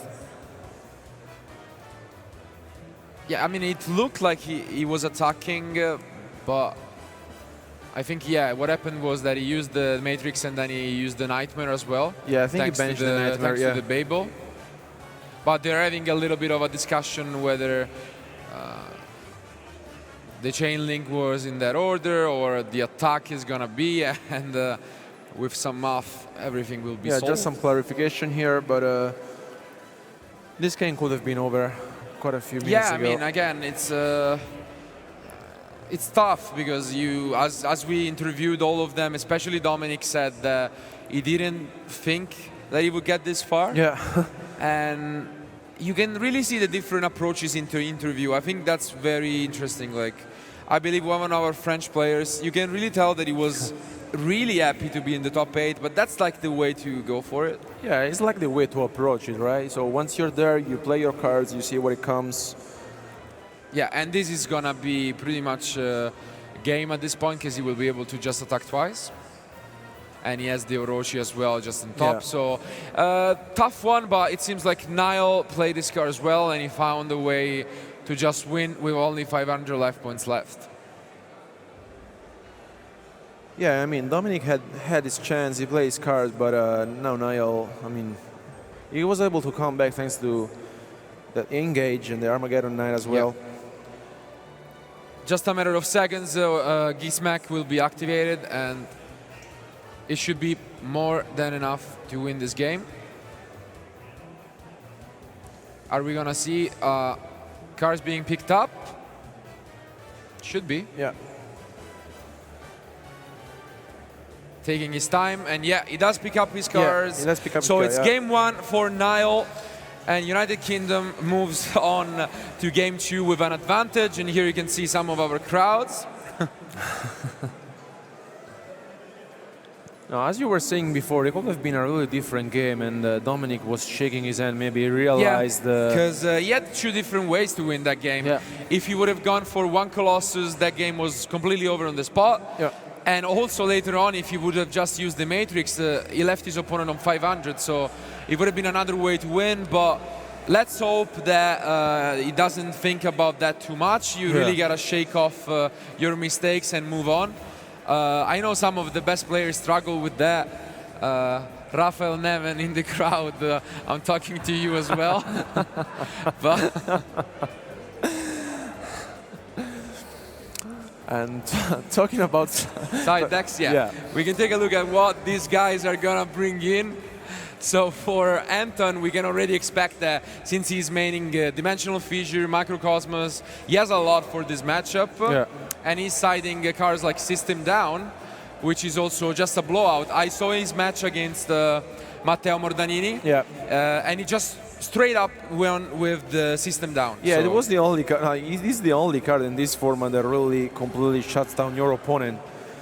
And we were remembering previously, later on in this, on our future matches, how important it was back in the day, right? Yeah, it has always been a very impactful card whenever it was good. And right now it seems like unless you're playing the mirror match and you risk Lancia on it, it's one of the best cards against the Orcus deck because they always go for Babel instead of Crescendo. So it's something to consider, and Niall, on his other hand, was probably not expecting to be playing against a lot of pure Thunder Dragon. And what do you think he might side in? So, I think he has Dark Lure no more, which is like the most important and impactful card of the format against Thunder Dragon.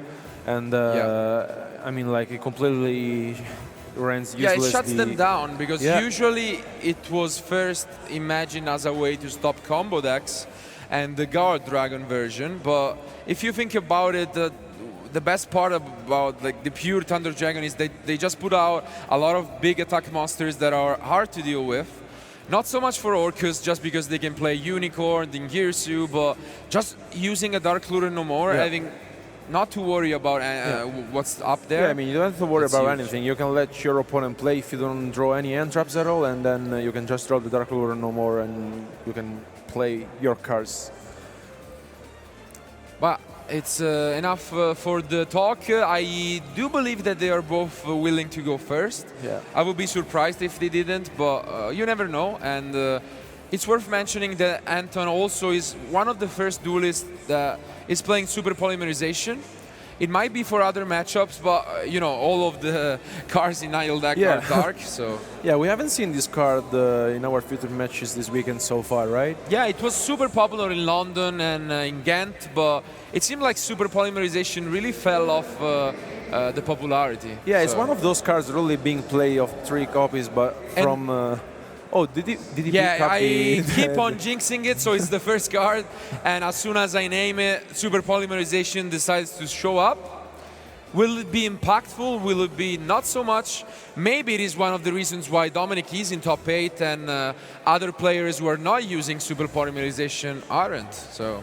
Okay, so Dominic really picked up a really good hand, in my opinion. Okay. Okay, nice play here. Very heads-up play by Niall. He discards the Alancia, which prevents the Allure of Darkness from Anton. And this completely ends his turn.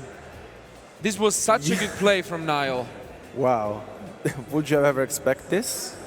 It's definitely something that shows you that he knows the deck.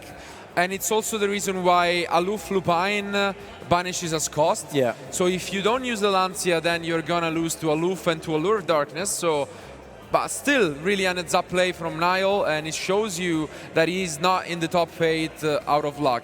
So now things are gonna be quite interesting because on Dominic hand, he has the Super Poly, right? Yeah. Well, on the other hand, Niall has the Engage, so maybe. Do you think it's either in the jamming waves? I don't think so, right? I would be very surprised by it, but this hand is just so great from Niall.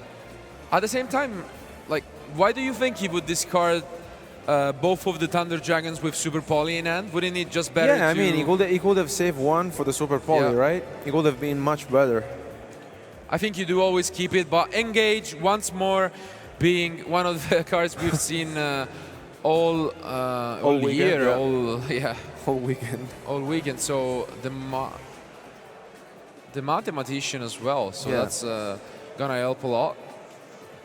Because when do you think is the best time to actually use the super polymerization in this matchup? I think I will let him play through all these cards, and for sure I would wait for the skeleton in graveyard so he can just special summon, you know, dark monsters. Yeah. And I mean, I would wait. Maybe here he could go into a Phoenix. Yeah, and we do see the Phoenix. So very nice play here from Niall.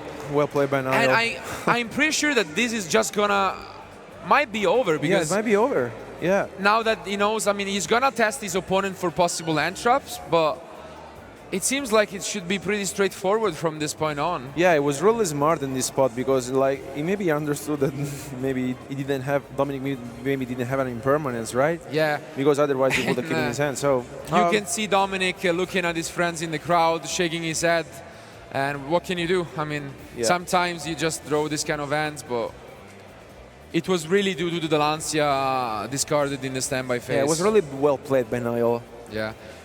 It would have changed the game, and here you can see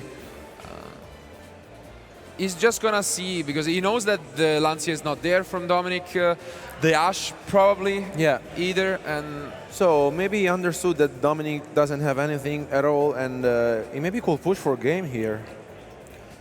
Yeah, unfortunately, like, the engage was already used on the Hornet drones, which means he doesn't have a way to get to free spells, because otherwise he could have tried and game him with the Thunder Dragon.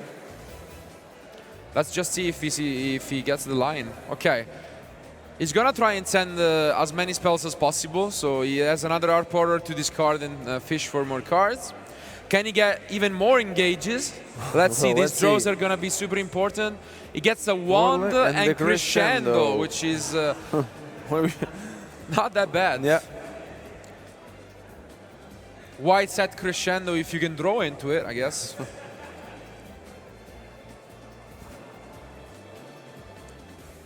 So, do you think this will change his plans, or? I mean, I don't think so. I think it will be stick to the plan. I mean, he understood that Dominic doesn't have any hand traps in his hand, so I think he will maybe wants to find a way to push enough damage, but I don't it doesn't think seem like it's enough with this line now. Because the engage, I mean, it's gonna be up to him, because with the engage you can also get an interruption, so you can get a Widow Anchor, which I wouldn't hate. Let's see. I'm also slightly surprised that he kept the engages, to be honest. You would think that against Pure Thunder going second, you might just side out those engages. But I guess he felt confident enough that he could get rid of Colossus. And to be fair, Anton didn't show like his sympathy for Colossus in game one. So. Yeah. So right now he can push some damages, also the narration of the graveyard.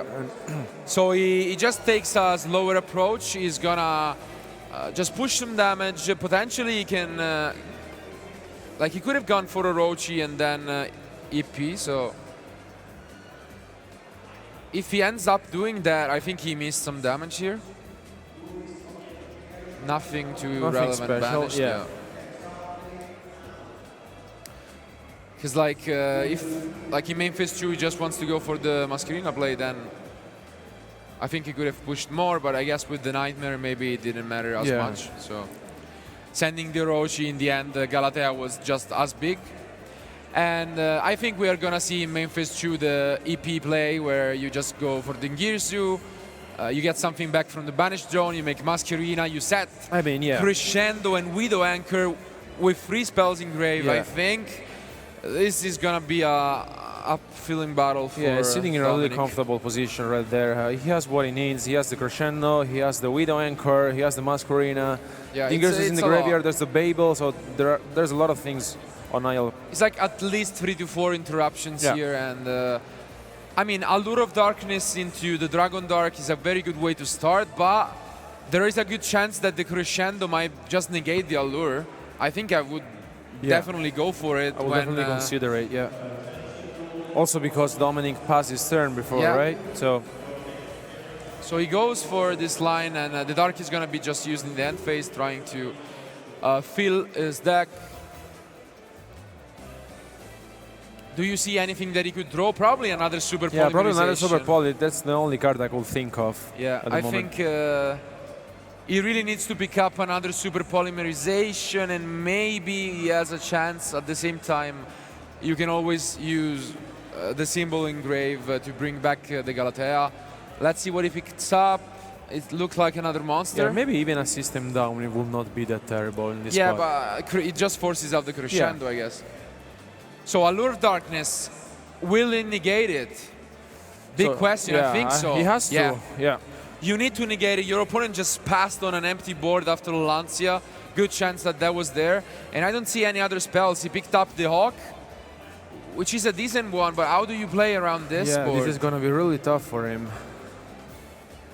I think this might just be over for Dominic. Can he find a way around this?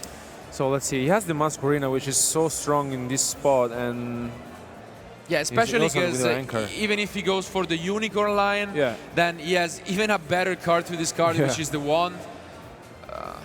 I know. I can't see really a way how Niall can lose this one, right?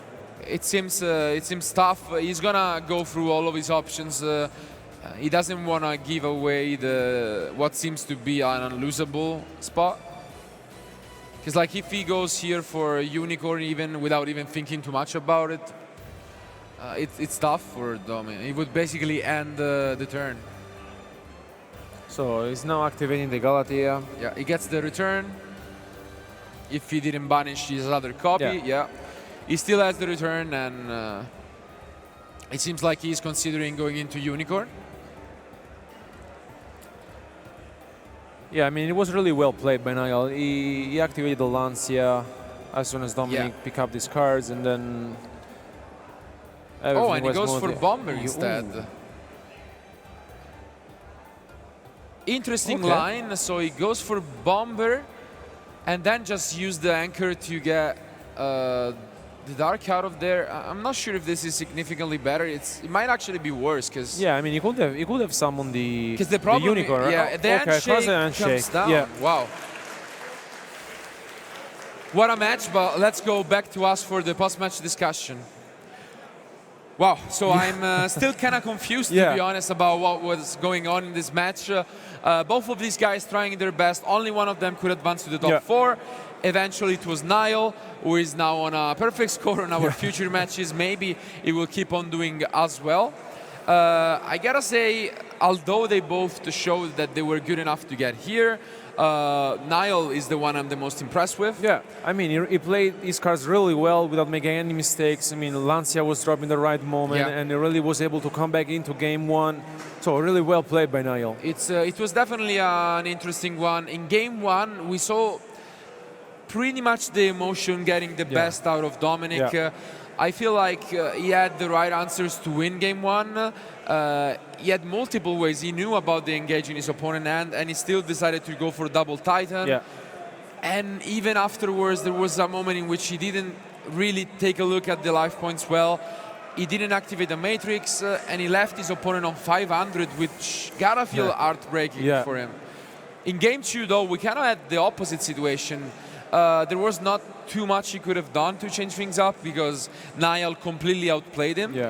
But in the end, I think it was Niall who made a questionable play in a way, because at the end I feel like if you go Unicorn there, it could have been safer, right? You are safer, because what I was thinking is when you do Bomber and then you have stolen the arc. If they have like a Pancratops, if you had the Pancratops, it could cause you a lot of troubles, right? Because then the Bomber triggers, you chain the Pancratops, you pop the Babel, Yeah, exactly. and the Bomber is gonna pop the Dark.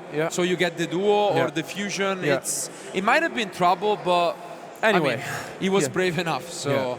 Guys, thank you again for tuning in for Top 8. We have 2 more matches for the day, the most important ones because they are both gonna mean the first one, a prize card, the second one, the title of biggest ever Italian event. I think Matt is ready for the interview with Niall. Let's not wait and go to them. Thank you, guys. I'm here with the winner of that Top 8 match, Niall. How do you feel, man? Pretty good, yeah. Really, really comfortable matchup for the deck, so I guess I got lucky.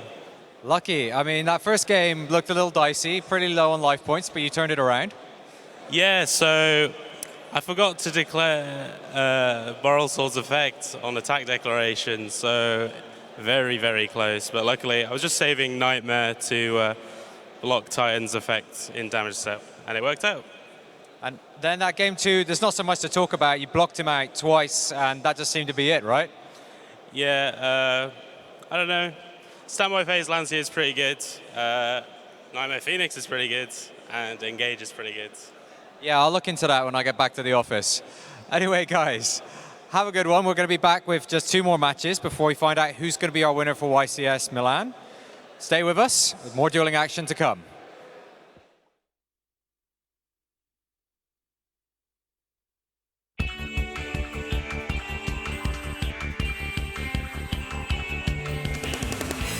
Disappeared out of here. It was time to pay my dues. Never guessed that you'd be dressed in my clothes and in my shoes. Thought you were so tough. You had it all under control. Now enough is enough. Gonna take back what you stole. Give it up, 'cause now I'm back. We're going in. Big brother! You're here! You're here!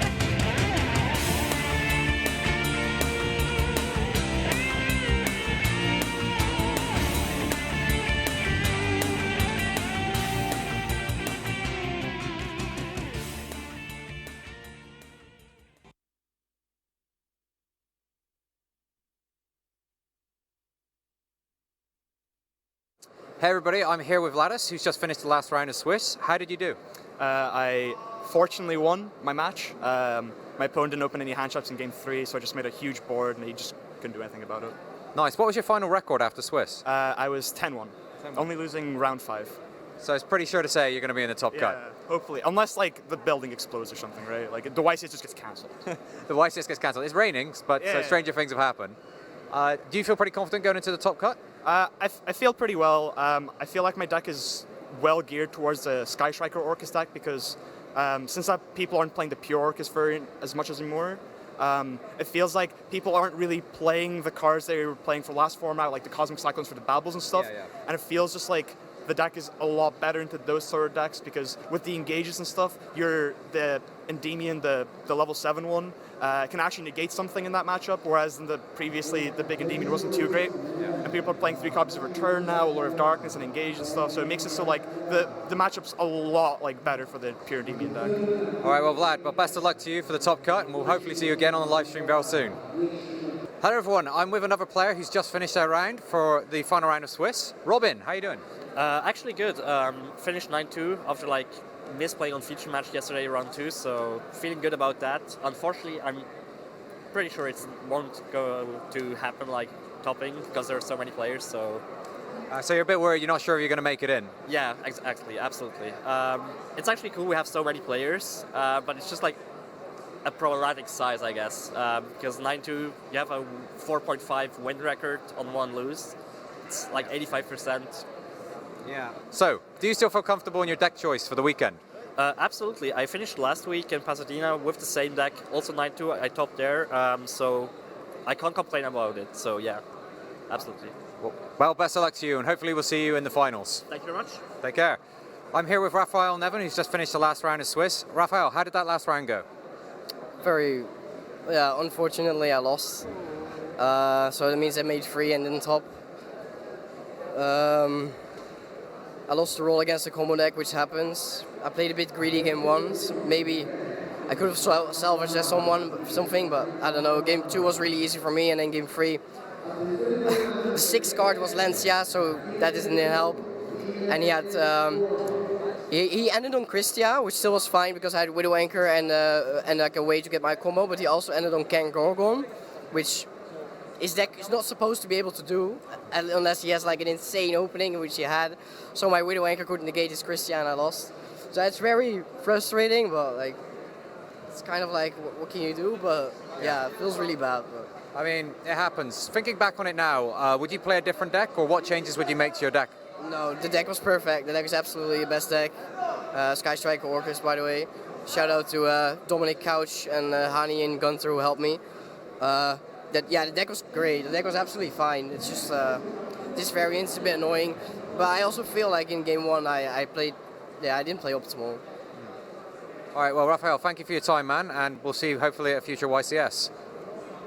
I'm here with Johannes, who just finished on table 1. How did you end?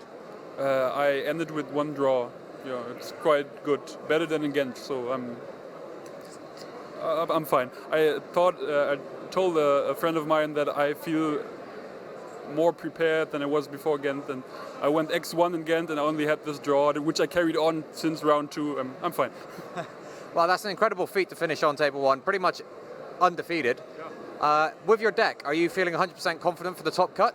100%. I'm playing Lunalate Orchist again because I dislike Orchist, although it's very strong, obviously, but playing wise, you cannot really do a lot. If your opponent has more, he has more. I had games where I was Lancia, I could still end up with the normal Lunalite stuff, so I had Dweller and stuff, so I would not lose, which Orchis kind of struggles against it.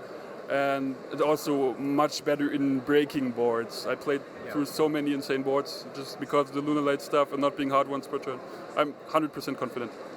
Well, I'm glad to hear you, Johannes. Well, we're going to be seeing you in the top cut very soon. I wish you the best of luck. Hopefully we see you in the finals and taking the trophy.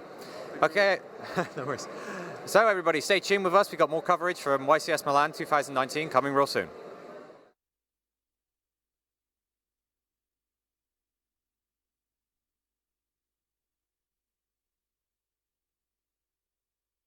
Long ago, in ancient times, a safe regime was played on both spirit and mind. 7 items hold the mystery, puzzle line, ring rod, scale, and key.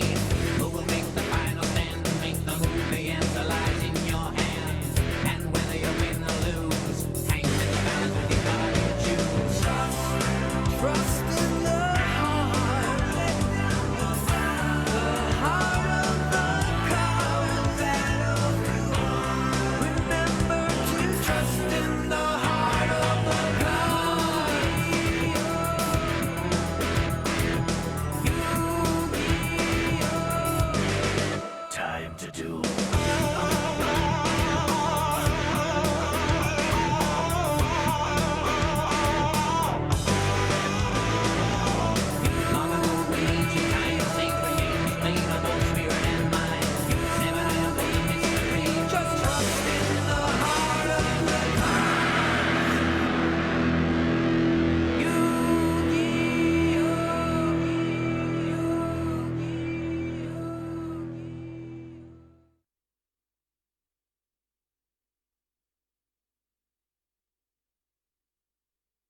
Okay guys, welcome back to our coverage of YCS Milan 2019. We're here with Giovanni Paolini from Italy. Giovanni, you're a judge for this event, but before we talk about your current tasks, I would like to know, why did you decide to become a judge in the first place? So I've been a player for many years, and after quitting the game, I really understood that I wanted to try the other side. I wanted to see how things work on the other side of the curtain, and I really liked the experience. I found out that I was maybe more suited for judging than playing, and then I've stayed, and this is my 8th event in a row, so I can, yes, maybe call myself an experienced judge right now. And you started judging like 1 year ago, 1.5 years ago? It was the summer of 2018. Okay. So 8 big events, that's a lot of experience. I guess that makes you like qualified for higher tasks. What are your current tasks? So right now I am a team leader on a team on the floor. This means that my main tasks are to care about my judges, to find out when they need some rest, when they want to swap places on the floor, and mostly to understand and care about the situation on my whole floor, take care that everything works perfectly. So basically you're responsible for the well-being of your team? Yes, for the well-being of my team, my players, and for checking out that everything works. In case somebody would like to become a judge as well, just like you, what are the main tasks of a floor judge? A floor judge needs to be really prepared in terms of rulings. He needs to have a good understanding on how the game works, and mostly, which is the biggest part of our work, he needs to understand well about player management. Players might get angry at each other, they might maybe get in some discussion. We need to sort it out, and we need to make sure that everything is always under control. Okay, this sounds like a very responsible task. Yes, it's a lot of job, and mostly it's long. An event lasts the whole day, and it's 2 days of hard work, but you really feel repaid by the great community of judges. You have a lot of friends that you can make and that you meet in the end every 1 to 2 months, and it's really fun to be a part of this team. I guess that's one of the main parts of being a judge, that you are part of a great team and working together with a great team and have the same goal of making this event a good event for all the players around here. Everybody who's here is like a part of a great organization, and our task and main role is to make sure that all players have fun, and doing it all together makes you feel better at the end of when you get home. Okay, so and how do you actually become a judge? Do you have to apply somewhere, or what do you have to do? In order to become a judge, you first have to pass the RC1 test, which is available online. After that, you just have to apply for the events. There are possibility to apply on the internet. Calls are published every month to month, and you just have to apply, click that button, and hope to be called. That's all. Okay, thanks a lot. Thanks a lot, Rudy. Okay, guys, should you be interested in becoming a judge, please make sure that you pass the RC1 test. Absolutely. And apply for the next event. Stay tuned for more coverage and on our live stream on Twitch and YouTube.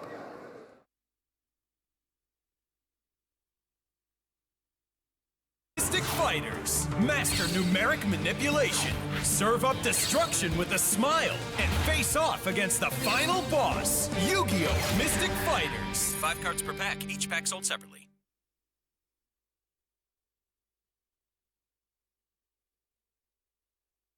Welcome back, guys, to the coverage of YCS Milan 2019. I'm here with one of the most accomplished players in Europe, Jake Quincy. Hey, Jakes, how are you doing? Yeah, I'm doing good, thank you. So we have seen that in the last week you played YCS Pasadena, and the last year you've traveled a lot. So what can you say about your travel? Your experience? Yeah, so traveling's great. It's exhausting. That's definitely one of the things. However, it's very rewarding. You get to see a lot of great places. You get to compete against different, basically different countries, against different sort of players, and it's really interesting actually. So I'm very hungry for a win. So now I'm traveling more, and quite interestingly, actually, I'm preparing more now for events. So last season, I rarely tested. The only event I tested was for Worlds. But now I'm testing so much. Like, I'm pretty certain I had the best deck in the room last week in Pasadena. I got very unlucky in the top 16, but it was just super consistent. So now I'm going to be traveling more. I'm going to be going all over. I'm going to play the 3v in Vegas. 3 more YCS has got announced last week, so I'm going to be going back to Pasadena in May. There's one in New York, actually, I believe April time. So I'm going to prepare a lot more. So I'm gonna get that win next year. Yeah, as we have seen previously in the season, you've traveled a lot this year so far, and you earned a lot of points. So you're telling us that you're doing the race for Worlds once again? Okay, so the Worlds race, no, I'm not going to be doing that because it's region locked. However, I will be going for basically playing in as many YCSs as I can. And the main goal for me now is to get the YCS win. I've been so close so many times, and I feel like that's my main priority right now. And what are your expectations for this weekend? You have played last week YCS Pasadena. Do you think that will change, or the meta is like the one you've seen previously? Okay, good question. So I do think the event will change based on the results from last week. Pasadena has an interesting impact on what's going to be played. So I do think certain hand traps and certain ratios of certain cards should be changed based on the results of last week. I can't really go into exactly what I think people should be playing because I'm playing myself. However, yeah, the last week's event will definitely impact the results of this. It's going to be really interesting, I do think. And I do think European players, you know, they seem to prepare, well they seem, once they see a result, they seem to be like, even though it was last week, they seem to be like ready and raring to go. So it's going to be really interesting to see, I'm sure, for the coverage. And one last question. Can you really lift 140 kilo? Well, you know, well, wait till next time. Part two. Okay, thank you so much, Jake, for being here. Sure. Guys, stay tuned for more coverage for YCS Milan 2019. Thank you.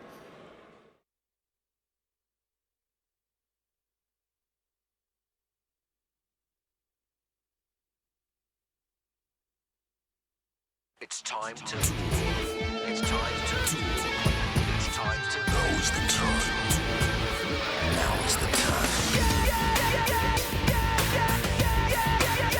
Hey, why you were partner in the ozone? I'm trying to get into the end zone. You won't be anything without the chips. Your lips are quivering. The time has come. Time to duel. Now get serious. Time to duel.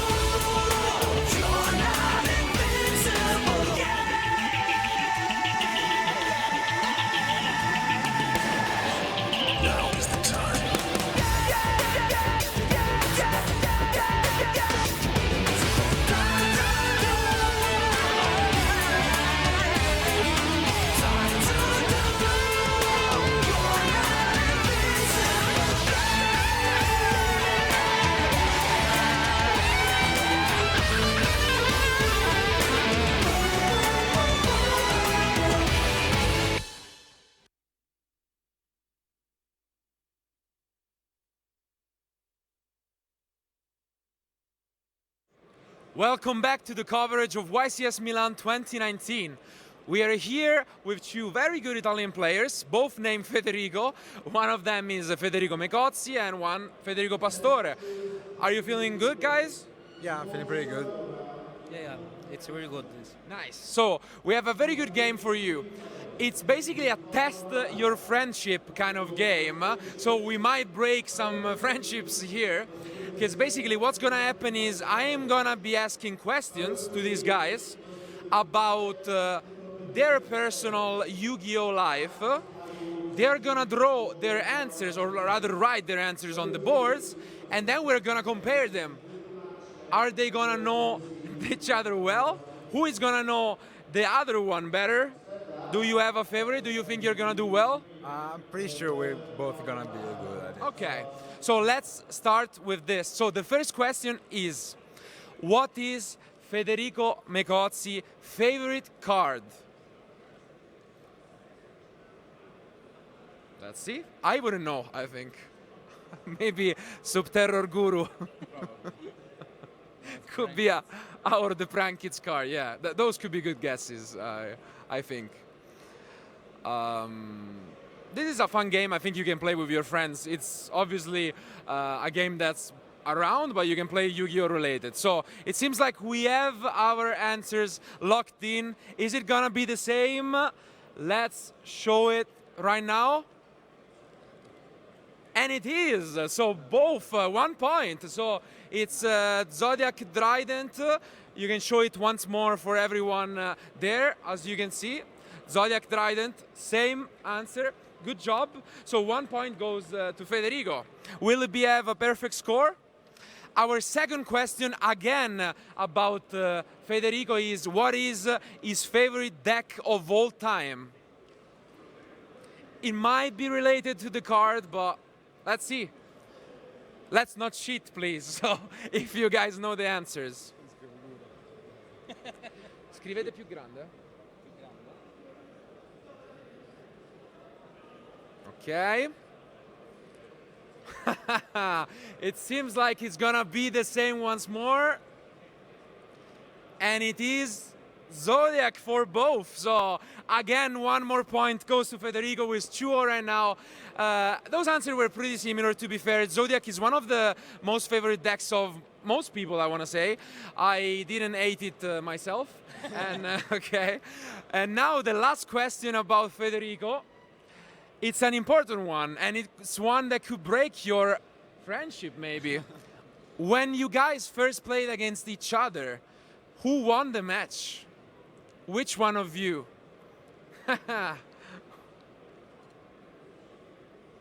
Let's see. This one is gonna be an important one.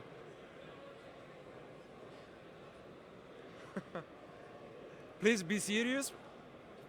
You can take guesses, by the way. Both of these guys have a lot of success. Let's turn around. It's a draw. It's a draw. Okay. He doesn't remember it though. Do you remember what happened? Yeah, it was the LLDS. It's a tournament, and we joined time. We were both full perfect Swiss. So. Okay. So unfortunately, you're not gonna receive another point, but that shows you that he's not that good of a friend. I mean, you don't remember him. I remember. Actually, now he came back to my mind. Yeah. Now you can pretend that you remember. Yeah. Exactly. It's fair enough. Okay. We drew. But now let's go back to the questions, and the things are gonna turn around. It seems like Federico is winning right now. Let's see. So my question for you is, what was the first event, let's say the big event, that Federico attended? The first major event, let's say Nationals, European Championship, YCSs, and which year, of course? Let's see if you know him well. Nowadays, you're always traveling together, staying in the same hotel. Was it like that back in the day? We'll find out soon. It seems like he's thinking about it a lot, so. Okay. For everyone that doesn't know Federico Mecozzi that well, it takes a lot of time doing playing as well, so don't be surprised if he's taking his time. Okay, we have our answers. Let's take a look. And it's not. You can see the disappointment. See this, it's really keep sad. doing them. Yeah, as you can see, he wrote YCS Madrid, which was the one where Federico got all the way up to the finals in 2014. But he also was playing 1 year before. You're getting some shame here. And now Federico needs to have the last 2 questions both right in order to have a draw. Otherwise, you will be declared the best friends here. So. My second question is, when did Federico start to play Yu-Gi-Oh? Which year? Or like how many years have you been playing the game?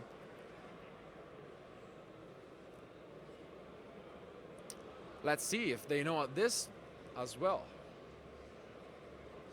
Okay. Do you have your answer? Let's turn it around.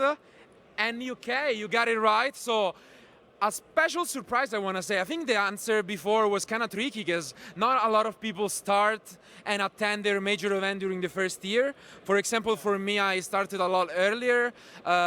What do you remember about that period? Was it a very good Yu-Gi-Oh event? Yeah, I started really well. It was my first big event, and it was fun, but it didn't end up well. So I mean, that happens. It's very rare. good. So it was.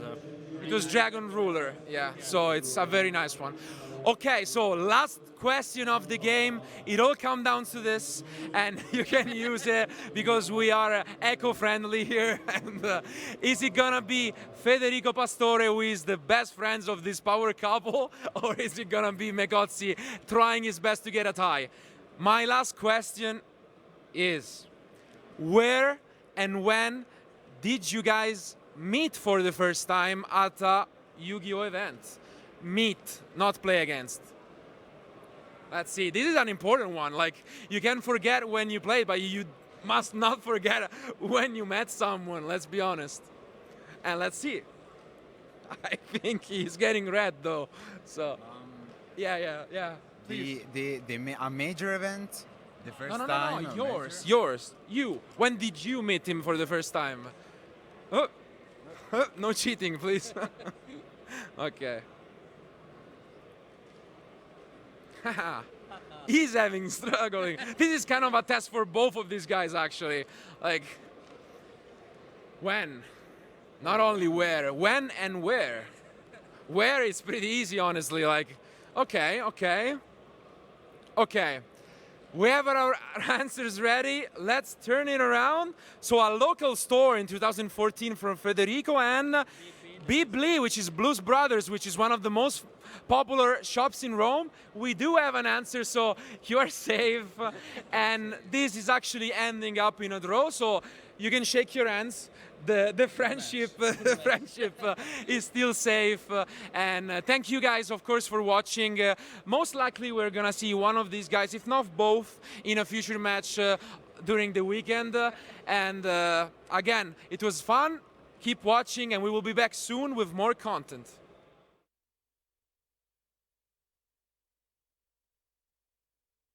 Yu-Gi-Oh! Speed Duel Trials of the Kingdom. Bones reigns as the zombie master. Mako unleashes a terror from the deep, and Weevil hatches his cocoon of Ultra Evolution. 4 cards per pack, each pack sold separately. Then how this plays out here. Both fans looking very good at the moment. We see Demise and Engage at the end from Pascal is absolutely incredible. It's stacked, definitely. Who's going first here? That's the question. Compulse, there can be only one Engage area card of Demise. This is what you want to see if you're in the finals of a YCS and you see this hand. What do you think? Yeah. What do you think? Oh, you gotta be excited, and it will depend on the die roll. Let's see who is gonna go first. Because there is an Ash Blossom regardless in Joshua end, but it is Pascal. Oh, Pascal can start off here. It's so good for him. He can look at him setting all these cards, and Joshua already knows that this card of Demise is coming, but Ash Blossom comes down. He has the perfect response, so now Pascal has to make sure that he probably will want to get his Engage off for an additional draw. Oh, and it's the new artwork Ash Blossom, by the way. It is from Duel Devastator. But the Engage is also there, and Joshua is not making any 8 for this matchup. No Twin Twister, nothing at all, so there can only be one is there, and Traps might win yet another YCS for us. Compulsory evacuation device, and there can be only one. Those are so powerful, especially in the Orcus matchup. That is 100% true, and he does not even bother to summon any more cards. Obviously, Card of Demise was activated, so no special summoning of Sky Striker Shizuku in this turn. And now it's Joshua's turn. 5 cards left in his hand. He just picked up Infinite Impermanence, which is not really helping him too much. I mean, if his opponent tries to summon out the Kagari in his turn, he maybe can use it on that. But he would require to put cards onto his side of the field before, I would guess. So that's not really happening for him at all. So orchestrated battle. We have seen this card being drawn a lot rather than setting it. Yeah. The one-offs. Also, like Gizmek Orochi has been drawn so many times on our featured matches so far. So we have the Harp Horror. Instant Fusion is probably going to bait out the Sky Striker Ray effect. Not that as well. Yes. Joshua playing it's kind of slow, but something important is that you see a face-down spell from your opponent, and he didn't use the effect. That's gotta be a tell that those back rows are really good. Otherwise, you can expect Aria Zero to just try and destroy one of them. And those are, in fact, really good traps, so... Absolutely. That can only be one and Compulse. Does are you just going to Compulse? Yeah, that's what I was about to ask, and you are indeed. I mean, how is Joshua going to recover from this turn? How can you play with, like, the normal summon is so important for the deck right now, and now he can actually just tribute Ray to go into Shizuku for the end phase to get a free search and get this multi-roll into the game. Oh yeah, and he passes. He so passes. the way is free for Pascal to actually use the effect of Ray here. That's what he's doing. He wants to get out Shizuku right there. And he can't use impermanence right here, because he used the Babel. Do you think that was a correct decision? Because if he would have kept the Babel and just attacked there with the ARP, then he could have passed holding the impermanence and used it on the Shizuku, I guess. Yeah, I agree. That might have been a play from Joshua, but here, Pascal definitely in the lead. Wally Willy drew. Okay. And another turn. Wow. Purple Wow. cards all over the place. This card might even steal yet another turn, an entire another turn. Yeah, the new Orcus deck is definitely really strong, but it struggles. The normal summon is way more important Yeah, it is than super ever. fragile, especially when it comes to this weak point. Yeah. It feels like when it gets going, it's even stronger than in the past, but it has to get going. And you saw Joshua in the semifinals also having struggled to get it going, because first duel he wasn't even summoning a monster in his first turn, and the other two turns, the other two duels, he was just not being able to do more than a normal summon at all. And already with the Area 0 there is a counter on the multi-roll, or it is not necessarily a counter. It is rather a spell that he can set in the end phase, and he goes into a Hayate already. And again, one more slight surprise, I gotta say here. He doesn't go for Area 0 at all. He just wants to set up to free spells with the Kagari, but he will be met by the impermanence. So we still have a game on our ends. And let's hope Pascal is not doing the same impermanence mistake like Dinkham Pham in the semifinals. Please. But this time it will be difficult because Joshua set that card in the same column as there can only. So. But I mean, the There Can Only Be One can now stop Joshua on his turn. He has no impermanence to out it, basically. And so Pascal really in the lead to take game one. Also, Pascal played it really well by flipping the field spell, so that now there is a counter and he can set the engage if he wants in the end phase, getting yet another copy, or he can play conservatively, setting like a Widow Anchor or a Shark Cannon. And I think that's what he is going to go for. So Shark Cannon, but can he activate it? Is there a monster in the the graveyard? Ash Blossom. Of course, there was the Ash Blossom. So you can now set Engage. And Shark Cannon, which is even the Eagle Booster, Eagle to be Booster, fair. That's probably better. Makes more sense, and fantastic opening. Once more, Joshua not maining any of the back row removals, so it will be tough. He probably thought the same that we all thought when we saw the Forbidden Limited list with Anchor at 1. You don't really need to play the Twin Twister cards or the Cosmic Cyclones. Pascal is proving us wrong. Pascal showing us that Sky Striker is still well alive. Absolutely.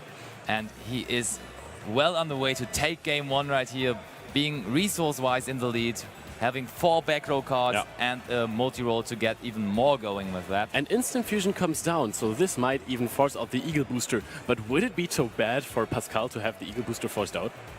Not really. It's just a spell that he activates so he can set back Engage, right?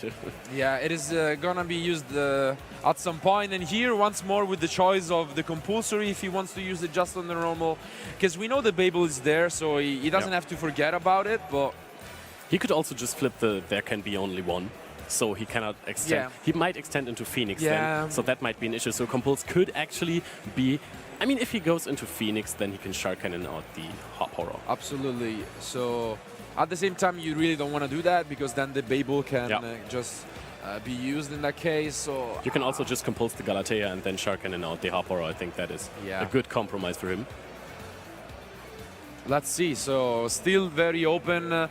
Diddy Crow being picked up by Joshua, definitely not what he wanted, but now he can chain the ARP and chain the Galatea to get some advantage. For example, he can get the return and start to get he can chain Galatea, right? It's so good for him right there. That's why I was really wondering why you wouldn't just compulse there if you did last turn on a normal. Seems like that's the good part of compulse, right?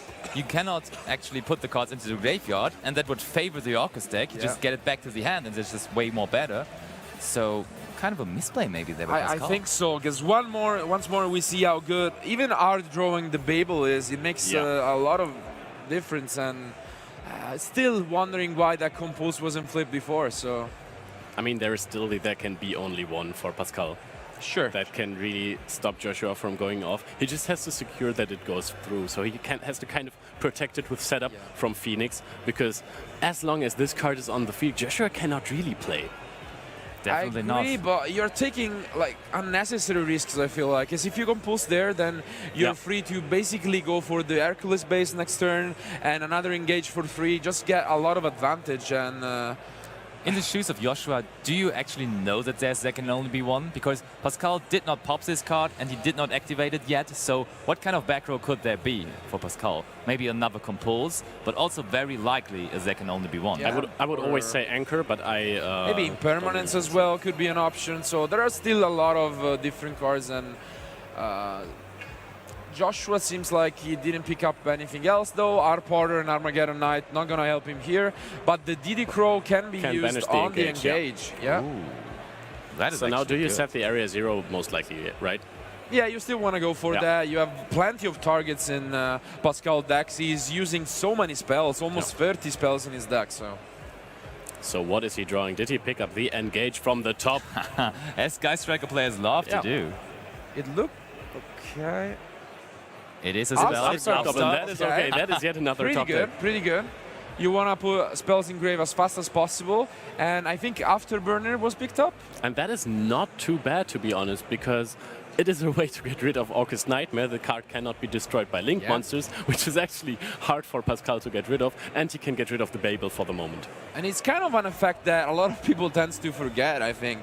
Like, you usually just use it for material. You don't have it on the board hanging out, and you can catch a lot of people off guard with that, especially Sky Strikers players. Yeah, so he just summoned out the Hayate, and he's sending something away with it. So he still deals damage right there. Yeah, he loves to send away his Area Zeros, honestly. Area 0 must feel kind of bad, actually, because it's getting such a treat by Pascal, always being sent to the graveyard. This is kind of risky, but at the same time, it is gonna work out. Does he have 3 spells in grave? I believe so, right? Yeah. So he will be able to destroy the Babel at resolution, and that's great, because it was probably the main threat. So pretty good pickup there. So now this Area 0, though, what will it reveal? That is very crucial. And what are you even popping here? Okay. I mean, you're probably you have chaining the Shark Cannon, Oh, of yeah, course, absolutely. getting rid of the Nightmare. And that is why it was so important that the Babel was popped as These well. 3 cards are gonna be Engage! Sky Striker, mobilize, engage!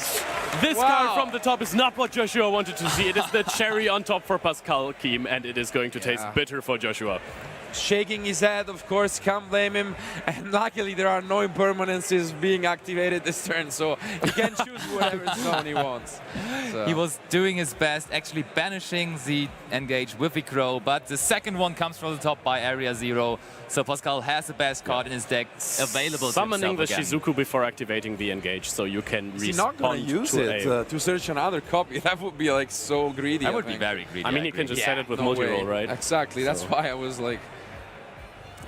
The one-off copy of Widow Anchor. Yeah, the one copy, but he didn't need it up until now, and still very strong, because just like Compulsory, similarly, you can just take away the Orcus monster from Joshua, and that way you prevent it from just going to the graveyard. Oh, I think he drew another engage. Wasn't it another engage? Reinforcement of the army. Oh, okay. Oh, it looks so similar. Let's chill down for a moment, yeah. But still something else to set if he wants, and an incredible line of play here. And the deck still as alive as ever. And he can just grind with the multi-roll. It is as if it was at 3. As long as you have one on the field, it doesn't matter how many you have in the deck. And to be fair, I think people kind of didn't expect this, as we were saying. Like, if you prepare for Sky Striker as you did in the past months, you're going to see cards like Cosmic Cyclone, Twin Twister, Ghost Ogre in the main deck, and you can see that those would have been just a game changer here, but since people expected Sky Striker not to be there, they are not using them, and then the one copy is just as good. Also, Ghost Ogre isn't that strong versus Sky Striker anymore, because apart from multi-roll, you don't have any targets. So if you draw 2, the second one might be a really bad copy in your hand. One of the best draws here from Joshua, though, being the another return, so he can fish for more cards, but he picks up Phantasme and Symbol, not the greatest. So you probably have to react on that Armageddon Knight there. You have your Widow Anchor, I mean, you don't have to react. You can just wait until he goes for a Phoenix, and then you can... I mean, there can only be one after a Machine Monster or something. Okay, so he can just take it if he wants to. He can also just set the anchor back in the end phase with the multi-roll. Definitely. Yeah, it's interesting here, because now he has our Porter again and the symbol, but yeah, and he needs access to another monster, because he doesn't have it at the moment, right? He maybe doesn't even want to go for there can only be one, because that would stop him from going for Boral Sword OTK in the next turn, because he can take back the Armageddon Knight, Shark Cannon out. And if that's he has it! Oh, wow, Joshua Smith scoops! Pascal takes the first game. Wow. To be fair, you have to say the underdog takes the first game. Yeah. The big name Joshua Schmidt being defeated here in game 1. Pascal Kiem calmly picking up his cards. Sky Striker really on the way to win yet another YCS, even after Kagari, after multi-roll, and after Widow Anchor have been limited to 1. Yeah. So right there, we want to see what is going on in the crowd. So let's have a look to JJ. Okay, thank you, Sebastian. Right now, we have an exhilarated crowd. And one of his best friends, actually, Toyfun, wanted to give a little bit of insight because he's also a bit of a professional player himself in the competitive Yu-Gi-Oh scene. So what are your thoughts, Joshua dropping game 1? It's not over yet. Do you have any thoughts about this matchup, actually? I think the matchup... Hello, everyone, and welcome back to the live coverage of YCS Milan 2019. We're down to just the top 4. Everyone else has been knocked out of the tournament. So I'd like to introduce our players for this round. First, representing France, Maximilian Deval. Come on in. How are you feeling? I feel good. Do you think you're going to win this match? I don't know. I don't want to think about winning or not. I want to play the game and stay focused. That's very humble. You know he's not going to say the same thing, right? I don't care, it's my feeling. I just want to play the game and we will talk after the match. Okay, I'm looking forward to it, man. Please take your seat. Get ready. And introducing his opponent from the UK, Niall McNulty. How you doing? Hello again. Yeah, it's pretty good to see you again. I'm thinking of new questions to ask you, but I haven't really got any. What's your thoughts on this match? I don't know, we'll have to wait and see. I just want to play. Yeah, do you think you're going to win? I think so. All right, man. Well, please take your seat and get ready. Hope you guys are ready for this. I'm going to throw you over to our casters, Farfa and Tom. Welcome back. It's top 4. We have only 4 duelists remaining. How many cards are in your extra deck, Tom? None. That's the feeling I get when I sit down and someone tells me that there's no cards in their extra deck. It's True Draco in the top 4 match versus Striker Orcas? Versus, well, I mean, you've seen Niall for the last 2 or 3 rounds, right? It's the Niall show. Welcome everyone to YCS Niall. we do try and try not to pick the same person, but when they're playing against an interesting deck and then, well, like a deck that's not very common. Yeah. Then we'll try and also pick the not common deck. So I guess it's a bit of a toss-up. There's so many Striker Orcas, so this was the last surviving non-Orcas variant. Well, there's also a Sky Striker deck in the non-engage variant deck. So the other half, the other semi-final is a Sky Striker Orcus against a Sky Striker player. So that was Andreas Vrelos, who we already featured, and is a previous YCS winner, possibly a favorite of some people. And I don't actually know who the other person is. I should probably know. Do you know? We can take a look. We can take a look. We're going to show you guys the... Against, Lorenzo Muselli. Yep, he's playing Striker. So Did do you I want say to take that correctly? Probably. Let's take a look at the country breakdown as well, if we can bring that up just now for you. So on the country breakdown side, we have United Kingdom, a perfect France, split, Italy, one of each, and Greece. Yeah, it's like semi-final of a Euros, right? Yeah, I mean, we often see Germans. Yeah, that's the missing. That's the missing country. I don't want to offend any Germans. I feel like France have been overtaking Germany as like the dominant force in European Yu-Gi-Oh. Yeah, they are getting there. They seem to have I mean, normally it was always whenever you went to a YCS, the country, it would be whatever the home country was that would have the most players, and then that would be followed by Germany. But now it's the home country and then France. So Yu-Gi-Oh has picked up a lot in France, and you can hear the crowd whenever there's a French player. Very passionate players. There's very, always, very passionate. but I think Niall actually got louder cheers than Maximilian. So maybe a competition the we'll English see during this. boisterous people are here.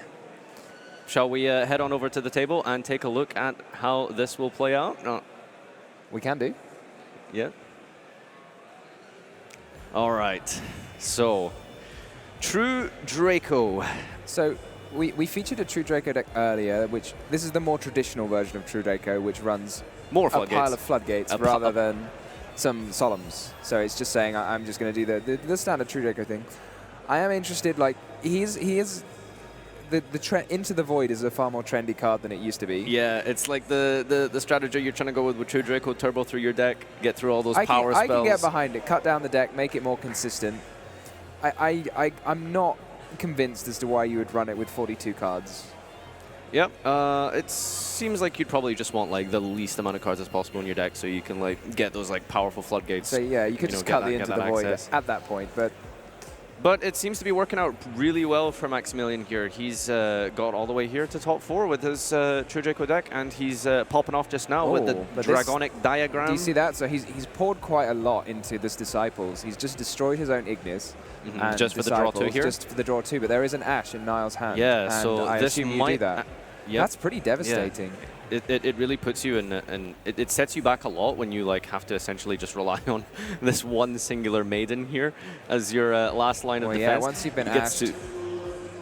This draw is big, because this could be a floodgate, this could be a demise. A demise or a floodgate, I was just going to say, like, this is... Or it could be an Into the Void, which would not... which wouldn't be legally activatable, but no. Sure. All right, let's see what he picks up here. It is... Look, is he reading Maiden? It does all the same thing as all the other True Dracos. He has drawn a card here. I want to say this is a blue card. Let's see. Oh, you're having a look. I'm on the edge of my seat. Strike of the Monarchs? Strike of the Monarchs is not blue. Okay, let's take a look at this one. Oh yeah, it is. Okay, I'm colorblind, sorry. Strike of the Monarchs is... You can tribute summon monster. It's like a boneless Veiler? And draw a card. Yeah, there you go. It plays around evenly matched, I think, is the idea. Is that the logic? That's why you... I've seen people play that in the side deck, because it's a nice answer to evenly matched. What do you think of this Gizmek? It's just going with the Gizmek in the end phase? I quite like, it's obviously good. I would happily do it if I had a skeleton in my hand. But banishing skeleton feels like it might be a bit of a disaster if you banish the skeleton. Maybe it just feels like True Draco's the kind of deck where you just need to like try and amount some kind of board presence early so you're able to start link summoning, because this floodgate might be like devastating. Yeah, it's that's generally a fair point. you could be scared of something like a summon limit, for example. So he needs something down early. I feel like it may have been a little slip. He did search. Okay, excellent. Okay, I was wondering. Yeah, we just weren't looking at the hand, but yeah. So he did search for the effect of Maiden. Mathematician is going to be activated, and then he's going to chain the Maiden, and then chainlink 3 Ash Blossom, and then chainlink 4 Strike of the Monarchs to tribute off the Maiden to negate the Mathematician from dumping a Arcos card to the graveyard. Now, having not seen it before, he was like, it destroys my card, right? And he was like, no, it doesn't. You can keep it, it's fine. You can have it. You go for it. So he's managed to deck thin 2 monsters out of his deck just with this singular Maiden. So there's a good chance he'll draw into one of these power spells off the top of his deck. He's in a pretty decent position, depending on what this next top deck. There's so many cards he can hit here. Keep in mind, Niall still has some reasonable amount of plays left to him because he has an Orcus Nightmare in his hand. So he could make a Phoenix, discard the Nightmare, and then he's then got access to his whole Orcus engine. He's going to hit the Dragonic Diagram here, and that's a pretty important card with True Draco. It's like the only way you can really amount some kind of offense with it. Otherwise, you're the whole engine. And you're just relying on floodgates at that point if it doesn't go through. I'm interested in Niall's arithmetic there. I feel like he may have been able to do more than 3950 damage at some point. Obviously, I'm not sure he would have the full 8,000, and maybe I'm just wrong, and maybe that was the max damage he could achieve. So you're thinking right now he could go for Galatea and then maybe bring out another Gizmek and then go to the battle phase? Yeah, having said that, so we see here he's just used Nightmare to send Harp Horror and then Harp Horror to summon the Nightmare. So that to me says he may have banished the skeleton. Because I don't see why you wouldn't summon the skeleton. Long term, that's going to be really huge if he doesn't have access to that card. Yeah, I did mention this. That could be a bit of a disaster if you've banished the skeleton. You're not going to be able to see it on his banished cards, unfortunately, because it is face down. Maybe I'll just run over and take a look. Maybe run over and take a look. He's looking through his banished pile now. He's face down, banished pile, but it's hard for us to see. Oh no, that's his deck. He didn't hit the Babel, so that's good news. Did you notice if he hit any of the other cards, like Crescendo? I'm mostly thinking about. As he was fanning through there, did you notice? I didn't see. He's going to have a look now. We'll have a look, see if we can use our caster vision. Caster vision. I feel like there may have been a misstep as well. I think it was correct to want to start by destroying the diagram, because that's kind of the card you think I should really destroy. But now that the... oh, he's banishing more. Okay. But as I said, so if you start by destroying the diagram, it kind of makes sense because that's the high priority target. But if you know you're going to destroy both, you don't want it to be destroying the Disciples at a time when you have a Babel on the field, because then you'd have to, it might get destroyed by the Disciples. So, I mean, having said this, like, there's not, it's very difficult for a deck like True Draco, which requires multiple cards in order to even summon a monster, to get going with so few cards. I mean, obviously there are the bomb top decks. Yeah. But outside of those, it feels like it just can't really do anything. Yeah, the tribute mechanic essentially. I say tribute mechanic. It's been, when was the last time we saw that relevant, right? It's just basically the True Draco deck and then like Monarch. So because of that, you need like some kind of fodder. That being like the spell card or the rest of your engine, like you said. So when you're in like a bit of a simplified game state with True Draco, it's not good. Like True Draco, I feel like when it wins like hard. Like you have like 2 floodgates face up, a judgment, 2 cards in hand, diagram. Yeah. And when you're losing, like you just have like 1 floodgate that's maybe not even live, like a face up, like a Rupt or something. But yeah, sometimes I've played a number of games against True Draco where they might have all their floodgates and they don't even have the resources to summon a monster, which or they only have 1, and then you get rid of it somehow, and you're happy. Maximilian has top decked a spell there. I'm so just trying to make out what it is. That Gizmek may have cost Niall big. Because of the non-access to Skeleton? Yeah, that might be huge. I mean, I think he's probably running 2 Skeleton, and honestly, I think it's correct to take those sorts of risks. If you're running 2 Skeleton, you're probably running it with a direct nod to being able to activate Gizmek and play these slightly longer games.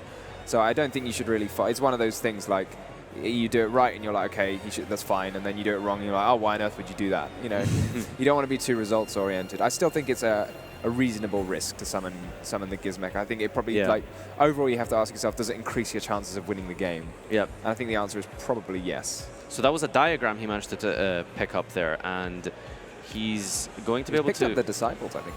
But yeah, he's got his cards now between them are diagram. Did he Disciples, already have diagram? Yeah, he had diagram. And wasn't it destroyed? He had a diagram in his hand. Okay. All right. So, on the activation of diagram, now I was going to think here. So, like I guess he's trying to like work out some kind of like unicorn play to immediately remove it. To unicorn it away. Yep. Summons the Gizmek before checking if the diagram has any kind of inherent protection. Just checking. I mean, it's very unlikely for a field spell that can't be hit by Nightmare Unicorn. That would be a very very protected field spell. Closed Forest doesn't that have some kind of protection? If it's destroyed, then you can't activate any other field spells. It doesn't have any protection, yeah. Some of them prevent themselves from being destroyed, like Endymion, but prevent yourself from being targeted and returned to the deck, I don't know. Yeah, generally that's not a thing. Maybe someone in the Twitch chat knows. Maybe we're showing our age by like bringing up cards like Closed Forest. Closed Forest. It was a great answer to Necro Valley. What are you talking about? Like. All right, so there goes the diagram back into the deck, and that is the Disciples of Phoenix. That's going to... He's going to tribute summon, and he's going to have his last guy all by himself. Hitting the Babel. Dynamite. Dynamite Knight against nothing from Knight. I mean, here we see like a single skeleton summon a Dingirsu from your grave. And that's like, basically it. Game over. Yep. But without the skeleton, the grinding power of the Orcus deck is severely limited. I want to know how many cards he's got left in his deck, because I feel like he's resolved this Gizmek like 3 times. Yeah, so that's 24 cards down. Oh no. There's a harp in the graveyard. Let's. He's checking for that rotor, whether he can activate a reinforcement of the army. So his graveyard's looking pretty healthy, but without the access to that skeleton from being banished, it's pretty hard to having recur banished so many Orcus monsters. Yeah, you need to be careful here as well. It's a high pressure situation, and it can be a little frustrating because if you activate a card that you don't have a target for, and a judge tells you you're not allowed to do it, then it's a little awkward. Like sometimes if you're playing a normal game of Yu-Gi-Oh, then like your opponent might just pass it off. But if a judge is watching and it is the correct penalty and illegal activation, it does result in an illegal play warning. So what you're telling us is it's fine if the judge isn't watching? It's fine, like, if your opponent's not bothered and a judge isn't watching. But in these high-pressure situations, then these sorts of things might, like, put you on tilt, especially when a judge has to come in and be like, put their hand on the table and say, no, you can't do that sort of thing. So that was a crescendo picked off the top there, and that's largely like, probably useless. the worst thing that you would want to see in that situation. Poking very slowly, willing those life points down with the single dynamite. True Draco Fighter? Yeah, that's his name. Okay, limited to 1 currently. It says on the screen there. Yeah, there. Well, I'm looking at the caster screen. Thank you, Tom. You've got both available to you. 2 cards in play. The Monarchs Erupt. That may be enough to seal it. Yeah, it's looking He just really drew rough his only the rota target, which was presumably not very helpful before. What's your plan here for Niall? I was thinking maybe he could like risk like holding it in his hand and just taking 1 more hit to the face, but another monster summoned would be lethal, and then you just like hope that like the Dark Grepher can like draw something, but that's going to be it for Niall for this one. Wow, all right. That's just gutting, True Draco isn't taking it? game 1. Because if you're in Niall's position, you think, I activated that, I just should have won the game, and then you just hit that 1 in however many chances to hit the skeletons. To hit both skeletons. Yeah, both of them. And be It's run really out of unfortunate. resources. Just at that point, it's like the stars are just not aligning. It's such a frustrating And he took the gamble, and his opponent's last 2 cards were the ability to summon a Draco monster. I mean, granted, they could have been Desires, as you said, Desires Demise, as you pointed out. But I was playing a Sekka's Light deck at YCS Fort Worth, Burning Abyss, of course, with Sekka's Light, and I activated Gallus. And I had a Sekka's Light. At least you know the odds. It feels better when you know the odds. You're like, okay, that's going to happen 1 out of what, 13? 13 games? Is that the actual stats Actually, there? it's 1 in 12, isn't it?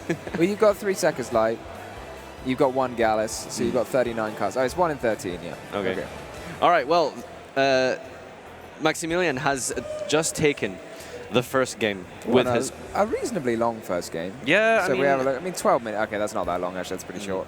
That's probably enough time for time not to be a factor. Yeah, I think both players have been playing pretty optimally there. I think it was just really that skeleton being missing from the double banish off that Gizmek really costing Niall that game. So a little bit frustrating. This is kind of the point in the duel where you really just have to pick yourself up. Don't let that tilt get to you. Yeah. Unlike Raphael Nabin would do as much. Yep. He'd probably be flipping some tables right now. Exactly.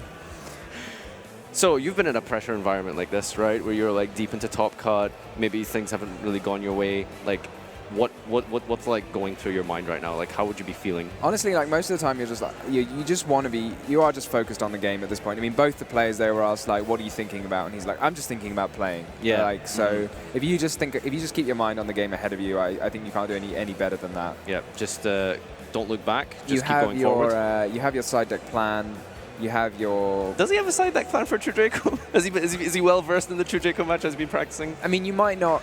I think it's one that you might not have like have put cards in your side deck for. Specifically, but True Draco has been around for like the last couple of years, and he's very familiar there are with decks like it, and you know what you're going to do against decks like it, even if you don't know exactly what your plan is against True Draco in particular. So this kind of situation has come up a few times today, where like a deck like True Draco, you would expect like okay, well, I'm not letting that deck go first. But sometimes, that can happen. People choose to, because True Draco, like we discussed earlier, it has that really, some very strong interactions when it goes second. Do you think you, just go first here with his deck, with Niall's deck? I much prefer going first, yeah. Okay. Because even the strong interactions of the Draco cards you are mentioning is the ability of the spell cards and trap cards to have the double effect of also destroying a card when that's into the graveyard. But that's nullified quite a lot if you end with the Dingirsu. Also, like a lot of your interrupts come from the graveyard anyway, so I don't think you're too upset. That would have not been a great time to let him go first anyway. Demise skill train. That would have been disastrous. Yeah, it wouldn't have been that, but I mean, it's not great. But because True Draco, their nature, they have to set True Draco spells and traps. So that means they can only have so many non-True Draco spells and traps. And if Niall's hand has got Twin and Jamming Waves. Yeah. So if he knows where they are, then yeah. I mean, I agree. Like that is like the worst hand your opponent could have almost if you at all. But you know. So even if you're going second, you're still gonna have to board in that anti-back row hate, right? Like even like generally, like when you're playing like some kind of like combo-y deck, like you just kind of like make sure you set up your board, you set up, you get that set up for that turn 3, make sure you survive, your board sticks, and then you like set up lethal, yeah. right? However, you know, a deck like Orcus maybe doesn't have like that big of a turn 1, so it's correct to bring in like the back row removal. Despite going first? Well, there's a couple of trains of thought on that, but the main thing is simply practical. Like, he's going to have cards in his deck like Phantasme, which you aren't going to use against Orcus anyway, and you might as well take out. So then you might as well be putting in the back row hate, because that... Yeah, what else are you going to put in? What else are you going to put in? So, I mean, maybe if your deck did not have any defensive cards, then you wouldn't put in any back row hate, because then you'd have to side out some like engine cards that you would rather keep. But there are non-engine defensive cards in his deck that he might as well be taking out. So it's a different question if you're playing a deck like, you know, if you're running like a deck like Burning Abyss, which runs Sekka's Light or something, as you mentioned, then you'd have to take out some of your monsters, or you might even have to side out your Sekka's Light in order to put in those Twin Twisters, and you might think twice about doing that. But there's definitely no thinking twice about swapping out your Phantasmes. Yeah. So Niall with a pretty convincing opening. I mean, that's really everything you'd want. Grepher plus Harp. I mean, that's more than enough, right? Yeah. Choosing not to set the Twister or the Jamming Wave, probably correct, because you don't want those being destroyed. There's nothing more satisfying than end phase like hitting like 2 back row that they can't respond because they just set them. But it is nice, but I mean, to be fair, how are they going to respond? Anyway, I mean, perhaps the Judgment. He did see a strike of the Monarchs, but like, you're definitely far more fearing it getting sniped by one of these True Draco spells. Now, it's interesting he brought in Jamming Waves, like, just to hit, like, a random back row. I think, like we discussed earlier, like, the interaction with Afterburner might be a little bit more better because you're kind of more scared of the floodgates rather than perhaps, like, a random strike or something. So Afterburner having the ability to hit spell and traps that are already face-up, unlike Jamming Waves that has to be set. And it doesn't target as well, so it could force out preemptive like floodgates or you know, something like that. It's a tricky one. I think you're probably going to assume that you're going to be searching it off engage, so more often than not you're going to have got to that 3-spell target. I don't know. I mean, you could ask players. I'm sure different players will have different opinion, but it looks like he's siding in Afterburners and Jamming Waves, so he may just have both. I'm taking a look at Niall's deck, and I'm just kind of like pieced together his exact side plan for this and how he like might have constructed it for this game too. I'm looking at Phantasme and Infinite Impermanence. Take those out for a straight swap of 3 twin, 1 prank, 1 Afterburner, 1 wave that he's got written here. That seems like a pretty solid, like, 6 for 6. Solid, yeah. I'm just looking like there's no Call by the Grave or anything, so there's nothing else that you're taking out. You're so probably going to keep the Ash Blossoms just to stop those like power spells. Yeah. So Ash Blossom could hit a demise, as you said earlier. Maximilian here has a lot of cards that are going to help him on his turn 3. The skill drain, that there can be only one, and of course he's going to, you know, try and resolve this card demise here. One thing I've found with card of demise, like, it looks silly, but then its effect of discarding cards in your own end phase requires you to have all of your cards on the field, which is not always so easy, and you can end up with like, because obviously if you draw extra monsters, you just can't use them, so they just go to the graveyard. Yeah, and that's kind of naff. That can be like the really frustrating thing with like card demise, and you just draw like a hand of monsters or something. But the advantage of Drew Draco is that it's able to put those monsters onto the field with the extra normal summons, tribute. I think it's not technically an extra normal summon. It's an extra tribute summon. I think it just says like summon it. It doesn't actually give you an extra normal. Anyway, semantics aside, the point is like if you do draw those extra monsters, it's usually fine because you have your normal summon, your regular normal summon, you contribute like an extra floodgate, or you contribute one of the disciples or the heritage. So that's like 3 ways that you can get those extra monsters out of your hand. So True Draco just has that just really good synergy with that card. Like almost annoyingly. Is he playing Inspector Border at all? Probably not something you'd bring in going second, but I'm surprised that I don't even see that in his side deck. No, I like the side deck. Some of my favorite side decks are like the 3-3-3-3 and 3. Yep. They're just having a little discussion here. So Niall is using Topologic Trisbane, a very powerful card, especially against True Draco. And they're just figuring out how the chain's going to resolve involving Dingirsu and Trisbane. So as long as you put the Dingirsu as Chain Link 2, then that's fine, so it can attach the material. I mean, in particular, you must put it as Chain Link 2 because Trisbane is a mandatory effect. This is... Maybe this is like a little inexperience here. I don't know. This doesn't look very happy to me, this situation. For Nile? Yeah, if his plan was to use Trisbane, then why would you set the Crescendo from your deck just to banish it? I mean, would you rather it just wasn't in your deck? I don't know. Yeah, I'm not sure. I think he probably was like just under the impression that he felt he needed to get rid of that. He felt pressured into using it.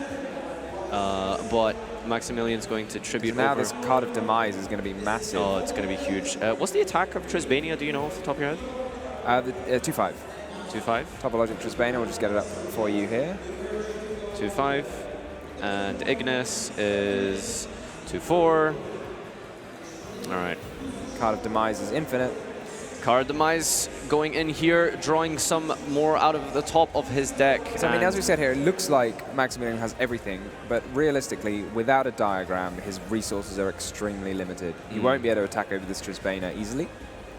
And I think he's definitely picked up an Impermanence, which he's putting in the middle there. And I think that's another Demise, I want to say, in his hand. Cards in hand, Card of Demise, Disciples, and Infinite Impermanence, yeah. All right, well. So, I mean, this Trisbana could be absolutely massive and will be. What do? You have to set everything, as we said, the weakness of Card of Demise. Yeah. But now, like Trisbana, that is game. Vanish all those 4 set cards, completely wiped out. Yeah, I mean, in your Maximilian's possession, what do? You're going to discard your hand in the end phase anyway. Showing off the power of IP Masquerena there. Yeah. Soul Drain in the side deck, not a card I've seen in a while. It's in the main deck, yo. Oh, is it in the main? Oh, wow, brave. I mean, I think it's entirely correct. Oh, sure. I mean, it makes sense, but I just love that I haven't seen this card since Negate like 2014 or something. It's still at 1, you know. I know. It's crazy, It's right? a good card. Yeah. Negate all Orcus and Salamangreat monsters. I mean, what more can you want from a card? Exactly. Now, this is going to be a bit of a precarious position for Nile. He doesn't have like a blowout card per se, I want to say, versus True Draco. Like, Twin Twister generally can just like win you the game there and then, but you know. I would call Twin a blowout against True Draco. A blowout, I mean, you don't always win. Like, he can, I don't know. You don't always win, but you do a good job. I'm thinking more along the line of like evenly matched or something, right? Like, you want something that wins you the game by itself? Yeah, like that. So he doesn't really have access to anything like that. He's going to be relying on drawing. Like the Twin is like what he like needs to see. Yeah, Twin is your favorite. Second. I mean, to be fair, Maximilian is siding in 4. He's got 1 main deck answer to Twin in the form of Strike of the Monarchs, and 3 more in the form of Solemn Judgment. Yeah. So those judgments are 100% going to be coming in.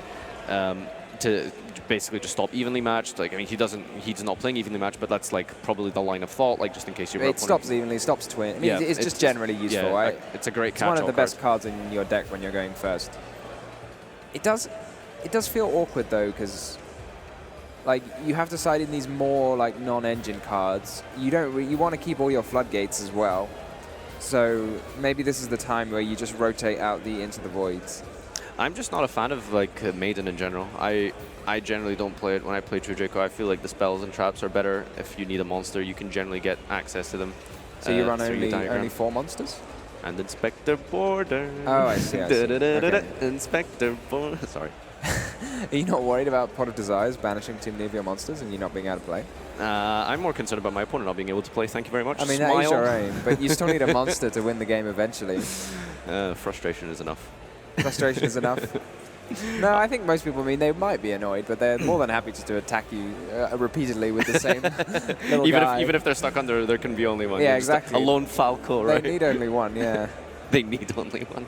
That's a new card you should just try and put forward to R&D for a suggestion. Yeah, what would it do? Comment a witty response to there can be only one. I mean, I'd play 3 of those. I need. There are some cards. There is like some cards which specifically reference like other random cards. Like in the artwork or like in the name? There's like Anti-Raigeki. Oh, sure. White Hole. Griffin Wing doesn't directly reference it. It does. It references Harpy's Feather Duster. Wing? Yeah. It reflects the Harpy's Feather Duster. Reflects. Oh, well, that's God. basically, and so that's what Anti-Raigeki does as well. Yeah. And there's a card that specifically negates Monster Reborn. I can't remember what it does. Yeah, really? Yeah. I did not know that. All right, well, so this is game 3. This is it. Look at card number 1. Card of Demise. Upstar. There can be only one. That is a crazy. Is there going to be a diagram in this hand? Oh, but the Ash on the Double Ash Blossom. Dino, Twin, Orchestra Set. That's a horrible... Well, I mean, he can grind out of it, but there's no engine there whatsoever. Yeah, but I mean, it's enough, right? Because if you Ash the Demise, you have as long as you like, realistically. Yep. Oh, I can't wait to see how this unfolds. This is this is insane. This is going to be one of those absolutely ridiculous games of Yu-Gi-Oh! Where you think, I thought the cards were all really powerful, and these guys are just setting cards and passing. There's the Ash Blossom being sent down. Now to giving a prevent little wink to the crowd there. Yeah. Like, I knew what that was going on. He activates the, I think that's Phoenix, so that automatically telegraphs he has Apocalypse. Yeah. I mean, or bluffs. But yeah. Or buff, yeah, you think so? Just activate Phoenix, have nothing else? It's one of the two. I don't think it's worth a bluff. Twin Twister being activated. This is just going to force out the Solemn Judgment here immediately, I think. Yeah, I feel like one of the cards is Judgment. There we go. Pays half his life points. But now what does Nile do? I'm interested as to why you use the Twin Twisters there, actually. Yeah, that's a good point. Like, if you don't really have much of a follow-up. If you're not going to follow it up, then... I mean, I suppose one way or another, it was getting Solemn Judgment. It didn't matter. Another Twin Twister. Oh, I think I understand this now, actually, his idea. Because if you now run your opponent, like, if one of those was a card of Demise... For the follow-up turn? You mean? Yeah. Yeah, then you want rid of it. Oh, wow, but he can add Crescendo. Oh, what a guy. He knows what was going on. Oh, boy. Yes, he did have access to his engine after all. Twin Twister plus Crescendo equals Orcus combo. Why do you normal summon Ash? So he can make Galatea? But Crescendo doesn't... Special summon? Special summon, it adds. Has he actually normal summoned I'm a Ash? little confused. He declares an attack for 0. Yes! No damage has been inflicted, but that is an ultimate flex, asserting his dominance, normal summoning Ash to declare an attack. Why? And he passes turn and survives. Why did he summon it? He's probably really nervous and forgot how. Oh, wow. Oh my god, he's top decked exactly return. Exactly return. So Soul Drain is activated, but almost any monster Oh, pay 1,000. ends the game. This is for what was crazy. drawn. The crowd is going wild here. He's got 2 cards. Any monster will win, surely. What a crazy game. Oh, it's another nightmare. Oh, he should have Oh, he's not going to declare an attack again. No. Niall, I believed in you. Demise off the top. No way. The second Demise. The craziest game of Yu-Gi-Oh! We've seen so far. I mean, it's not it yet. This is exciting. Duality into Judgment! And there can be only one. But has he drawn a monster? Yes, he's drawn, oh god, a monster and a diagram. Oh no, Maximilian has maybe just ran away with this at this point. And the Judgment, oh no. Judgment, how do you get Soul through this? Drain, and Engine. He has all the pieces of the puzzle. It might be Pharaoh Atem himself guiding him here. I'm still don't really follow why he normal summoned the Ash Blossom, I must say. I think he I don't know. He may have been trying to summon with Crescendo. You know, it's just one of those nerve-wracking top 4 moments. Yeah. It's just like, Crescendo, I guess. I He could just had the Ash in his hand. Yeah, like, he could have just used it on He could have just Demise. negated Demise. Oh, Niall, not like this. Oh, wow. Oh, God. I mean, he's still going to see at least 3 more cards. Yep. But he's used 2 Twin Twisters. Oh no, that's a second Solemn Judgment as well. My god. Is that 2 Judgment? Oh no. That's 2 Judgments. Oh, it's going to be really hard for Nell to come out of this one. He does have Prankatops in his hand, so he's already used his Prankatops. Oh, did he discard it? Yeah, he discarded it for Twin on the first turn. All right, okay. But Gizmek. There's another return discarding the Orcus Nightmare. I think you just Judgment this. Yep, Yeah. another half of his life points being paid. And then he can just do it again if he needs to. Yeah, I don't think you use Gizmek here. You don't want to give your opponent any more cards. So I guess you just give it a minute. With the Maiden? Slow down. There is a very sneaky win condition available to him, which is if like very little happens on Maximilian's turn, he could use Gizmek in the end phase and then destroy the Maiden with the Gizmek effect on his turn. Yep. But I mean, I feel like that's unlikely. It does sneak through the Solemn Judgment as well. Diagram is used here. He's going to use the Avarice effect of Disciples. So if he draws nothing, and I know the effect of Gizmek correctly, then that is a possible win condition. Maximilian draws off the top here with his Phoenix. It looks like it was a monster. It's another monster. It's a okay. Dynamite, and that's pressure that really puts him on a tight clock. I think he's only really going to have like one more turn here. I don't see how now that seals the deal possibly. Oh, this is so sad, Niall. Please play Arc V opening. Can you feel the power? Number 1. What does that do? That one. The card you just said. Oh, it's not a card. It's the intro for Arc V. The anime. Oh, I see. Arc 5. Okay, sure. So is he going to end phase Gizmek? Yeah. What else are you going to do, right? I mean, you don't have... What else But now can you do? can't draw engage, and he doesn't know that's a Desires face down. I mean, that's relevant, right? Like, you got to think... He was top decking Ash Blossom, if we look there. Okay, by the but way. you got to think, like, what card's going to win you the game, and one of them that comes to mind surely has to be engage. Yep. Yep. And then now he can't even use it. Oh, what a match! What a match! I don't see what do you draw to get through a judgment. This is question I have for you. What lone card gets through judgment? Yu-Gi-Oh puzzle. I mean, Gizmek's one of the best. It just summons itself when you can't judgment it. Not another Gizmek. So how big is Maiden right now too? So, they're both bigger than him. Diagram is giving the boost, and it's protected by battle. If it wasn't for the Dynamite Knight drawn, then this would have won him the game. If that was just like there can be only one, he could have just popped it and attacked. Yeah. So that draw was actually clutch. Yeah, the extra monster was like really important. However, you could just argue that regardless of what he drew, he could have just diagrammed and searched it anyway, and then tributed over the Apocalypse. He'd already used Diagram. I mean, there were he used Diagram to get the Phoenix. Yeah, that could have like been game over. Maybe over the course of like 2 turns, it wouldn't have really added up, perhaps. No, he's on 1,500 life points. Sure. Yeah. I mean, this game has obviously been been like crazily back and forth, but it's still like there was even up to now. Like this game was extremely close. I just can't get over this demise. I can't get over that top deck. There's no Link monsters in his deck that win. He's walling up now. Walling up is never a good sign. This is when an Orcus player puts a Gizmek into defense, you know it's not going well. Gizmek and a set mathematician. He's found a new win condition. He's going to read return for the next 12 minutes. Oh, wow. Drawing another card here. Could please just be like another demise or something. I don't think he would activate a demise. No, probably not, but like... I just love seeing that card in action. Here we go. Diagram popping the return, remove a monster, get a guy. Destroy monster 1.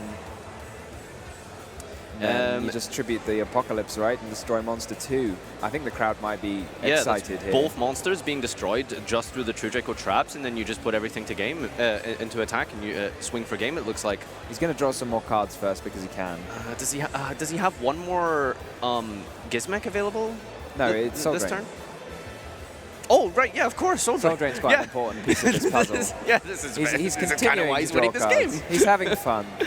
He's like, we got 9. You know, you're not getting out of here for 10 minutes. Maximilian's just drawing cards for fun now. I think we might need to arrest him after this. Like this is crazy. We should get Matt to have a word with him. Like, you can't do this to someone. Like, you've won the game. You don't need to continually draw more and more and more cards. There's the Maiden tributing over, popping the Ash Blossom. The Mathematician, What attacks for game. Maximilian advances on to the finals of YCS Milan. Tom, what a run by Maximilian. What a run. Well, it's not over yet. You can't say what a run. I think, well, of course. He's in the finals. I know, but like, this is where we're at. He's what a crazy game. I don't have words right now. The amount of excitement that I thought I couldn't get from Kudrik, as I've just proven myself wrong. It's all come back. Sky Striker Orcus being taken down. I mean, great humor, to be fair, from Niall. Like, he seemed to be enjoying himself. Regardless of... He's a great sport. Yeah, like you've heard all of his interviews. They all just said, like, I just want to play. I want to do as well as I can. Don't ask me about how I'm feeling at the end of the match yet, because I haven't played it yet. So he's definitely been a good sport, and he's taken it well. Good on so him. Big congratulations to him for getting this far. So might we see True Draco winning a YCS? Has True Draco won a YCS? Not since... they won the last YCS, I believe, was Leo Anaya last year at YCS America. Did they win they did win an American one, and they won that's the most recent one, the NAWCQ. I mean, in conjunction with Zoo cards, so maybe that doesn't really count. But the NAWCQ when they were first released, yeah, that's been a while. But other than that, like they've been around a long time. People have been playing them, and maybe they might take their first, let's say, European YCS. I don't know what you would call it, Ndir, but let's call it a European one. YCS Europe? Yeah.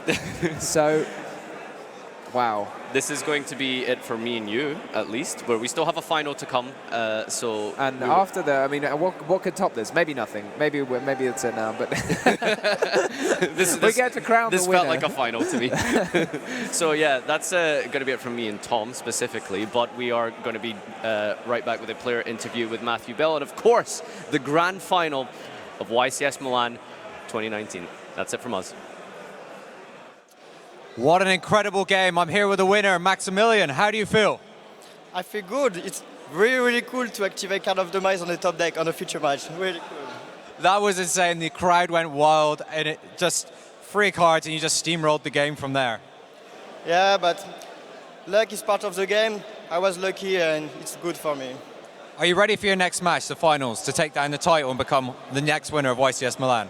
Of course, I'm ready. I hope I will have the same luck for that game, but yeah, I'm excited to play the game. We're really looking forward to seeing it. Best of luck to you. Guys, don't go anywhere. We will have the finals of YCS Milan right next. Stay with us.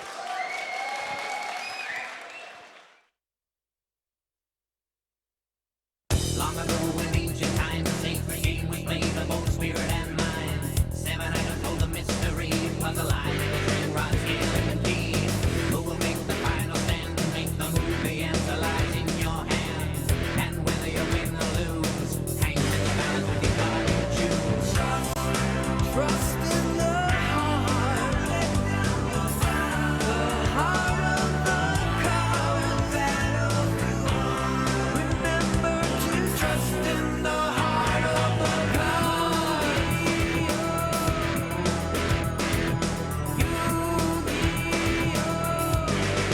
Time to do.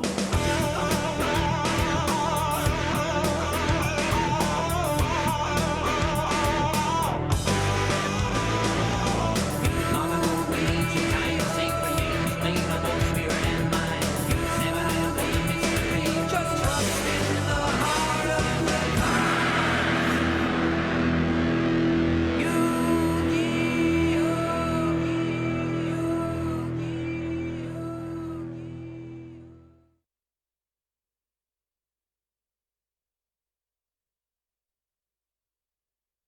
Okay, guys, welcome back to our coverage of YCS Milan 2019.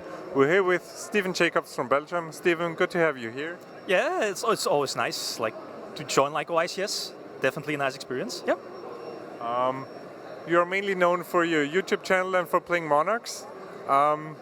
You entered this event with Monarchs again? Yeah, like always. I always decide to play because, you know, with the ban list we got Aether back at 3, Storm Fortress back at 3.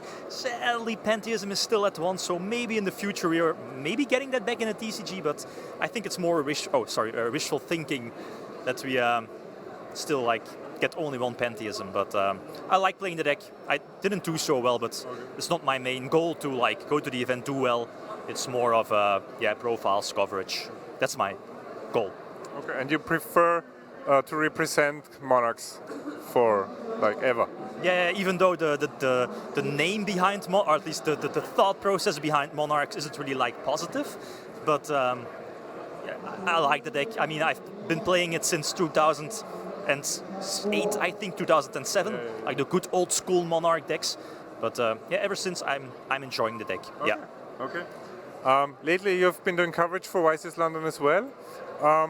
What was your experience? How did you like it? I really enjoyed it because like it's just you're seeing the other side of like the coverage, and like on day 2 you're doing deck profiles for your own channel, but now it's like the complete opposite, complete different thing, and I really liked it. I enjoyed it more because before I was like, oh, it's stressy.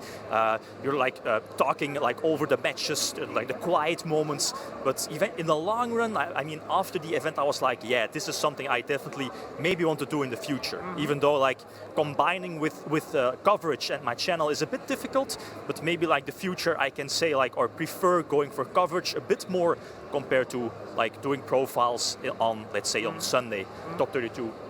Okay, as well.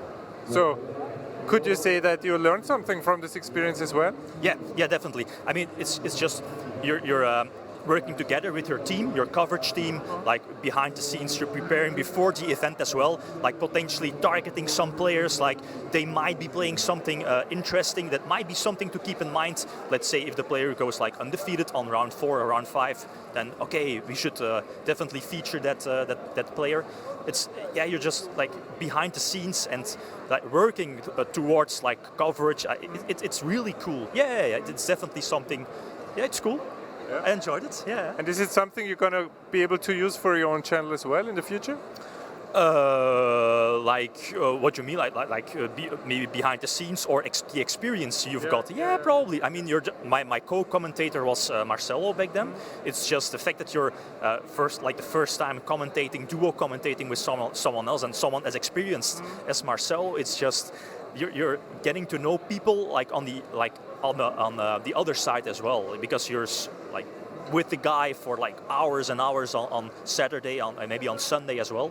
No, it's definitely cool to learn something from it as well. Okay. Yeah. Okay. And of what I've seen, that in that Twitch chat, feedback was mostly positive. Yep. How did you experience it? I was like sneaky curious, and like on Sunday evening and even on Monday, I was like checking out the Twitch chat, and I think it's normal, like Facebook as well. It's like people are definitely positive, so that's a good feeling, because it was the first time like getting like experience or getting to know like how everything works, how you should like commentate on stream, because that's a lot more different than, let's say, you're sitting in your room and commentating on your own video. It's so different, like unbelievable. 1,000 eyes watching you. Yeah, indeed. But now it's like you're live and you're commentating and people are looking at you. It's so different. But it's cool. What are your goals for the future? Are you considering doing coverage again or applying for coverage someday? Definitely. I mean, if they ask me again, definitely. I mean, we don't know what the next YCS will be. My only downside is that I need to combine it with my job. But if there's like an early notice, we can definitely or at least I can try to get some free time and arrange the schedule. But who knows? Yeah. But if the question comes, definitely. Yeah, because of the experience. Thanks a lot for talking to us. Yeah, no problem. It was a pleasure. Hope to see you soon again. Definitely. Yes. And you guys stay tuned for a lot of more coverage on our feature matches and live stream.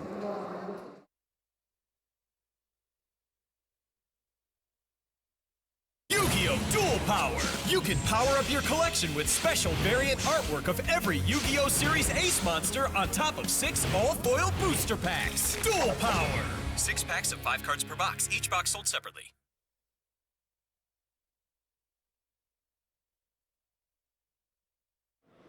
Welcome back to the coverage of YCS Milan 2019.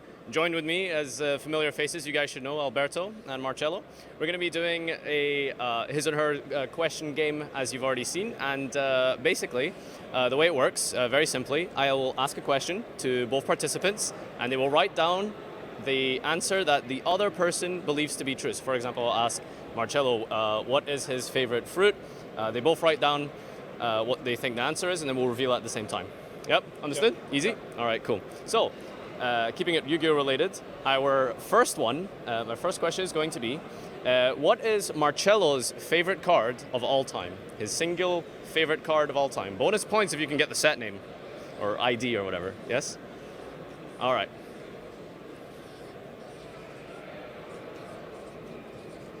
Are we getting some similar answers here? Okay.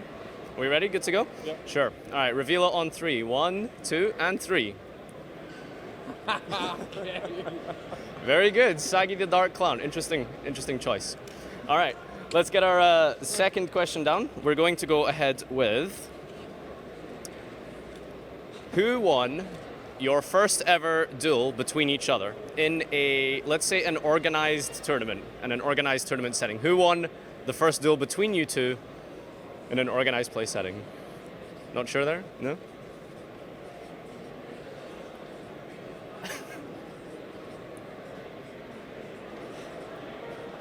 All right, on 3. 1, 2, and 3. Apparently, we just have an EXO record. Very good. All right. Our next question is going to be, what is Marcello's favorite archetype of all time? His favorite archetype of all time.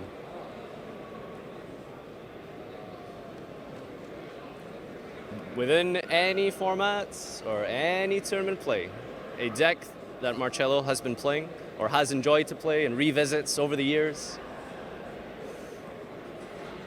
Going with something there, let's see. All right. Okay, and on 3. 1, 2, and 3. So not even close. Not even slightly close. You gave 2 options there, Marcello. To be honest, it would have been the fair choice if I had to fit 3. So it's fair enough. It's fair enough. But rip, we're not friends anymore. All right. Okay. So now we're going to move it over to Alberto, and we'll be guessing various things about him. So let's begin again very simply. Let's go with Alberto's favorite archetype of all time. What is Alberto's favorite archetype to play of all time? Hopefully something he's able to win with against Marcello. Interesting. All right. And on 3. 1, 2, and 3. Very good. Very good. So Marcello apparently the better player and friend here, it seems. Unfortunately, we talked about this previously this morning, so he was lucky enough. Okay. Very good. Lucky. The next question is, where you two had your first event together? What was the first event that you two traveled to or played with each other in some capacity? Premier event level. Let's see what you guys have. All right. And 1, 2, 3. So it's about a gap of 3 years. How is that possible? What's the story? He's right. Bro, 3 years. Like what? You forgot about 3 years. No, because this was the first event we traveled together. It was YCS Milan, and I'm sure of that. But Milan was the first event we played together. Yeah. So. Good defense. All right. So we have one final question, and it's going to be very simply Alberto's favorite card of all time. Single card, most favorite of all time. What does Alberto love checking out every format to see if it's finally relevant again, or maybe it's on a ban list perhaps somewhere in the ether?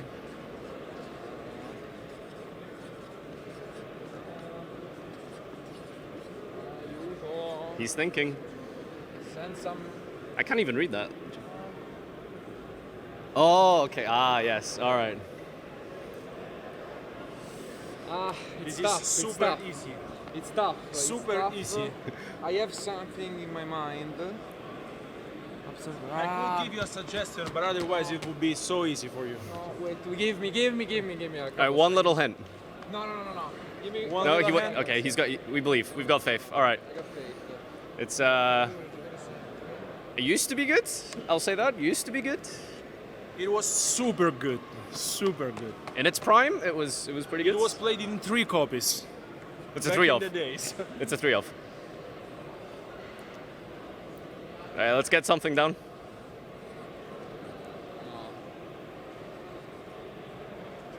You gave me as a present.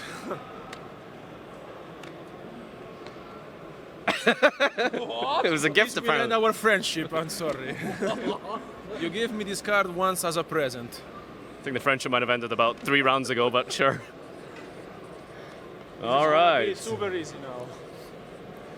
All right, very good. All right, on 3. 1, 2, and 3. Yes! Judgment Dragon. Yes. Yeah, after about 4 tips or something, we got there. No. Thoughts on the friendship? I mean, to be fair, I mean, outside of the end, I was on the uppers, and I'm kind of disappointed. Yeah, he's You save yourself on the corner because of the Judgment Dragon, because otherwise... I don't know. I should find new friends, I think, and now I probably should get him fired as well from the stream. All right, we'll see if we'll see Alberto again for the next YCS. Thank you everyone for watching. We'll be back in just a moment with some more coverage. Thank you.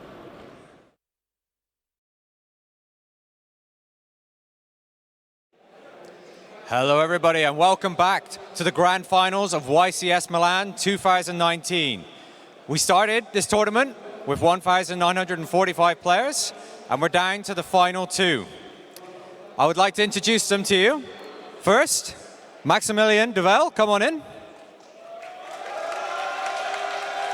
Are you ready? Yes, I'm ready for sure. All right, man.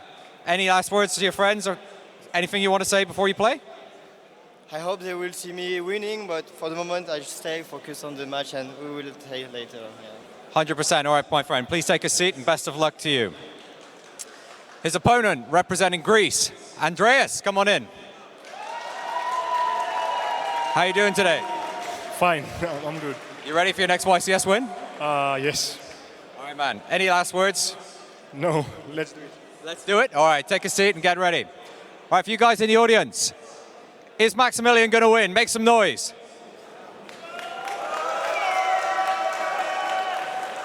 How about Andreas? If you think Andreas is going to win, put your hands up and give him some energy.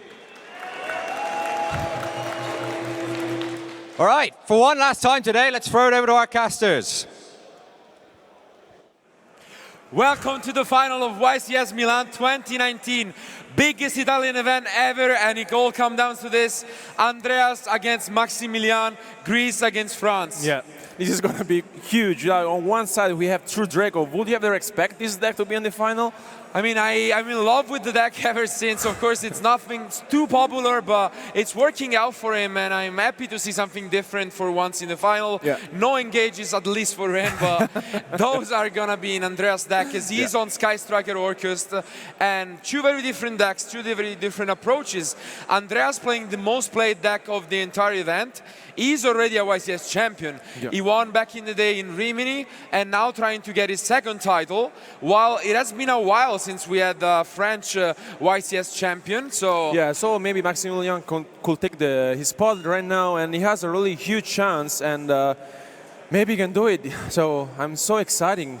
yeah, and to be fair, they are both very good players. They showed themselves knocking out everyone else out of this event. We had over 1,900 players, and in the end, it is these two guys remaining. They both have very good chances. We saw an incredible top 4, one of the weirdest in years, where I'm not even sure what happened there. I think it was memes as well involved, but in the end, Maximilian, thanks to some card of demise, was able to pull them through. If you want to know the secret behind his luck, he also visited my house in France. That's where he's from. But now, hopefully, that luck will keep on going in the finals. He does need it because he's up against a monster. The best player in Greece, I want to say right now, confirming event after event that he is super consistent. Will he be able to take it? If our players are ready, I think we can soon jump to the table. But yeah. Any last word before we go? No, I'm really excited, and I'm really looking forward to see this match. So let's quickly go to the table.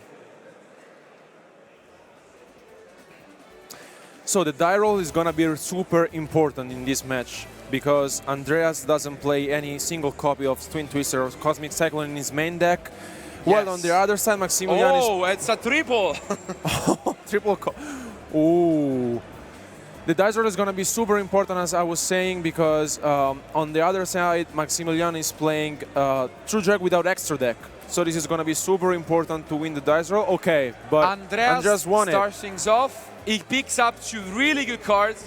The rest of his hand was looking a little shaky, but he now gets the Foolish Burial, and maybe with that, he will be able to set up. So if you don't know what you're up against, the regular opening for the Orcust deck is quite weak, but you can start things off with Trisbana, and that's a blowout card. At the same time, look at Maximilian hand. Yeah, I mean, what can you do? Like, Andreas he knows that his opponent is not playing any copy of single end traps in his main deck, so he can take a huge advantage out of this game. Absolutely, he's gonna try and capitalize on this, and with the Ash Blossom being able to negate the demise, it's also quite awkward because you don't want to see too many copies of Diagram. Yeah. When you see all of them, the advantage isn't that great, to be fair. Exactly. Maybe that's one why terraforming was limited to 1, right? Yeah, absolutely. And It's also surprising to me that he's playing the extra deck less version. Yeah, so I mean, it's not that popular anymore. Absolutely. So he's relying on all of the mono-chur ups, of course. And since this moment, it worked out pretty good. Yeah, it is. I think anyway, Maximilian should be proud of his tournament. It's one of those decks that if it works out, yeah, I mean, he went to the final, so. It is going to be a trend. Last weekend in Pasadena, we saw it in the finals, but it was Sky Striker Draco. Will we have another Draco losing in the final, or will he finally win the YCS? I don't even think he'd ever won. I don't think so. Like, I don't think so, yeah. So as we expected, the Mascherina is there, and the goal is to make the Trisbena. And that's about it. Yeah. So can Maximiliano open some way to stop this? He really needs to pick up some traps or like the monsters. Let's see what it is. Okay, return is a very good pickup here. It will allow him to start putting some pressure on Andreas. I don't think I like maybe one diagram too much, but the rest of the hand is I probably mean, it's really good. I mean, yeah, insane. he has maybe one extra copy of diagram in the hand, but he can do a lot of things right now. Yeah. So let's see what he does to do. I mean, for sure he knows that Andreas can make the Trisbaenia. Yeah, so he's gonna try and and Desires as well is revealed, so this hand could be even crazier. And you can see the main touch in this deck, which is Into the Void. Yeah. It's there to just boost the consistency of this deck. It is definitely unusual in a control deck, but it's been working out for him. What is he gonna draw with it? So he really needs to. Okay, so now he has to go with diagram. Yeah, and yeah, he's gonna set the return. Yeah. Do you think Andreas is gonna consider using some of his cards here, or is he just gonna wait? I think he has to. I mean, on one hand he could be forced, but I think he's going to wait. Yeah, no matter what. Yeah. Okay, so it seems like he's waiting. He's just gonna use the Nightmare. He has a few options here. He can send the Gizmek most likely. Yeah.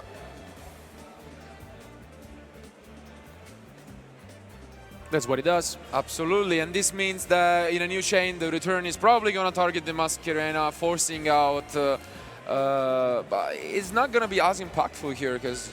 Yeah, but on the other hand, Maximilian has a really good hand, so he can really. I think. It's interesting though that he picks the monster here. Yeah. I felt like the obvious would have been to just go for a spell. So to destroy it with diagram and then force the Babel. But the monster right now doesn't seem like it's that useful. But Andreas just pulls the trigger and he goes, instead of Trisbena, just all in on his plays with the Zero Boros. So we saw this card almost take the last event in London. Will this be the case once more? Yeah, I mean, Maximilian, maybe we could have taken the Heritage, for example, or this Disciples rather than the Dynamite. I think he could have done something else, but let's see what it comes to. Yeah, I'm honestly really surprised that he picked the Dynamite there, but yeah, he does activate the Disciples here, which means that there was a little bit of a different card in the hand from what we have got, which now makes it clear why he searched for Dynamite. And then it makes this hand even better, because he doesn't have all of those copies of the Diagram. So maybe he had 2 copies of Diagram, I suppose. Wow, but this is very surprising from Andreas. He feels like he's safe here, and he will just pull the trigger right away, banishing everything that's on the field, but it seems like that's not too good at the moment. Like, he does have the Ash Blossom. Maybe he thinks he's safe with the Ash Blossom on the Desires. On the Desires, yeah. But the Demise will really come back here, so. Okay, here comes the Ash. So if now Maximilian, okay, so he could go Diagram, pop the Dynamite, search. Yeah, it depends how greedy he feels like being. We've seen him in the past really being it, I feel like. Yeah, so I mean, we both. I think he's gonna go for it. We both saw him playing in the top 4. So if I were him, maybe I will go like pop the Dynamite, search for Heritage, activate the Mice, draw 3, and then draw another one for Heritage. And yeah, hope. it's definitely a lot, but this time he plays it safer. It's the finals. He doesn't want to mess up, and he's gonna pick up 2 cards. Still have the diagram to be activated. Let's check what he just drew. It seems like they are both traps, if I'm not mistaken. Yeah. So he will get the heritage now for an extra draw, and then the dynamite can come down.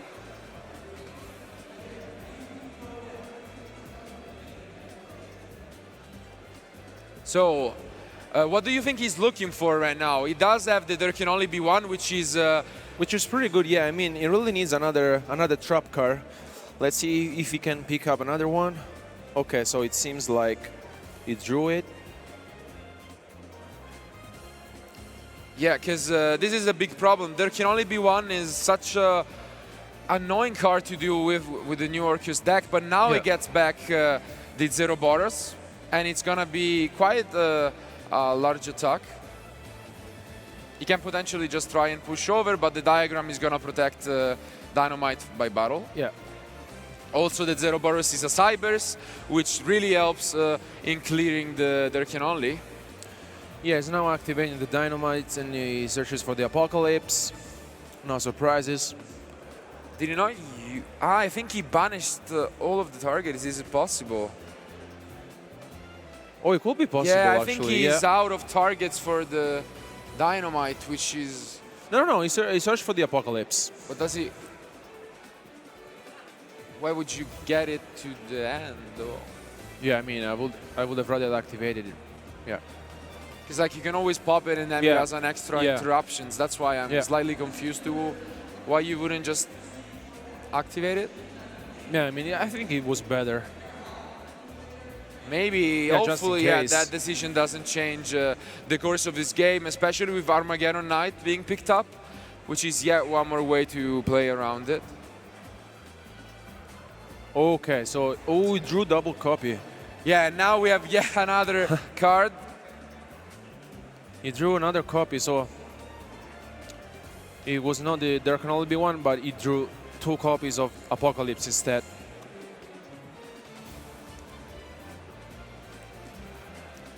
I don't think anyway Andreas has a lot of problems here. It's also up to what Maximilian banished with his Pot of Desires. Yeah, it seems like the decision to go for the Zero Bros instead of Trisbena might be a game changer here, allowing him to just play around that there can only be one by having a different one if that was up there. But since we now know that it was another Apocalypse, it's even easier. Because now he's pretty much left vulnerable to whatever he only has Andreas is gonna do. Yeah, I mean, he only has a diagram, and I mean, the Apocalypse is good, but it's really up to what Maximilian has left in his deck. So they're just now making some clarification with what cards were banished. Yeah, also one account to make sure that the Zerobros has enough attack, because we showed it before, but it gains 200 for each banished card, which is a lot.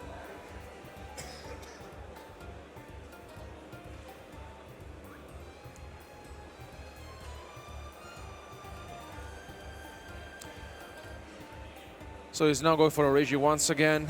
He's banished other 8 cards from his deck. And there's not that much that Maximilian can do at the moment.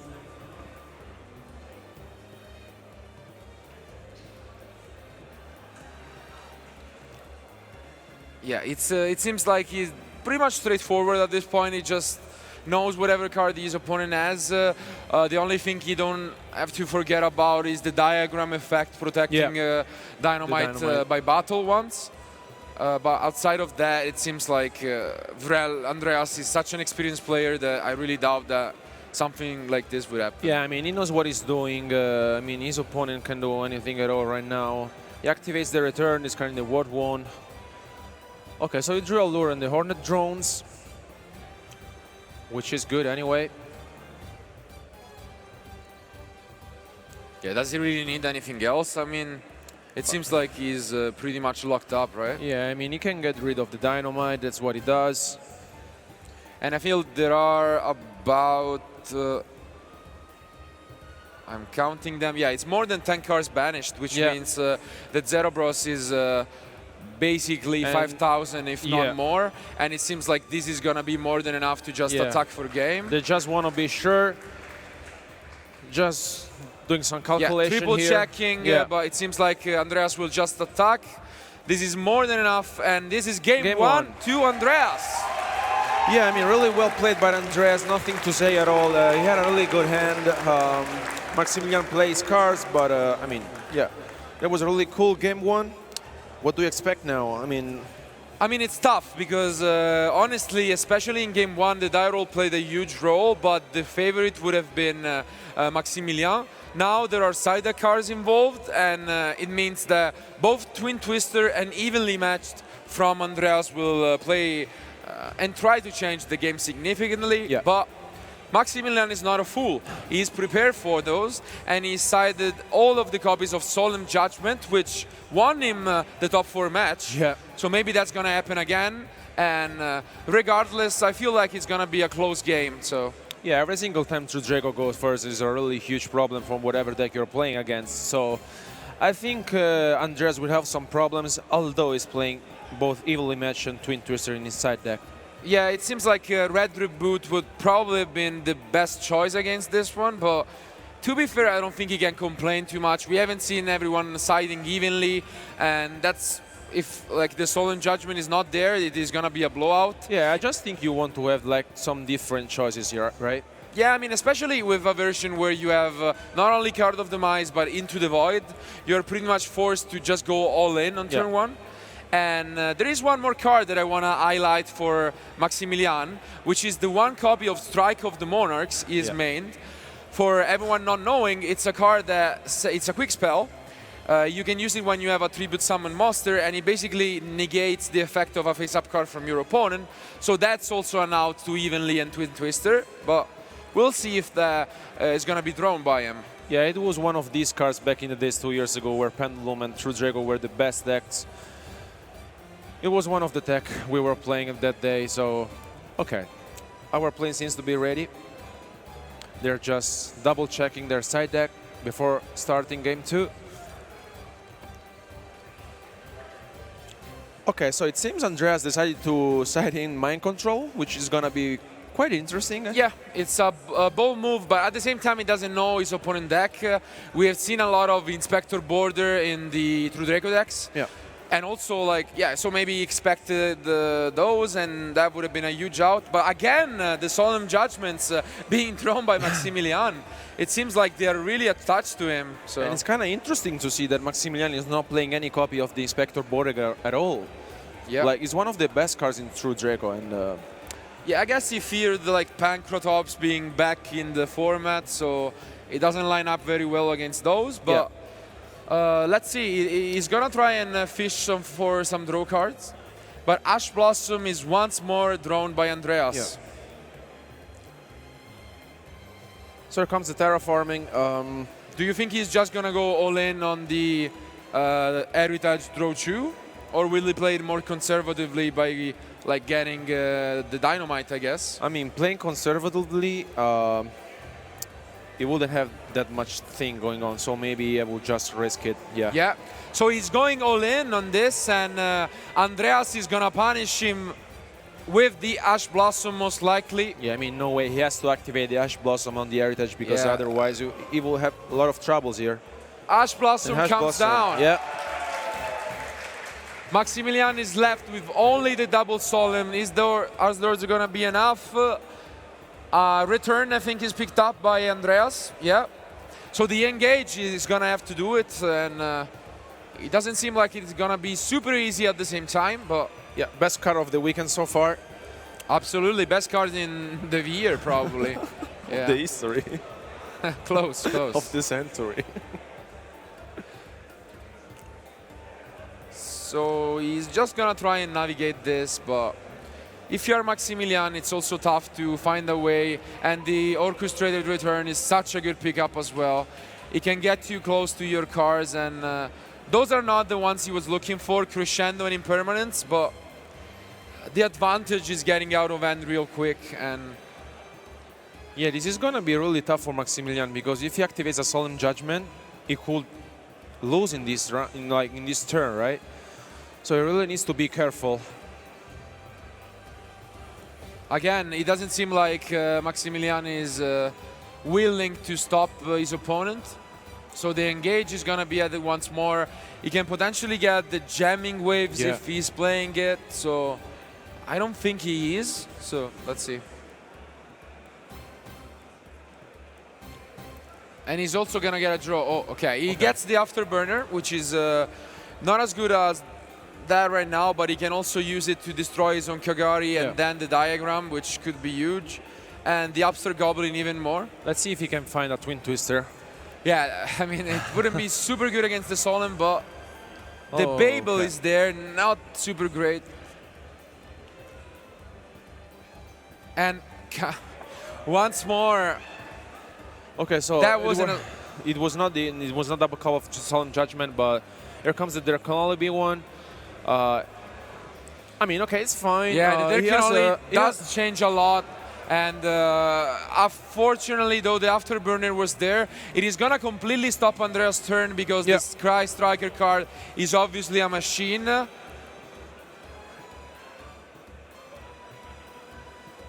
Which means that he can push some damage and then potentially clears. And this changes a lot. If that was a Solemn, it would have completely been useless. But now Andreas trying his best to stay in the game. He's going to go for the grind approach, destroying the diagram instead of the Durkin only. I think he has to activate the Judgment because otherwise... The Solemn Judgment comes down and it is going to prevent it, and we have a game on our hands. So now, I mean, Maximilian needs to find out something out of this deck. The diagram is still here. The game is not over yet. It is not, but now it is looking much better for Maximilian. Can he pick up another Demise, maybe? Let's see. It seems like it's a True King return, so not that great, but he still has access to his draws. And it is. Yeah, here you probably get a monster, and then you get a draw off the Heritage, and you start getting an advantage out. And just as predicted, this is his line. The best cards to pick up here are probably just Card of Demise, Desire, all of the draw power. Yeah. Can he pick any of them up? It's another diagram, which is good. Okay. Which is good. Pretty good one. Unfortunately, if it hits the crescendo, it is gonna be a double-edged sword in a way. Yeah. Let's see, it's gonna be an important 50-50 here for Maximilian. Which one will it hit? It is the crescendo. Okay. Unfortunate pick. But, but once again, he can now draw another card. So he can draw like Duality, Demise, Desires. Pot of Desires. One more chance to get something useful here. Can he finally get a draw card? I don't think it was a spell, so... No matter what, as we can see here, he would have been able to destroy both back rows, so not that much of a 50-50 after all, but... Okay, this is an interesting approach from Andreas. He uses the crescendo, trying to bluff there is something there, so that if Maximilian would have changed it, but it doesn't really change anything. And this is going to be quite a negative impact on Andreas' plan, because the Impermanence was is only out to the Durkin only. Yeah. I think anyway, Andreas can't really complain because he has the Mind Control, which could be really good for the turn after. Yeah, the Mind Control deals with the Durkin only pretty easily, so this might still be on his case. And the Grapher is picked up. Wow. A great draw here. Wow, this is huge.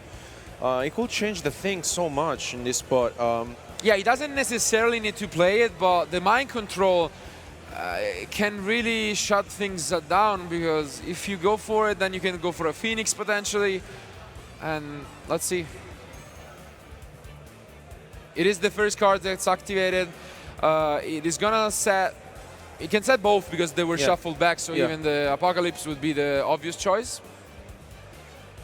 Okay, so he activates the Apocalypse, which makes sense.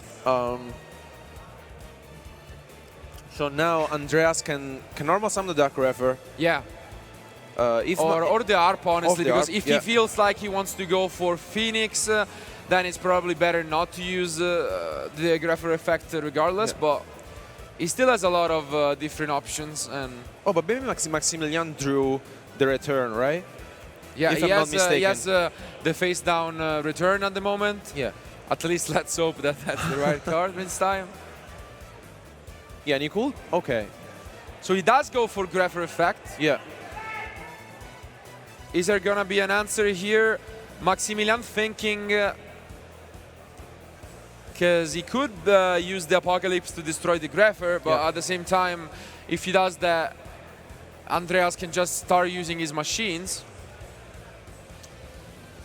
Let's see if Andreas can go through it and win this game right now in this turn. Yeah. I think he has the right cards to do so. Yeah, I don't feel like Grapher was necessarily the obvious choice. I feel like if he wants to go for Phoenix, and it seems like it is one of the nice ways, he might have held that. Yeah. But let's see. So now he needs to go like summon a Phoenix. Yeah. Pop the Dark B1. He's gonna check the barricade, but I'm pretty sure it is a machine as well. So unless he goes for Masquerena, he only has one of those two options. Yeah, he has a couple of options. It is gonna depend on the approach he needs to take, because we have seen last round where he had the opportunity to destroy the Durkin only and prioritize destroying the diagram. So maybe he feels like if he's gonna leave his opponent top decking, he can also just try and push for game. Yeah. Because let's remember that Maximilian is only on 3,500. So let's see what he now decides to do. Here comes the Babel. Like, this might, because he's gonna send the Gizmak here. Yeah. The Gizmak might just be enough to win, and that's it. game. Andreas Velos won the second YCS. Andreas is now a two-time YCS champion. After 2 years, he is back in Italy, which is where he has won his previous YCS. He is now a two-time Italian YCS champion, although he is from Greece. Congratulations to him, but let's go back to us for the discussion. What a match. Wow. Wow. What a weekend. It's really the peak of, it all came down to this. Andreas, he was the favorite, I want to say, from top 8 on. Yeah. Because he's very experienced.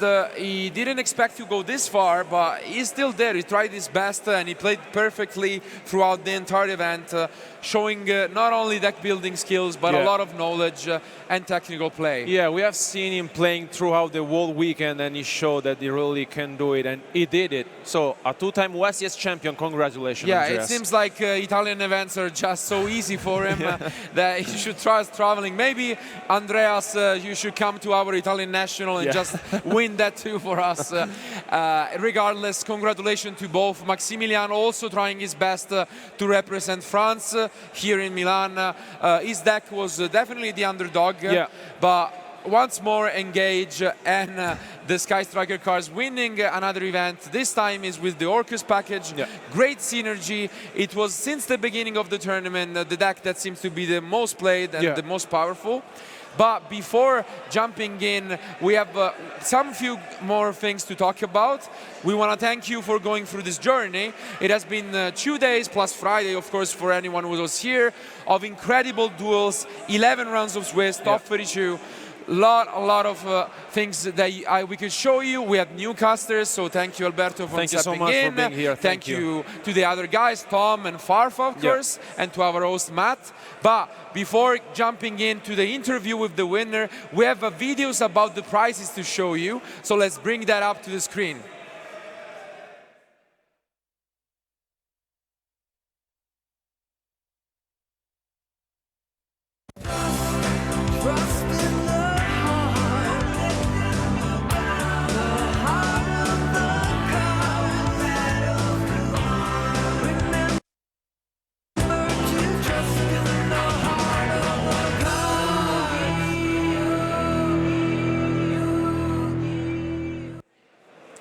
And there it was. These are the amazing prizes that you can win if you come to one of the YCSs, not only here, but in the US and all over the world. It's such a fantastic experience. You can see the amazing crowd that was gathered to watch the finals. But in the end, Andreas taking it home, taking yet another prize card and trophy. Soon his home will need to find a bigger one where to fit all of these prizes. But now, thank you again for watching. It has been a pleasure. And now let's go to Matt and Andreas. Thank you, guys. I'm here with the winner of YCS Milan 2019. Andreas, how do you feel? I'm feeling amazing. Finally, I won a second YCS, and it was great. So modest. I finally won a second one. That's great, man. So, tell me about that last game. What stood out to you? Actually, I had a very good hand, but my opponent had some responses that couldn't play around them. And eventually I won by the solemn judgment. He was 300, 500 life points and just attacking for game. Well, you've played incredible this whole weekend, and I'm so happy to see our next two-time YCS champion. Do you have any friends or anyone you want to give a shout out to back home? Yeah, I want to thank all my friends here, and Yorgos and Yannis that lent me cards, and all of this. Okay, I'm fine. Okay, well, I'm pleased to tell you, you are now the proud owner of an ultra-rare Duel Link Dragon, the Dual Dragon, the YCS Messenger bag, a Nintendo Switch console, a copy of Yu-Gi-Oh! Legacy of the Duelist Link Evolution, and your travel accommodation to the WCQ. Are you going to win that too? Yes. 100%. All right. All right, my friend. Pick up your trophy and show the world.